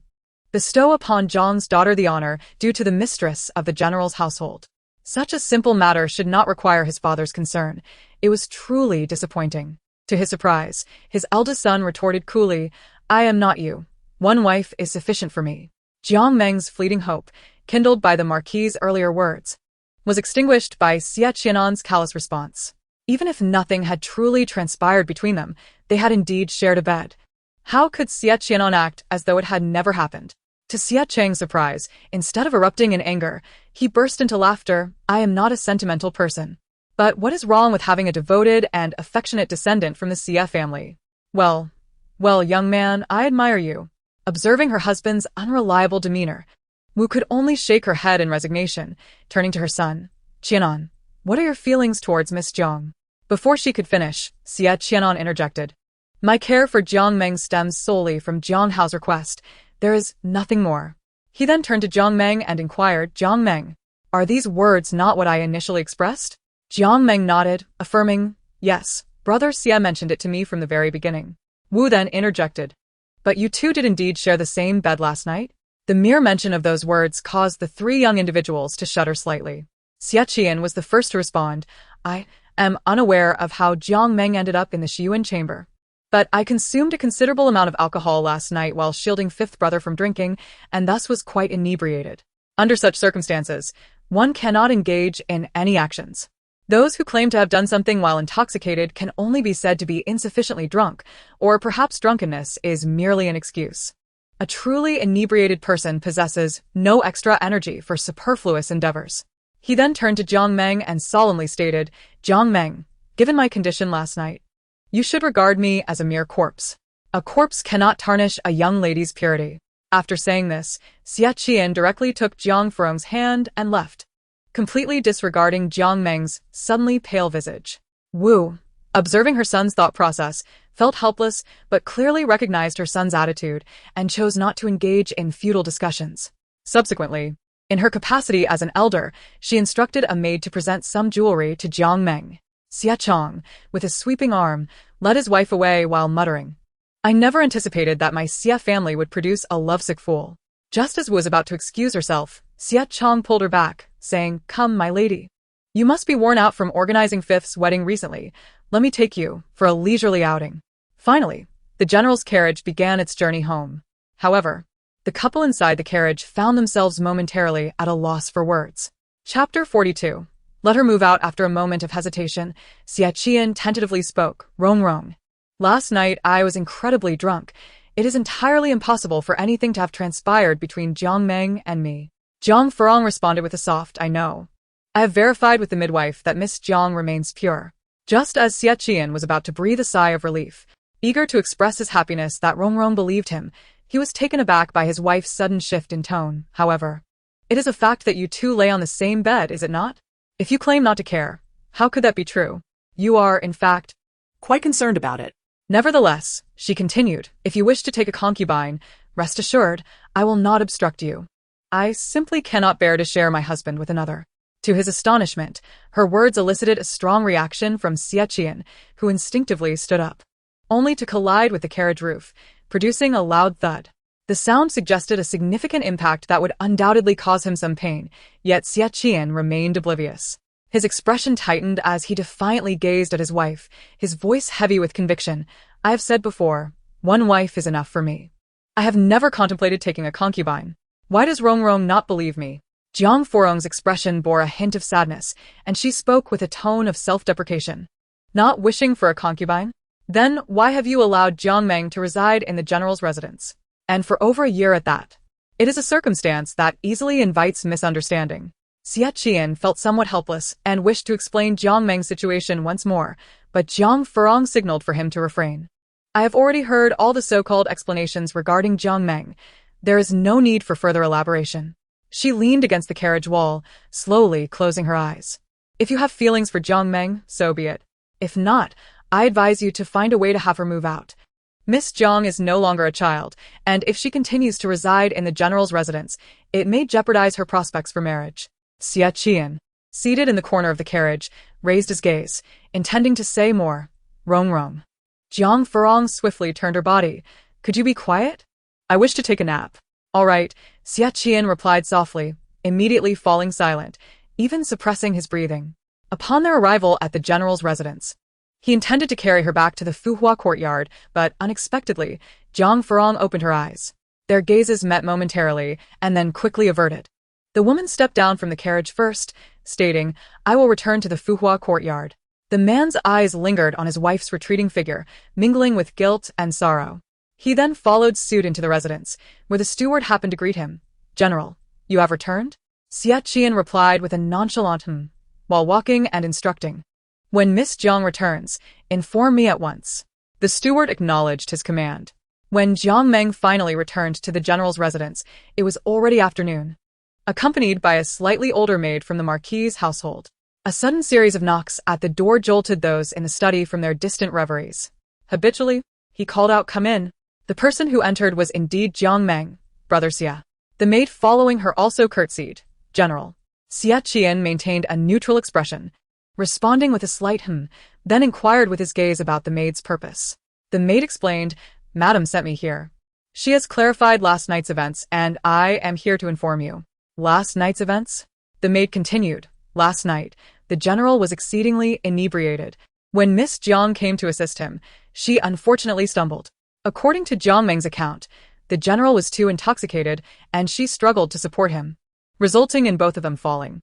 However, Jiang Meng hit her head and lost consciousness. Later, two young servants from the marquis's household passed by the corridor, saw the two collapsed on the ground, and mistakenly carried them back to the Xiyuan chamber, believing Jiang Meng to be the general's wife. After finishing her explanation, the maid added, Madam wishes for me to convey to the general that the servants who erred have already been dealt with. But there are some matters that the general must consider for himself to avoid future regrets. With that, she departed, casting a meaningful glance at Jiang Meng, who chose to feign ignorance. Xie Qi'an lowered his gaze, lost in thought, remaining silent for a considerable time. Jiang Meng gently called out, Brother Xie, what are you pondering? To her surprise, Xie Qi'an's next words drained the color from her face. Jiang Meng, you seem to be nearing the age of 29. Do you have someone you fancy? If so, the general's residence will prepare a dowry for you. Xie Qi'an recalled that Jiang Hao had mentioned his sister's birthday. Noting that Jiang Meng appeared to be the same age as Jiang Furong, both having been born in the first month of the lunar calendar. Jiang Meng's face turned pale, and unease crept into her voice. Brother Xie, what do you mean? Do you think I have overstayed my welcome in the general's residence? Xie Qi'an frowned slightly. Jiang Meng continued, I understand that you and the madam must be displeased due to last night's incident, but I was innocent in this matter. As she spoke, her expression resembled one on the verge of tears. Yet, Xie Qi'an remained oblivious, his brow furrowed as he spoke sternly. Nothing occurred between us last night. Do not utter words that may lead to misunderstandings. Jiang Meng was momentarily taken aback, her voice trembling. What does Brother Xie truly mean? Do you wish for me to move out of the general's residence? The general's residence was substantial, and Jiang Meng had thought that through her brother's connections, she could remain there indefinitely. Yet, this time, Xie Qi'an's attitude had shifted. Indeed.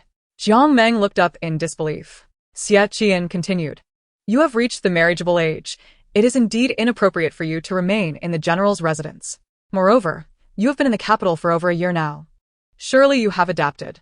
As for the residence, I shall enlist Uncle Chao's assistance in procuring a suitable abode for you.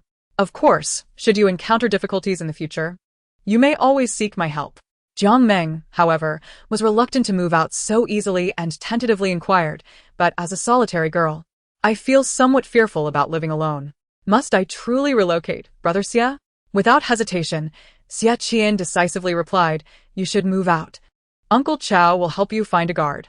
After the experiences at the Ho residence, Xie Qi'an understood that it was indeed inappropriate for Jiang Meng to continue residing in the general's residence. Seeing her resolve, Jiang Meng ceased her struggle and immediately adopted a different demeanor, saying, very well, I shall move out. Nevertheless, this time, she did not wish to burden Brother Xie any further, for her own funds were sufficient for her sustenance. She merely requested Brother Xie to grant her a little more time. Once she found a suitable place, she would vacate. Xie Qi'an fell silent for a moment and finally said, very well, if you still require assistance, do not hesitate to contact Uncle Chao. Jiang Meng acknowledged this, and without lingering, she departed swiftly, though her eyes were filled with a sense of unwillingness and a hint of resentment. Since returning from the banquet at the Ho residence, the relationship between the two masters of the general's residence had remained cold. Xie Qi'an informed his wife, Jiang Furong, about Jiang Meng's impending move, to which she responded with a mere indifferent acknowledgement. Following this, both of them grew increasingly silent. 3 days passed, and then Xie Qi'an arrived with his new bride. Chapter 43. Shall we attend the banquet together? Sister-in-law, I have something to discuss with you. Jiang Furong was entertaining the couple when Xie Qi'an insisted on speaking privately. In the corridor, Jiang Furong halted and asked, what is it? Speak freely. Xie Qi'an's words puzzled her. Sister-in-law, rest assured that on the day of my marriage to Wanner, there is absolutely no possibility of anything occurring between Brother San and Miss Jiang. Jiang Furong remained composed, replying, I am aware. If anything were to happen, the midwife would certainly discover it, wouldn't she? Yet Xie Qi'an shook his head, saying no. Sister-in-law, you do not understand. What is it that I do not understand? You are unaware that, at that time, not only was Brother San completely intoxicated, but even if Jiang Meng wished to take advantage of the situation, she would not have been able to touch the hem of his clothing. Jiang Furong, intrigued, asked, why is that? Xie Qi'an seemed to recall an embarrassing incident, hesitating before pointing to the scar on his forehead. Sister-in-law, have you noticed the scar on my forehead? Jiang Furong nodded. Indeed, there was a long, thin scar on the left side of his forehead.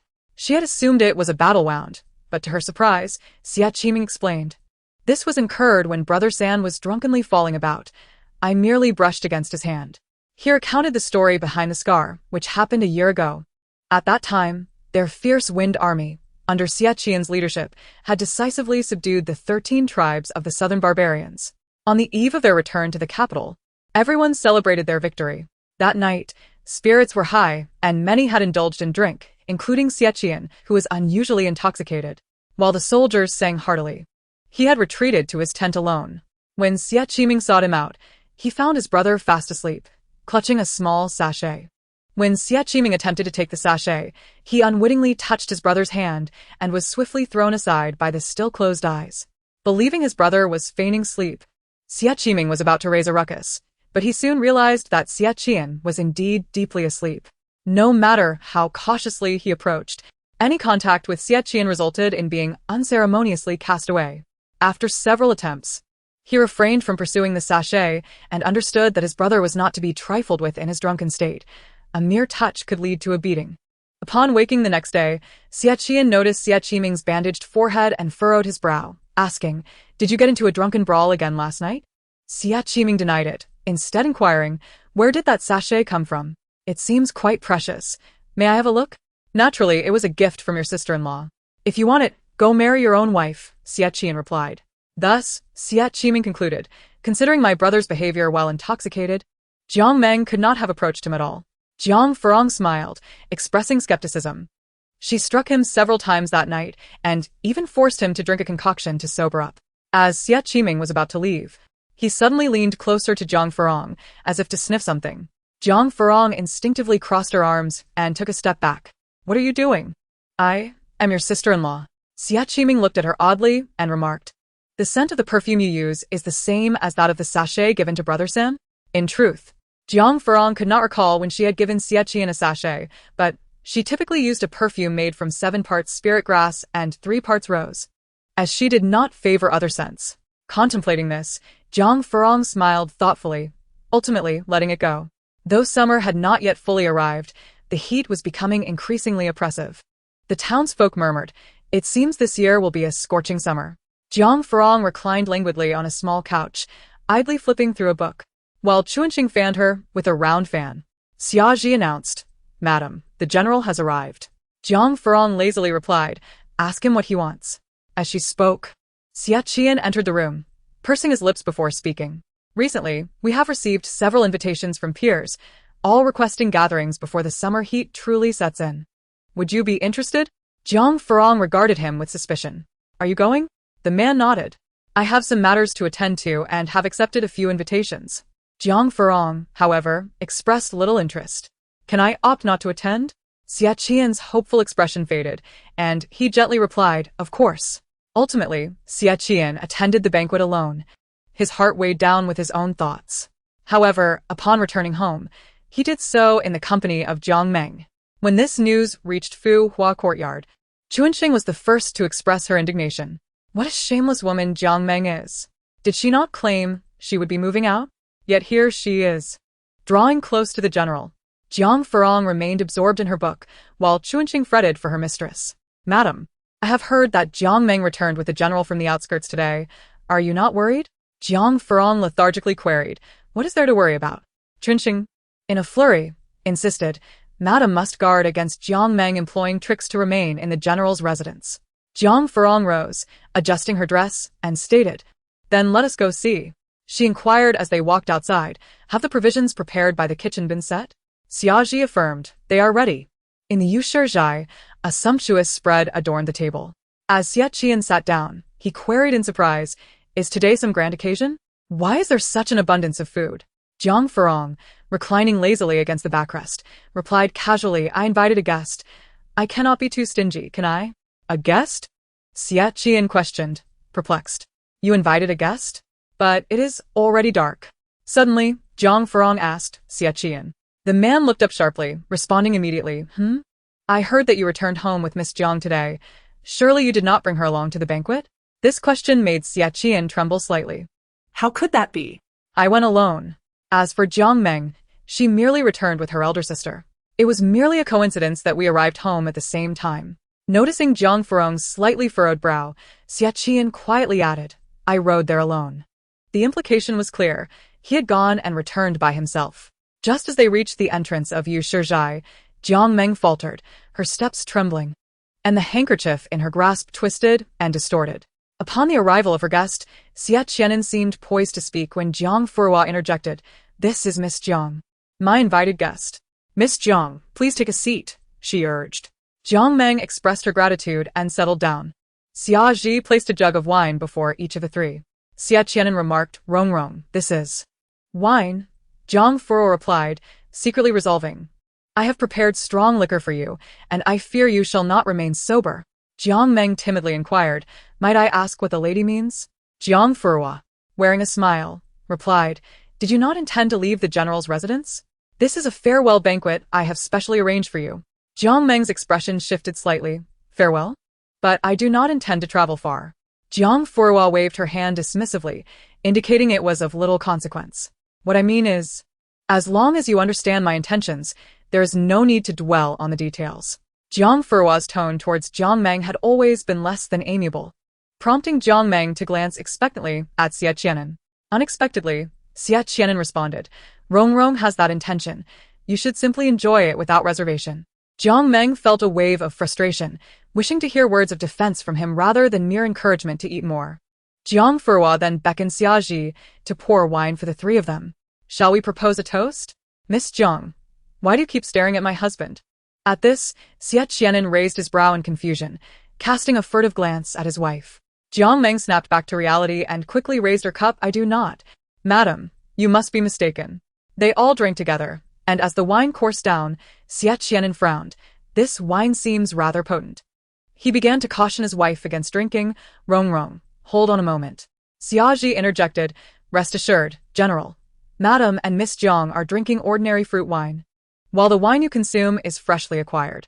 Upon hearing that Jiang Furong was drinking fruit wine, the man's furrowed brow slowly relaxed. However, he soon noticed something amiss. Xie repeatedly refilled his glass, giving him the sensation that she aimed to intoxicate him. Jiang Furong served him several dishes, gently advising, "Do eat some food. Do not drink on an empty stomach." Yet her eyes signaled Xie to continue pouring.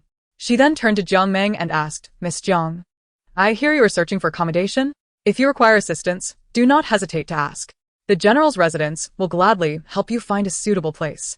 Jiang Meng, though biting her lip in agreement, felt an intense loathing. It was as if Jiang Furong wished for her to vacate immediately.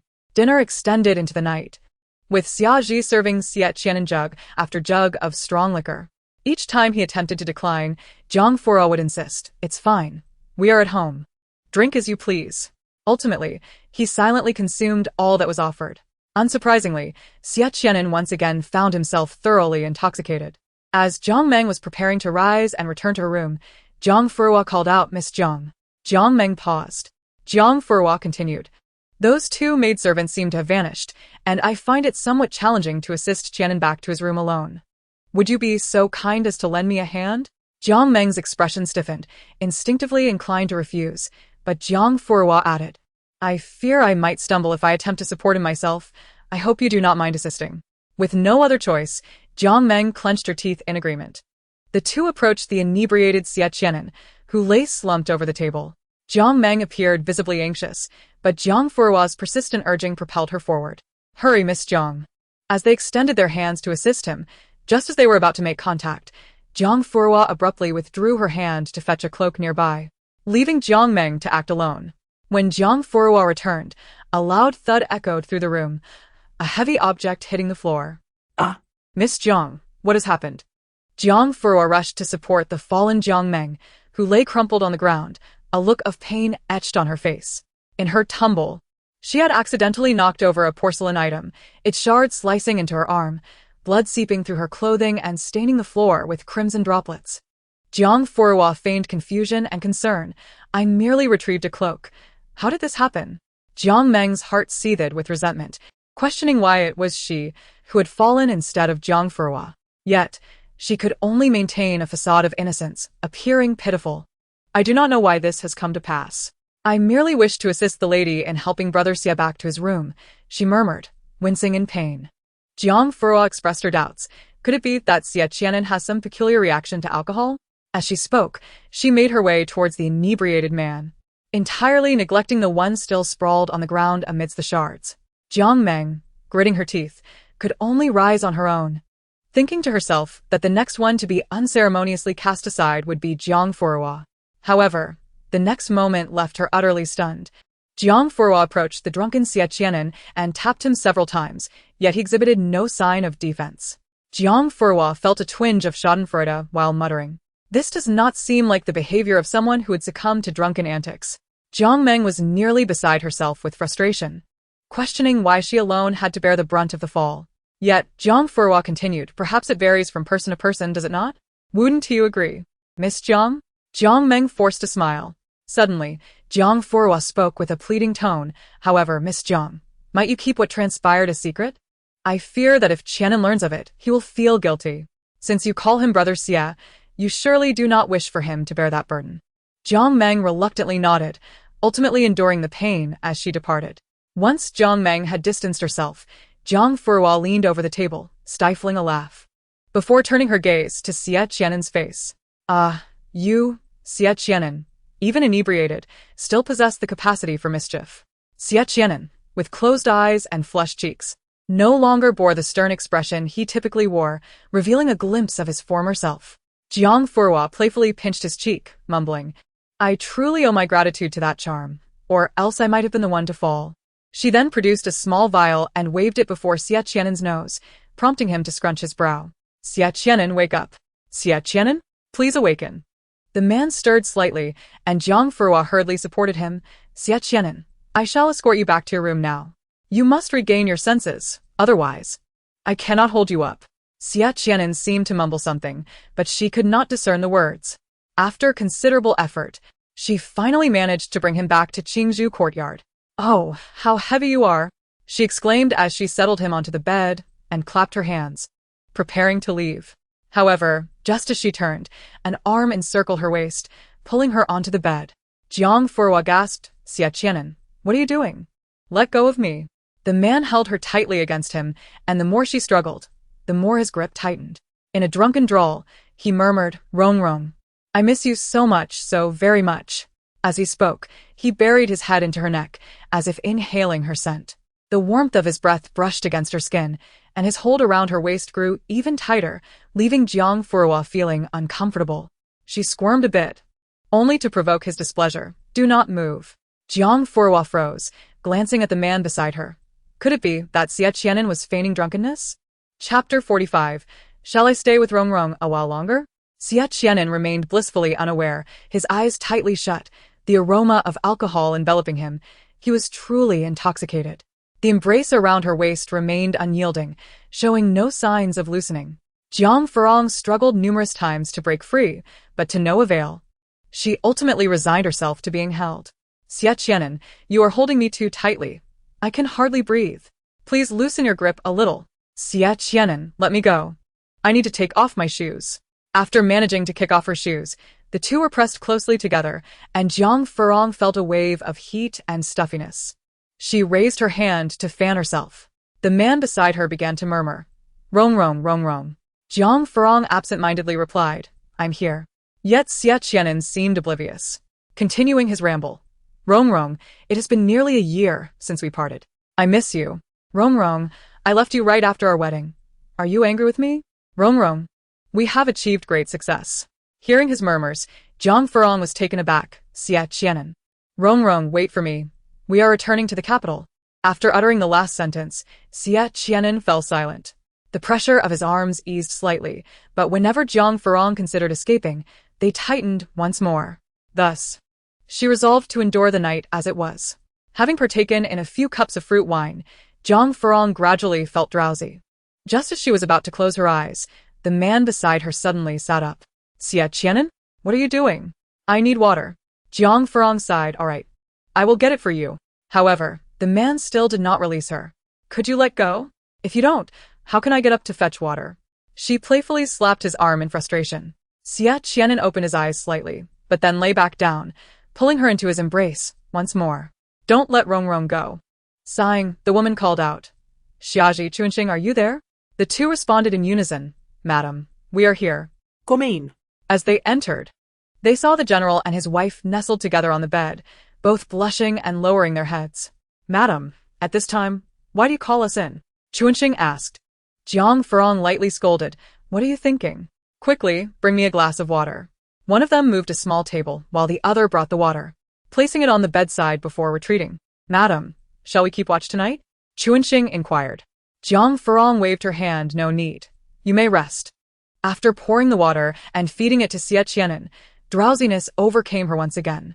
Just as she was about to drift off, the man beside her sat up abruptly once more. Furrowing her brow, she asked, Xie Qi'an, what now? The man groggily replied, to the restroom. This time he did not cling to Jiang Furong, but seeing him sway unsteadily, she decided to accompany him. After helping him back to bed, he stretched his long arm and pulled her close again. Jiang Furong muttered a soft curse before closing her eyes. She was awakened once more by Xie Qi'an sitting up suddenly. Xie Qi'an, are you determined to keep this up all night? With his eyes still closed, he mumbled, I need water. Exhausted, Jiang Furong begrudgingly poured him another glass, unable to resist warning him, if you keep asking for this and that, do you believe I will kick you out of bed? It was uncertain whether the drunken man heard her, but for the remainder of the night, Xie Qi'an was indeed quiet.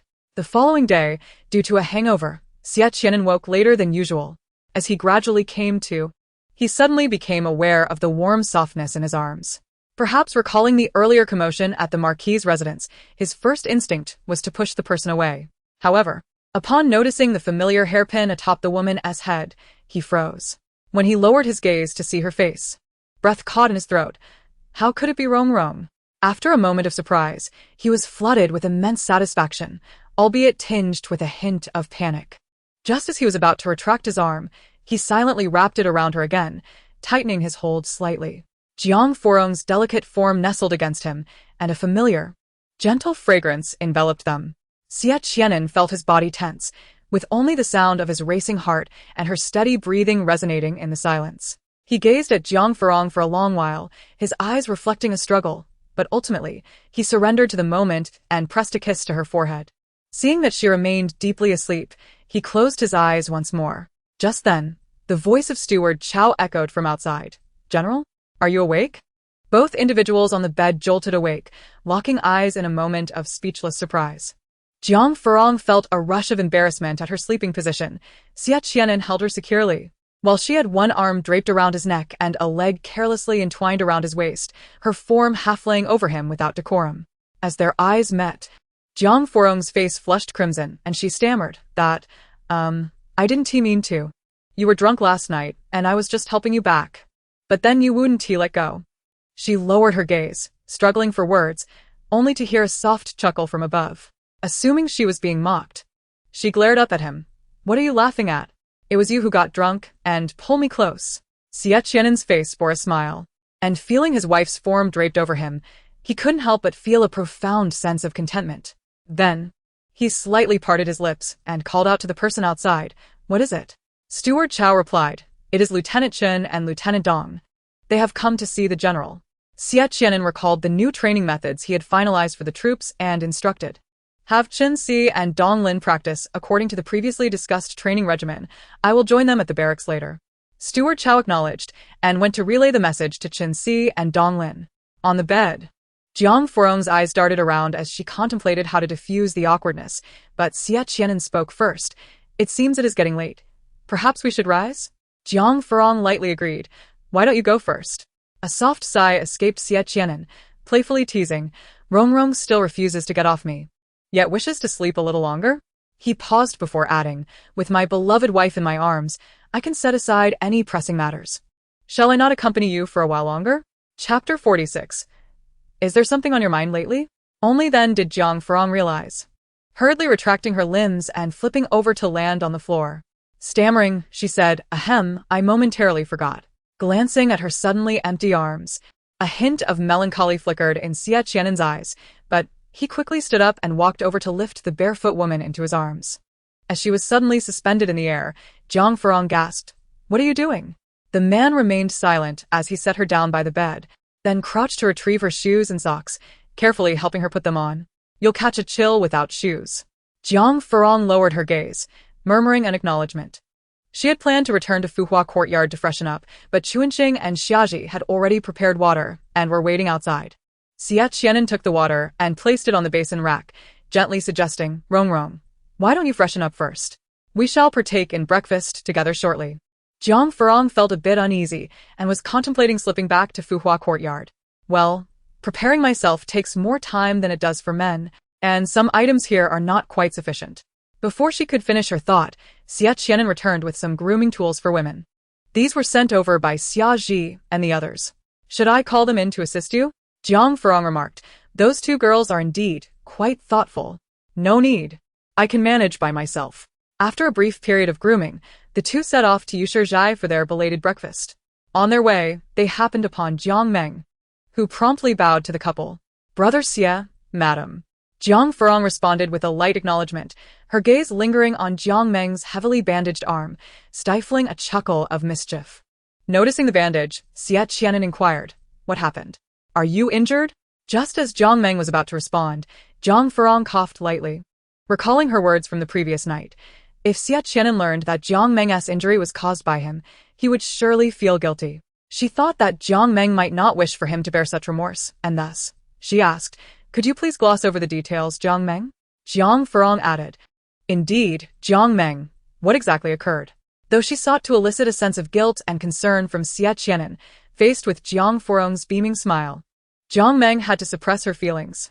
Biting her lip in frustration while maintaining her composure, Jiang Meng replied, "Thank you, Brother Xie and Madam, for your concern. I merely had a minor mishap last night and suffered a slight injury from a broken porcelain." Just as Xie Qi'an was about to speak, Jiang Furong interjected, "Oh, just a minor injury? That shouldn't be serious. Are you heading out? Please, do attend to your matters. We shall take our leave." With that, she pulled Xie Qi'an away. Frustration welled up within Jiang Meng as she watched their retreating figures, her mind filled with confusion. There was something peculiar about Jiang Furong.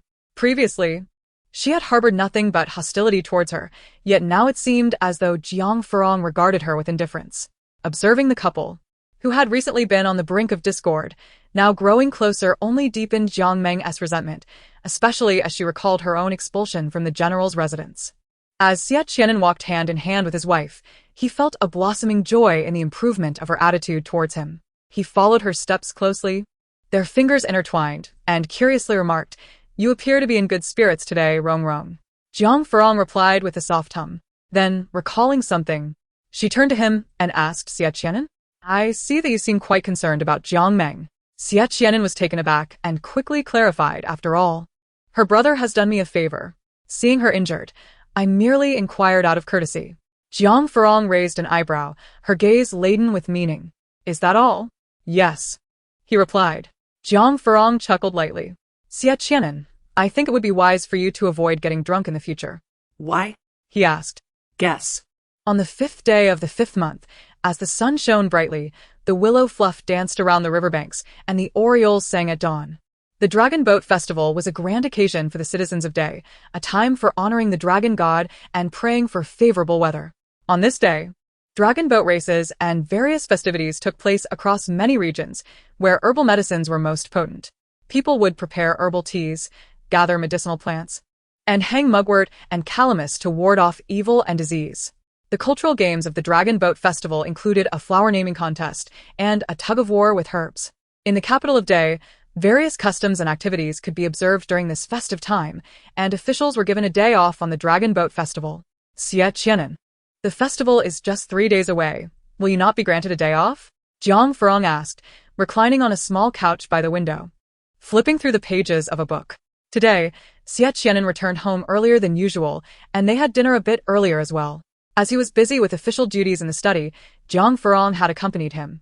Without pausing in his writing, Xie Qi'an replied warmly, "Yes, on the Dragon Boat Festival. All officials are granted a day off." Jiang Furong perked up, moving to his side, her face resting on her hands with excitement. "That's wonderful. There will be dragon boat races and many small activities. Let us go enjoy them together." Xie Qi'an set down his brush and looked at her with a smile. "You wish to go, Rong?" She nodded eagerly. Unable to resist, he playfully tapped her nose with his finger. "Very well, if you wish to go, I shall accompany you." Jiang Furong beamed with happiness. Then, recalling something, she asked Xie Qi'an, "Have you been occupied with something lately?" He looked at her in confusion. "Why do you ask?" Jiang Furong continued, "You seem to have attended several banquets recently, many of which were predominantly attended by women. It feels somewhat uncharacteristic of you." The fact that he encountered Jiang Meng at nearly every banquet made her uneasy. Xie Qi'an's gaze flickered. They were merely routine gatherings with friends. "What is it, Rong? Do you find it inappropriate?" Jiang Furong waved her hand dismissively as she returned the book to the shelf. "Nothing inappropriate. I was just curious." She then turned to leave. "I shall head back now." After spending the night in the same bed following his drunken escapade, their relationship had indeed softened considerably. Yet neither mentioned resuming their shared sleeping arrangements. Rising to follow her, Xie Qi'an offered, "Allow me to escort you." Chapter 47. The Mugwort Sachet. On the eve of the Dragon Boat Festival, Xie Qi'an approached his wife with a hint of regret. "I apologize, Rong, but I may be late tomorrow when we go out." Jiang Furong paused in her tending to the flowers, looking up at him. "What's going on? Do you have business tomorrow?" Xie Qi'an replied honestly, "Today, the emperor urgently issued a decree for me to coordinate a team with the guards of the 5 cities to maintain order in the capital. It seems a noble from the palace will be departing, though I am unaware of who it is. I must comply with the emperor's orders, and it may take some time to arrange everything." Understanding the necessity, Jiang Furong expressed her support. "It's all right. Since it's the emperor's command, you should attend to your duties. I may go to the market first and await your arrival. I'll be there as soon as I can after making the arrangements," Xie Qi'an assured her. The next day, the general's residence buzzed with a festive atmosphere, adorned with seasonal flowers and plants. While the sky still bore hints of darkness, Xie Qi'an departed early, even as the servants began their day slowly. The general's wife, Jiang Furong, awoke naturally and was greeted by freshly prepared zongzi from the kitchen. With no need to manage affairs, she enjoyed the attentive service of everyone in the household, leading to a leisurely and pleasant day. After a delightful meal, she dabbed at her mouth with a cloth and casually inquired, Xiaji, has the flower-embellished Hizi skirt I ordered from Ingluo Pavilion arrived? Yes, it was delivered yesterday evening. Xiaji replied. As summer progressed, the Hizi skirt became the favorite attire among women, particularly the exquisite designs from Ingluo Pavilion, which were in high demand. Jiang Furong had also pre-ordered a set, and today, she was excited to don her new garment. Then please assist me in getting ready. I need to visit the Qiao residence. Chunxing brought the newly crafted Hizi skirt and helped her mistress change. With a sweet smile, she remarked, this outfit suits you perfectly, adding a touch of allure to your charm. Jiang Furong playfully chided her, you certainly know how to flatter. Chunxing blinked innocently, I speak nothing but the truth. Jiang Furong selected a Hizi skirt in soft jade green and pale lotus pink, adorned with lily embroidery as the finishing touch. After styling her hair into an elegant bun and securing it with a magnolia tassel hairpin, she appeared even more enchanting. Xiaji echoed, Madam, you look truly stunning today. Jiang Furong teased, are you implying that I don't look good on other days? Chunxing laughed, of course not. You are just as beautiful every day. Enough of your banter. Let us proceed to the Qiao residence. Jiang Furong had already sent a message to Jiang Tinglan, and upon arriving, she made her way directly to the back courtyard without waiting for an announcement. Xiaoyan, your aunt has come. What are you up to? Aunt, I'm right here. The cheerful voice of Qiao Xian rang out before she even appeared. Soon, a small figure dressed in a peach-pink dress, with 2 flower buds adorning her hair held in place by matching ribbons, bounced into view, exuding vivacity. Jiang Furong instinctively ruffled her niece's hair and lifted her up, exclaiming, oh my, our little Xian has grown again. Xiao Xian wrapped her arms around her aunt's neck and chirped, Aunt, you look so beautiful today. Am I only beautiful today? The little girl pondered for a moment. You seem even prettier than usual today. Is that so? Jiang Furong raised an eyebrow. I think our little Xian looks exceptionally lovely today as well. Would you like to go to the market with me later? The little girl was thrilled. Yes. What about your mother? What is she doing? Mother is making mugwort sachets for father. Then let us find your mother first. Inside, Jiang Tinglan was busy crafting mugwort sachets. Upon seeing Jiang Furong arrive, she glanced up slightly. Today is a holiday for the officials. Why aren't you with Xie Qi'an, and instead of come here? Jiang Furong placed the child down and began to sift through the materials on the table, responding lightly, I heard that the emperor suddenly assigned him a task. So he is busy. Jiang Tinglan, with an understanding look, shook the sachet in her hand and asked, would you like to make one? Thinking of the mugwort sachets. Jiang Furong's lips curled into a smile as she picked up a pre-embroidered pattern of a calamus sachet, needing only to sew it together. Calamus, one of the 4 elegances of flowers and herbs, was quite fitting for the Dragon Boat Festival. Although Jiang Furong's embroidery skills were not particularly remarkable, finishing the sachet was certainly within her abilities. By the time Jiang Tinglan completed 3 differently styled mugwort sachets, Jiang Furong had finished her calamus sachet. Although she hadn't embroidered the calamus herself, she had sewn it together and placed the mugwort inside. Surely Xie Qi'an would not find it lacking. Once the mother and daughter tidied up, they set off for the market. Xiao Xian eagerly asked, Mother, will we see the fast-moving boat in the water again? Last year, at the age of 2, she had only a vague memory of the dragon boat races, but hearing the servants speak of it frequently over the past few days, her excitement grew. Jiang Tinglan held her daughter's hand and smiled. Yes, soon we will see the dragon boats. Just the 2 of them were present. Not seeing Xiao He, Jiang Furong inquired, what about your uncle? Isn't he coming with us? Jiang Tinglan replied, he has a colleague who invited him. He told us to go ahead and would join us later. Oh, I see. Jiang Furong remembered that their parents had sent word to the sisters, suggesting they meet again while cruising on the painted boat, and so they headed straight to the market. The streets were already filled with a festive atmosphere, with stalls selling refreshing tea, various zongzi, mugwort sachets, colorful silk threads, and cloth tigers. The most lively scene was by the Yongning River, where crowds gathered to witness the dragon boat races. Those with a bit of influence or wealth had already reserved spots in the nearby tea houses and taverns, seated by the windows to enjoy the splendid view of the river. Jiang Furong and her companions headed straight to the reserved private room at the tea house. There were indeed many people. Had they not booked in advance, they might not have even glimpsed the river. Jiang Tinglan nodded in agreement, then asked, the dragon boat races are about to begin. Where is Xie Qi'an? Is he not coming? Standing by the window and observing the bustling crowd, Jiang Furong felt a slight frown form on her brow. Xie Qi'an, you promised you would come today. Chapter 48. He has yet to arrive. The red flag waved high, and the dragon boats sped away from the depths of the willow-shaded waters. The drumbeats rolled like spring thunder as the boats sliced through the waves, returning swiftly from the distance. Cheers and laughter reverberated, causing many to retreat in astonishment. To the west of the splendid building, the brave competitors seized the championship and returned triumphantly. The exhilarating yet joyous dragon boat races concluded, yet Jiang Furong's spirits remained low. Xie Qi'an had clearly promised to join her, yet even after the races had ended, he was nowhere to be seen. Jiang Tinglan nudged her arm. What's wrong? Is your General Xie not here, and you're feeling down? Jiang Furong lowered her gaze but retorted, of course not. She then sulkily sat at the table and sipped from a bowl of cool tea. Her brows furrowed slightly. The refreshing and smooth cool tea, though inherently a bit bitter, also carried a faint fragrance. Yet Jiang Furong could only perceive the bitterness overwhelming her taste, devoid of any trace of fragrance. Why was this tea so bitter? Qiao Xiyun, held by Chuanqing, craned her neck eagerly to observe the splendid scenes along the river. Jiang Tinglan sat down beside Jiang Furong, poured herself a cup of cool tea, and raised an eyebrow. Though the tea is bitter, it cannot be as bitter as your heart, can it? Jiang Furong shot her a glare. What do you mean by that? Jiang Tinglan chuckled. I'm just teasing you. Look at you, so lost in thought.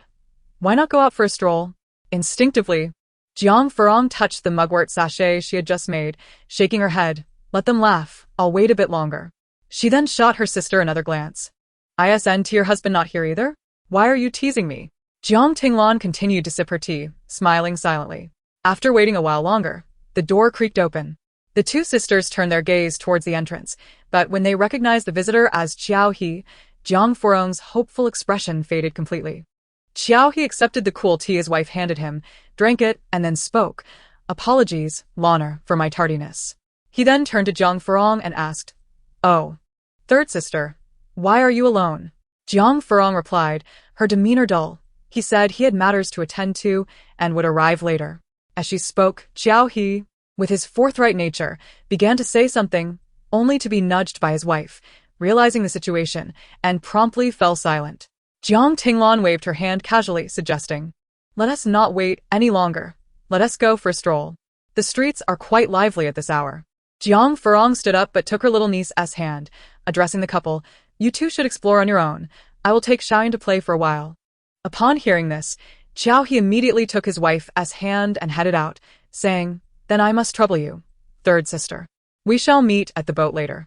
Jiang Tinglan playfully protested. What are you doing? Qiao He simply smiled and replied, Isn't it good for a husband to take his wife out for fun?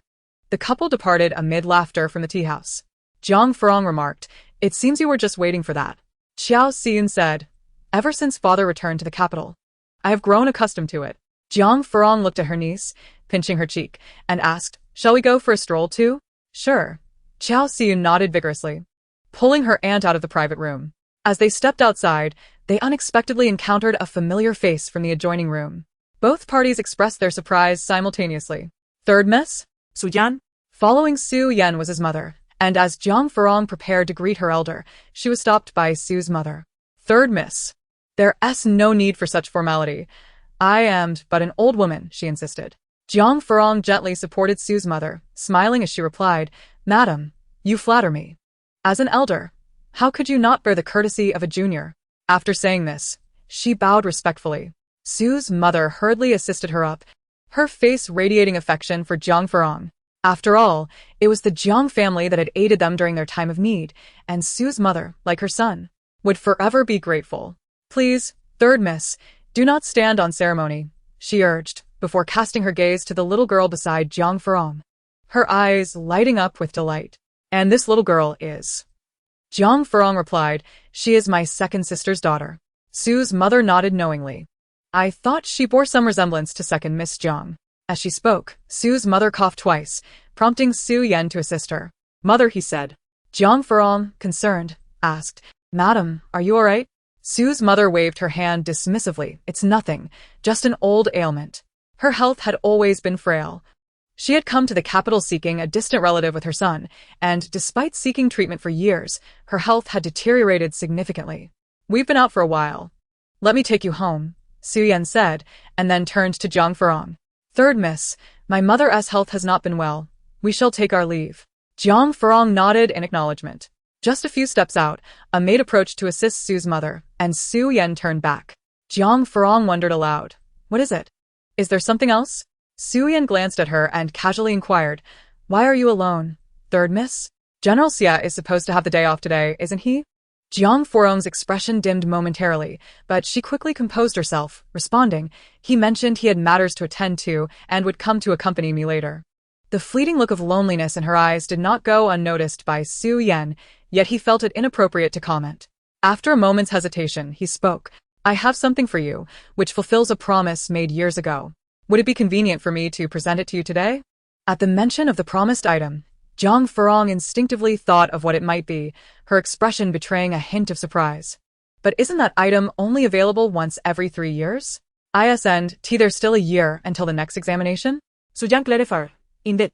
It is released once every 3 years, but I was fortunate this time. The Wanxing bookstore had acquired another, and after much persuasion, the shopkeeper allowed me to answer the questions early, which was truly a stroke of luck. After missing the opportunity 2 years ago, he had kept a lookout for any news from the bookstore, and upon hearing that the item had arrived, he quickly answered the questions to secure it. While it was not merely about answering questions, it was still fortuitous." Jiang Furong smiled gently. "I have no inconvenience. I merely wish to take Xiaoyan out for a bit." Understanding, Xie Qi'an replied, "The item remains at the Wanxing bookstore. I shall retrieve it now. You may enjoy your outing with Miss Qiao, and once I have acquired it, I shall join you." Jiang Furong nodded but added, "If we happen to miss each other later, please have the item sent to the general's residence. There's no need to seek us out specifically." Xie Qi'an nodded slightly in agreement. Soon, they exited the tea house, and Jiang Furong took her niece to explore, enjoying the festivities of the Dragon Boat Festival. After the performances concluded, she purchased a cloth tiger and some refreshing tea for her niece. While accompanying her, she kept an eye on the bustling crowd, lingering at several performance venues, yet she did not encounter the person she had hoped to see. Her spirits, once low, now plummeted to despair. Xie Qi'an had promised her he would come, yet he was nowhere to be found. "Yuna." "Shall we go find grandfather and the others at the boat?" Jiang Furong asked her niece, though her expression was lost in thought. Qiao Xiyun, oblivious to her aunt's melancholy, cheerfully replied, "Sure." As they walked through the throng towards the boat, unexpectedly, Xie Qi'an appeared. Third Mississippi Jiang Furong was taken aback, noticing Xie Qi'an's slightly disheveled appearance, suggesting he had been searching through the crowd for some time. Many people were moving towards the boat, making the crowd feel a bit congested. Xie Qi'an pointed to a nearby alley. "Third miss, may I have a word?" Jiang Furong nodded and followed him, instructing Chuanxing and Xiaoji to keep an eye on her niece, take care of Xiaoyan, and ensure she doesn't wander off.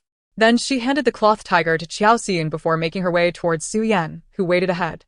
In her heart, she had a question she wanted to pose to Xie Qi'an today. "You need not have gone through the trouble of seeking me out. You could have sent it to the general's residence." Xie Qi'an shook his head. "This is something I promised you when we first met 4 years ago. How could I delegate it to someone else?" Looking at the glass items Xie Qi'an carried, Jiang Furong felt a wave of nostalgia wash over her. She recalled their first encounter, when she saw Xie Qi'an and his mother being humiliated by a rather ridiculous cousin. After the death of his father, Su's mother had brought him to the capital to seek refuge with relatives. She simply wished for her son to focus on his studies, knowing the academic atmosphere in the capital was far richer than in the provinces. Meanwhile, Xie Qi'an, concerned for his mother's health, had accompanied her to the capital.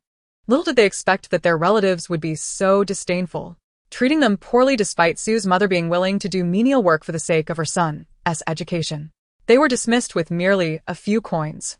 At that moment, the young and fiery Xie Qi'an could not tolerate the insult, and he attempted to leave with his mother, just as Jiang Furong happened to pass by.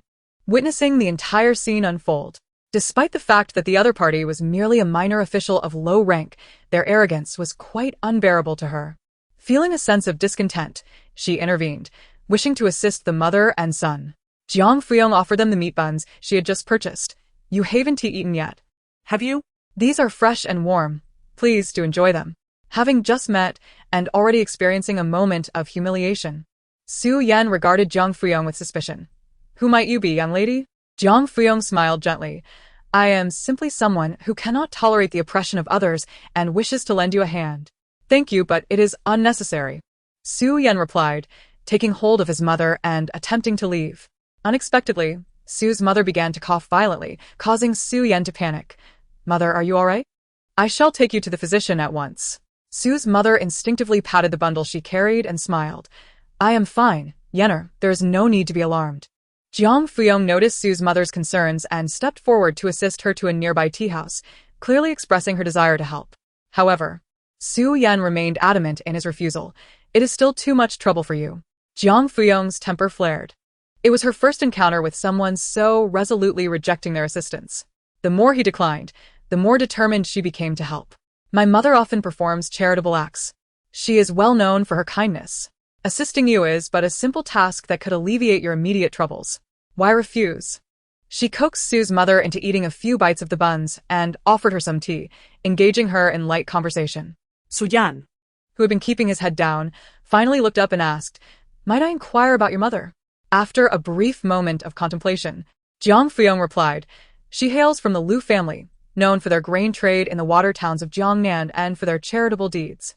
Have you heard of them? Upon hearing this, Su Yan paused briefly. The Lu family was celebrated in Jiangnan and often praised by scholars, so he was certainly familiar. So your mother is? Jiang Furong answered. Indeed, I am the daughter of the Lu family and the wife of the current right assistant of the imperial censorate. Even after marrying my father, my mother has continued her charitable work. After a moment, she queried. So, will you accept my assistance now? Gazing at the stubborn yet proud young man, Jiang Furong's mind drifted to another similarly proud youth who often teased her. That individual was fiercely independent, never willing to bow to anyone. The resemblance in age between him and Su Yan made her determined to break through Su Yan's defenses. I am eager to help you, for I anticipate that once you achieve success, you might return the favor. Su Yan looked at her again. What makes you believe I could achieve success? Jiang Furong smiled lightly, responding with calm confidence. Simply the fact that you can insult others without resorting to vulgarity, yet still provoke their ire. This indicates a remarkable talent. Su Yan inquired further. But if I were to achieve success, what favor would you seek in return? Jiang Furong pointed to the nearby Wanqing bookstore. There resides a beautifully crafted glass lamp that I desire. However, it is not for sale. The Wanqing bookstore produces one exquisite glass lamp every 3 years, adorned with rare Nanhai pearls, but it is not available for purchase. Only successful candidates from the imperial examinations can solve the riddles posed by the bookstore to win the lamp.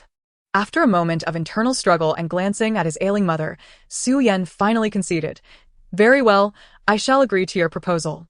Regaining her composure, Jiang Furong reflected on the glass lamp Su Yan was now presenting to her, feeling a surge of emotions. Initially, she had merely sought to find a mutual reason for assistance when Su Yan refused her help, never expecting that years later, he would still remember. You have truly gone to great lengths. I only mentioned it in passing, yet you have held on to this matter all this time. Su Yan's eyes flickered with understanding. I am aware that when the third miss expressed her desire for the glass lamp, it was merely a means for her to accept assistance without reservation.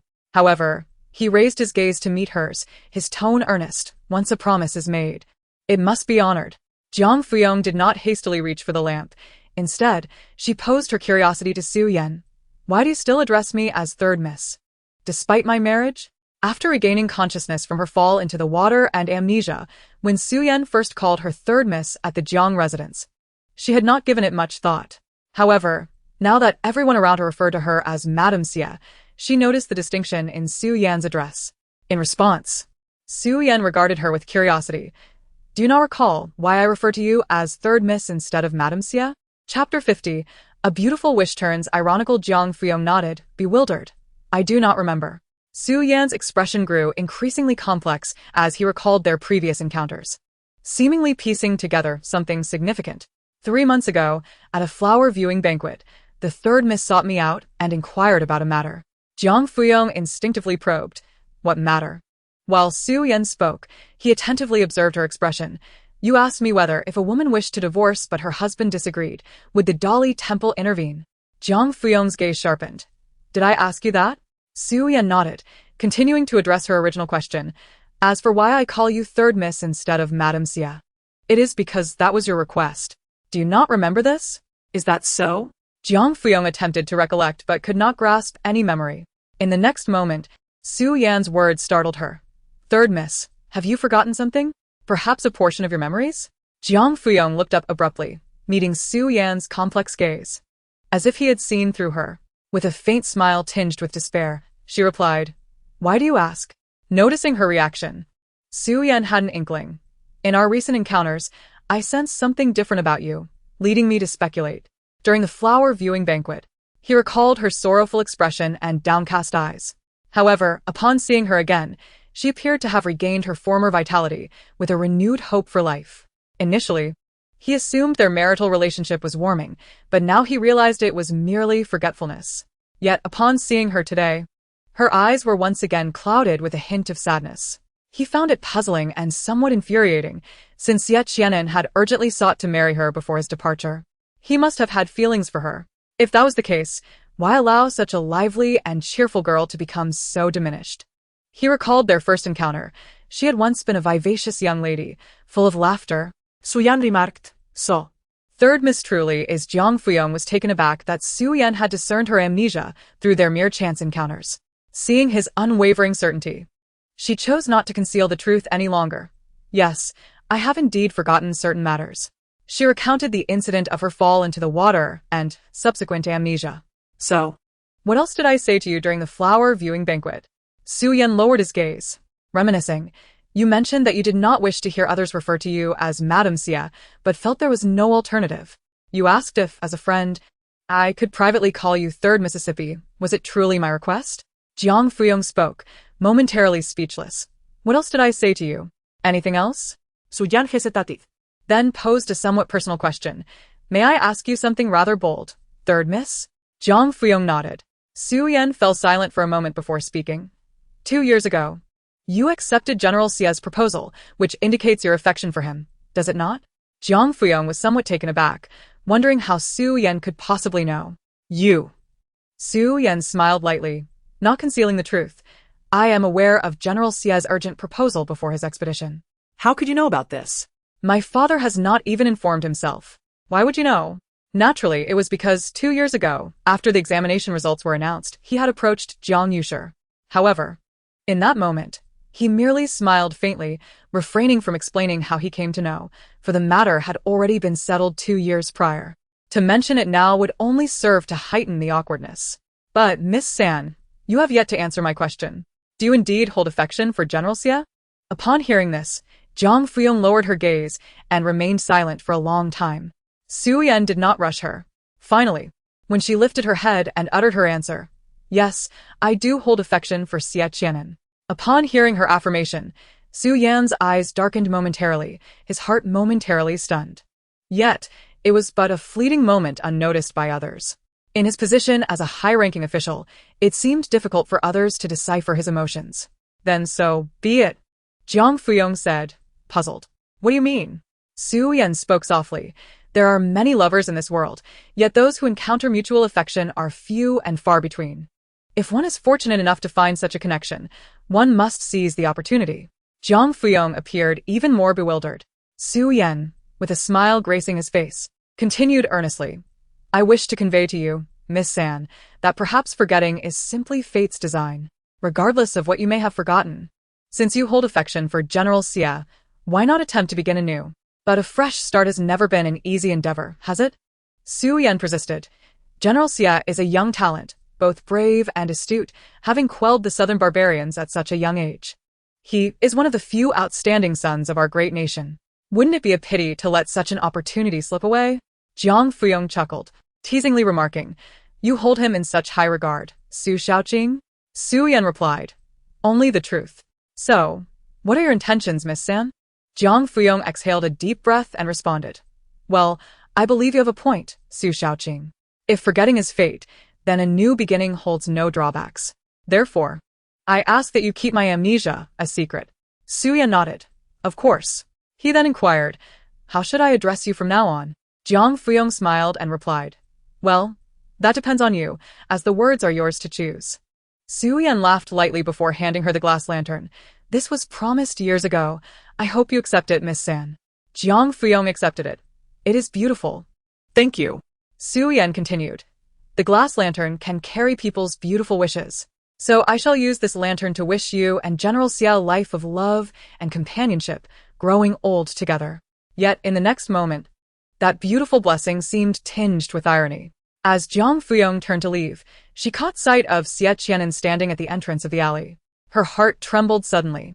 He had finally appeared, but beside him stood none other than Jiang Meng. After waiting for him for most of the day, he was here with Jiang Meng? Chapter 51. The glass lantern. The gazes of the couple met across the void, just for a fleeting moment, before Jiang Furong hurriedly averted her eyes. She lowered her gaze, her steps faltering slightly, recalling Xie Qi'an's earlier blessing of a life together. How ironic. Seeing the woman beside Xie Qi'an, Xie Qi'an was evidently surprised.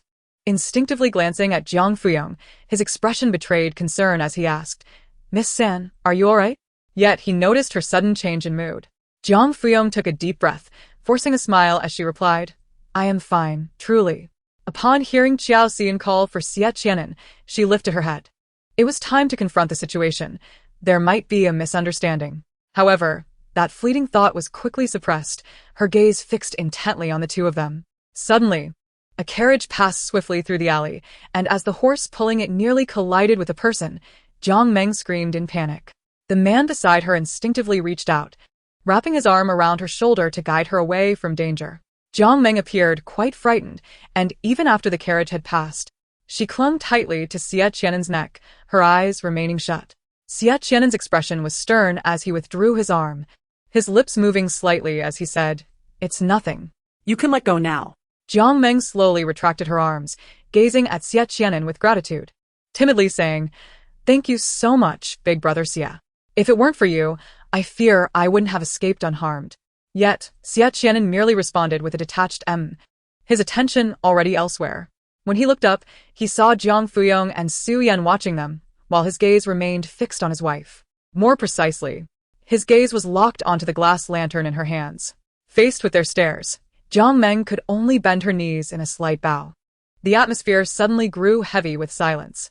Noticing the couple's quietude, Xie Qi'an felt compelled to speak first, briefly explaining his presence with Jiang Furong. Madam had entrusted me to find an item at Wanqing bookstore. I have found it and coincidentally encountered it today, hence my presence here. After speaking, he turned to Jiang Meng, hoping she might contribute something. However, Jiang Meng remained silent, only noticing someone waving at her from the bank of the Yongning River.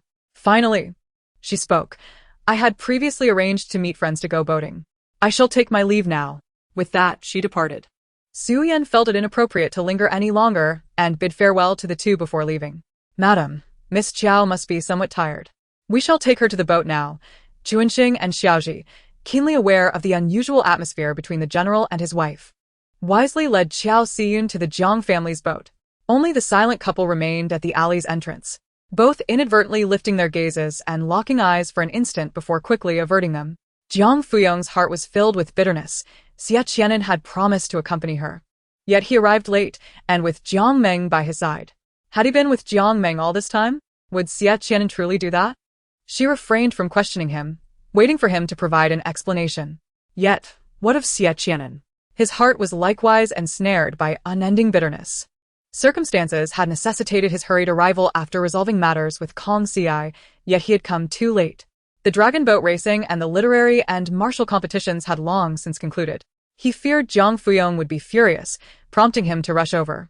However, he was taken aback upon discovering her in conversation with Xie Qi'an, both appearing to share laughter and engage in pleasant conversation. Then, he witnessed Xie Qi'an presenting the glass lantern, and Jiang Furong naturally accepted it with a smile. In that moment, Xie Qi'an felt a jolt in his heart, leading to a whirlwind of thoughts. Why were they together? Why had Xie Qi'an gifted something to his wife, and why had she accepted it? Xie Qi'an was aware that 2 years prior, Xie Qi'an had approached Jiang Yushi, and he understood Xie Qi'an's feelings for Jiang Furong. Why was Xie Qi'an behaving in such a manner now? The manner in which the two first met remains a mystery. Since Rongrong became acquainted with Xie Qi'an, she has consistently held him in high esteem. He couldn't help but ponder whether Rongrong harbored feelings for Xie Qi'an, especially since he had been the first to propose to her. His mind was clouded with chaotic speculations. leading him to forget the explanation he owed Jiang Furong for his tardiness. Xie Qi'an? Noticing his persistent silence and stern demeanor, Jiang Furong, suppressing her own feelings of bitterness, decided to speak first. Xie Qi'an?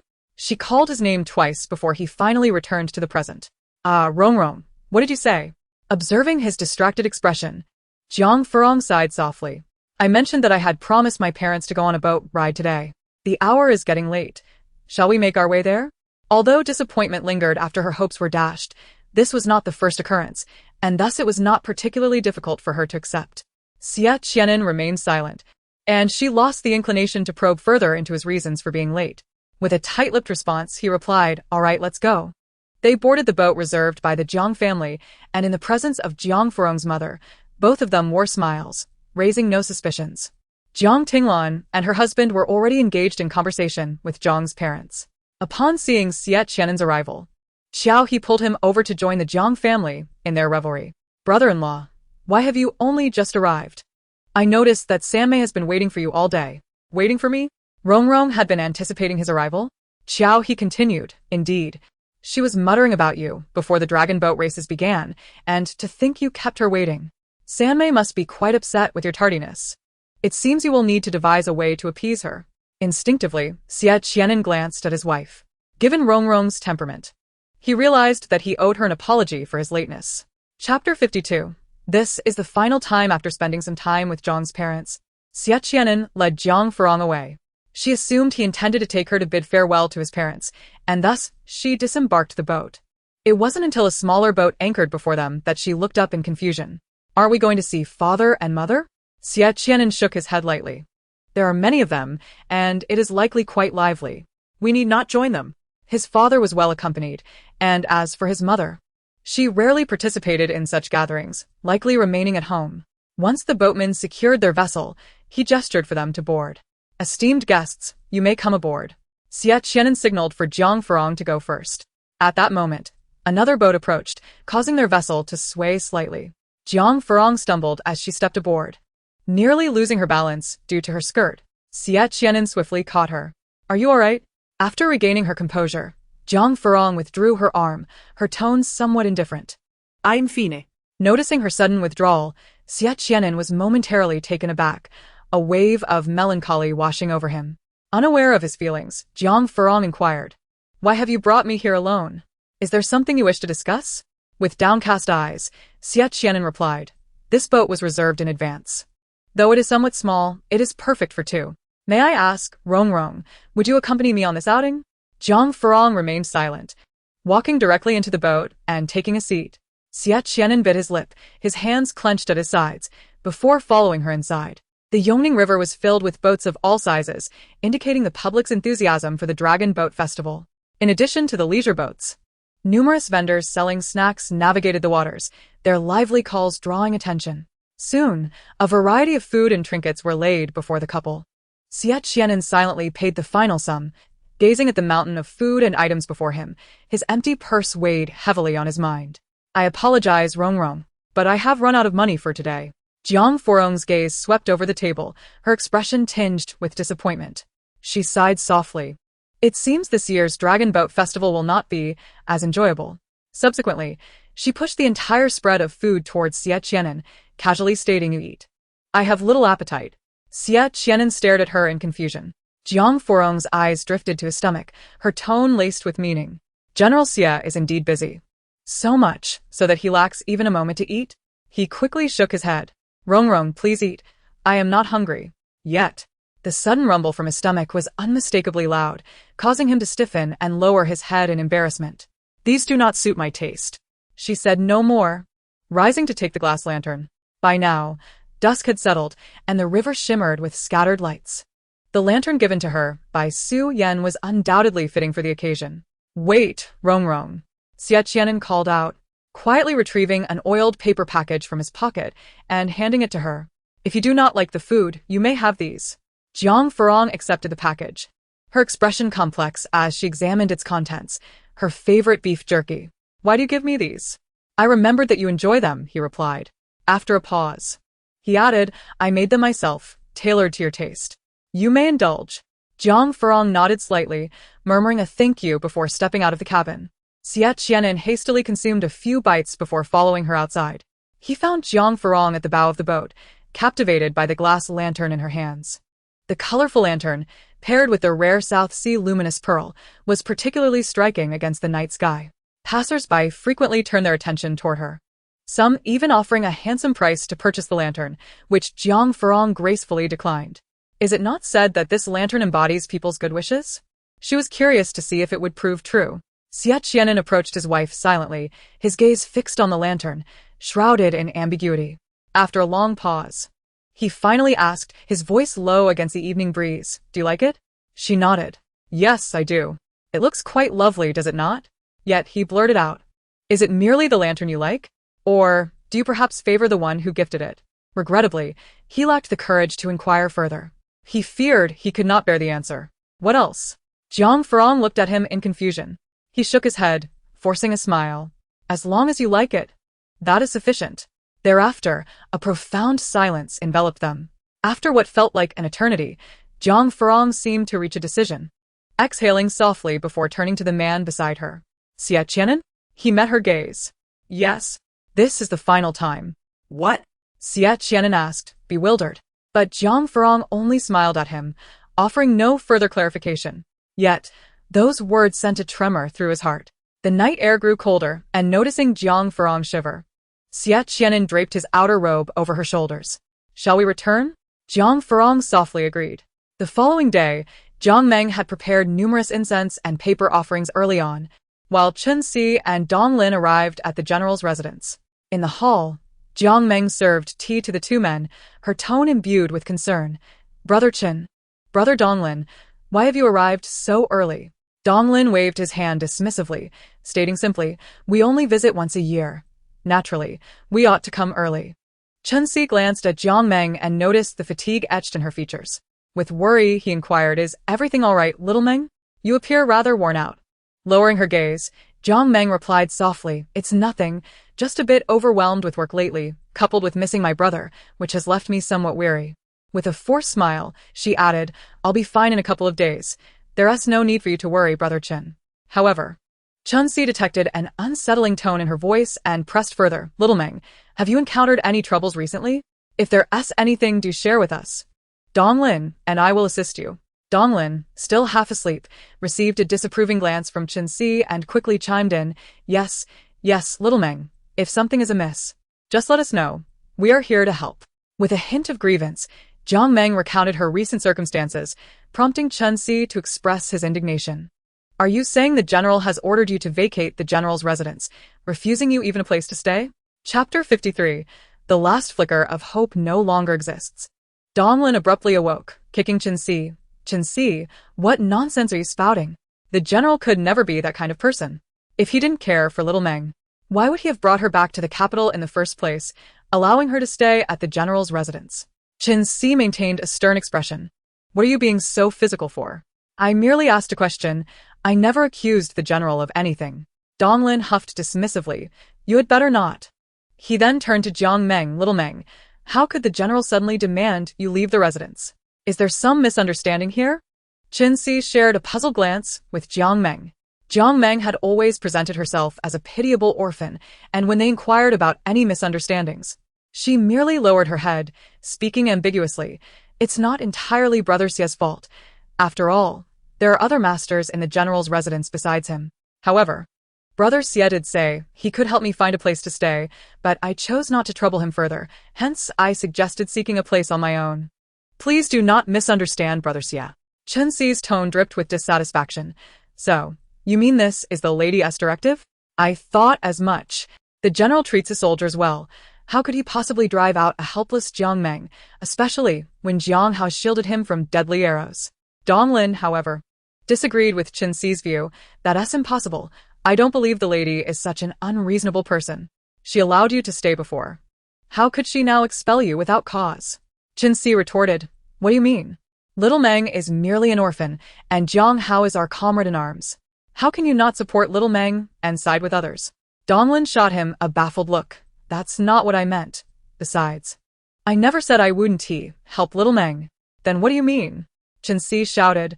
Are you losing your mind? Why are you yelling at me? As the tension between them escalated, Jiang Meng hurriedly intervened. Brothers, please do not quarrel. This is all my fault. Let us not allow my troubles to harm your brotherly bond. Chen Si quickly reassured her. It has nothing to do with you, do not worry. Jiang Hao's sister is as good as my sister. No matter the situation, I shall assist you. Donglin snorted, stepping aside to add, I feel the same. Jiang Meng smiled through her tears.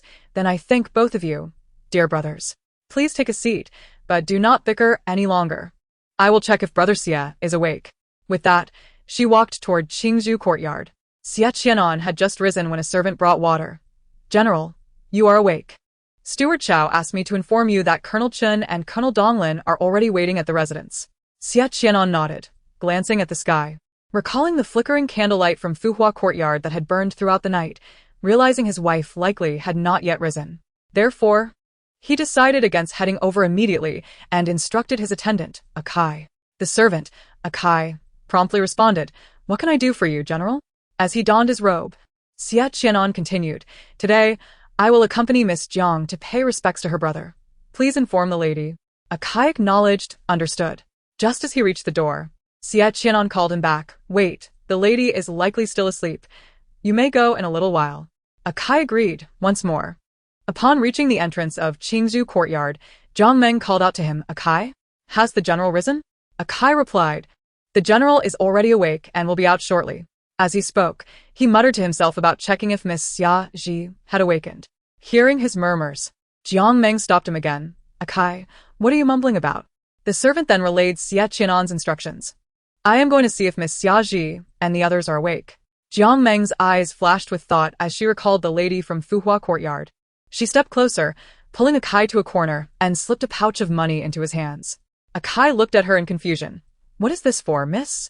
Jiang Meng leaned in and whispered something, causing Akai's expression to shift uneasily, but the general specifically instructed me. Jiang Meng raised an eyebrow, speaking nonchalantly. It's merely a day off to visit family. I simply forgot. Even if you are reprimanded, it will just be a verbal scolding. Nothing serious will come of it. She gestured at the pouch in his hand, which held a significant amount for a servant. After a moment of hesitation, Akai ultimately went to request a leave from the steward.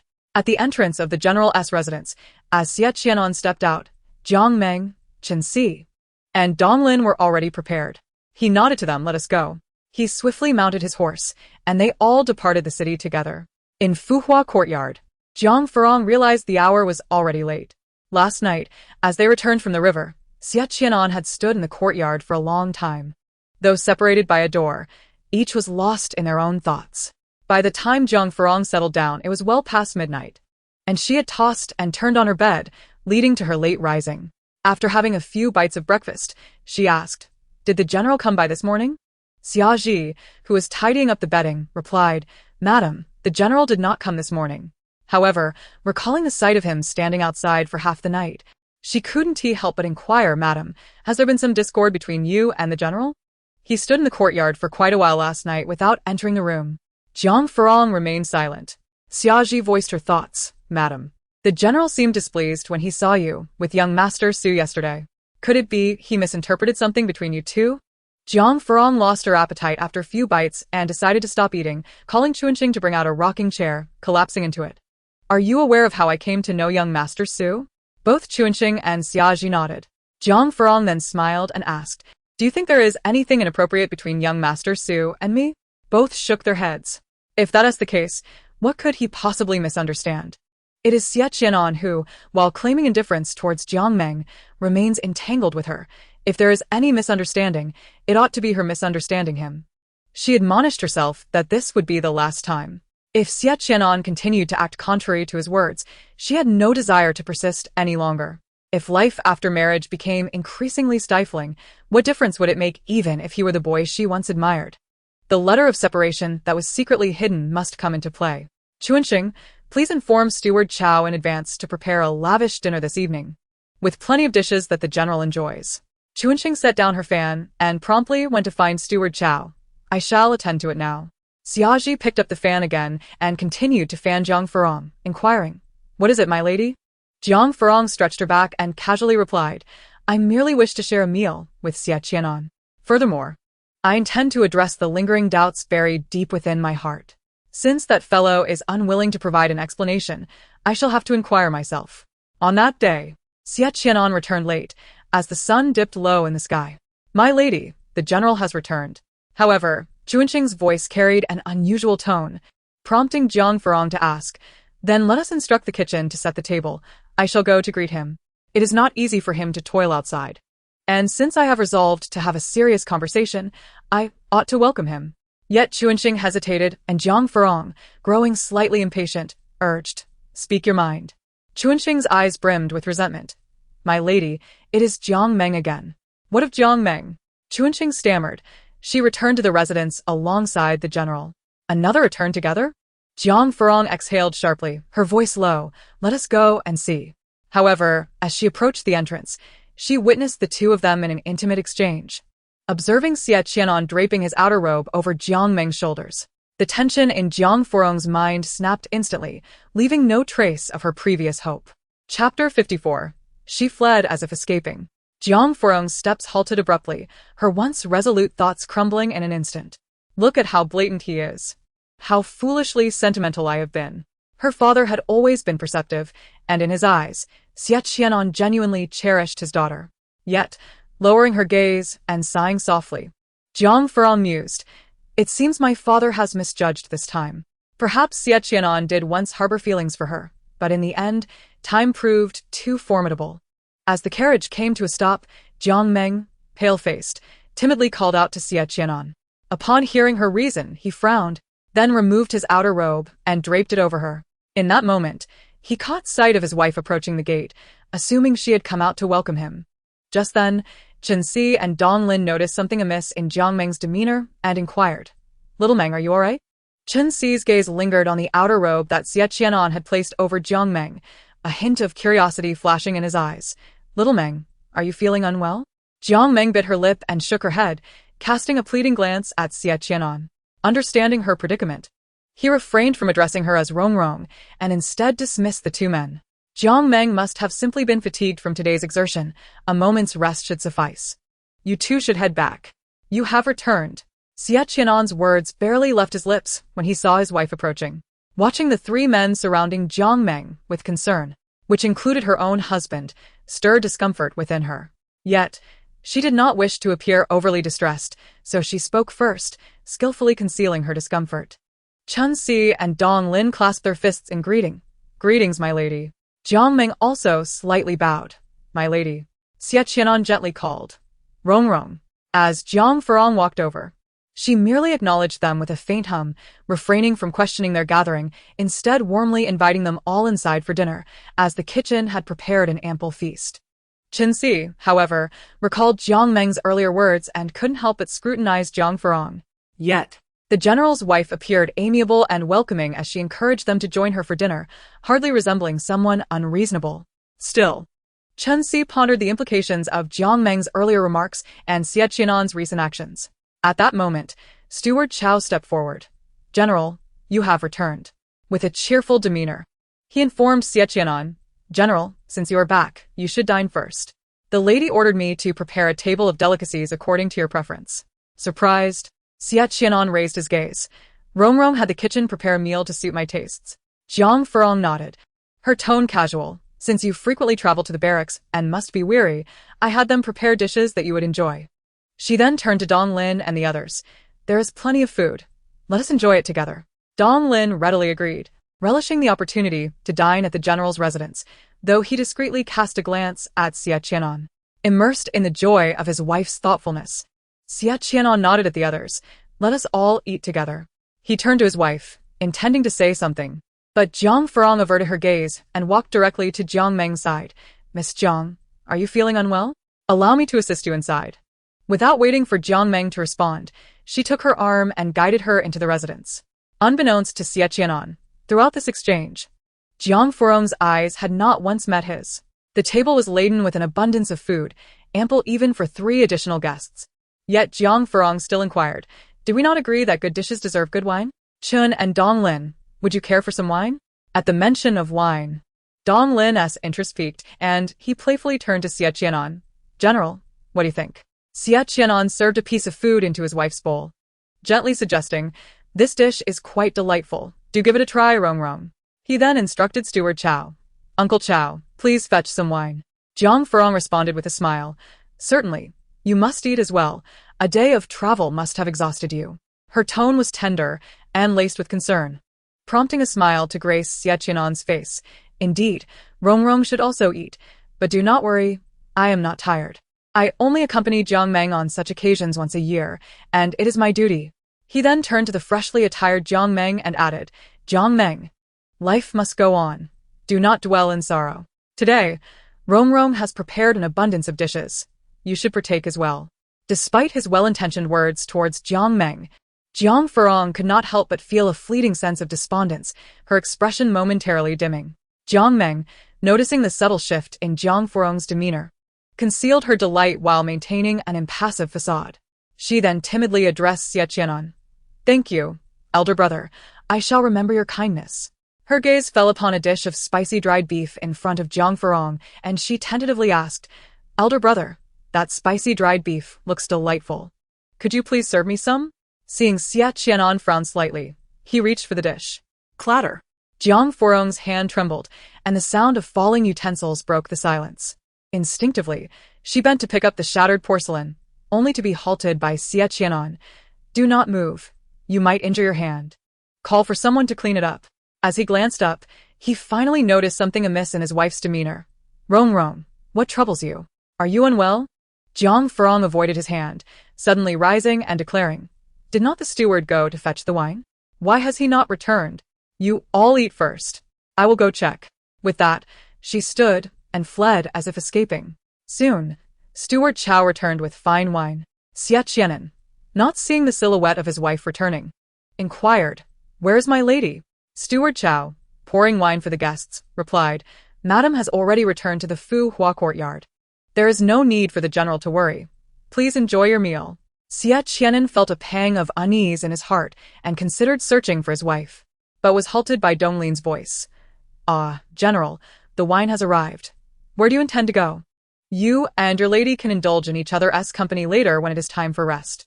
For now, stay and share a few drinks with us." With that, he raised his cup and nudged Chen Si with his elbow. "Chen Si, why are you in a daze? Drink up." Chen Si snapped back to reality, raised his cup, and silently drank. Jiang Meng was busy pouring wine for the others, her gaze lingering on Jiang Meng as if lost in thought. Chapter 55. The lady's abdominal pain. Jiang Furong walked along the path back to the Fu Hua courtyard, tears cascading down her cheeks like pearls that had slipped from a broken string. Xia Ji, walking beside her, asked with concern, "Madam, are you all right?" Chun Xing, meanwhile, quietly reprimanded Jiang Meng, feeling a strong urge to slap that little minx for making her lady suffer. Jiang Furong halted abruptly and replied softly, "I am fine." Yet, despite her words, she felt an unbearable ache in her heart, as if countless tiny insects were gnawing at her insides, causing her extreme discomfort and fatigue. She wished to ignore the pain, but why did it only seem to intensify? Upon entering the Fu Hua courtyard, she wrapped herself in a quilt, her muffled sobs echoing through the room. The two maids could only stand silently by her side. When Xie Qi'an finally sent Donglin and the others away and sought out the Fu Hua courtyard, darkness had already enveloped the place. He stood in the courtyard for a while, and a soft sigh escaped his lips before he turned to leave. The following day, when Xie Qi'an arose to call for his wife, Jiang Furong had yet to rise. It was only after he left the estate that she sluggishly got out of bed. She had cried for a long time the previous night, leaving her eyes slightly swollen. However, after shedding tears, she had come to a realization. Her married life had not been fulfilling, and she no longer wished to continue. She resolved to find a suitable time to discuss this with Xie Qi'an. Ideally, a letter of divorce would suffice. "Bring me something to eat. I am hungry," she instructed. Xia Ji went to the kitchen to fetch breakfast, but overheard a few murmurs from a servant returning from shopping. "Madam, while I was in the kitchen fetching your breakfast, I heard the buyers mention the Qiao residence. It seems Miss Qiao is unwell." At this, Jiang Furong paused her eating, worry etched on her face. "Is Yun'er seriously ill?" Xia Ji shook her head. "I only overheard a few words. I am not clear on the specifics." Jiang Furong set down her bowl and chopsticks, disregarding her meal as she hurriedly instructed, "Xia Ji, help me get dressed." Chun Xing. Go find Steward Chow and fetch some suitable supplements for children from the storeroom. We are going to the Chow residence. Soon, the three of them boarded a carriage headed straight for the Chow residence. Jiang Tinglan was coaxing her daughter to take her medicine when she received word that Madam Lady Xie has arrived. Before the maid had finished speaking, Jiang Furong had already entered her niece's room. Yuner, what is wrong? Are you unwell? Upon seeing her aunt, Xiao Xiyan pouted like a child seeing a savior. Jiang Furong sat down by the bed, her concern evident. What has happened? How did you fall ill? Xiao Xiyan attempted to move towards her aunt, but was scolded by her mother. Xiao Xiyan, first drink your medicine. She then explained to Jiang Furong. It is nothing serious. She caught a chill after returning from the Dragon Boat Festival boat ride. She had a fever last night, but after taking medicine, she is much better now. However, she is now refusing to take her medicine. Xiao Xiyan timidly inched closer to her aunt and murmured, Auntie, the medicine is too bitter. I do not want to drink it. Jiang Furong frowned, exchanging glances with Jiang Tinglan, and they worked together to persuade Xiao Xiyan to take her medicine. A maid brought some candied fruit, and Jiang Furong quickly placed it in the little girl's mouth before giving her a comforting hug. You must be good, little Yuner. Take your medicine so you can get better. Once you are well, Auntie will take you out to play. Whatever you wish for, Auntie will buy for you, all right? The little girl cheered up at this. Really? Will Auntie take me wherever I want to go? Of course, Jiang Furong assured her. Jiang Furong spent the entire day at the Qiao residence. Jiang Tinglan prepared her special cold dessert, and the two sisters enjoyed it in secret while Xiao Xiyan slept. Jiang Tinglan teased, So, your general's residence cannot even make a bowl of cold dessert? Look at how you are devouring it. Mrs. Jiang, savoring the dessert, replied, I must say, Madame Qiao's cold dessert is as delightful as ever. I must have another bowl. Jiang Tinglan shot her a glance. The skill for making cold desserts was taught to me by our mother. It is no wonder you are too lazy to learn. Jiang Furong replied, Indeed, Madame Qiao is the best at teaching. Just as she was about to refill her bowl, Xia Ji and Chun Xing interjected in unison. Madam, one bowl is enough to satisfy your craving. You cannot have more. Yes, otherwise you will suffer when your monthly visitor arrives. Jiang Furong had this unfortunate habit. Her monthly visitor was always irregular, and she would suffer immensely each time.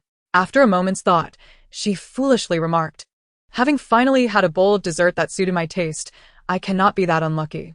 Jiang Tinglan had already instructed someone to take away the remaining dessert. I almost forgot about your little quirk. Just one bowl to satisfy your craving is enough. Do not indulge further. As the kitchen began preparing dinner, Jiang Tinglan urged her to return to the general's residence. Do not linger here. It is getting late. Hurry back to your general's residence. However, upon returning to the general's residence, the words of her two maids proved prophetic. The joy she had felt at the Qiao residence was now replaced by the agony of pain as she curled up in bed. Oh, it hurts so much. Chun Xing. You wretched tongue. It hurts. Jiang Furong buried herself under the quilt, clutching her abdomen in distress. While Chun Xing scurried around preparing hot water bottles and adding fresh blankets, her face a mask of anxiety. Yes, I have a wretched tongue. I will never speak carelessly again. Madam, please bear with it. The kitchen is making ginger soup, and Xiaji has gone to fetch the doctor. Chun Xing remained by Jiang Furong's side, recalling how her mistress had rarely experienced pain during her monthly visits recently, despite the irregular timing. Today's sudden onset of pain was likely due to that bowl of cold dessert. Had she known her mistress would have her monthly visitor today, she would have stopped her from indulging in the dessert. Well, it's my own body that is uncooperative. I cannot blame you. Help me up. I need to go to the restroom. As Xiaji hurried out of the house, she unexpectedly ran into Xie Qi'an returning. Seeing her flustered demeanor, he immediately feared something had happened to Jiang Furong. What is going on? Is my lady in trouble? Xiaji replied anxiously. Madam is experiencing severe abdominal pain. I was just about to go out to fetch the doctor. Abdominal pain? Calculating the days, Xie Qi'an quickly realized, is it that she is having her monthly visitor? Xiaji nodded. Xie Qi'an furrowed his brow. Hasn't she been free of pain for the past few months? Xiaji then recounted the incident of Jiang Furong consuming the cold dessert that day. I will go fetch the doctor. You take care of Madam, he instructed before swiftly leaving the house, mounting his horse, and heading towards the familiar clinic. Chapter 56.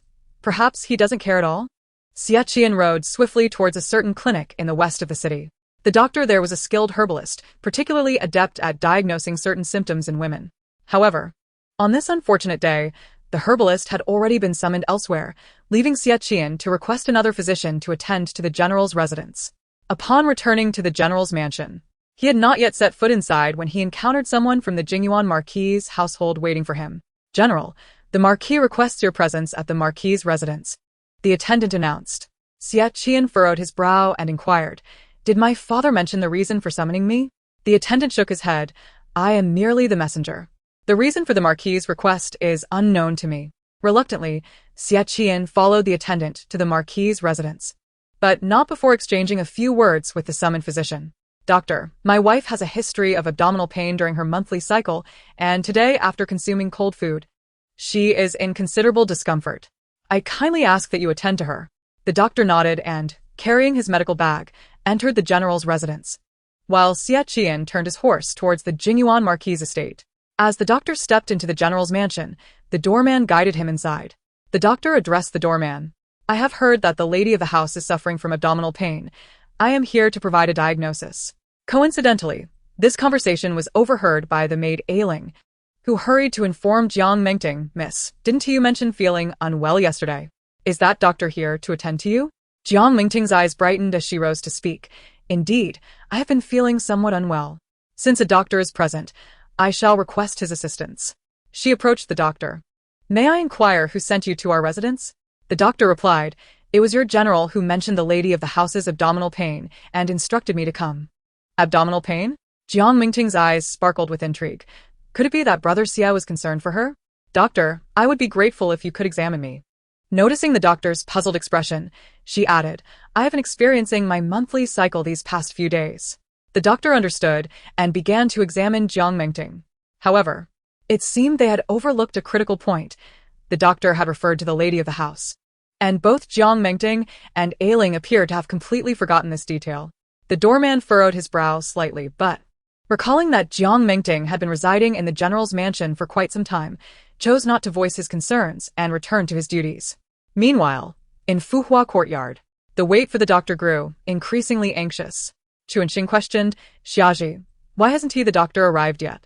Look at how much pain the lady is in." Xiaji shared her own anxiety. The general said he would personally fetch the doctor. "I cannot fathom why the doctor has yet to arrive. It's truly infuriating," Chuanxing exclaimed, picking up the hot water pot to fetch some warm water. "You keep an eye on the lady. I'll go get her some warm water." Before long, Chuanxing returned in a huff, muttering angrily under her breath. Xiaji hurriedly urged her to lower her voice. "The lady is asleep. Why are you making such a noise?" Chuanxing, unable to contain her frustration, retorted loudly, "Xiaji, I must tell you that Jiang Mengting is utterly shameless. I must confront her today." Xiaji grasped her arm. "Come back. What are you doing?" Just then, Jiang Furong, who had been resting, awoke with a hoarse voice. "What is the matter?" Seeing her mistress's pained, pale face only intensified Chuanxing's anger. "Mistress, do you still hurt?" As she spoke, she tucked the newly filled hot water pot under the blankets. Jiang Furong shook her head slightly. "I feel somewhat better. What were you fussing about just now?" "Mistress, if you say the word, I shall go and teach that Jiang Mengting a lesson," Chuanxing declared vehemently. Jiang Furong regarded her quietly, prompting Chuanxing to spill the details of the incident. While fetching hot water from the kitchen, she discovered that the doctor summoned to examine the mistress had been intercepted by Jiang Mengting, who had already seen the doctor before he left the residence. Xiaji, usually reserved, began to voice her grievances against Xie Qi'an. "What does the general mean by this? I clearly told him that the lady was suffering from abdominal pain. How could the doctor have gone to Jiang Mengting instead?" Jiang Furong, however, quietly pressed the hot water pot to her abdomen and replied calmly, "Perhaps he simply doesn't care at all." Her tone carried an undeniable hint of sorrow. "Fear not, mistress, I shall go fetch the doctor again," Chuanxing resolved, turning to leave. "Come back," Jiang Furong called out. "It is already dark. I am feeling much better now. Let us discuss this tomorrow." Just as Chuanxing reached the door, she unexpectedly collided with the hurried Xie Qi'an returning to the mansion. Normally, she would have immediately offered an apology, but today, the young maid was brimming with frustration. With a cold scoff, she remarked, "Oh, is that not the general? Has the general finally remembered that his wife is suffering?" Xie Qi'an, preoccupied with thoughts of his wife, had rushed back after speaking with his father. only to be confronted by Chuanxing. He furrowed his brow in confusion. What do you mean by that? Xiaoji interjected, General. When I was preparing to leave the residence to fetch the doctor, I made it clear that it was the lady who was suffering from abdominal pain. Where is the doctor you summoned for her? Xie Qi'an looked at his wife on the bed, but upon seeing Jiang Furong's pale face, he gasped Rong. How could this be? I distinctly asked the doctor to come for you. Chuanxing scoffed. Who exactly did the general summon? Xie Qi'an maintained a serious expression as he replied. The doctor was certainly summoned for Rong. I specifically instructed him to take good care of her. Yet, Chuanxing doused his words with skepticism. Then, why did the doctor attend to Jiang Mingding? And why has he not even set foot in Fuhua courtyard? Xie Qi'an's eyes widened in disbelief as he turned to his wife. Rong? The doctor didn't he come? I explicitly told him it was for my wife, he reiterated. Then recounted the sudden request from his father that had prevented him from personally escorting the doctor inside. Jiang Furong merely offered him a calm glance and replied, It is of no consequence. I am feeling much better. But her suddenly taut face betrayed her, indicating that the pain had returned. Rong, are you in pain again? Xie Qi'an reached out to touch her, only to have Jiang Furong shy away. Xiaoji, I would like some water, she requested. Xie Qi'an, his expression tense, turned to leave. Rong, wait for me. I shall return shortly with someone to attend to you. As night fully descended, Jiang Furong lay down, seemingly unconcerned with his words. When Xie Qi'an returned, he did indeed bring back a skilled herbalist. I implore you to examine my wife at once, he urged. The herbalist nodded, setting down her medical bag to begin her examination of Jiang Furong. Having previously attended to her on several occasions, the herbalist offered a few reminders, quickly discerning the situation. This lady has a constitution prone to cold, and having consumed cold food during her monthly cycle, it is only natural that she experiences abdominal pain. I have a remedy for this specific ailment. Once prepared, it should alleviate her discomfort. Chapter 57. Lying beside his wife in clothes, Xie Qi'an silently accepted the medicine handed to him by the herbalist, stating, I shall prepare the medicine, and swiftly made his way to the kitchen. The herbalist had visited Jiang Furong previously and, upon observing her youth, offered a few words of caution regarding the afflictions caused by her monthly cycle. Madam, you are afflicted with a condition of internal coldness, indicating an accumulation of dampness within your body, which has consequently led to the abdominal pain experienced during your menstrual cycle. This ailment, particularly for women, should not be taken lightly, for if it becomes severe, it may directly impact fertility. Henceforth, you must exercise greater caution, avoiding the temptation of cold foods and instead opting for warm and nourishing sustenance. Upon hearing the potential severity of the abdominal pain and its implications for fertility, Jiang Furong maintained a rather serene demeanor, which left Chuanxing and Xiaoji in a state of shock. Chuanxing's face was etched with anxiety. Madam, is there still hope for your condition? The inability to conceive is indeed a grave matter. Xiaoji elbowed her sharply. What kind of talk is that? If you cannot speak wisely, then kindly hold your tongue. What do you mean is there still hope? Those who do not know better might think the madam is suffering from some terminal illness. Madam, surely your current symptoms will not affect your fertility, right? Is there still a remedy? Asked Chuanxing, her voice filled with concern. The herbalist's son chuckled softly. There is no need for such alarm. Your madam's condition presently poses no threat to her ability to conceive. I merely wished to convey the worst-case scenario to encourage you to take this matter seriously. She then turned her attention to Jiang Furong, assuring her, Madam, there is no need to fret excessively. This condition can be remedied. Please take the medicine I have prepared for you today, and should the abdominal pain persist tomorrow, return to see me. Jiang Furong's complexion turned slightly pale, her voice tinged with a hint of hoarseness. Thank you, son, for your assistance. She instructed Xiaoji to provide a bit more payment for the herbalist. Not only was her abdomen in pain, but Jiang Furong also felt a pervasive soreness throughout her body, prompting her to lie down and close her eyes. After an indeterminate period, Xie Qi'an brought the brewed medicine to her. Rong, wake up.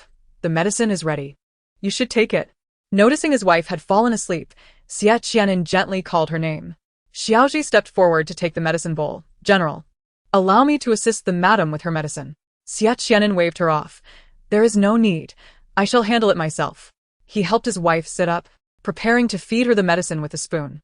Upon catching the bitter taste of the concoction, Jiang Furong frowned slightly. Just as Xie Qi'an was about to speak, she swiftly raised the bowl and downed the medicine in one gulp. Xie Qi'an was momentarily taken aback and quickly offered her a piece of candied fruit. Have a sweet morsel to counteract the bitterness. Jiang Furong silently accepted a piece of candy, responding distantly with a simple thank you. Xie Qi'an was momentarily stunned. Why must you be so formal with me, Rong? Jiang Furong did not reply but turned back to lie down. Please extinguish the light, Xiaoji. I wish to sleep. Xiaoji approached.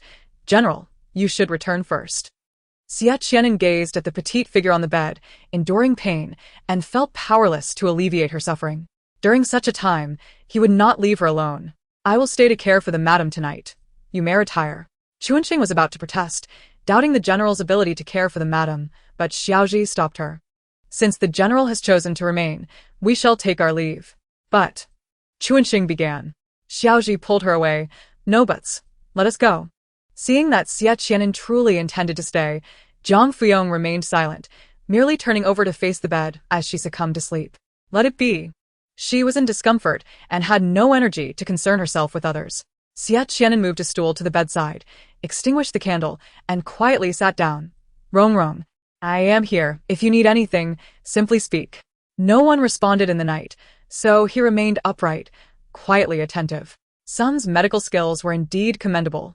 After consuming the medicine, Jiang Furong's abdominal pain swiftly subsided, allowing her to drift into a deeper slumber. In her dreams, she vaguely sensed someone lifting the covers. Something from her arms being taken away, followed shortly by a warm object being placed back into the bed. As summer approached, the weather grew increasingly warm. And with a hot water bottle in the bed, Jiang Furong was soon overwhelmed by heat and instinctively kicked off the covers.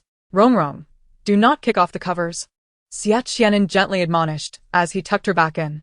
However, as soon as he covered her, she kicked them off again. He sighed softly, then lay down beside her fully clothed. After a moment's hesitation, he wrapped his arm around her gently. With the alleviation of her abdominal pain, Jiang Furong managed to sleep soundly, though she felt as if engulfed in heat, unable to escape it, leaving her drenched in sweat. Xiaoji, please prepare some warm water. It was too hot last night, and I need to wipe my body. Xiaoji shook her head disapprovingly. Madam, you must endure a little longer. You experienced abdominal pain last night. How can you possibly bathe today? Jiang Furong replied. I understand. I do not wish to bathe, only to wipe my body. I feel terribly uncomfortable. Please fetch some warm water quickly. Unable to disobey her mistress, Xiaoji reluctantly prepared warm water and swiftly helped Jiang Furong wipe her body. Chuanqing entered with breakfast. Madam, breakfast is here. It's red date and longan porridge, beneficial for replenishing energy and blood. Please eat some. Jiang Furong accepted the bowl and took a few sips before remembering something and casually inquired, Where is Xie Qi'an? Have you seen him? Xiaoji responded. The general stayed last night to care for you and left only this morning. As for where he has gone now, I am not certain. Chuanqing scoffed. You do not know where the general has gone, but I do. Jiang Furong looked at her in confusion, recalling that she was the one who felt most aggrieved, and felt a tinge of annoyance. Madam. Jiang Furong cast a cool glance at her. Speak plainly. Chuanqing had no choice but to relay what she had overheard in the kitchen. When she went to fetch breakfast, she learned that the nourishing red date and longan porridge was specifically ordered for Jiang Furong by Xie Qi'an. Just as she began to think that the general had a semblance of conscience, remembering his wife, she overheard others discussing how Xie Qi'an had sought out Steward Chao early that morning to instruct him to inform Jiang Meng to find him. Last night, he had pretended to care for the madam all night, yet at daybreak, he was off to seek that shameless Jiang Meng. Madam, how can the general treat you like this? I truly feel indignant for you. Chapter 58. Discussing divorce? One must exude authority and ensure proper attire. Jiang Furong merely smiled faintly, appearing unconcerned, as if she had anticipated this all along. What was there to be angry about? Matters of affection can never be forced. Perhaps from the moment Xie Qi'an returned from the south with Jiang Meng, she became the extraneous one. As the bowl of porridge was emptied, Chuanqing began to clear the dishes, while Jiang Furong called for Xiaoji to assist her with her grooming. Xiaoji, help me with my makeup. Gazing at her somewhat haggard reflection in the bronze mirror, she gently caressed her cheek and instructed Xiaoji, use plenty of powder to conceal the fatigue on my face. After much deliberation, Jiang Furong ultimately resolved to confront Xie Qi'an. Currently, her life in the general's residence was far from pleasant, and it was essential to have a serious discussion with him. Jiang Furong pondered. given their prior acquaintance and the fact that he had once shown her affection. Surely Xie Qi'an would not confine her or prevent her from leaving. Not only did Jiang Furong have Xiaozhi apply an exquisite makeup, but she also changed into her most cherished and flattering crimson dress. After all, this was a discussion about divorce. She needed to present herself with authority and proper attire, ensuring she did not start off at a disadvantage. Adorning her exquisite bun with a delicate copper bell daffodil, Jiang Furong completed her grooming and, after a moment of contemplation, inquired with a hint of curiosity, "Madam, have you dressed so elegantly to venture out?" "Not at all," Jiang Furong replied, gazing with satisfaction at her reflection in the mirror. Her mother had always insisted that she ought to embody such grace and charm. With slender fingers, she touched the lip color at the corners of her mouth before rising. "I must find Xie Qi'an." She then instructed her 2 maidservants to tend to the garden, noting the flowers and plants had long been neglected, with several leaves turning yellow. Approaching the table near the window, she opened a small brocade box resting atop it, her gaze falling upon a letter within. Pausing briefly, she sighed softly before extracting the missive. It was none other than the divorce letter Jiang Furong had painstakingly penned prior to her amnesia. Clutching the letter, she departed from Fuhua Courtyard, making her way to Qingzhou Courtyard. Spring Apricot, having set aside her tasks, muttered, "Alas, Xiaozhi, why do you think the madam has dressed so elegantly to seek out the general?" Xiaozhi continued her work, casting a sidelong glance at her companion. "Why overthink it? Whatever the madam asks us to do, we shall do it. After all, she is our mistress. Wherever she goes, we follow." Although Spring Apricot did not grasp the underlying meaning in Xiaozhi's words, she readily agreed, nodding as she resumed her tasks. Upon reaching Fuhua Courtyard, Jiang Furong no longer hesitated and proceeded directly to Xie Qi'an and study. While she was not surprised to find Jiang Meng there, her steps faltered momentarily upon hearing Xie Qi'an and S accusatory tone directed at Jiang Meng. "Jiang Meng, the general's residence has treated you well. Yet why did you intercept the physician I summoned for Rongrong yesterday? Are you aware that Rongrong suffers from abdominal pain whenever the moon arrives? Do you not realize that your unilateral actions caused her great distress?" In the study, Jiang Meng froze at the sudden interrogation from Xie Qi'an, her voice a blend of indignation and disbelief. "Elder brother Xie, I had no knowledge of this." "What do you mean?"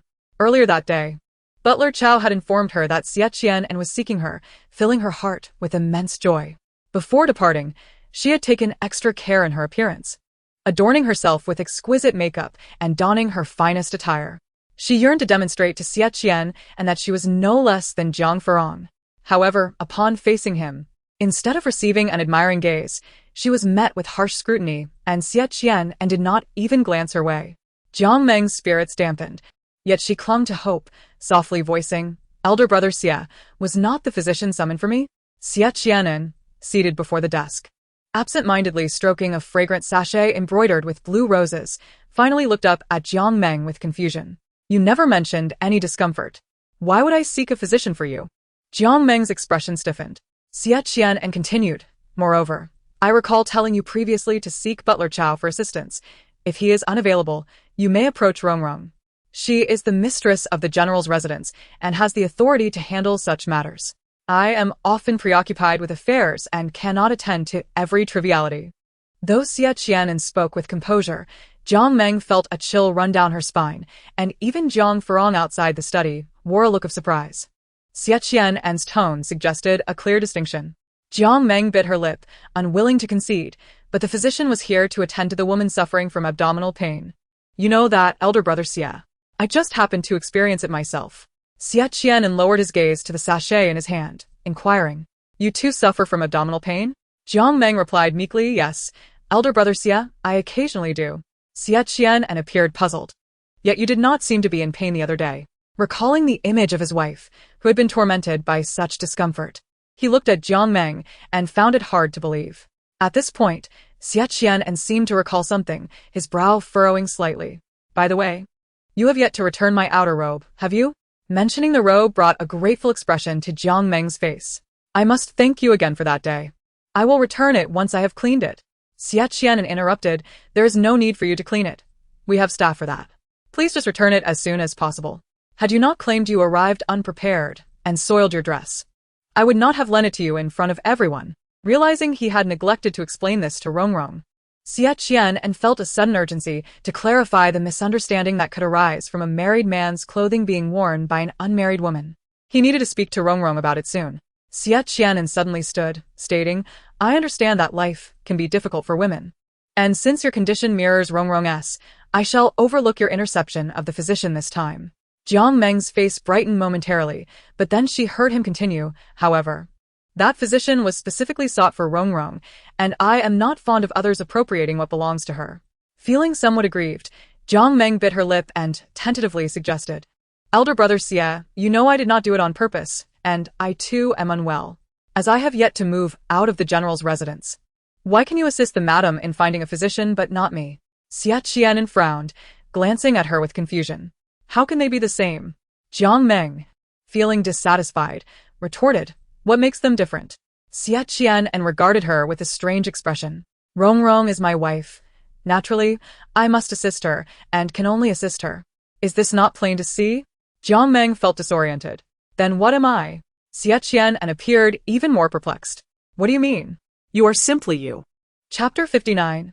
Half-belief, half-doubt. Jiang Meng's expression turned sorrowful, her eyes filled with grievance. Elder brother Xie. But Xie Qi'an had lost the inclination to continue the conversation, lowering his gaze and waving his hand dismissively. I have said all that needs to be said. You may return now. I have matters to attend to. Unconvinced, Jiang Meng thought her hints had been clear enough. Resolute, she bit her lip and stepped closer, gazing earnestly at Xie Qi'an.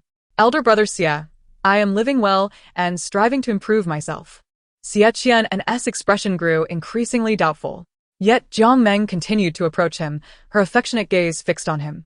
Elder brother Xie, you often say that my staying in the general's residence will only waste my youth and hinder my prospects for marriage, but I do not mind. I merely wish for you to see me. Elder brother Xie. Initially, Xie Qi'an found Jiang Meng's cryptic words strange, but in the next moment, a realization flashed in his mind. He looked up suddenly, staring at Jiang Meng as if confronted by a formidable threat. You... Jiang Meng's heart soared with joy. Believing Xie Qi'an finally understood her feelings, and she took a step forward. Elder brother Xie, do you finally comprehend me? But unexpectedly, Xie Qi'an's expression changed drastically. His voice filled with astonishment. Jiang Meng, do not speak nonsense. Jiang Meng froze, her steps halted. Elder brother Xie Qi'an abruptly stood, unconsciously tightening his grip on the sachet in his hand. Upon realizing Jiang Meng's intentions, the image of his wife flashed in his mind. To be precise, what flashed through his mind was the sudden change in Jiang Furong's expression when he had, intentionally or unintentionally, appeared alongside Jiang Meng before her in the past. It is said that a woman's heart is as delicate as a strand of hair. Did Furong sense Jiang Meng's feelings? Could it be that she misunderstood him? Xie Qi'an was struck by the realization that bringing Jiang Meng back to the capital and allowing her to reside in the general's mansion was a grievous error. Indeed. Before he departed for battle, he and Furong had shared a harmonious relationship, and the distance that had grown between them had only begun after Jiang Meng moved into the mansion. Although he harbored no feelings for Jiang Meng, viewing her no differently than the other soldiers under his command, he understood that this situation could not continue. Just as Jiang Meng was about to speak again, Xie Qi'an preempted her. Jiang Meng, I believe you have misunderstood something. The reason I allowed you to stay in the general's mansion was solely because I promised your brother to look after you, nothing more. Jiang Meng, however, displayed disbelief. But brother Xie, you have clearly taken such care of me. Xie Qi'an offered a casual explanation. Your brother indeed has done me a favor. And I would extend the same courtesy to any sibling of Jiang Hao. Jiang Meng tightened her grip on the embroidered handkerchief, her heart swelling with resentment. I cannot believe this, brother Xie. I have lived in the general's mansion for over a year, spending each day together. Do you truly feel no different towards me? Xie Qi'an's response was resolute. There is no difference whatsoever. Moreover, what do you mean by spending each day together? Although we reside in the same mansion, I have never sought you out. Finally, he declared his stance. Furthermore, I already have a wife. For me, having Furong by my side is sufficient. There will be no one else. As for the easily misinterpreted words, he wished to hear no more. At that moment, impatience was evident in Xie Qi'an's demeanor. Jiang Meng noticed that hint of annoyance, causing her heart to shift slightly. She quickly changed the subject, adopting a pitiful yet understanding expression. Brother Xie, you truly are a rare good man in this world. It seems I can only blame myself for not being worthy. However, Jiang Meng now understood Brother Xie's intentions and would no longer cause him unnecessary trouble. Xie Qi'an stood in silence before the desk, unsure if he had absorbed Jiang Meng's words. Ultimately, she gracefully curtsied and spoke softly. Brother Xie, please continue with your matters. I shall take my leave. With that, Her gaze fleetingly swept over him before she turned to depart. Just as she approached the door, Xie Qi'an called out. But his words drained the color from Jiang Meng's face. I wonder if you have found accommodation outside. If not, I will have Uncle Chao assist you in making arrangements. Do not refuse. It is best to move out as soon as possible. Jiang Meng's steps faltered slightly, disbelief washing over her. Brother Xie, do you truly wish for me to move out? Tears then cascaded down her cheeks. Yet Xie Qi'an did not look at her. Nor did he wish to continue the conversation. His tone was firm. If you need assistance in the future, just approach Uncle Chao. But you must move out of the general's mansion as soon as possible. What misunderstandings could Furong have? He only hoped it was not too late. Jiang Meng appeared deeply hurt, leaving behind a remark that she would heed Brother Xie's advice, wiping her tears before running out. As Xie Qi'an exhaled a sigh, he heard Jiang Meng exclaim in astonishment, Madam, what are you doing here? Madam? Xie Qi'an's expression shifted slightly, and he hurriedly stepped outside. Jiang Furong stood quietly at the door, feeling somewhat awkward upon seeing the two emerging from the study. I was just passing by. She was indeed surprised by their conversation. She raised her eyes, casting a perplexed glance at them, her suspicion deepening as she looked at Xie Qi'an. Did he truly not harbor feelings for Jiang Meng? Had he not even noticed Jiang Meng's affections? Furong was evidently skeptical. While the matter regarding the outer robe might be excused, what about all the times they had appeared together in the past? Jiang Meng felt a surge of resentment, but could only grit her teeth and leave. Conversely, upon seeing Jiang Furong, Xie Qi'an was even more flustered and silently lowered his gaze. The situation with Jiang Meng was something he had initially not considered deeply, and now he found himself at a loss for words to explain. However, Jiang Furong had not forgotten her purpose for coming to find him. She gently exhaled a breath of frustration and then raised her gaze to Xie Qi'an. Xie Qi'an, I need to speak with you. Let us talk. Yet, for reasons unknown, Xie Qi'an's expression abruptly changed, his hands clenched tightly at his sides. He answered in a low voice, I have matters to attend to today. I must leave. With that, he quickly departed, offering Jiang Furong no opportunity to speak further. Jiang Furong muttered in confusion. He was just discussing so much with Jiang Meng. How can he have matters to attend to now? Never mind. Since he had urgent business, she would wait until evening to discuss it with him. Little did she notice that Xie Qi'an had fled in a panic, his eyes dimming as he left, his steps faltering slightly. Chapter 60. The thought of separation lingers. Jiang Furong initially intended to wait until Xie Qi'an returned home to discuss the matter of separation. Although the conversation she overheard outside the study had indeed surprised her, her desire to part ways had not dissipated. If life was uncomfortable, why continue to entangle herself? However, she waited for Xie Qi'an for a long time, and as night fell, he had yet to return. Meanwhile, Xie Qi'an found himself, unusually, drowning his sorrows in drink. In his panic, he had rushed out of the mansion, heading straight to the military camp, immersing himself in his duties. It was not until he completed his tasks and began the journey home that the things he had tried to ignore became increasingly vivid. And he was soon overwhelmed by an unbearable pain in his heart. Consequently, he plunged into a tavern by the street. With cup after cup of strong liquor, the man seemed to grow weary of drinking from cups and ultimately resorted to gulping directly from the wine jar. It is said that alcohol can dispel sorrow. Yet as he drank, the drunkenness only heightened the melancholy that had accumulated in Xie Qi'an's heart. Seemingly reminded of something, his eyes turned bloodshot, a thin mist forming within them. He murmured, Rong Rong. Why have we come to this? During the day, when Jiang Furong sought him out to discuss a matter, Xie Qi'an had caught a glimpse of the letter she held in her hand. With just a glance, he recognized the paper. He had previously seen it in his wife's chamber, and it was none other than a letter of separation. Realizing that Jiang Furong's purpose in seeking him was likely to discuss the separation, Xie Qi'an felt a sudden pang in his heart, completely engulfed by confusion. Unsure of what to do, he could only find an excuse and flee in panic. Yet now, under the influence of alcohol, the matters he wished to evade surged forth. Previously, he had yearned to return to the general's mansion, but at this moment, it had become the last place he wanted to step into. Rong Rong, How did we reach this point? Rong, what should I do? What am I to do? Rong, I finally married the girl I had longed for. Yet now she wishes to part ways with me? Xie Qi'an could hardly fathom the possibility of separation from Rong. He was consumed by the thought of how he would navigate the days ahead in solitude. Just as he finished another jar of alcohol and reached for yet another, a hand intervened to halt him. Xie Qi'an clicked his tongue, exclaiming, "Oh, third brother, what has brought you to this state? Since you are not in haste to return home, why indulge in self-pity here?" Snatching the jar from his brother's grasp, he took a swig and frowned at the potent drink. Drinking such strong liquor suggests you are intentionally drowning your sorrows. Speak to me. What troubles you? Xie Qi'an averted his gaze, ignoring the inquiry, and took another gulp from the jar. Xie Qi'an persisted. What is it? Have you quarreled with third sister-in-law? Share with me what has transpired. Perhaps I can offer some advice.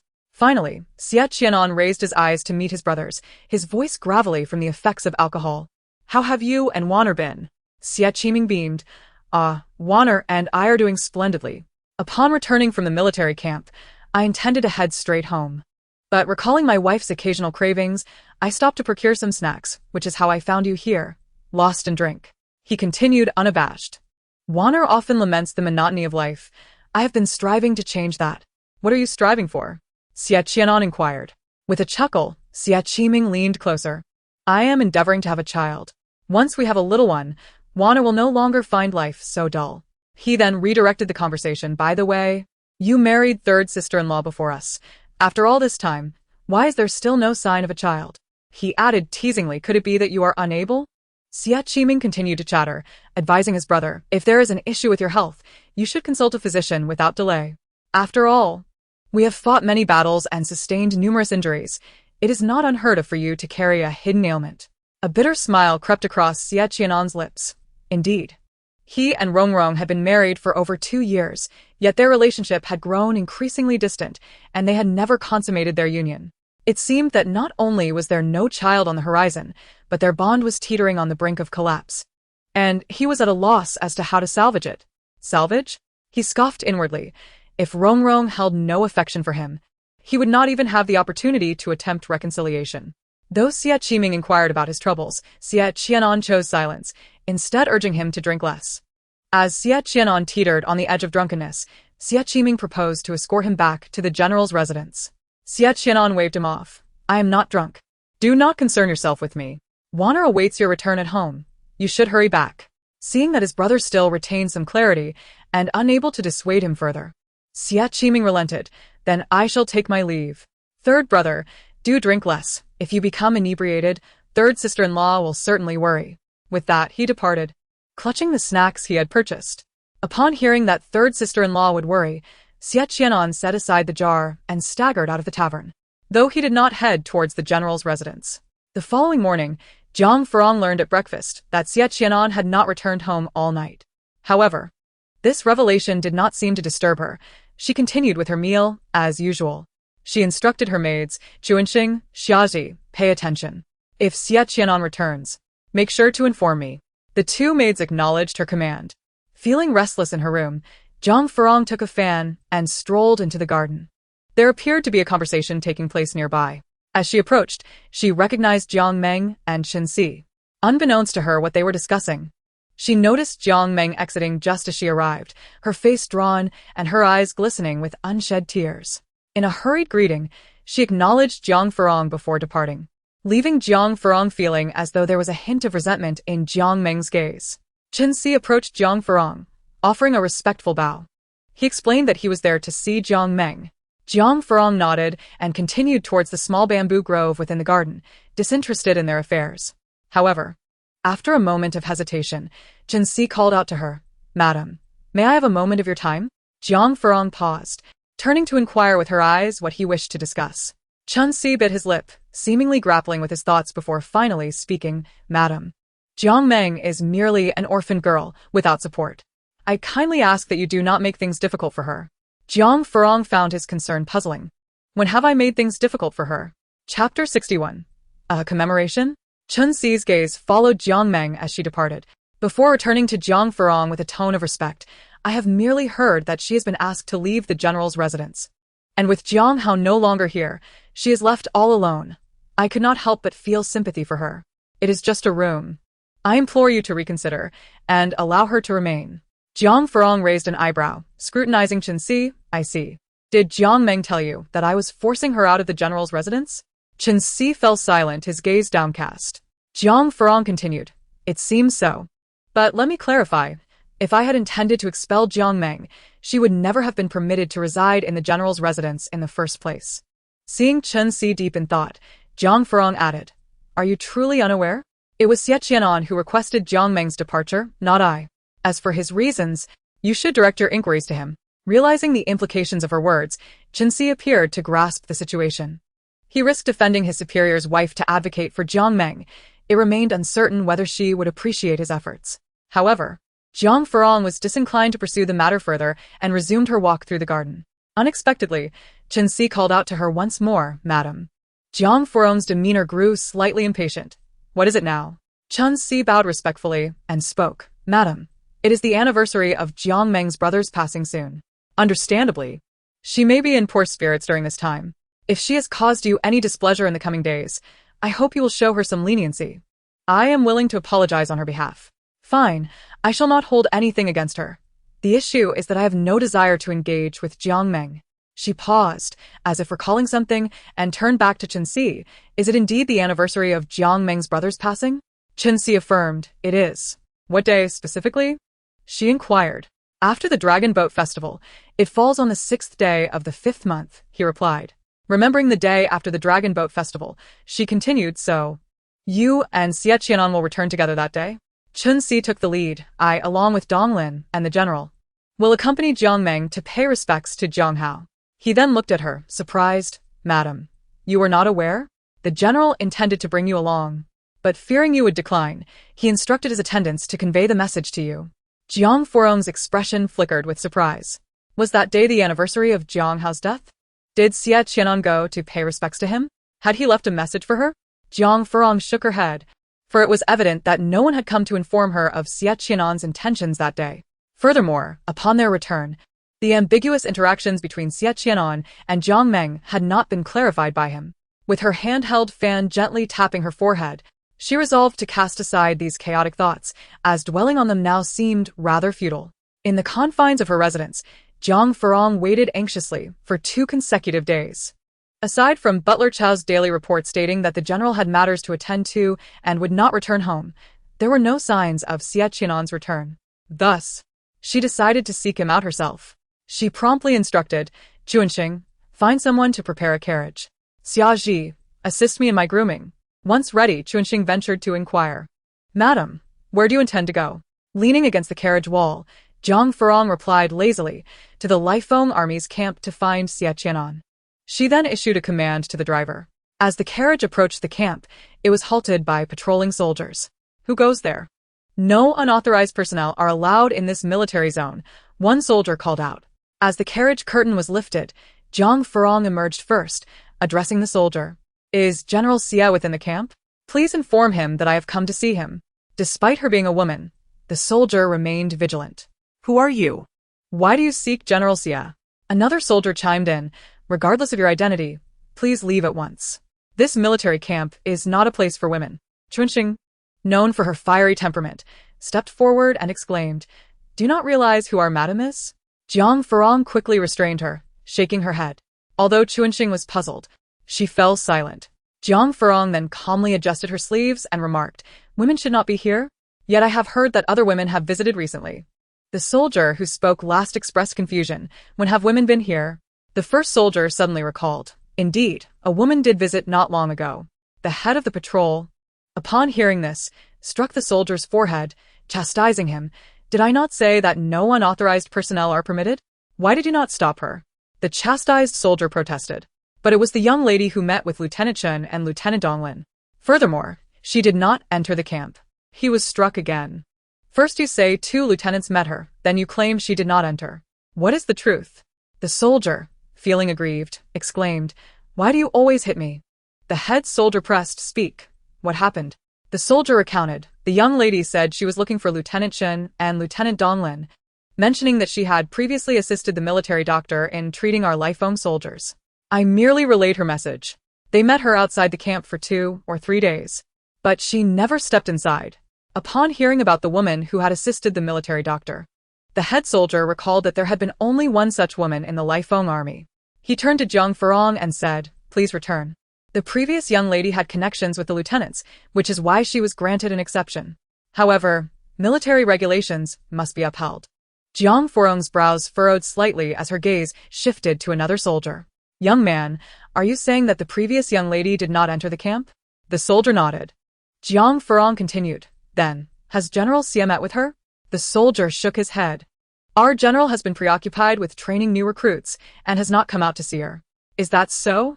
Yet, recalling a remark overheard in the garden, she smiled and said, "Although your general has not met her, I believe the pastries she brought have likely been presented to him."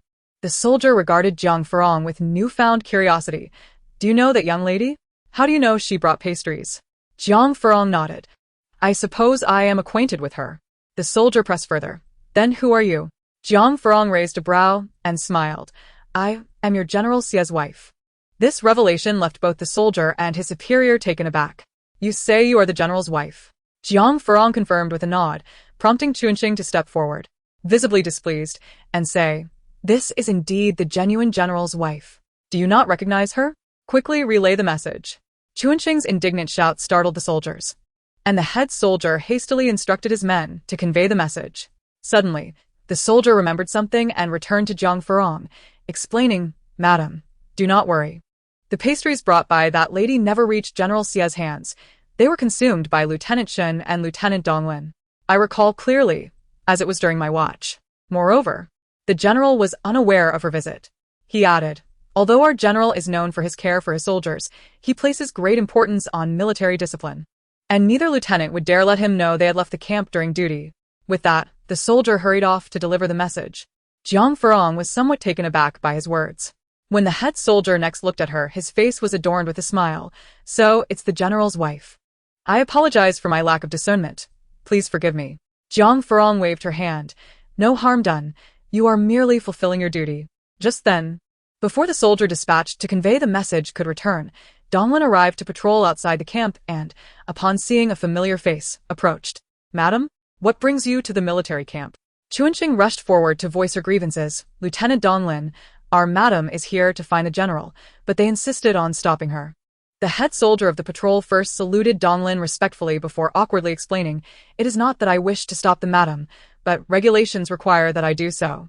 Donglin waved his hand, signaling him to step aside, and continued his patrol.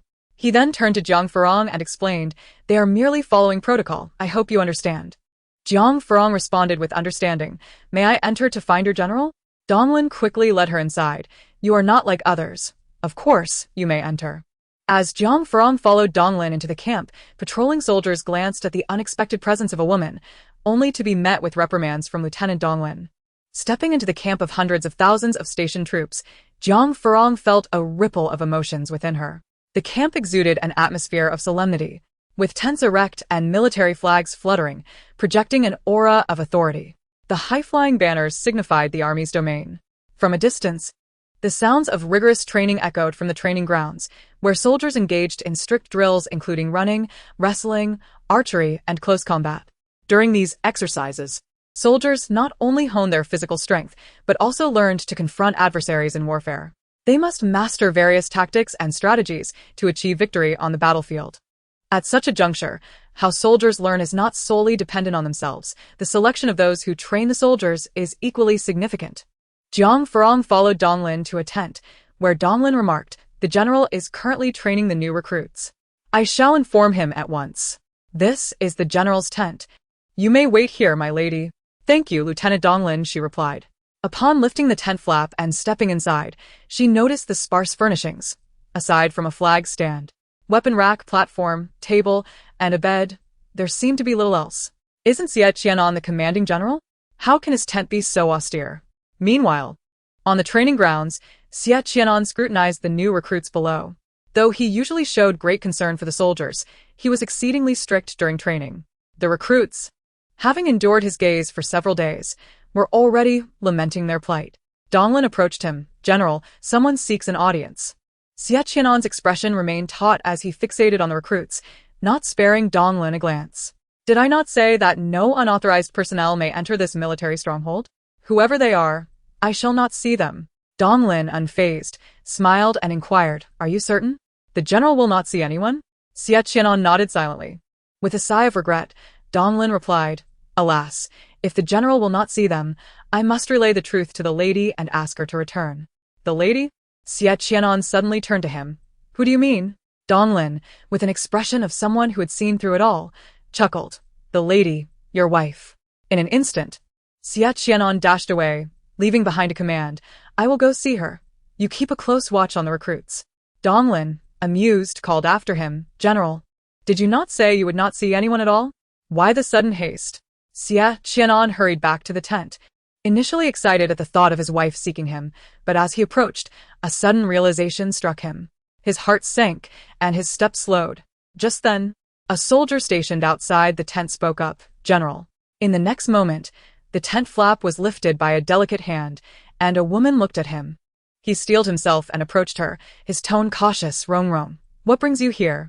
After several days apart, Jiang Furong regarded him with a gaze tinged with complexity. Xie Qi'an. Have you been avoiding me these past few days? No.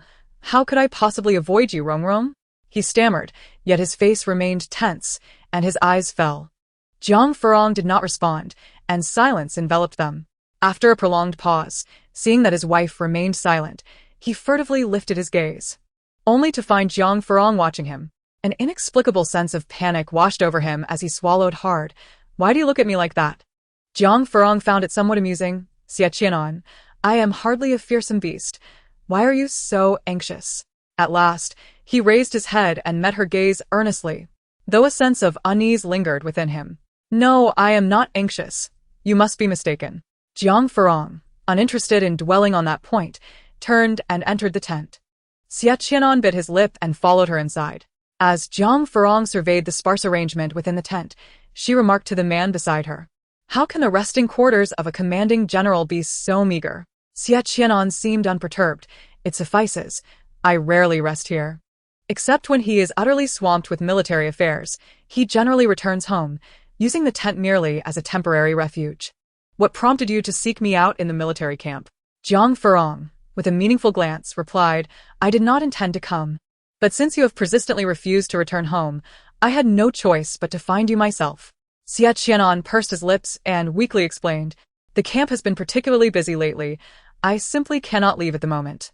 Jiang Furong fixed her gaze on him, her eyes narrowing slightly. How busy is busy? Indeed. It has been rather hectic. How hectic is rather busy? Xie Qi'an suddenly found himself at a loss for words, staring blankly at his wife. Rong, oh. You are truly something. Jiang Furong sighed in exasperation. Why do you always speak so hesitantly? Xie Qi'an stood silently behind her, his heart heavy with bitterness. He did not wish to remain silent, but the mere thought of the letters weighed upon him, robbing him of the courage to ask what she needed. The possibility that his wife might broach the subject of separation filled him with dread, driving him to hide in the military camp like a turtle retreating into its shell. Yet, he never anticipated that Jiang Furong would come to find him. Jiang Furong wasted no time and stated her purpose. I have come to discuss something important with you, and I hope you will return home with me. Matters between husband and wife should not be discussed in a military camp. Thus, I must personally summon you back. Xie Qi'an's complexion paled for a fleeting moment, but since his wife had come to the camp, he could no longer find excuses to decline. Very well. I shall return tonight. Good. I shall await your return. With her objective achieved, Jiang Furong stood to leave, turning back at the entrance of the tent to add, Xie Qi'an? Xie Qi'an looked at her in confusion as she continued, if you do not return tonight, do not blame me for taking matters outside. Clenching his hands at his sides, Xie Qi'an suppressed the overwhelming bitterness within him and replied in a muffled voice, I will return tonight. After departing the military camp, Jiang Furong returned to the general's residence.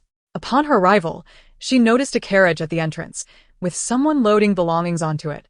Chunqing lifted the carriage curtain to assist Jiang Furong down, saying, My lady, it appears to be Jiang Meng. Jiang Meng emerged from the general's residence, cradling a pot of hydrangeas, with Chen Si following behind her, laden with various items. The scene suggested they were moving out of the general's residence. Upon seeing Jiang Furong return, and noticing her belongings being loaded onto the carriage, Steward Chao cautioned Jiang Meng that it was Xie Qi'an's orders for her not to set foot in the general's residence again. Jiang Meng harbored resentment towards Jiang Furong, her eyes seemingly hiding a multitude of daggers. As she passed by Jiang Furong, she perfunctorily greeted her, lacking the understanding she once displayed. Chen Si, burdened with numerous items, still respectfully addressed Jiang Furong, my lady. Jiang Furong paid little heed to Jiang Meng's attitude, merely nodding slightly at Chen Si before striding into the residence. However, her gaze lingered momentarily on the pot of hydrangeas in Jiang Meng's arms. Upon realizing that Jiang Furong had returned, Steward Chao promptly approached her. My lady, you are back. Jiang Furong nodded and casually inquired, is Miss Jiang moving out of the general's residence? Steward Chao promptly replied, indeed. Miss Jiang mentioned wanting to find her own place. The general instructed me to aid her in finding a residence. He also stipulated that regardless of whether she moves to that residence, she must vacate the general's residence swiftly and is not permitted to return. Jiang Fuyong's expression was slightly astonished. Are you saying that general has commanded that Jiang Meng must not set foot in the general's residence? Steward Gao not that up may see. Jiang Fuyong chuckled softly, and then a thought crossed her mind. She surmised that Xie Qi'an must have realized the matter she intended to discuss, which is why he had been avoiding her these past few days. Now, he was adamantly insisting that Jiang Meng vacate the general's residence. Xie Qi'an, oh Xie Qi'an, what is the reason for your current demeanor? How wonderful it would have been if you had taken such actions earlier. However, at this moment, Jiang Fuyong felt an overwhelming fatigue. Devoid of the fervor, she once had to lead a harmonious life with Xie Qi'an upon regaining her memory. Madam? Madam? Jiang Fuyong was lost in thought, and it was only after the steward called her several times that she came back to herself. What is it? Steward Chao produced an invitation from his sleeve and handed it to her. Madam, this is an invitation from the wife of the Minister of Personnel. It states that their daughter has recently been unwell but has found some relief on the Duanwu festival. She has decided to host a celebration at Fuguang Villa for her beloved daughter. Xie Qi'an had instructed Steward Chao that if Jiang Fuyong was unwilling to attend any extravagant gatherings, she need not feel obliged. For the general's residence did not rely on such events for sustenance. Thus, Steward Chao had suppressed numerous invitations. Nonetheless, this invitation, being from the Minister of Personnel, was beyond the steward's authority to dismiss. It required the lady's decision. Jiang Fuyong took the invitation, glanced at it, and pondered. As she still held the position of the general's wife, the sender was certainly not of a humble background. It seemed she had no choice but to make an appearance. She then spoke, understood, I shall attend. Chapter 64. The aunt with a sharp tongue. Jiang Fuyong sought out Xie Qi'an in the morning. By the time she returned to the residence, lunch had not yet been served, so she leisurely enjoyed a meal and then rested for a while. Once the time was near, she called for Xie Ji, please help me with my attire. Fuguang Villa was built by the water and covered a vast area, with intricately designed structures meant for the amusement of officials and nobility, albeit located outside the city. After securing her hair with a decorative pin, she was ready. All set. Madam, Xie Ji reported. Jiang Fuyong glanced at her reflection in the bronze mirror and remarked contentedly, Xie Ji, your skills have truly improved. Xie Ji shook her head. It is merely that the madam is naturally enchanting. With just a hint of makeup, you become even more radiant. Jiang Fuyong shot her a playful glance. Only you would say such things. She then instructed two other maids to select some jewelry from her box. Whether before or after her marriage, Jiang Fuyong's jewelry box was never lacking in exquisite pieces, which she often bestowed upon the two girls. The three of them happily chose some tasteful adornments and then accompanied Jiang Fuyong as they exited. Outside the city, at the entrance of Fuguang Villa, as Jiang Fuyong and her entourage arrived, others were also beginning to arrive. Naturally, Jiang Tinglan, now the wife of the Minister of Imperial Horse, was among the invited. The two sisters exchanged light banter, as was their custom. Originally engaged in jovial conversation with Jiang Tinglan and her mother, Jiang Fuyong's expression changed abruptly upon seeing the carriage of the Prince of Yu arriving. She turned swiftly to enter. Second sister, Yuner, let us go in quickly. However, before she could take a step, an irritating voice called out from behind, Jiang Fuyong. Stop right there. Reluctantly, Jiang Fuyong halted, muttering under her breath about the nuisance. With a effet of polite indifference, she turned to face the person behind her. Elder sister, what is your command? Xie Qi'an had just disembarked from her carriage and stormed towards her. even more exasperatingly accompanied by an ever-persistent nuisance. The sight of her elder sister suggested that trouble was once again on the horizon. Indeed, without delay, Xie Qi'an launched into a tirade. Jiang Furong, do you treat me as if I do not exist? Why do you not greet me upon seeing me? Just as Jiang Furong prepared to respond, Xie Qi'an continued her relentless accusations. Furthermore, Jiang Furong, I must ask you, why did you expel my sister, Jiang Meng, from the general's residence? Jiang Meng is an orphan, and her brother once saved your husband's life. If you had any semblance of a conscience, you would take it upon yourself to care for her, rather than bully a lonely girl as you do now. Our Xie family cannot tolerate such a vicious matron as you. Faced with this unfounded barrage of reprimands, Jiang Furong was utterly speechless. The commotion drew the attention of many who were yet to enter the villa, all stopping to witness the unfolding drama between the sisters-in-law. Since Xie Qi'an seemed unconcerned with decorum and insisted on making a spectacle of their confrontation, Jiang Furong decided not to indulge her any longer. As for maintaining appearances, she deemed it unnecessary. With her expression turning icy, Jiang Furong retorted, Elder sister, who informed you that I was the one who expelled Jiang Meng from the general's residence? Her gaze shifted to Jiang Meng, observing her pitiable demeanor, and a cold smile crept across her lips. What a talented actress. She then addressed Jiang Meng directly. Miss Jiang, would you kindly clarify whether it was truly I who forced you out of the general's residence? Jiang Meng's lips moved, but not a single word escaped. Jiang Furong fixed her gaze upon her, feigning casualness as she continued. Is it not true that you sought to leverage your status as an orphan to ascend into the general's household? Is it not your intention to use the identity of your benefactor's sister to seduce my husband? Though Jiang Meng had been feigning a helpless demeanor, her face paled instantly upon hearing Jiang Furong's blunt inquiries. Those who had stopped to watch initially assumed that Jiang Furong was unjustly mistreating the orphan Jiang Meng, who was attempting to garner sympathy through her plight. However, as they listened to Jiang Furong's straightforward questioning, the expressions of the onlookers began to shift. Xie Qi'an shot Jiang Furong a venomous glare, ready to unleash another round of rebuke, but Jiang Furong persisted with her interrogation of Jiang Meng. Miss Jiang, if my memory serves me correctly, my husband, Xie Qi'an, has made his disinterest in you quite clear, has he not? When others express their disinterest, why do you insist on clinging to them? Now that you have been expelled by Xie Qi'an, are you feeling disgruntled? Are you foolishly trying to redirect the blame toward me? Miss Jiang, do you not realize how insufferable you are?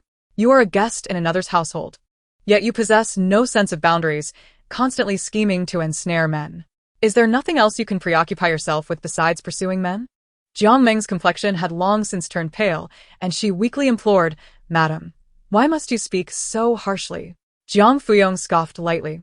Is it truly my words that are harsh, or is it that you are merely embarrassed by the truth? Beside them, Xie Qi'an was already fuming. Jiang Furong, you what? Jiang Furong countered, this time directing her ire toward her elder sister. Oh, right, I just remembered. Are you here to lecture me on the duties of a wife? Or to remind me of gratitude? She then cast a meaningful glance at Jiang Meng and smiled. Isn't it the case that you pride yourself as a daughter of the Xie family? Did you not claim that the children of the Xie family should be grateful? Since Miss Jiang is the sister of your benefactor, why not take it upon yourself to repay that kindness? After a brief pause, she added, Oh, and wasn't he you who was eager to have Miss Jiang become a concubine? This is quite manageable. I find Miss Jiang to be exceptionally pitiable. And it just so happens that my sister-in-law has heard that the young master holds a particular admiration for such a lady. Would it not be ideal for my elder sister to assist in carrying Miss Jiang into the room? This would not only resolve Miss Jiang's lifelong dilemma, but also showcase my elder sister's understanding and generosity, thus repaying the Jiang siblings for the kindness they have shown to the Xie family. What a splendid arrangement. Initially, Xie Qi'an was brimming with indignation, but upon hearing Jiang Furong's remarks directed at her, she paused momentarily. Once she comprehended that Jiang Furong had suggested that Jiang Meng become her husband's concubine, her anger flared, and she retorted, Jiang Furong, silence yourself. When did my affairs with the young master become your concern? Jiang Furong shot back. And when did matters of our general's residence become your business to meddle in? Xie Qi'an replied, a sister is like a mother. I am merely looking out for. Jiang Furong cast her a cold glance, interrupting, my mother is still alive. There is no need for you to meddle. Xie Qi'an, infuriated, pointed a trembling finger at Jiang Furong, exclaiming, Jiang Furong, Your sharp tongue and venomous words are unbearable. In her moment of rage, Xie Qi'an found herself at a loss for words. Jiang Furong smiled at her young niece, taking her hand as they entered the manor, remarking, "Today, little Yuner has witnessed quite the spectacle." With wide eyes, Qiao Xian whispered, "So, Aunt, you are just as fierce when scolding as grandfather." Chapter 65. A dispute. Xie Qi'an continued to stamp her foot in frustration, silently cursing Jiang Furong, while guests who had been watching the commotion began to trickle into the manor. Most of the visitors were women from esteemed families, familiar with the intrigues of inner households. They had only heard snippets of Jiang Furong's retort, and many began to see through the facade of Jiang Meng, the so-called orphan, entering and exiting the general's residence. Women like Jiang Meng were not uncommon. Their apparent vulnerability was often a guise, concealing ulterior motives to cling to the general's household. However, what intrigued the gathering was the realization that Lady Xiao, the young master's wife, was exceedingly arrogant and rather foolish. Not only allowing outsiders to humiliate her sister-in-law but also hurling insults in public without hesitation. Were it not for her connections to the Jinyuan Marquise and the Yu Prince's residence, she would likely have found herself cast aside long ago by those she had offended. "Dear Sister Xie, do not be upset. Let us go inside," Jiang Meng urged gently, stepping forward to support Xie Qi'an. Xie Qi'an, still gritting her teeth, muttered, "What audacity Jiang Furong has to speak to me in such a manner. It truly infuriates me. I cannot fathom why my dear brother would choose a woman so sharp-tongued. His taste is utterly deplorable." The two entered the manor, where a group of young ladies were gathered, laughing and chatting. Jiang Furong was engaged in cheerful conversation with them, as if the earlier altercation had never occurred. Yet, as Jiang Meng followed Xie Qi'an inside, she felt several scrutinizing gazes directed her way. Clearly, when it came to Jiang Furong and Jiang Meng, the crowd was more inclined to side with Jiang Furong, and compliments directed at Xie Qi'an had noticeably diminished. Jiang Meng seethed internally. Despite her higher status, she could not compete with Jiang Furong. Swallowing her dissatisfaction, she gritted her teeth. "Dear Sister Xie, this is all my fault. Please do not let my troubles affect your health. Let us have some tea to soothe our spirits." To her surprise, Xie Qi'an consoled her in return. "How can this be your fault? If anyone is to blame, it is Jiang Furong for being so cunning, ensnaring my foolish brother completely. Now, Even the sisters who saved his life have been cast out of the general's residence." As they sipped tea, Xie Qi'an expressed her determination. "This cannot continue. I must have a serious talk with Qianan. He cannot grow to be such an ungrateful person." Jiang Meng feigned nonchalance, insisting that Xie Qi'an need not worry about her. But a glimmer of ambition flickered in her eyes. Jiang Tinglon offered a piece of cake to Qiao Xian, then turned to Jiang Furong with concern. "Are you all right?" Jiang Furong, enjoying her cake and tea, appeared unfazed by the earlier incident. "What is there to worry about?" I'm perfectly fine. Jiang Tinglon still bore a look of worry. "Lady Xiao is, after all, your elder brother's sister. You must still address her as such. Your recent altercation with her may ultimately prove disadvantageous." Jiang Furong waved her hand dismissively. "What does it matter? It is Xie Qi'an who always seeks me out without reason. I am not a punching bag, and naturally, I must respond in kind." She then averted her gaze, reflecting that perhaps, in the past, she would have avoided such a public dispute with her elder sister-in-law. But given the recent divorce decree, maintaining appearances no longer seemed as significant. Moreover, their father, who wielded considerable influence, was often embroiled in disputes, and he had never been bullied into submission. As his children, how could they allow themselves to be bested in arguments? Jiang Tinglon shot her a disapproving glance, gently admonishing, "Father had no choice. He did not teach us to take pride in being quarrelsome." Jiang Furong retorted, "Why not? Am I to simply endure insults?" Jiang Tinglon clarified, "That is not what I meant. I only worry." Jiang Furong interjected, "I understand your concern, but I am well aware of my limits. You need not fret for me." After brushing off the crumbs from her hands, she took Qiao Xian's hand. "Look over there. There is a crescent-shaped lake. Would you like to accompany your aunt to see it?" Qiao Xian eagerly nodded, bouncing along beside Jiang Furong as Jiang Tinglon shook her head in resignation and followed behind. The manor was built by the water, adjacent to the Moonview Lake, named for its crescent shape. A stone arch bridge and several interconnected pavilions adorned the lakeside, alongside various boats for guests to enjoy. At this banquet, the hostess, the wife of the Minister of Personnel, was greeting guests with her daughter, who had just recovered from an illness. The guests offered polite remarks, and Jiang Furong and her sisters were no exception. Xie Qi'an, well-mannered under Jiang Tinglin's guidance, flattered the minister's daughter delightfully, eliciting smiles from those around. Xie Qi'an, too, brought her son over, and a few exchanged glances, with the young master imitating Xiao Xi'an's flattery. Jiang Furong, preferring to avoid interaction with her sister-in-law, took Xiao Xi'an to a nearby pavilion to play. The pavilion and boats were stocked with various delicacies, and Jiang Tinglan felt fatigued, intending to rest briefly. However, Xiao Xi'an, still eager from their previous boat ride on the Dragon Boat Festival, insisted on taking a ride. Seeing Jiang Tinglan's weariness, Jiang Furong decided to escort her niece alone. Spotting a familiar girl on one of the boats, Xiao Xi'an tugged at Jiang Furong's sleeve. "Aunt, I see a friend I met recently. I want to go greet her." Jiang Furong allowed her to lead the way. "Very well, go ahead." The two children quickly resumed their playful antics, mimicking adults sipping tea and offering their own critiques, proving to be quite entertaining. Yet, some individuals are relentless. Xie Qi'an and her son soon joined them on the same boat. Neither sister-in-law could stand the sight of the other, both huffing in annoyance before lapsing into silence. Meng Jingshu, the daughter of the grand scholar Meng Jiao, found common ground with Jiang Furong, as their families were already acquainted. The two engaged in lively conversation when, unexpectedly, a commotion erupted nearby, signaling a dispute among children. Jiang Furong's heart raced, fearing it was the mischievous Xiao Xi'an causing trouble. She hurried over, only to find Xiao Xi'an quietly observing the fray. Jiang Furong exhaled in relief, but her attention was quickly drawn to two young masters embroiled in a heated argument. Among them was none other than Xiao Ziyashizi, the son of Xie Qi'an, who was now shouting and even resorting to blows. Chapter 66. A resounding slap. The two disputants hailed from influential families, showing no fear as they exchanged blows. Their attendants rushed in, attempting to mediate, while the hostess of the banquet, the Minister of Revenue's wife, dispatched her own servants to intervene. The scene on the boat deck descended into chaos. As Jiang Furong navigated the throng to retrieve Xiao Xi'an, calling out, "Yunu, come here," she was suddenly jostled by someone colliding into her. The impact was so forceful that Jiang Furong was pushed against the side of the boat, and she felt herself teetering backward, fearing that Xiao Xi'an would be dragged down with her, as the child was still gripping her hand tightly. "Yuna, let go," Jiang Furong urged in alarm. Fortunately, Meng Jingshu quickly intervened, catching Xiao Xi'an.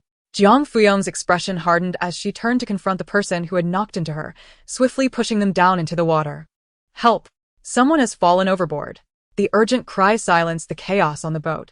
The first to react was the minister's wife, commanding, "Quickly, save them." The two individuals who had fallen into the water were evidently capable swimmers, and they quickly made their way back to the boat, soon being pulled aboard. Once on deck, Jiang Furong shot a cold glance at the person who had fallen with her, and before they could voice their grievances, she delivered a sharp slap across their face. Gasps of surprise rippled through the crowd. The one struck, now clutching half of their face in shock, stared at her incredulously. "Madam, why did you drag me into the water and then assault me?" Indeed, it was Jiang Meng, drenched and appearing pitiful after being unjustly attacked. Whispers of discontent echoed among the onlookers, seemingly casting blame on Jiang Furong. Xie Qi'an, witnessing the scene, would have rushed forward to defend Jiang Meng had she not been preoccupied with restraining her son. Unfazed, Jiang Furong met Jiang Meng's pitiful gaze head-on. "Jiang Meng, is your only talent in playing the victim?" Jiang Meng continued to look woeful, trembling as she responded, "I do not understand why you target me so. Is it not enough to drag me into the water, but you must also strike me?" Jiang Furong's expression turned icy, her disdain unmistakable. "I hit you because you deserved it. Do you truly not know why I would strike you?" Xie Qi'an rushed to Jiang Meng's side, shielding her. "Jiang Furong, will this not end? You dragged her into the water and then assaulted her. Do you have any justification?" Jiang Furong merely gave Xie Qi'an a frosty look. "My dear sister, you might want to ask your little Meng why I brought her into the water and why I struck her." Xie Qi'an glanced at Jiang Meng, her brow furrowing. "Little Meng, are you all right?" Jiang Meng shook her head. "Tell me what happened," Xie Qi'an urged. Tears welled in Jiang Meng's eyes, yet she remained silent. Jiang Furong scoffed. "What is it? Why has Miss Jiang stopped speaking?" Xie Qi'an, growing increasingly dissatisfied, insisted, "Jiang Furong, do not overstep." Jiang Furong persisted, directing her gaze at Jiang Meng. "Why do you not dare to tell everyone that it was you who pushed me first, leading to your fall into the water?" Jiang Meng suddenly lifted her head, shaking it vigorously. I did not push you. I was trying to pull the young master, and the crowd pushed me into you. I did not do it intentionally. Her demeanor shifted to one of impending tears. Jiang Furong laughed coldly. Oh, really? Just moments ago you were standing by, watching the excitement. And now you conveniently appear before me, colliding with me. Miss Jiang, you are quite the actress.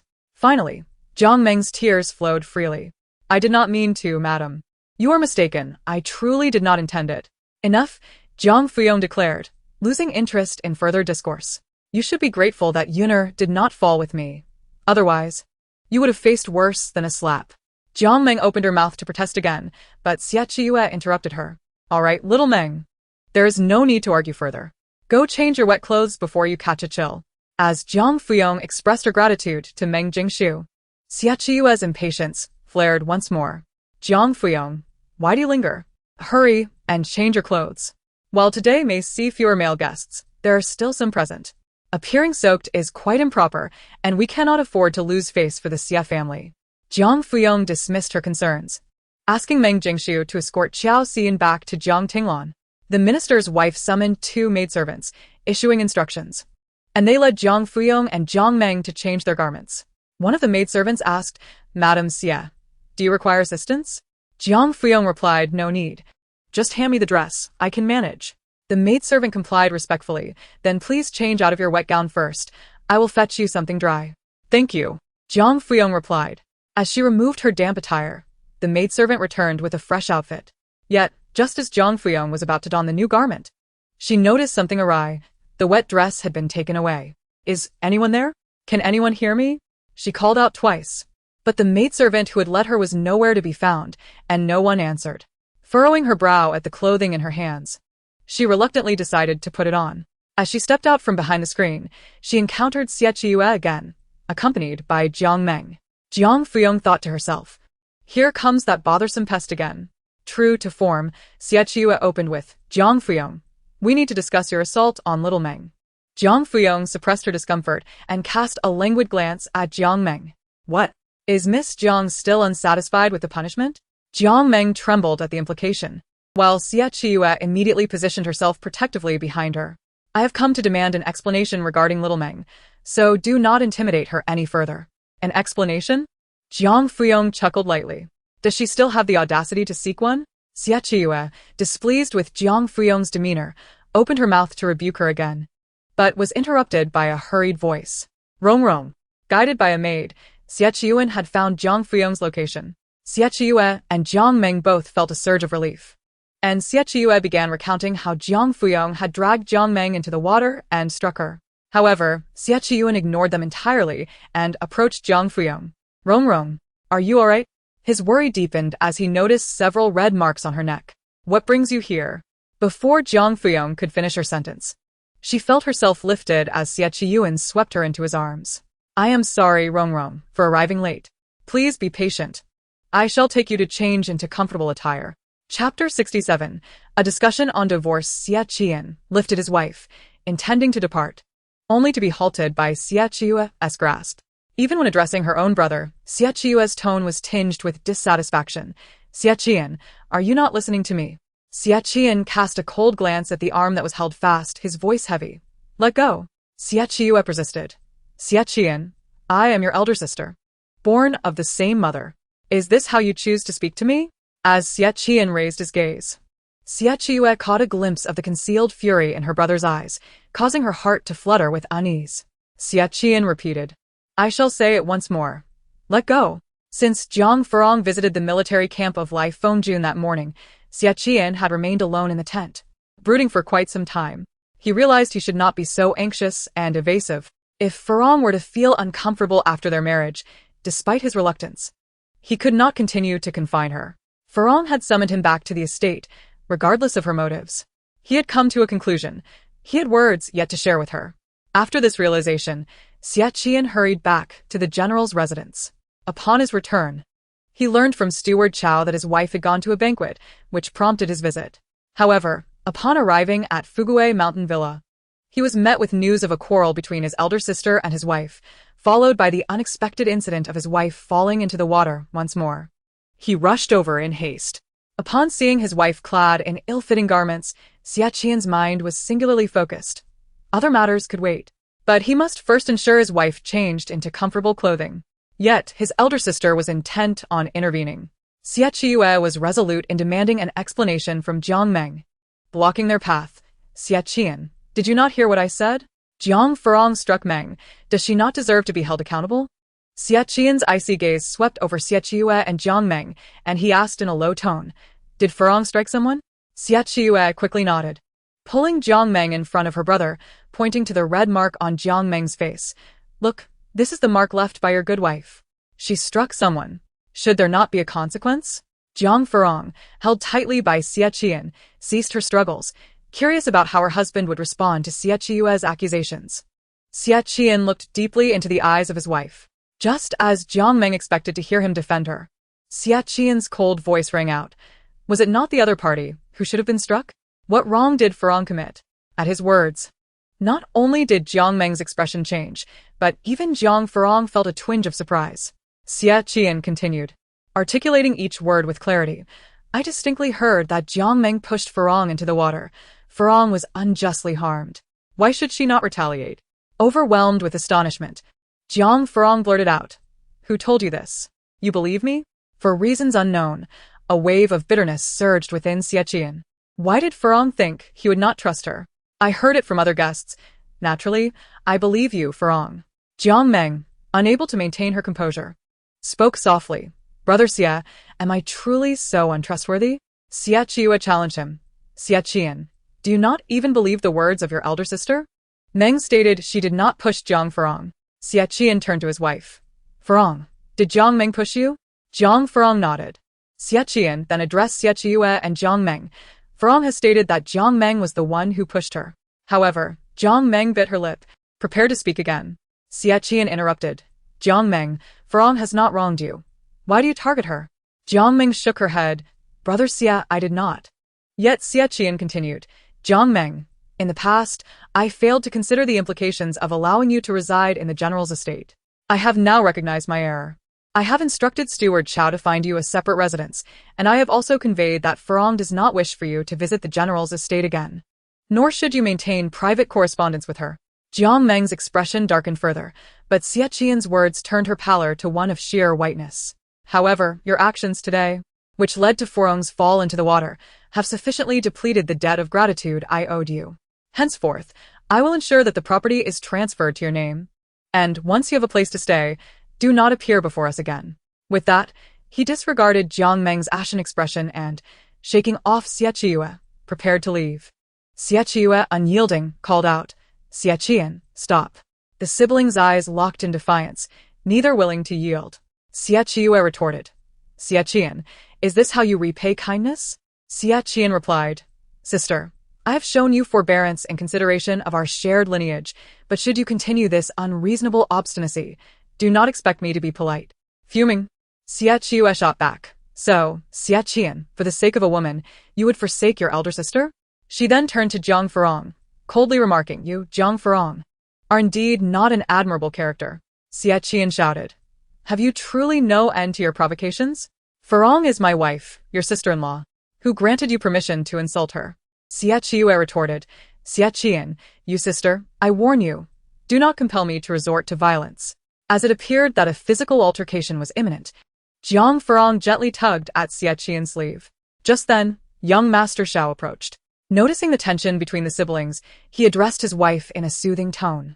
My dear, I understand your good intentions, but we should refrain from meddling in the affairs between the third brother and his wife. He then offered his apologies to Jiang Furong and Xie Qi'an, presenting himself as the epitome of a gentle and refined gentleman. Xie Qi'an nodded in acknowledgement. Furong is feeling unwell. We shall take our leave now, brother-in-law. With that, he stepped away. Xie Qi'an attempted to intervene, but young Master Xiao pulled her back. Enough, my dear. Zaire seems to be crying and is calling for his mother. Let us attend to him. Xie Qi'an muttered. That little rascal is truly determined to keep me on edge. Jiang Meng followed silently behind her, her expression one of profound melancholy. Young Master Xiao trailed after them, always speaking in soft tones. Yet, as his gaze swept over Jiang Meng's retreating figure, his eyes narrowed. and a flicker of disdain crossed his features when he looked at Xie Qi'an. Meanwhile, Xie Qi'an hurriedly escorted Jiang Furong back to the estate. Upon their arrival, he swiftly ordered hot water prepared for her bath.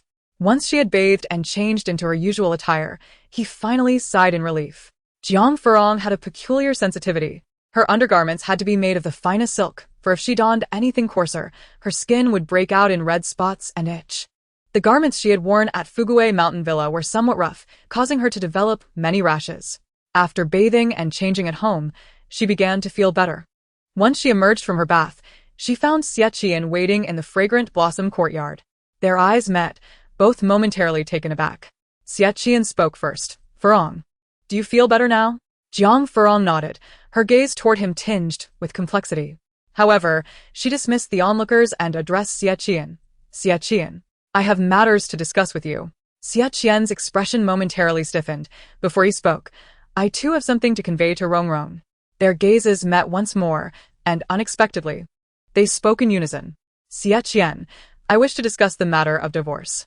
"Rongrong, I have feelings for you." Chapter 68. Have I ever not given you a chance?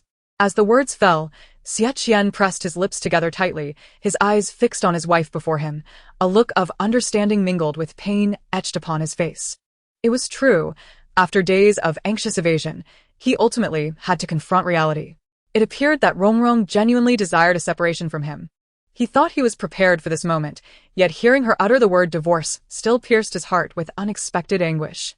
In contrast to Xie Qi'an's resigned demeanor, Jiang Furong's countenance showed a fleeting moment of shock upon hearing "I have feelings for you." She returned his gaze, and perhaps due to the weight of previous disappointments, her astonishment lingered only for an instant before fading away. A soft laugh escaped her lips. "Xie Qi'an, you claim to like me?" Xie Qi'an's eyes flickered. His hands clenched at his sides, an inexplicable tension radiating from him as he spoke in a husky tone. "Yes, I like you. I truly cherish you, Rongrong." After finally voicing the words that had weighed heavily on his heart, he exhaled softly, his gaze stubbornly fixed on Jiang Furong, unwilling to miss any fleeting expression that crossed her face. Yet, upon receiving his sudden confession, Jiang Furong could not help but chuckle lightly, though her laughter was imbued with an emotion that Xie Qi'an could not decipher. "Xie Qi'an, regardless of the sincerity of your words, what I wish to discuss today is the matter of divorce. I speak of separation while you speak of affection. Do you not find this somewhat inappropriate? I believe I should clarify. Today, I did not come to discuss divorce. Rather, I came to inform you that I wish to part ways." With that, she produced the divorce document she had prepared earlier and handed it to Xie Qi'an. "This is the divorce agreement I have written. Please take a look." The document was thrust before him, and Xie Qi'an's face froze, his eyes stinging as they met the paper. He stood silently, rooted in place, yet hesitated to reach for it. Raising his gaze once more to Jiang Furong, he suppressed the bitterness swelling within him and spoke. "Rongrong, I am sorry. I should never have allowed Jiang Meng to reside in the General S residence. I have come to realize just how wrong I was. Jiang Meng has already moved out, and I assure you, my intentions towards her have always been purely benevolent. I have never harbored any other feelings for her. The woman I have always cherished is you, Rongrong. I acknowledge that I have faltered in many ways, but I promise to change. Could you grant me another chance?" His eyes brimmed with hope as he looked at her. After all, he was the boy who had harbored feelings for her since their youth. How could she not feel even a flicker of emotion upon hearing Xie Qi'an express his affection? Jiang Furong met his intense gaze, yet after a brief moment, she turned her head away to avoid his penetrating eyes. What did it matter if she felt a stir of emotion? Who could discern how sincere Xie Qi'an's affection truly was? Perhaps he had once loved her, but how much of that remained now? Otherwise, why had he remained oblivious to the myriad of grievances she had endured during this time? With a soft sigh, she spoke. "Xie Qi'an, have I ever not given you a chance?" They had been married for 2 years, during which she had lost 2 years of memories. Setting aside the year when he went south to fend off the southern barbarians, in the second year after his return to the capital, she had already written a divorce agreement before her memory loss. Their interactions post-marriage had hardly been pleasant, had they? After regaining her memory, she had harbored a heart full of affection, wishing to build a life alongside Xie Qi'an. Was that not an opportunity for him, and for herself as well? Yet, what had come of it? "Xie Qi'an, how could you believe I offered you but a single chance? I too wish to nurture our relationship, to fulfill the role of your devoted wife. However, those aspirations had gradually faded away after the countless times you allowed Jiang to cause me heartache. Xie Qi'an trembled slightly, regret evident in his gaze. I am sorry, Rong. It is my failure. As he took a step forward, Jiang Furong retreated, causing Xie Qi'an to freeze once more. Her expression calm, she looked back at him and spoke slowly. You indeed have not done well. And I even question the authenticity of your affection. Rong, please trust me. At this moment, Xie Qi'an was thoroughly flustered. Rong, I have never lied to you. My feelings for you are genuine. In a rush to prove the depths of his affection, he recounted his urgent desire to marry her before his expedition. There is something I have never shared with you. 2 years ago, I was ordered south to combat the southern barbarians. By then, I had already fallen for you. Upon hearing that your mother was arranging suitors for you, I panicked, fearing that someone else would claim you before I could. Even though I was uncertain of my return, I selfishly approached Inspector Jiang to express my intentions to marry you. As I prepared to depart, I was anxious, but to my delight, the Jiang family consented.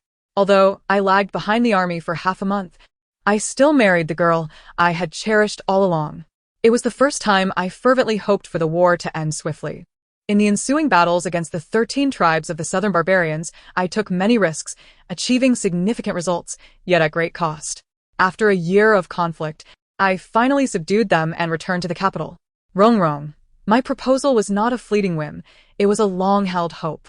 Though she had previously heard her father speak of Xie Qi'an's urgent proposal, hearing him recount it now stirred even more emotion within Jiang Furong. Finally, she lifted her gaze to meet his, her tone softening. So, you genuinely hold feelings for me? Noticing the change in her demeanor, Xie Qi'an's eyes brightened. And he nodded vigorously. Yes, I have cherished you for a long time. Jiang Furong instinctively asked, but how much do you still like me now?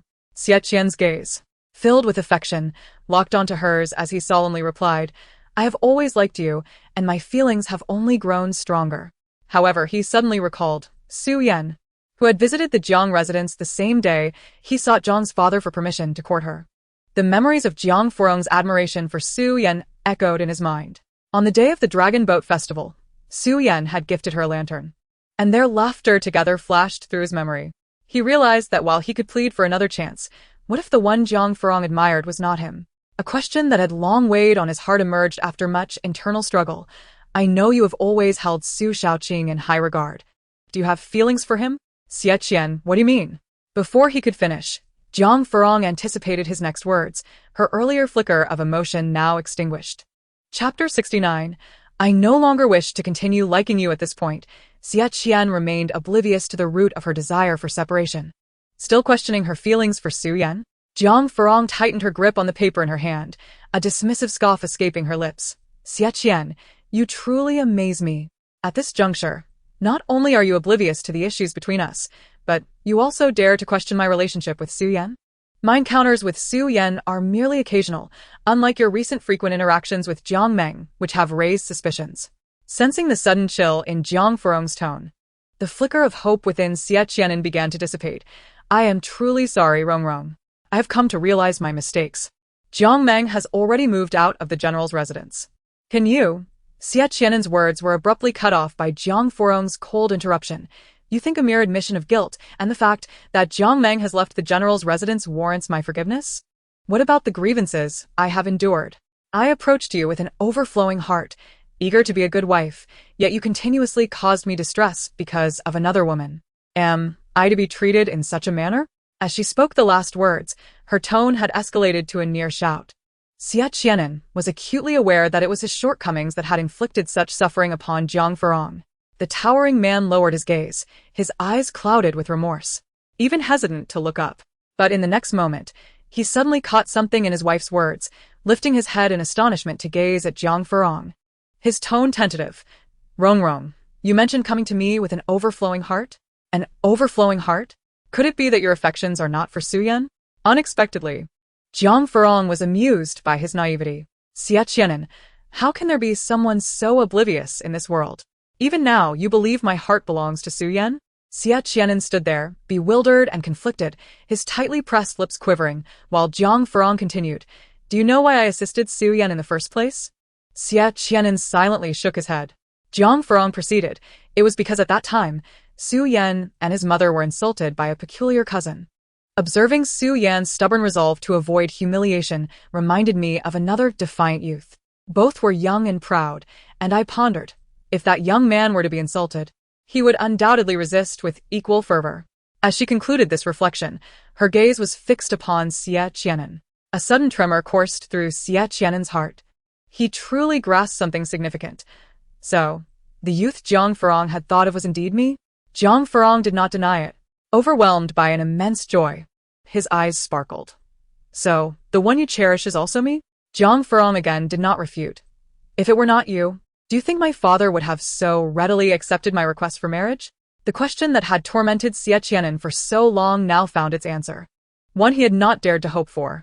His eyes gleamed with clarity, his voice filled with delight. Wonderful. Rong, since we share mutual feelings, let us speak no more of separation, shall we?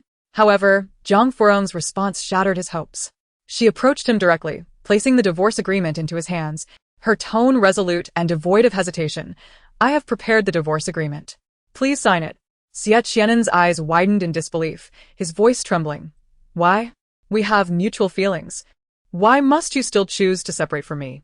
Jiang Furong looked at him with a calm expression, yet the bittersweet ache in her heart betrayed her true emotions. After all, Xie Qi'an was indeed the one she had genuinely loved. However, the past reminded her that the man before her was not a suitable husband, and their time together had not brought her happiness. Thus, separation was necessary. With a sigh, she concealed her heartache, slightly turning her head before slowly speaking. But Xie Qi'an, I no longer wish to continue loving you. Loving you has drained me physically and emotionally. Just moments after discovering that his feelings were reciprocated, Xie Qi'an felt nearly shattered by Jiang Furong's declaration of wanting to stop loving him. In that instant, he felt as if he were plummeting into an abyss. Why? We are clearly in love. Why can't you continue to love me?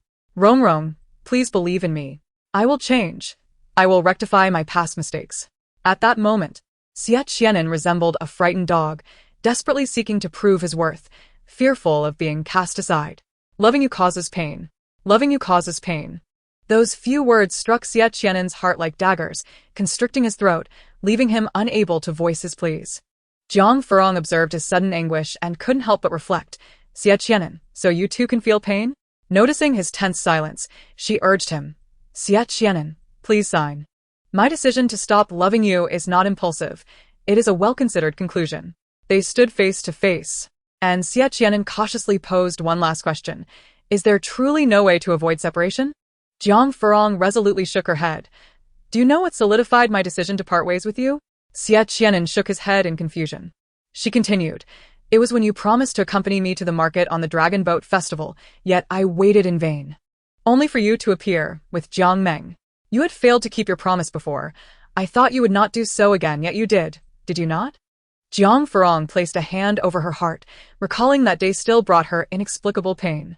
However, upon hearing her recount that day, Xie Qi'an's eyes brightened, as if he had found a lifeline. He placed the divorce agreement aside, grasped Jiang Furong's hand, and attempted to lead her outside. Jiang Furong withdrew her hand. Somewhat displeased, Xie Qi'an, I asked you to sign the divorce agreement. Why are you pulling me? Xie Qi'an, filled with fervor, spoke earnestly. Rong. I did not intend to break my promise that day. I want to take you somewhere. Once you see it, you will understand. Please come with me. Jiang Furong initially intended to refuse, but Xie Qi'an pulled her hand once more, pleading, Rong, please come with me. Perhaps after discovering the truth about my absence that day, you will reconsider the divorce. Jiang Furong, maintaining her cold demeanor, stood her ground, but Xie Qi'an's earnestness was palpable. Rong, I beg you, accompany me just this once. It appeared that Xie Qi'an was unwilling to sign the divorce agreement. She surmised that following him would not consume too much time. After a moment of contemplation, Jiang Furong finally withdrew her hand from his grasp, then moved to exit the Fu Hua courtyard. Chapter 70. Is this the general's wife? The two exited the residence, with Xie Qi'an personally driving the carriage. As they navigated through the bustling market, it soon became quiet as they left the main street. Curiosity piqued. Jiang Furong lifted the carriage curtain to glance outside. To her surprise, they had arrived at Chunshao Street, near Xiaohua Lane, a place she had previously visited. It seemed Xie Qi'an was headed towards the Xie residence at the end of Xiaohua Lane. Indeed, while Jiang Furong was still pondering this, the carriage came to a halt before the Xie residence. Rong, we have arrived, Xie Qi'an announced, lifting the carriage curtain and reaching out to assist her. However, Jiang Furong, holding onto the carriage, disembarked independently, completely ignoring his offered hand. May I inquire whose estate this is, and why I have been brought here? As the bitterness welled up in Xie Qi'an's eyes, he could only silently retract his hand and began to explain, this residence was once mine. A friend moved in not long ago, and today I wish to bring Rong to visit. Upon arriving at the Xie residence, Jiang Furong felt a twinge of surprise, inevitably recalling her previous act of peeking here. She remembered the woman she had seen before, who was about to give birth. Could this friend of Xie Qi'an be her? Xie Qi'an pushed open the door, saying, Rong, let us enter. Jiang Furong suppressed her curiosity and followed him. He led her to the guest room, where voices of women conversing mingled with the sounds of a child's laughter. After knocking, an older woman soon opened the door. Upon seeing Xie Qi'an, she displayed no surprise. Instead, greeting him warmly, General Xie, you have come. Xie Qi'an nodded and was about to introduce Jiang Furong when the woman, noticing her, beamed and inquired, is this the general's wife? Xie Qi'an affirmed with a nod. Jiang Furong, surprised, asked the woman, Andy, do you know me? The woman continued smiling.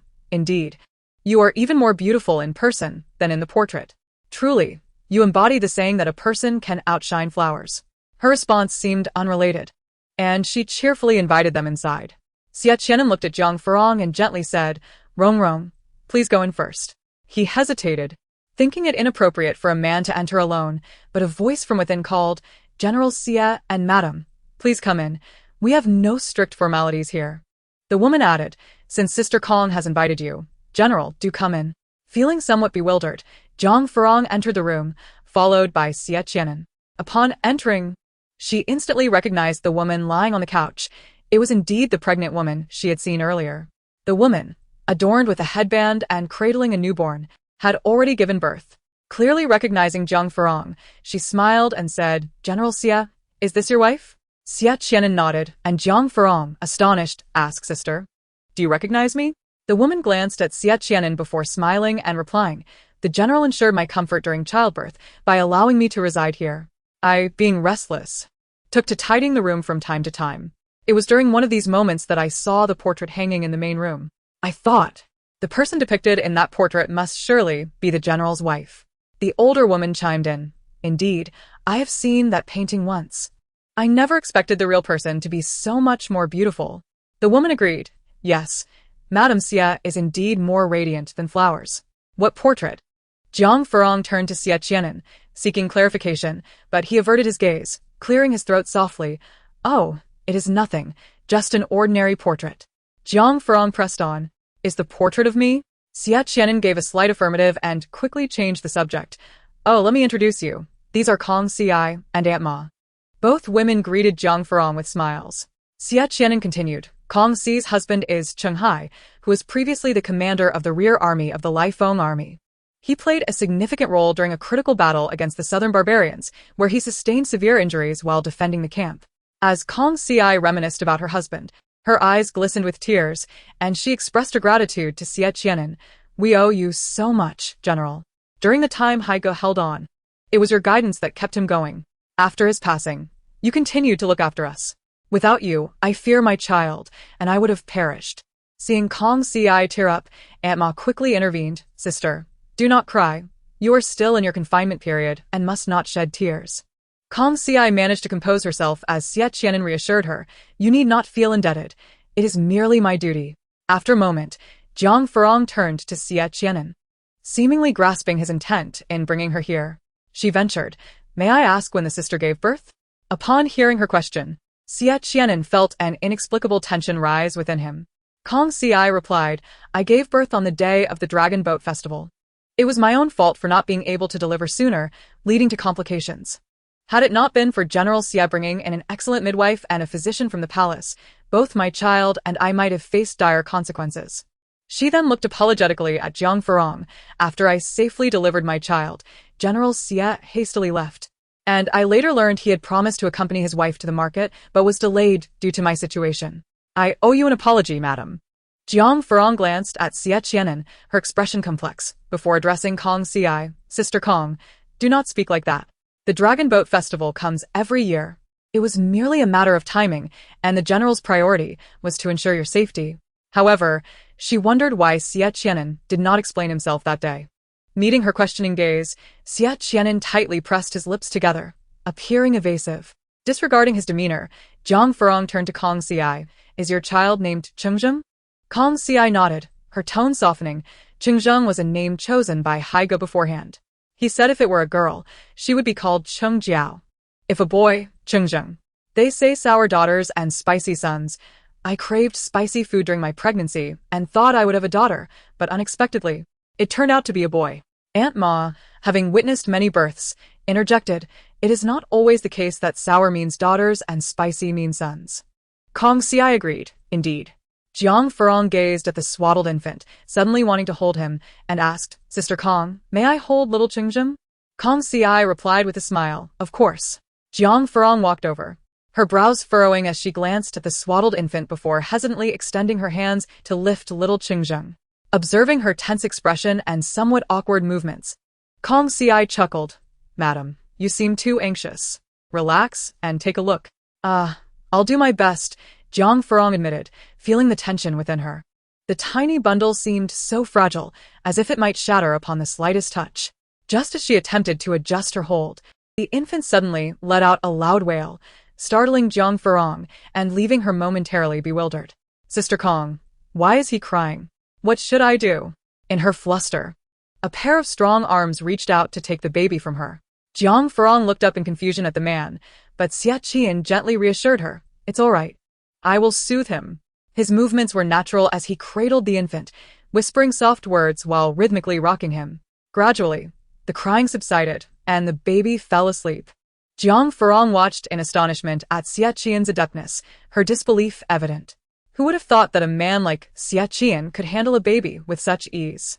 Even Kong Ci and Aunt Ma couldn't help but express their admiration. It seems General Xie has a gift for calming children. Indeed. I believe once General Xie becomes a father, Madam need not worry about the children at all. He will surely be a wonderful father. Having said this, their gazes simultaneously fell upon the couple. Jiang Furong felt a blush of embarrassment at their teasing, while Xie Qi'an's eyes turned toward her, revealing a glimmer of hope.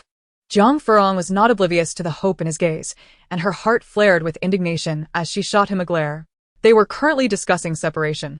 Yet he dared to exhibit such expressions. Was it deliberate? Kong Ci appeared fatigued, prompting the couple to urge her to rest before leaving the room. As they stepped out into the courtyard, Jiang Furong, still fuming, asked Xie Qi'an, what was that look you just gave me? Noticing her earlier fluster, Xie Qi'an's eyes sparkled with amusement. Did you not guess correctly? Jeanne Furong de Fianli, impossible. Yet, as the words left her lips, she couldn't shake the thought that she might be overthinking. If Xie Qi'an truly wished for her to bear his children, why had they not consummated their marriage after 2 years? Xie Qi'an seemed to have anticipated her response, offering a bittersweet smile, but choosing not to elaborate further. At that moment, Jiang Furong found herself captivated by the hydrangeas and roses adorning the courtyard, just as she had observed previously. The blooming period for both flowers was rather lengthy, and the garden was currently ablaze with color. Without realizing it, she gravitated toward the flower bed, and as she reached out to touch a hydrangea, a sudden pull from the man behind her halted her movement. Rong, don't touch. Startled, Jiang Furong snapped back to reality, gazing at him in confusion. After composing herself, she asked, I heard you strictly forbade the presence of hydrangeas in the general's residence? Xie Qi'an replied softly, still haunted by the memory, yes. Jiang Furong pressed further. Why? Yet, the answer lingered on the tip of her tongue, uncertain. In the next moment, she saw Xie Qi'an staring at her earnestly as he answered, naturally, it is because Rong cannot touch hydrangeas. Jiang Furong felt a rush of surprise. She had not expected Xie Qi'an to be aware of this detail. Ever since childhood, she had adored hydrangeas, but her touch would bring forth rashes and itching.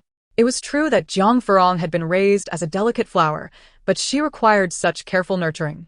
Even her father had often lamented, our little daughter is far too difficult to raise, fussy about food, demanding about clothing, and even tending to flowers requires constant vigilance. Was it merely because she could not touch them that he had strictly banned hydrangeas from the general's residence? Jiang Furong instinctively asked, if that is the case, why plant so many hydrangeas here? Xie Qi'an answered her with utmost sincerity, because Rong likes them. I know you adore hydrangeas, and since you cannot touch them, I decided to plant them here. For a moment, Jiang Furong was rendered speechless. First there was Kong Ci, and now the hydrangeas. If she claimed her heart was untouched, it would be a lie. Her gaze fell again to the pale pink and soft red roses, and she stepped closer. This time, Xie Qi'an did not stop her, but silently followed. She reached out to caress a rose, bending down to inhale its fragrance, and then asked her lingering question. Then why plant roses as well? Chapter 72. Gifts of coming of age. Once again, Xie Qi'an answered without hesitation, because roses are flowers you once gifted to me, and because I like them. As a martial general, he typically had little interest in tending to flowers, yet the roses held special significance. He had received a pot of roses on the occasion of his coming of age, a gift from Jiang Furong. At that time he had scoffed. Who sends such a shabby pot of roses as a coming of age gift? The pot he received was just beginning to grow, and would require replanting to flourish. So it was far from blooming. Jiang Furong had stood with her hands on her hips, visibly upset. If you don't want it, give it back. That pot of roses had been painstakingly propagated by her, and parting with it had already been a challenge, let alone being met with disdain. Growing increasingly agitated, she had declared, forget it, I won't give it to you anymore. You can return it. The young man had retorted, Miss Jiang, it is improper to reclaim a gift once given. Jiang Furong had fumed. Did you not say you didn't want it? Xie Qi'an replied with a playful grin. I was only joking. Who said I didn't want it? He then cradled the plant protectively. This rose is mine now, Miss Jiang, so do not dwell on it any longer. Jiang Furong scoffed lightly. I am not as petty as you. Once a gift is given, it is not something one continues to yearn for. Xie Qi'an found her words displeasing and suddenly leaned closer. Oh, how am I being petty? Just a while ago, I gifted you a coming-of-age present, did I not? On the occasion of Jiang Furong's coming of age, Xie Qi'an had given her a pale pink peony hairpin and remarked as he observed her hairstyle, You are wearing the pin I gifted you today, are you not? Jiang Furong shot him a glare, intending to leave after delivering her gift, but Xie Qi'an suddenly called out, Jiang Furong? She turned back. What is it now? With a small distance between them, he looked at her earnestly, asking, What made you think of gifting me roses?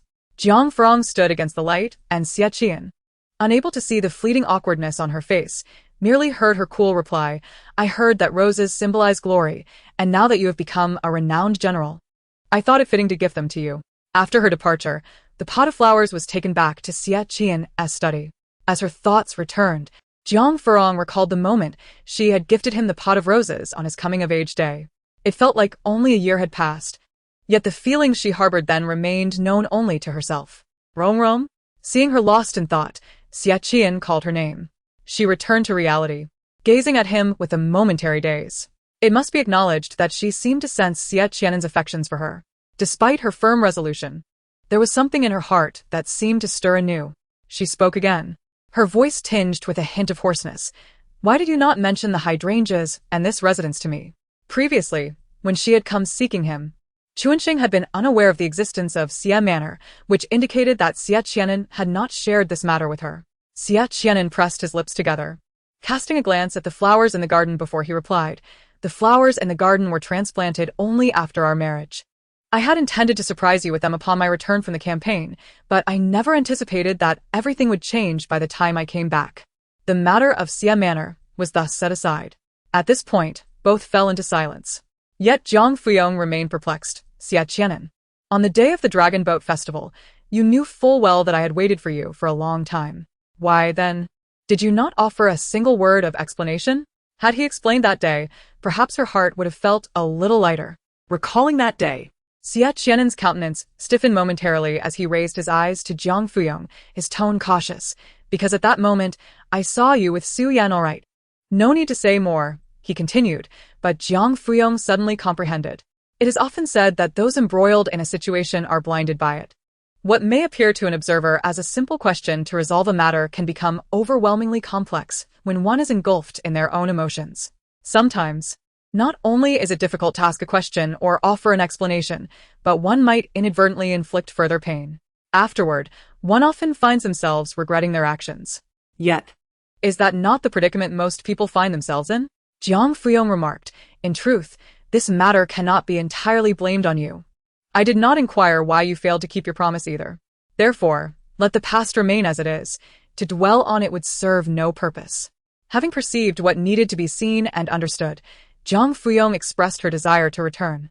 However, Xie Qi'an remained silent, gently grasping the fabric of her sleeve.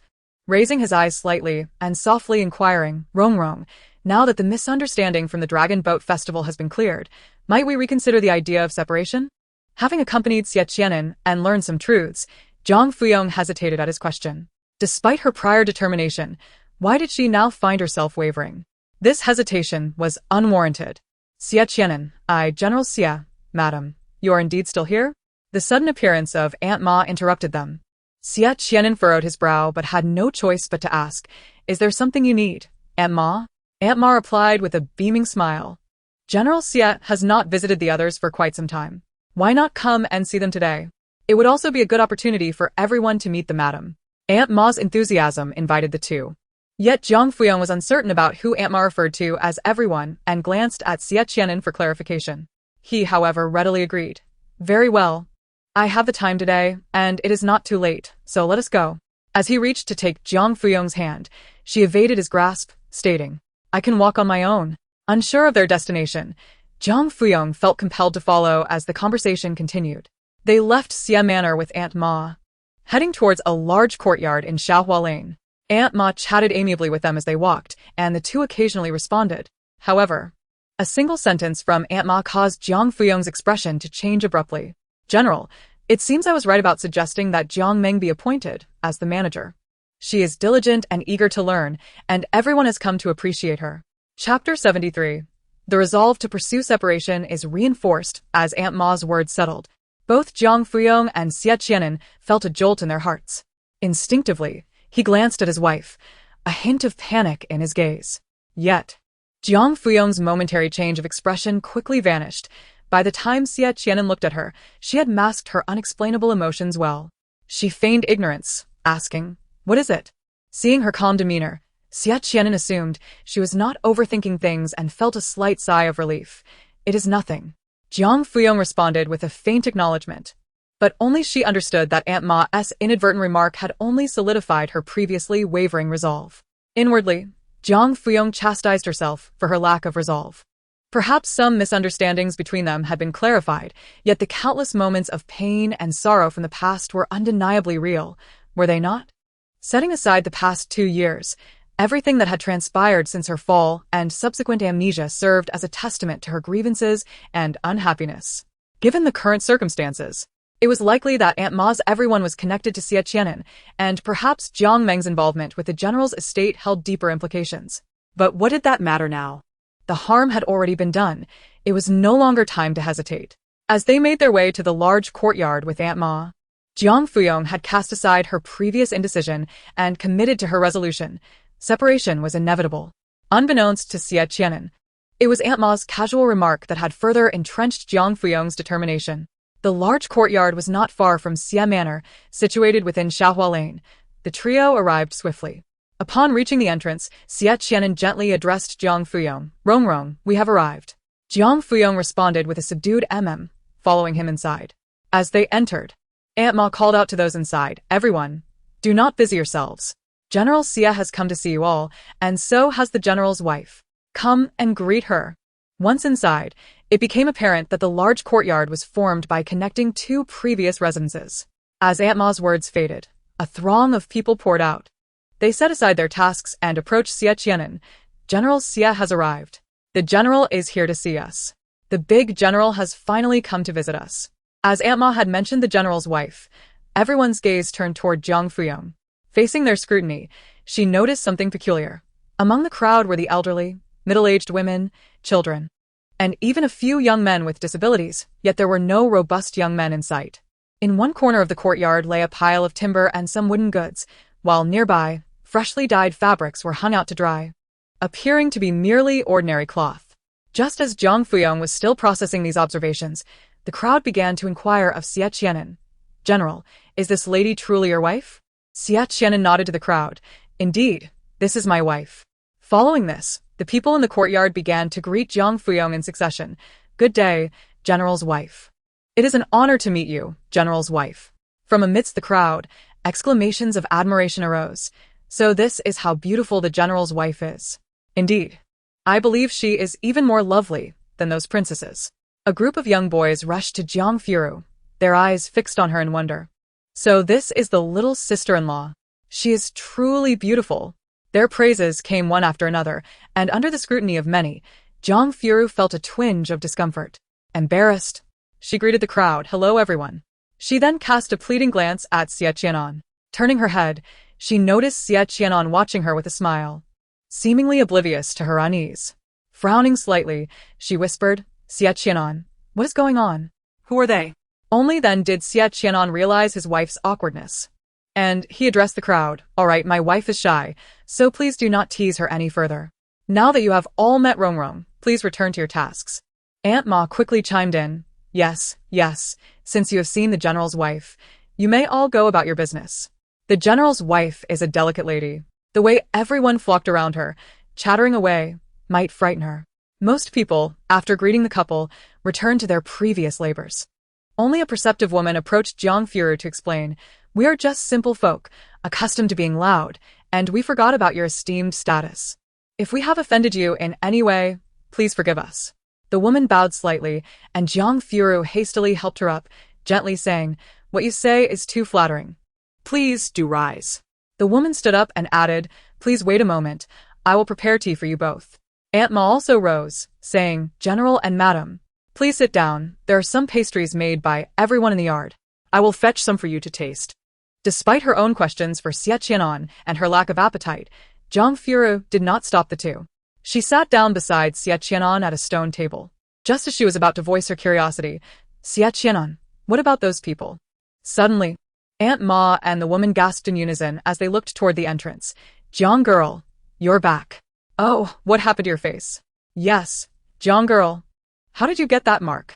Did someone bully you?" Hearing their exclamations, Jiang Furong and Xie Qi'an instinctively turned to the doorway, where Jiang Meng had just entered the courtyard. Jiang Meng seemed about to say something but was taken aback when her gaze met theirs, her face displaying surprise.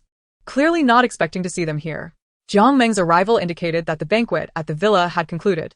Jiang Furong briefly glanced at Jiang Meng before lazily retracting her gaze, showing no surprise at her presence.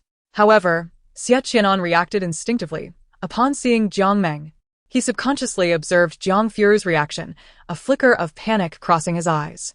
His lips moved, and he quickly explained, Rong, please don't misunderstand. I had no idea Jiang Meng would come here." Chapter 74. It turns out he understands how to protect others. Jiang Furong chose to disregard him. Rising to speak to Aunt Ma, "Aunt Ma, I suddenly feel unwell. I will take my leave now. You all continue with your tasks. There is no need to see me off." After saying this, she turned toward the entrance. Upon hearing that Jiang Furong felt unwell, Xie Qi'an quickly stood up. Rong, is it because of the ill-fitting dress?" "It's not," Jiang Furong coldly interrupted as she passed by him. Sensing the sudden chill in her tone, Xie Qi'an shuddered. Jiang Furong's gaze swept past him to Jiang Meng by the door, and she openly stated, "I suddenly feel nauseous and need to leave." With that, she walked directly toward the entrance. Previously, it had been bearable, but now, especially after the incident at the villa, Jiang Furong's disdain for Jiang Meng was unmistakable. Yet, Jiang Meng insisted on provoking her. As Jiang Furong walked past her, Jiang Meng weakly called out, "Madam, I have moved out of the general's residence." "Surely you can," but before she could finish, Xie Qi'an sharply interrupted. "Enough. You are truly exhausting." "That's enough, Jiang Meng. Be quiet." He stepped forward, placing himself between Jiang Furong and Jiang Meng, his tone clearly displeased. "Jiang Meng, I remember telling you that Rong does not like you. Do not bother her again or appear before her. Otherwise, do not blame me for severing the last thread of kinship with your brother." Jiang Meng's face turned pale, and she weakly protested, "Xie Go, you misunderstand. I do not wish to target the madam." Xie Qi'an's expression remained cold, his voice firm. "Your unfinished words just now were precisely aimed at Rong, were they not? Remember, it was my decision to have you move out of the general's residence. I do not want to hear you blame this matter on Rong again." Upon hearing Xie Qi'an's words, Jiang Meng's face grew even paler, but Jiang Furong, standing behind her, revealed a look of surprise. So, Xie Qi'an indeed understood the implications of Jiang Meng's ambiguous words? Jiang Meng softened her tone and continued to defend herself. But I did not know you and the madam would be here, so Xie Qi'an, devoid of any expression, casually remarked. Then why did you still enter upon seeing Rong in the courtyard? This question made Jiang Meng tremble, her face devoid of color as she stammered, Xiego. Are you implying that I am not allowed to be anywhere Rong is? Xie Qi'an's response made Jiang Furong observe him more closely. He spoke in a deep voice, yes. And if you must be in the same place, you should actively avoid Rong and refrain from provoking her annoyance. Jiang Meng's face was now completely pale, her eyes slightly red. Why? Xiego, please tell me why? Xie Qi'an's gaze was indifferent, his tone unyielding. I have said it before. Rong does not like you and does not wish to see you. I am merely asking you not to appear before her. It is not a restriction on your life. I believe that is not too difficult to accomplish. As Jiang Meng attempted to say more, Xie Qi'an interrupted her again. Also, do not call me Xiego anymore. Refer to me as General Xie, like everyone else. As he said this, Xie Qi'an glanced at Jiang Furong, seemingly seeking some response from her. But he was mistaken. Jiang Furong maintained her cold demeanor, not even bothering to look at him. Had he been this decisive earlier, Jiang Furong would have surely felt a stir in her heart. However, it was too late now. After numerous heartbreaks and the belated resolution of misunderstandings, Jiang Furong seemed indifferent to the matter. Unwilling to listen any longer, she turned to leave, but Aunt Ma and the younger woman, still confused, spoke up. Aunt Ma asked, General Xie, Jiang girl, what are you discussing? I am having difficulty understanding. The younger woman added, yes, what on earth is going on? Also, Jiang Meng, didn't you live in the General's residence? When did you move out? General Xie, weren't you concerned for Jiang Meng's brother's life and brought her into the general's residence for care? Why are you saying she must move out now? Jiang Meng tugged at the woman's sleeve and whispered, all right, sister-in-law, please refrain from speaking further. This matter cannot be attributed to General Xie. The woman furrowed her brows and then turned to Xie Qi'an, inquiring, General Xie, may I ask why you have suddenly decided to have Jiang Meng leave the general's residence? The woman's husband had served alongside Jiang Hao in the front line of the Lai Feng army, and she had maintained a relatively close relationship with Jiang Meng, prompting her to ask more questions. However, recalling how the general's wife's expression had changed so drastically upon seeing Jiang Meng, she felt she had caught a glimpse of something amiss, her gaze instinctively falling upon Jiang Furong. Could it be that Jiang Meng had incurred the general's wife's displeasure? Enough. Although she had said nothing, the woman still directed her ire towards her, causing Jiang Furong to harbor an inexplicable aversion towards her. She cast a casual glance at the woman, poised to retort, when unexpectedly, Xie Qi'an spoke before she could, countering the woman's words. Sister Pan, I have already mentioned that the decision for Jiang Meng to leave the general's residence was mine alone. And it has nothing to do with Rong. Please cease your baseless speculation. Jiang Furong observed the man before her, her eyes narrowing slightly, and she couldn't help but smile inwardly. Ah, Xie Qi'an, so you do understand the importance of defending one's own. Where was this understanding before? The exchange among them drew the attention of several others in the courtyard, who naturally caught wind of much of their conversation. Particularly, the implication that the general's wife disapproved of Jiang Meng, leading to her departure, caused many to instinctively assume that Jiang Furong, as the general's wife, had been the one to make things difficult for Jiang Meng. With many present familiar with Jiang Meng and the general's wife being a stranger, coupled with Jiang Meng's pitiful demeanor, the crowd's sympathy leaned towards her, while their respect for Jiang Furong diminished, replaced by a hint of dissatisfaction. Even though Xie Qi'an clarified that it was his decision to have Jiang Meng leave, some still harbored doubts. Jiang Furong keenly noted the changes in the crowd's expressions and cast a lingering glance at Xie Qi'an, who appeared indifferent, then gracefully returned to her previous seat on the stone bench. The people in the courtyard seemed to hold Xie Qi'an in high esteem. She was curious to see how he would address the doubts expressed by the onlookers. Chapter 75. Cutting to the chase, Xie Qi'an also sensed the shift in the crowd's demeanor, especially the discontent directed at Jiang Furong, prompting him to furrow his brows. He instinctively glanced at his wife, intending to ask her to wait while he dealt with the current situation, but upon turning, He found Jiang Furong had already resumed her seat, a smile playing on her lips as she watched him like a spectator at a show. She then spoke softly. General Xie, it seems that everyone has misunderstood something. Would you care to clarify? Xie Qi'an's lips, previously pressed tightly together, moved as he resolutely replied, Rest assured, Rong. I will clarify matters with everyone and ensure that no one speculates about you. Jiang Furong raised an eyebrow, gesturing for him to proceed. Just then, someone in the crowd cautiously asked, General Xie, what exactly is going on? Why did you request Jiang Meng to leave the general's residence? Yes. Weren't you the one who promised Jiang Meng's brother on his deathbed that she could stay? Why the sudden change? Another voice chimed in. And what do you mean when you say your wife disapproves of Jiang Meng, requiring her to avoid your wife? Isn't that a bit excessive? Even Aunt Ma, who had been observing Xie Qi'an and Jiang Meng closely, couldn't help but question. Indeed, General Xie. Why must Jiang Meng leave the general's residence and be forbidden from appearing before your wife? Has she truly done something to incur your displeasure? Jiang Furong couldn't help but admire Jiang Meng. She marveled at how, despite the lack of understanding of the situation, so many rallied to her defense. However, she had anticipated that Xie Qi'an would struggle to clarify amidst the crowd's inquiries, but to her surprise, he spoke with remarkable precision. His voice was firm, exuding an air of authority as he addressed the assembly. Let me reiterate one last time. The decision for Jiang Meng to leave the general's residence was mine alone and is unrelated to my wife. The reason for this decision is that she, taking advantage of the kindness offered to her, developed inappropriate feelings, which led to misunderstandings between my wife and me. As he spoke the last sentence, his gaze was fixed on Jiang Furong. From the very beginning, I made it clear to Jiang Meng that my support for her stemmed solely from her brother's request, with no ulterior motives. Yet, she harbored forbidden thoughts and even contemplated harming my wife. Fortunately, my wife was unharmed. Otherwise, the consequences would not merely have been her departure from the general's residence. Everyone must take responsibility for their actions and bear the consequences of their deeds. Jiang Meng is simply facing the repercussions of her choices. With that, Xie Qi'an's somber gaze rested on his wife, his tone laden with regret. It was indeed thoughtless of me to allow Jiang Meng to reside in the general's residence without considering my wife's feelings. Now, I have come to realize how egregiously I erred, yet my wife has suggested a separation. I can only hope that she might grant me another opportunity to atone for my mistakes. He gazed earnestly at Jiang Furong, his eyes filled with fervor and supplication. I understand that I have been gravely mistaken in the past, and I am ready to accept the consequences. All I seek is for my wife to give me another chance to make amends.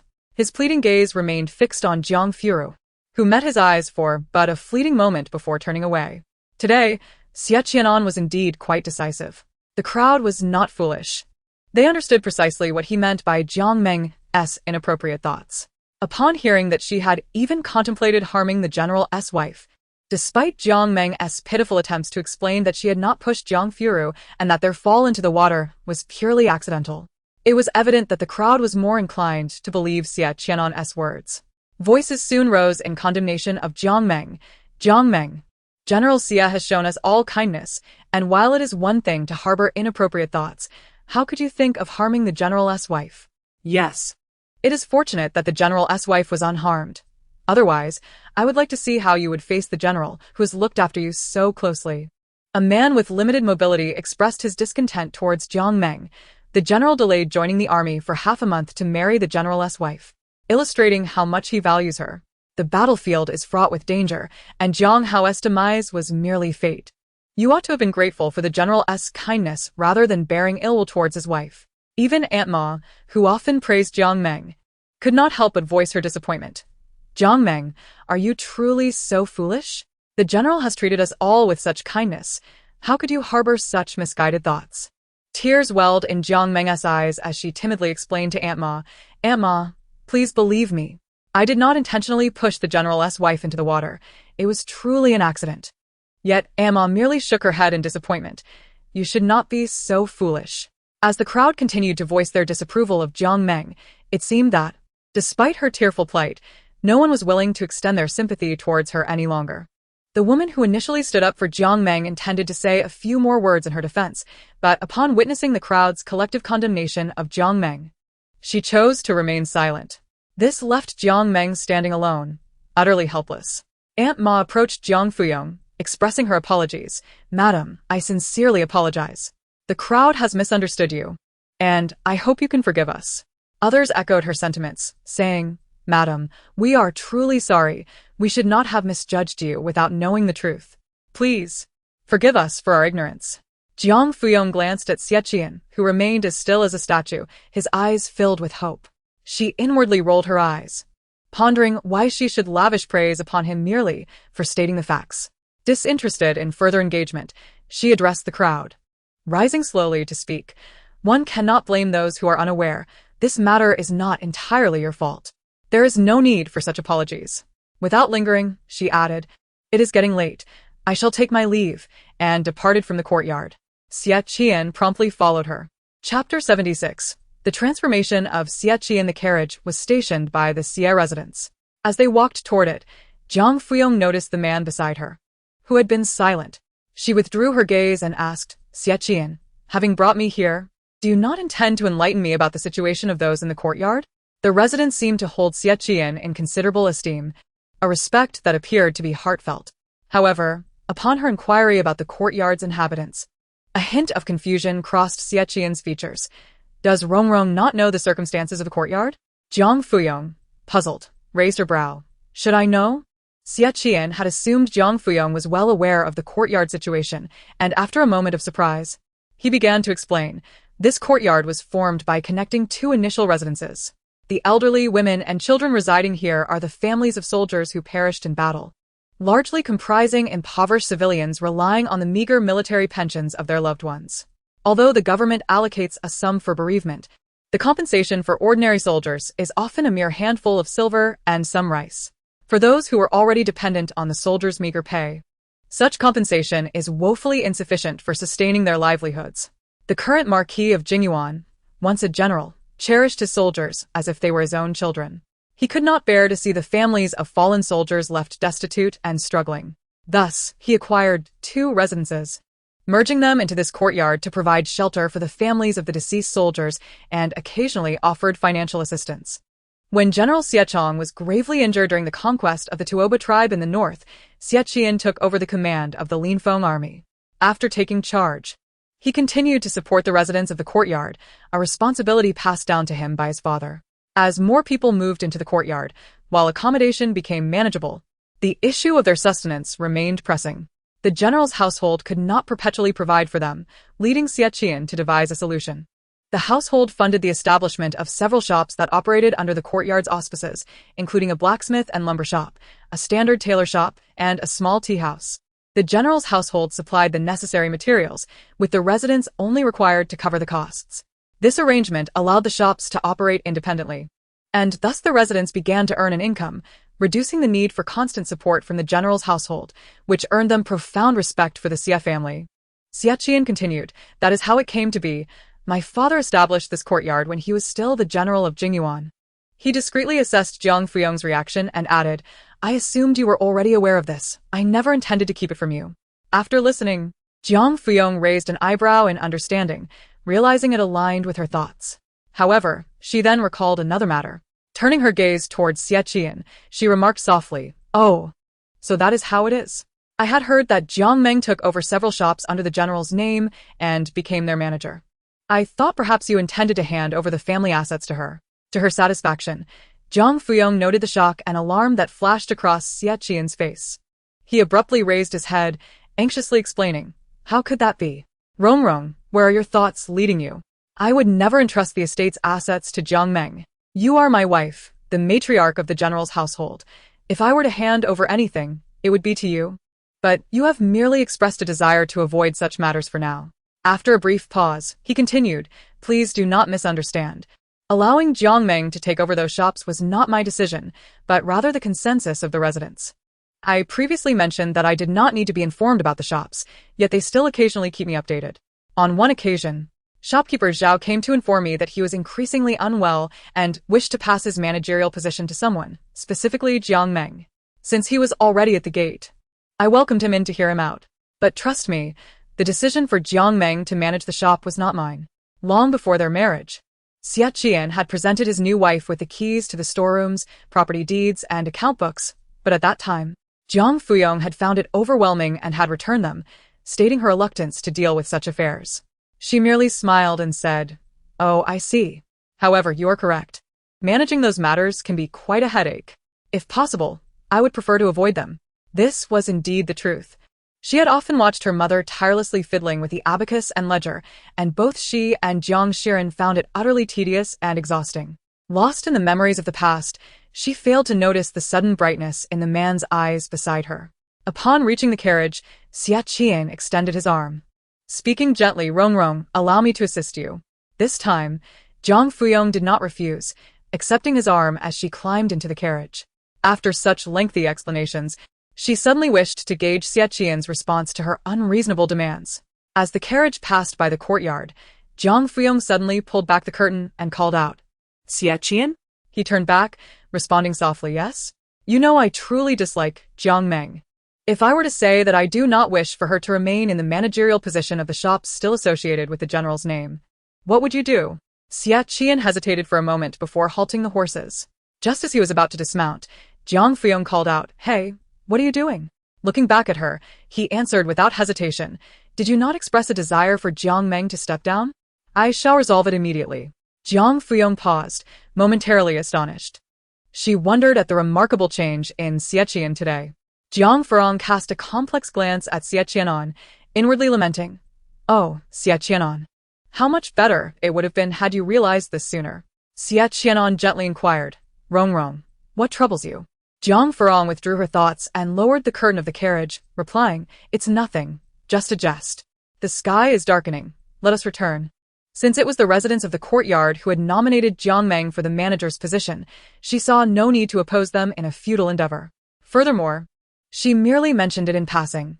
Whether Jiang Meng assumed that role was of no concern to her, as long as Jiang Meng ceased to pester her. Glancing at the sky, she noted that it was indeed getting late. Xie Qi'an acknowledged her remark and drove the horse-drawn carriage back to the residence. Upon their return, Steward Chow greeted them. "General and Madam have returned? Dinner is ready and can be served." Xie Qi'an replied, "Then let us dine."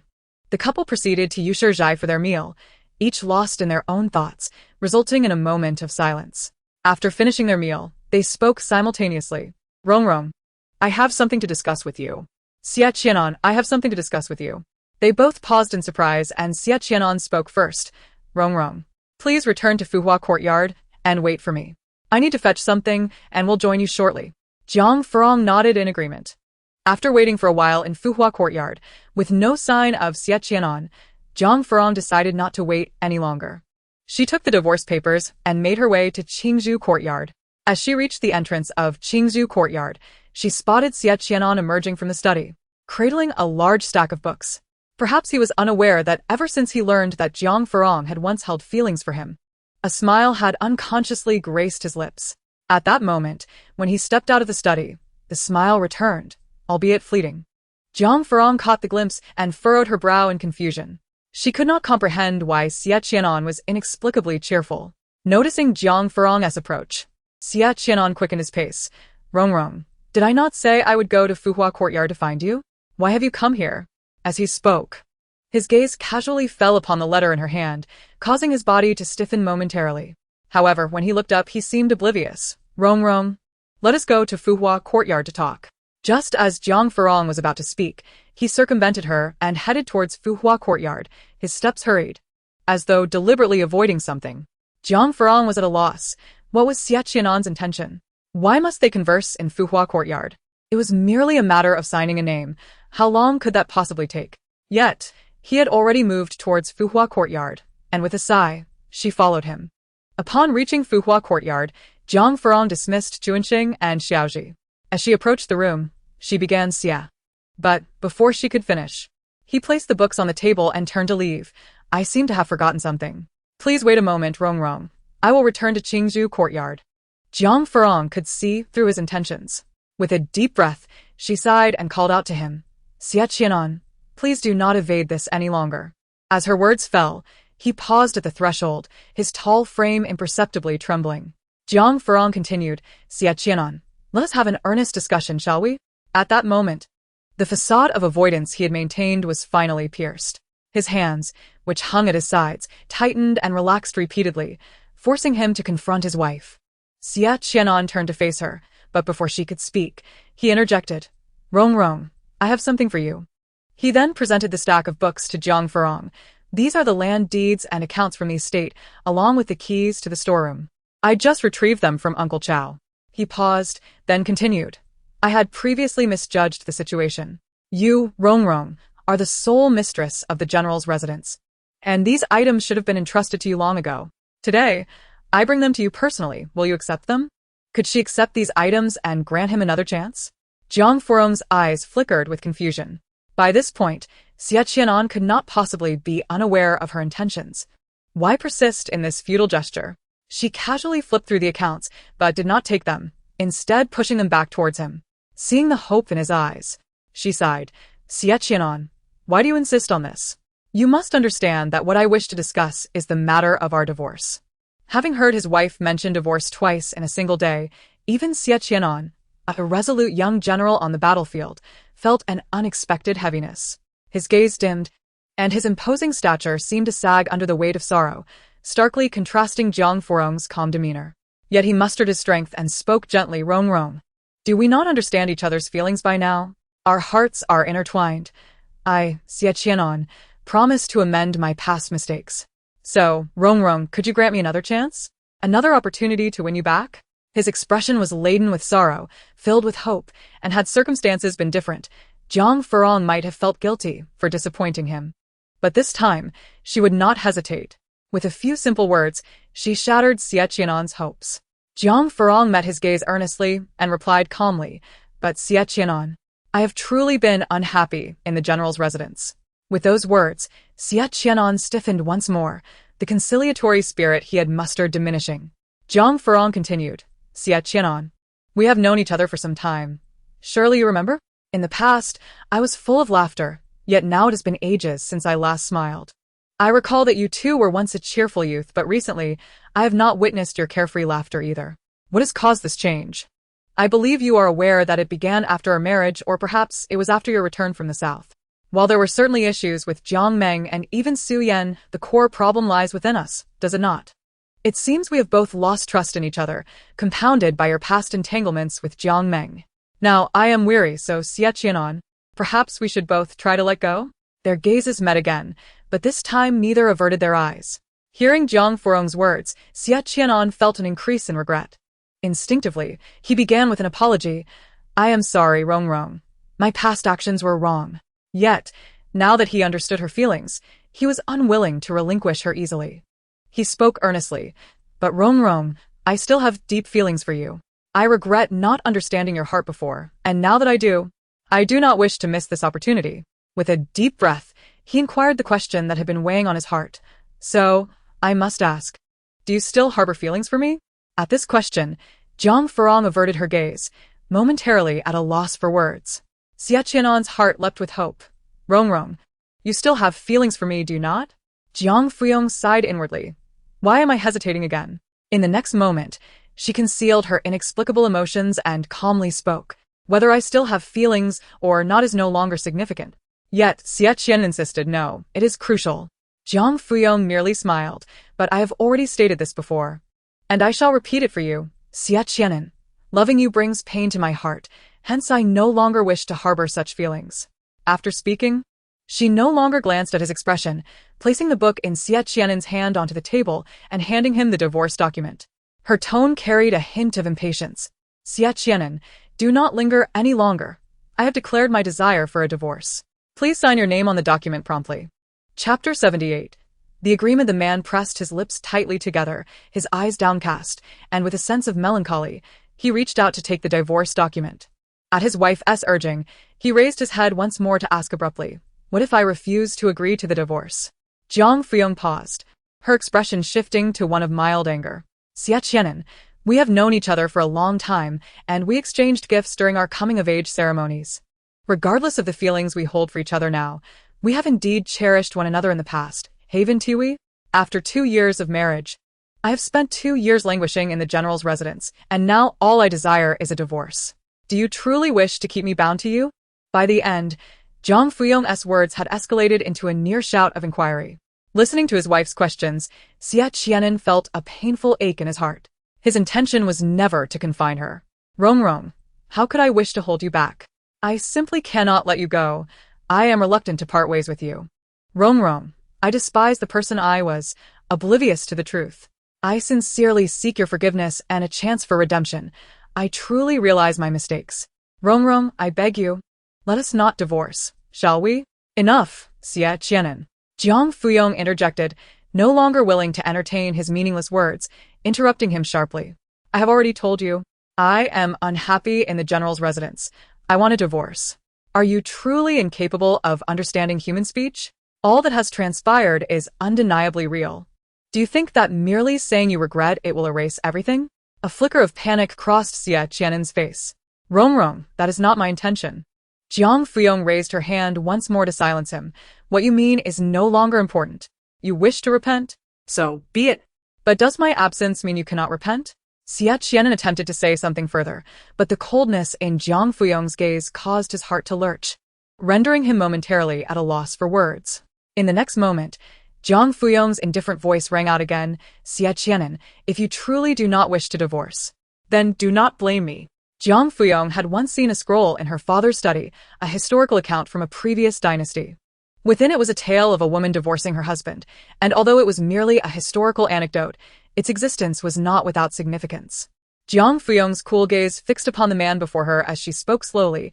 I have heard of a precedent in the past where a woman divorced her husband.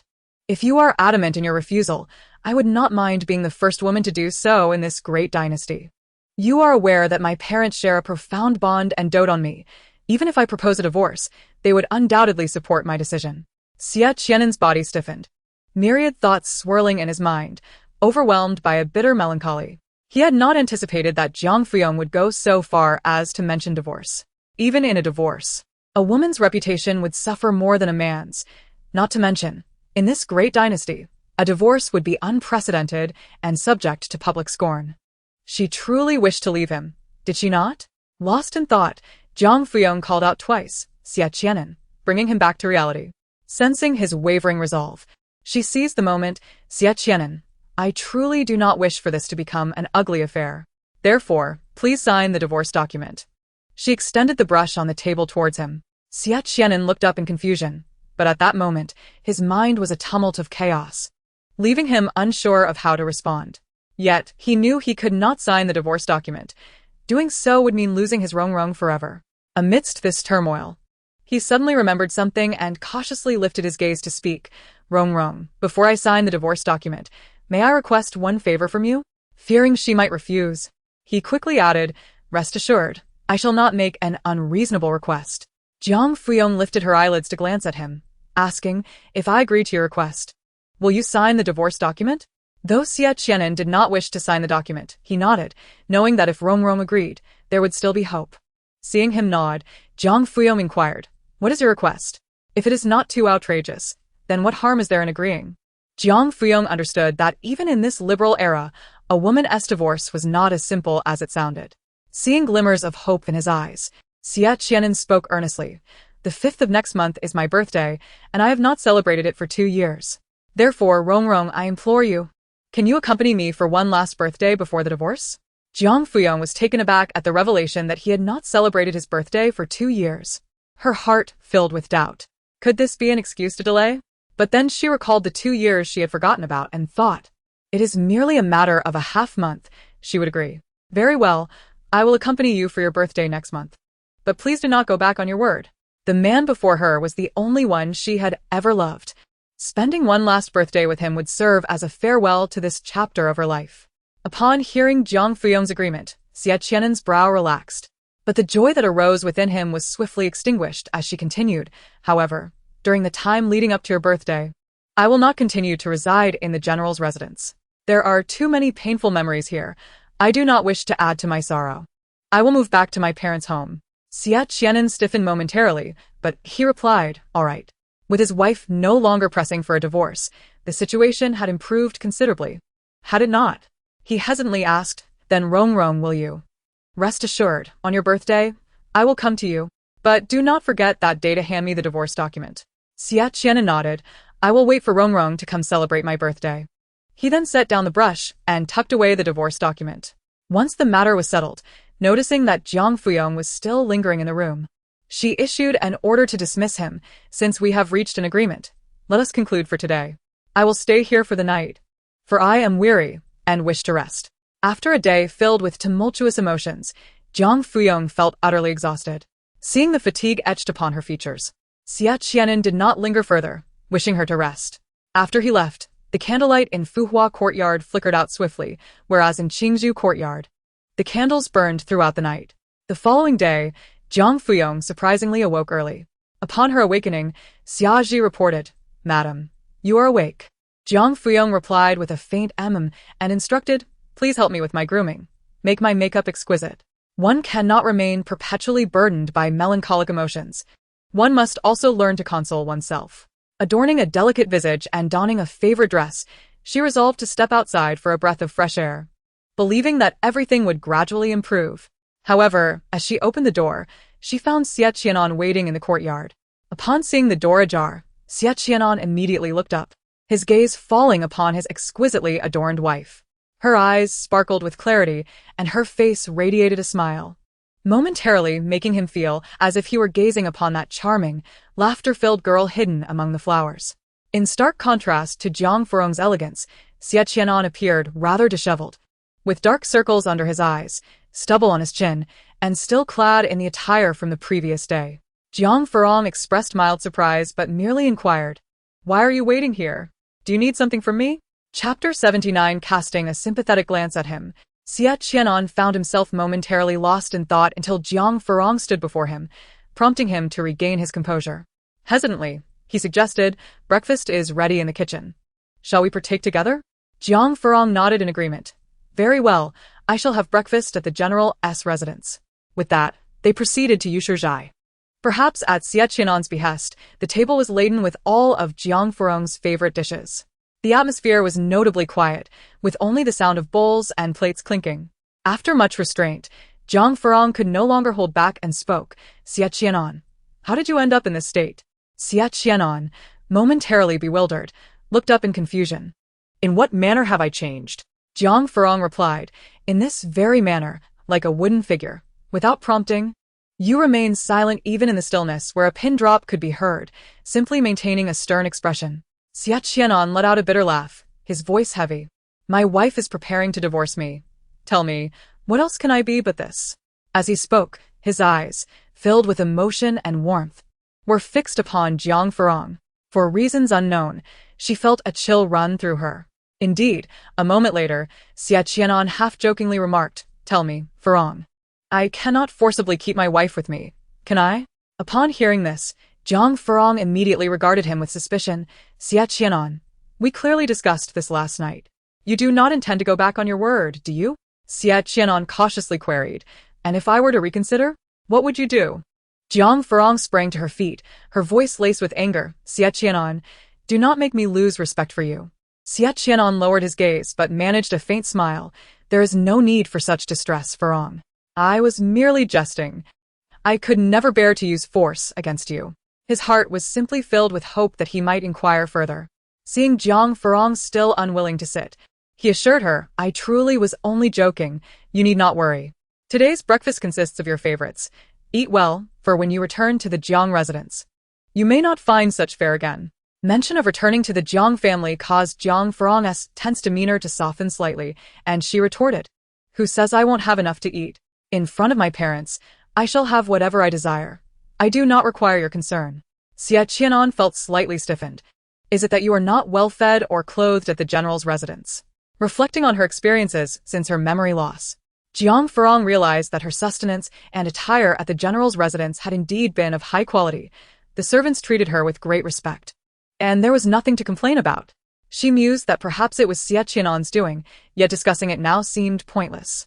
She simply replied, "The provisions at the general's residence are quite satisfactory."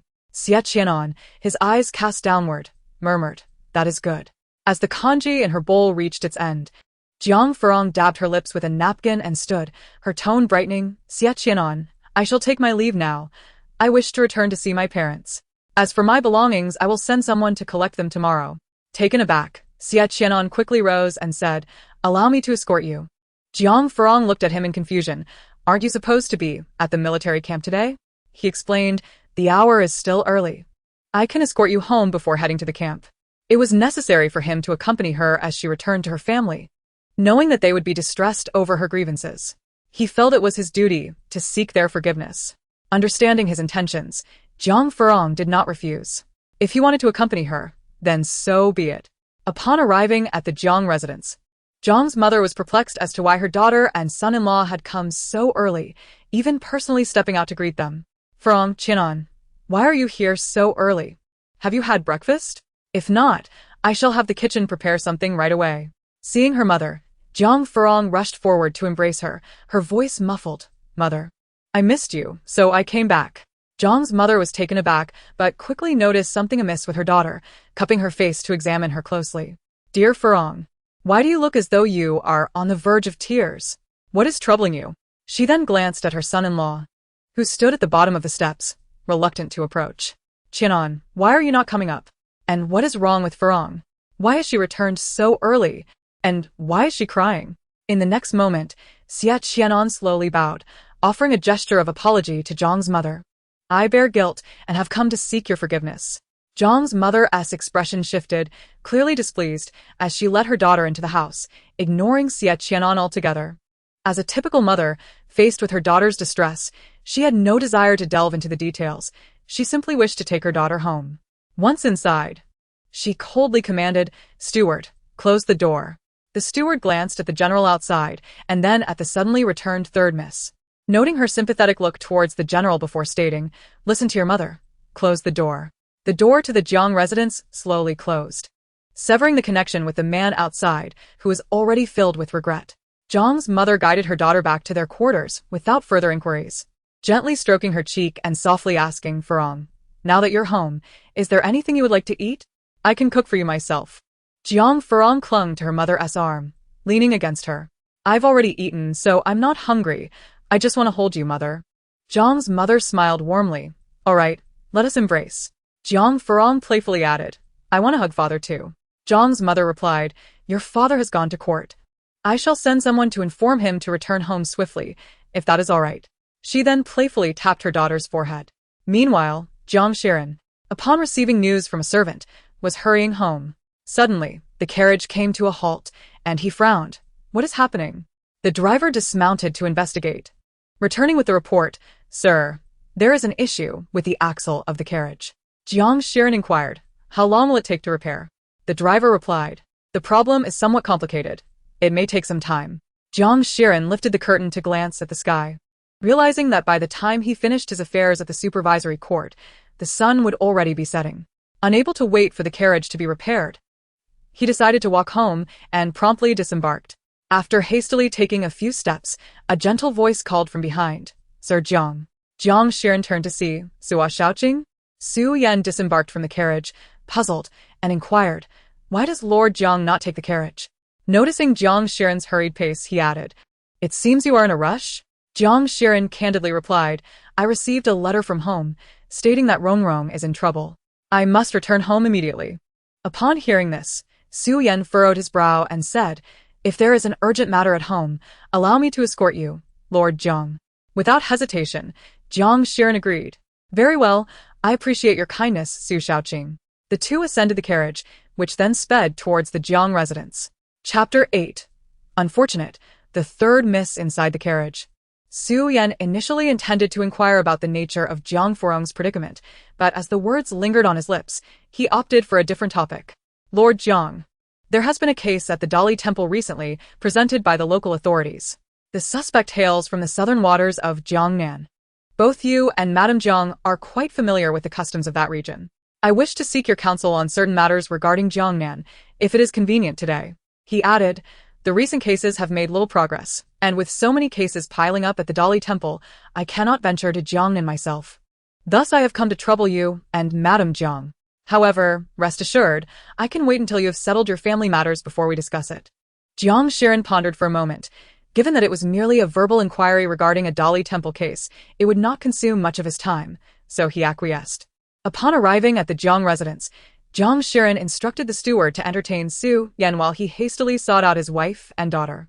As Jiang Furong departed, Xie Qi'an followed the steward to the banquet hall and casually asked, "I heard Lord Jiang mention that the third miss has returned to her maternal home?" The steward nodded in acknowledgement. "Indeed, our third miss returned early this morning." Xie Qi'an was taken aback. What had transpired that caused her to return to the Jiang residence? He nonchalantly inquired of the steward, "Might I ask what prompted the third miss to return home?"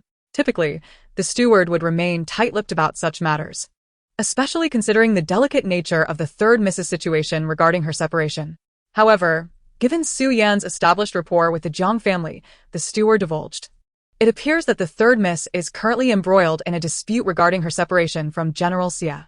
Having served as the steward for many years, he had watched Jiang Furong grow up, and now, discussing her separation with a tone of lament was unavoidable. Currently embroiled in a separation? Xie Qi'an's face registered surprise. How could this be? Just during the Dragon Boat Festival, she had expressed her desire to reconcile with Xie Qi'an, and now, only a few days later, they were on the verge of separation. He had intended to inquire further about the specifics, but as an outsider, it would be impolite to press on. So he suppressed his curiosity. Upon entering the banquet hall, he cast a glance towards the inner courtyard of the Jiang residence. Meanwhile, Jiang Furong hurriedly sought out his wife and daughter. Upon entering the room, he found his youngest daughter nestled on a small couch, while his wife fanned her with a palm leaf and fed her lychee. Jiang Furong had rushed back, fearing his daughter was secretly crying at home. And upon seeing her beaming face, he felt a wave of relief. As soon as Jiang Furong entered, Jiang Furong leapt up from the couch, exclaiming, "Father, you're back." As she spoke, she had already wrapped her arms around his, playfully shaking him, clearly in a state of affection. Jiang Furong was momentarily taken aback.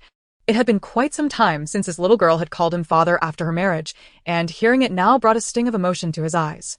"Ah, Father has returned. What could have prompted you to suddenly come home? Rong? Please tell me what has happened." He then led his daughter to sit at the table.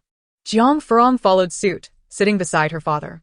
Her eyes flickered before she recounted her intention to separate from Xie Qi'an. Jiang Furong's brows knitted tightly. "Your mother has already informed me about your separation. Now, I wish for you to elaborate on the specifics." Jiang Furong was reluctant to recount the details, merely responding, "Why do you and mother insist on probing so deeply? Do you truly resent your daughter for returning home after her impending separation?" Both Jiang Furong and his wife cast her an admonishing glance. "What nonsense is that? You will always be our cherished daughter. How could your mother and I ever resent you?" Jiang's mother interjected. "Indeed, this girl, your father and I are merely concerned, so we ask a few more questions. Why must you speak so foolishly?" Jiang Furong smiled at her parents. "In any case, the outcome is this. I am to separate from Xie Qi'an. I will accompany him through his birthday next month, and then the separation papers will be finalized. As for the reasons behind our separation, after 2 years together, we found it impossible to reconcile our differences, and our time together has not been joyful. We both sincerely discussed it and agreed that separation is the best solution. Thus, we have decided to part ways." After she finished speaking, her parents exchanged worried glances. Jiang's mother remarked, "Silly girl. Life together is not merely about unhappiness leading to a capricious decision to separate. You." Before she could continue, Jiang Furong shook his head at her, prompting her to fall silent. Clearly, the sudden separation was far from the simplicity Jiang Furong described. Jiang Furong recalled that not long ago, his daughter had expressed her continued affection for Xie Qi'an. Now, her unexpected return home indicated there must be deeper issues at play. However, as she was unwilling to divulge more, he chose not to press her further. He did, however, intend to seek out that rascal Xie Qi'an to ascertain what had transpired to cause his daughter such distress that she returned home. Noticing that his daughter's mood remained stable, Jiang Furong remembered Xie Qi'an was waiting in the banquet hall. He stood and said, "Su Shaoqing mentioned he had matters to discuss with me and is waiting in the banquet hall. I will go see him now." Rong, please stay with your mother for a while." Jiang Furong followed suit, her father looking back at her in confusion. "Why do you wish to accompany me?" Jiang Furong shrugged with a smile. "Xie Qi'an is a friend of mine. Since I happen to be here, I might as well greet him."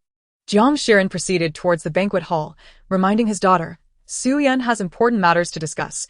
Just a brief greeting will suffice. Do not delay him." Jiang Furong nodded obediently. Upon reaching the banquet hall, Jiang Furong called out first. What a coincidence, Xie Qi'an.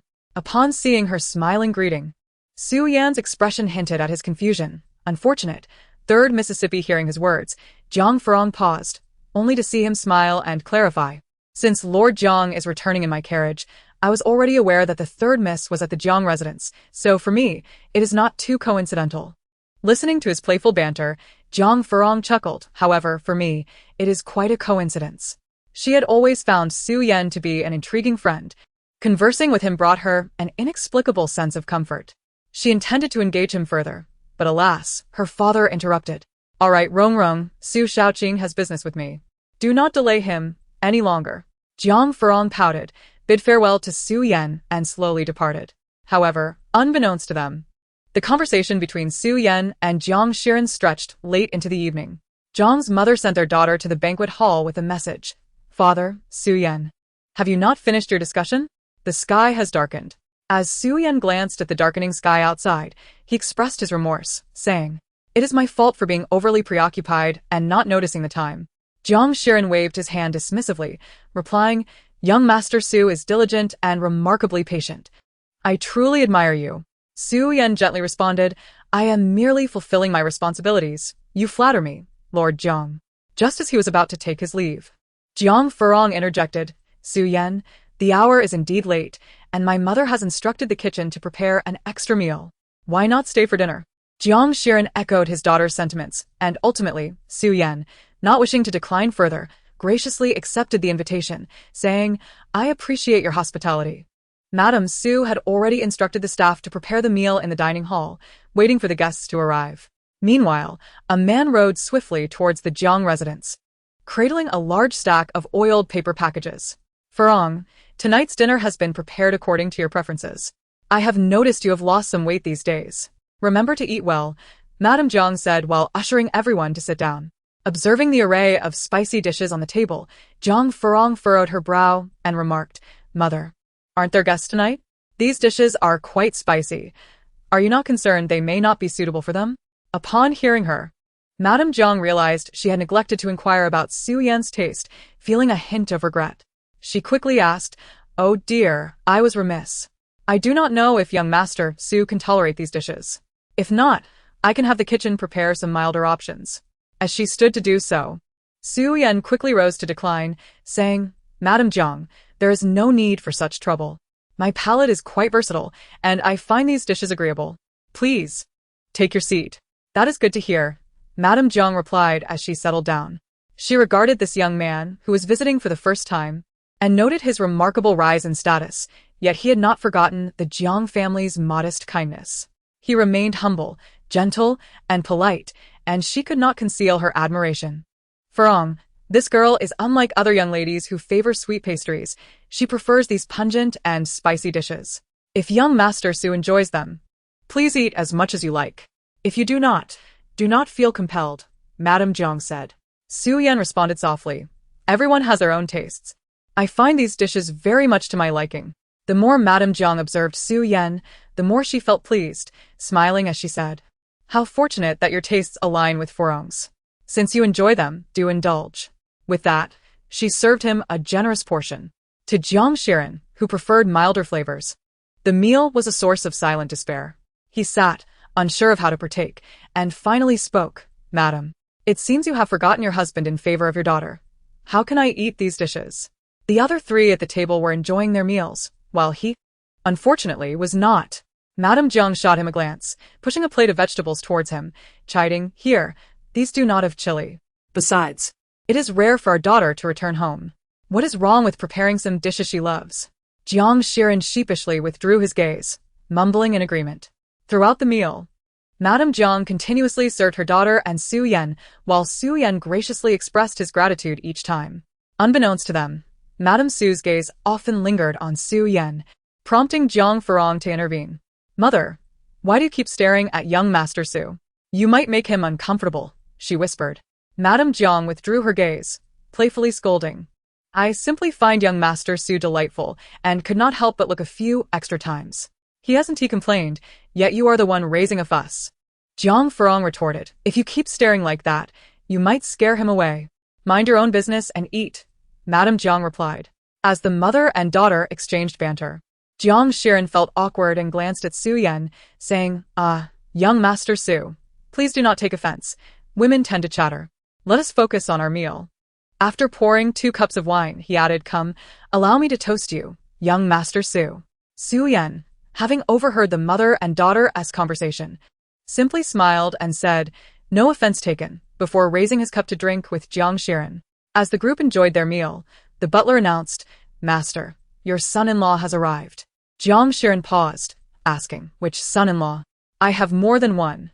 This remark coincidentally reached the ears of Xie Qi'an, who had just entered behind the butler, causing his expression to stiffen momentarily.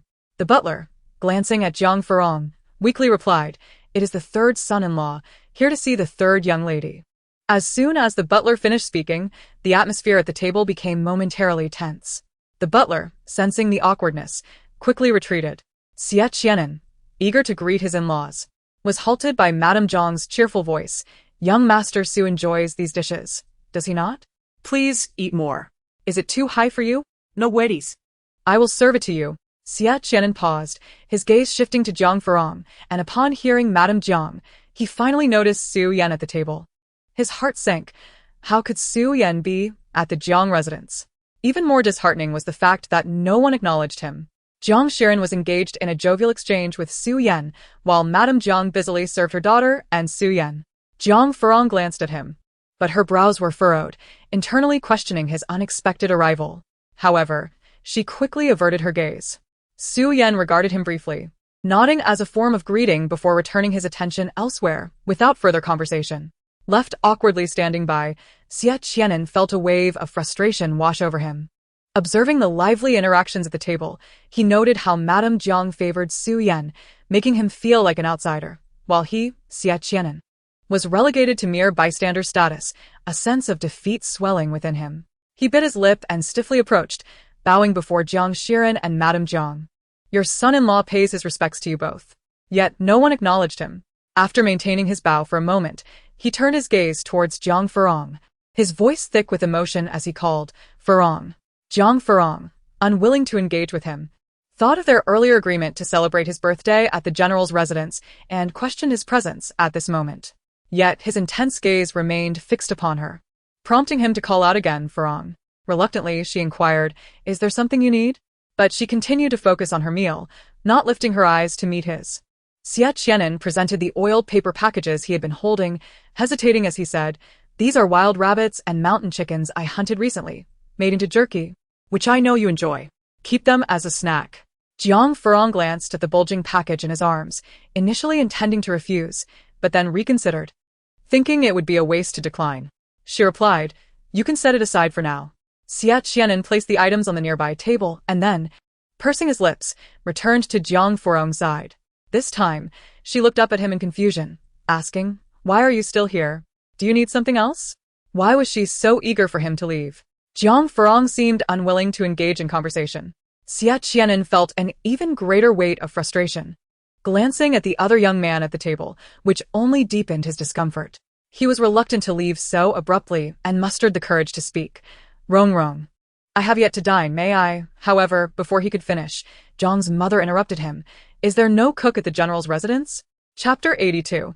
It turns out Xie Qi'an can feel pain too upon hearing Su's mother's words. Xie Qi'an, who had been about to sit down with a forced smile, instantly froze. Feeling somewhat embarrassed, he replied, in response to my mother-in-law, there is, of course, a cook in the residence. Zhang's mother cast him a languid glance and retorted, then why do you linger in my Jiang family? Initially, she had been quite satisfied with this son-in-law, a young general, valiant and wise, a paragon of youth, who could easily win the admiration of others. However, ever since he brought back a woman claiming to be his benefactor's sister and allowed her to reside in the general's household, she had watched her daughter grow increasingly despondent, and now it had escalated to the point of separation. The fondness she once held for this son-in-law had transformed into disdain. Conversely, she found the modest and courteous Su Yan much more agreeable. Xie Qi'an stood there awkwardly, caught between standing and sitting, pressing his lips together in stubborn silence for a moment. Eventually, he spoke. Your son-in-law acknowledges his faults. I have come today to offer my apologies to you, esteemed father and mother-in-law. After saying this, he cast a hopeful glance at Jiang Qi'an, who had always regarded him with a degree of approval, particularly before his marriage to Jiang Furong. However, this time, Jiang Qi'an remained indifferent, engrossed in drinking with Su Yan. Jiang's mother scoffed lightly. General Xie is the esteemed Zhaoyuan general, the illustrious son of the Jingyuan Marquis. How can we, mere mortals, accept your apologies? Her words were laced with sarcasm. And upon hearing his wife's remark, Jiang Qi'an frowned but said nothing. Xie Qi'an's demeanor was exceedingly humble, and his attitude of contrition was commendable. Mother-in-law, you jest. Those titles are mere names. As your son-in-law, it is only right that I come to apologize to you both. At this moment, Jiang's mother finally turned to glance at him. Oh, is that so? I am rather curious, General Xie. Do you truly understand whom you should be apologizing to? Who is it that you have wronged? A deep sense of regret clouded Xie Qi'an's face. Your son-in-law knows that he has wronged Rongrong, and I am earnestly seeking her forgiveness. However, I have also let down the trust of both you and my father-in-law, thus I have come to seek your pardon. He acknowledged his past transgressions, not daring to hope for their forgiveness, but simply requesting a chance to make amends, declaring that he was genuinely remorseful. As he finished speaking, all that greeted him was Jiang's mother's derisive laughter. Even Su Yan cast a glance at him, silently thinking that had he known it would come to this, he wouldn't have acted so foolishly in the first place.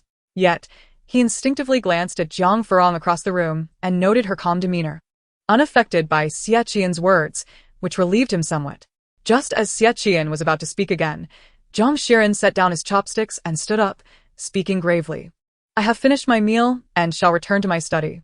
Su Shaoqing, please enjoy your meal as if you were at home. No need for formalities. Before leaving, he cast a lingering glance at Xie Qi'an, filled with discontent. Seeing his father-in-law leave, Xie Qi'an immediately followed. Father-in-law, I have something to discuss with you. However, upon reaching the study, before he could catch up, the door was firmly closed, leaving Xie Qi'an isolated outside. He pressed his lips together and waited at the door. Your son-in-law wishes to speak with you. I hope you will grant me an audience. Inside, only Jiang Qi'an's indifferent voice could be heard. The Jiang residence is too small to accommodate the Zhaoyuan general. Please, general, return. After that, no matter how Xie Qi'an pleaded, the door showed no signs of reopening. Dejected, he turned to leave, only to encounter Jiang Furong and Su Yan engaged in lively conversation. His steps halted abruptly, a pang of anguish gripping his heart. Why would Rongrong refuse to acknowledge him but could share laughter with Su Yan? Jiang Furong had been tasked by her mother to escort Su Yan out of the residence.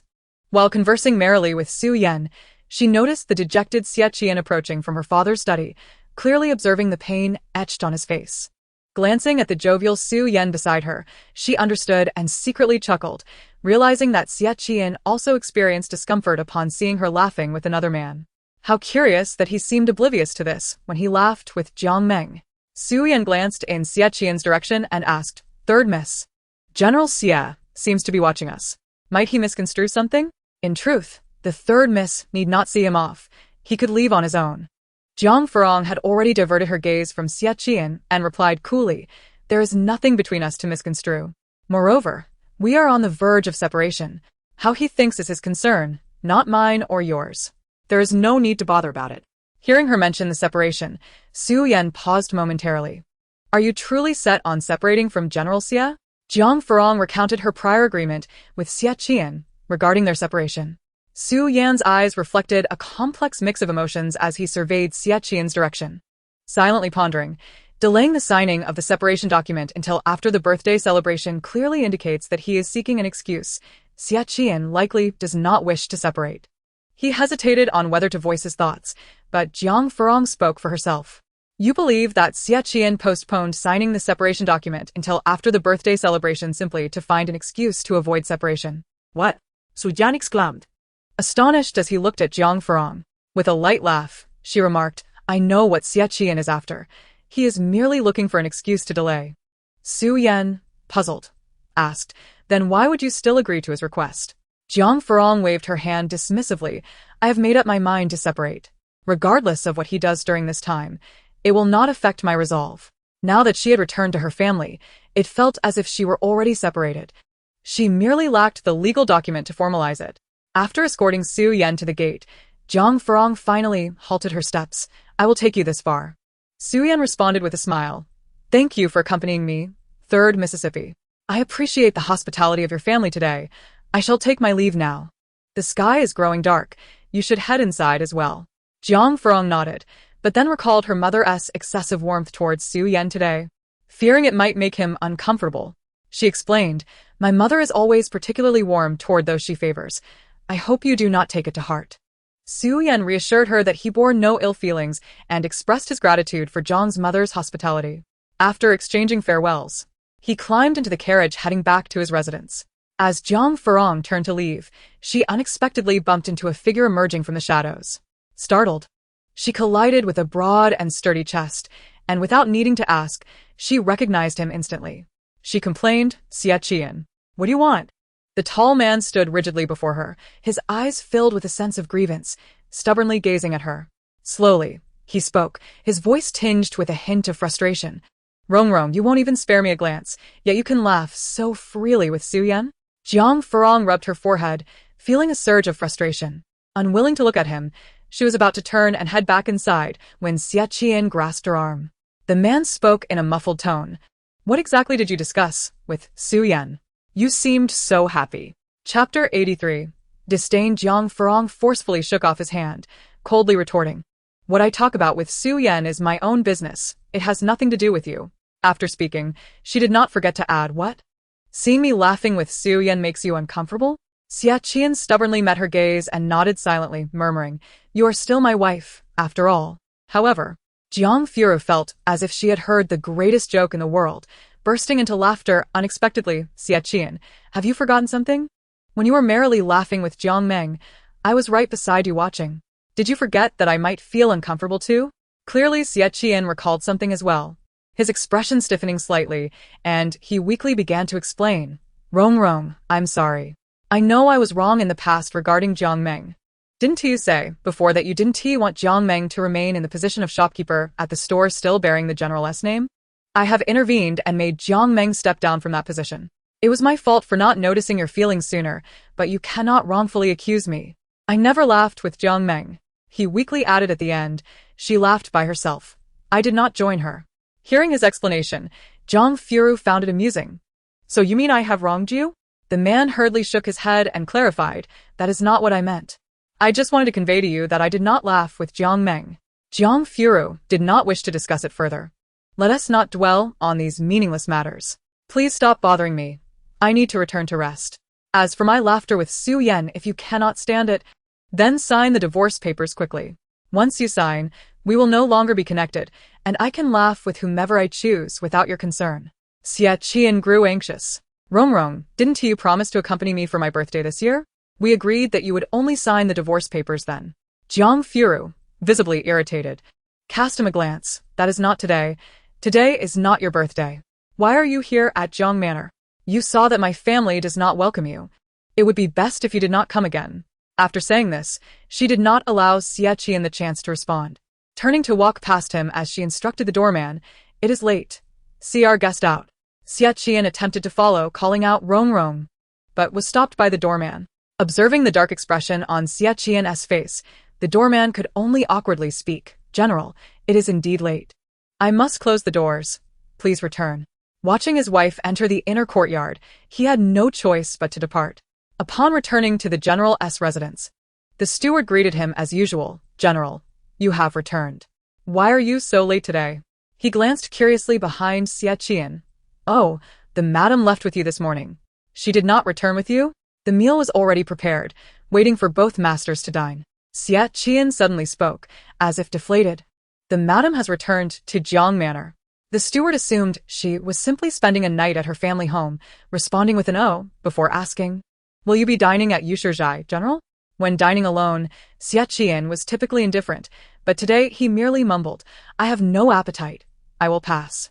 Entering the general's residence, he felt an overwhelming chill despite the absence of just one person, as if the entire estate had become desolate.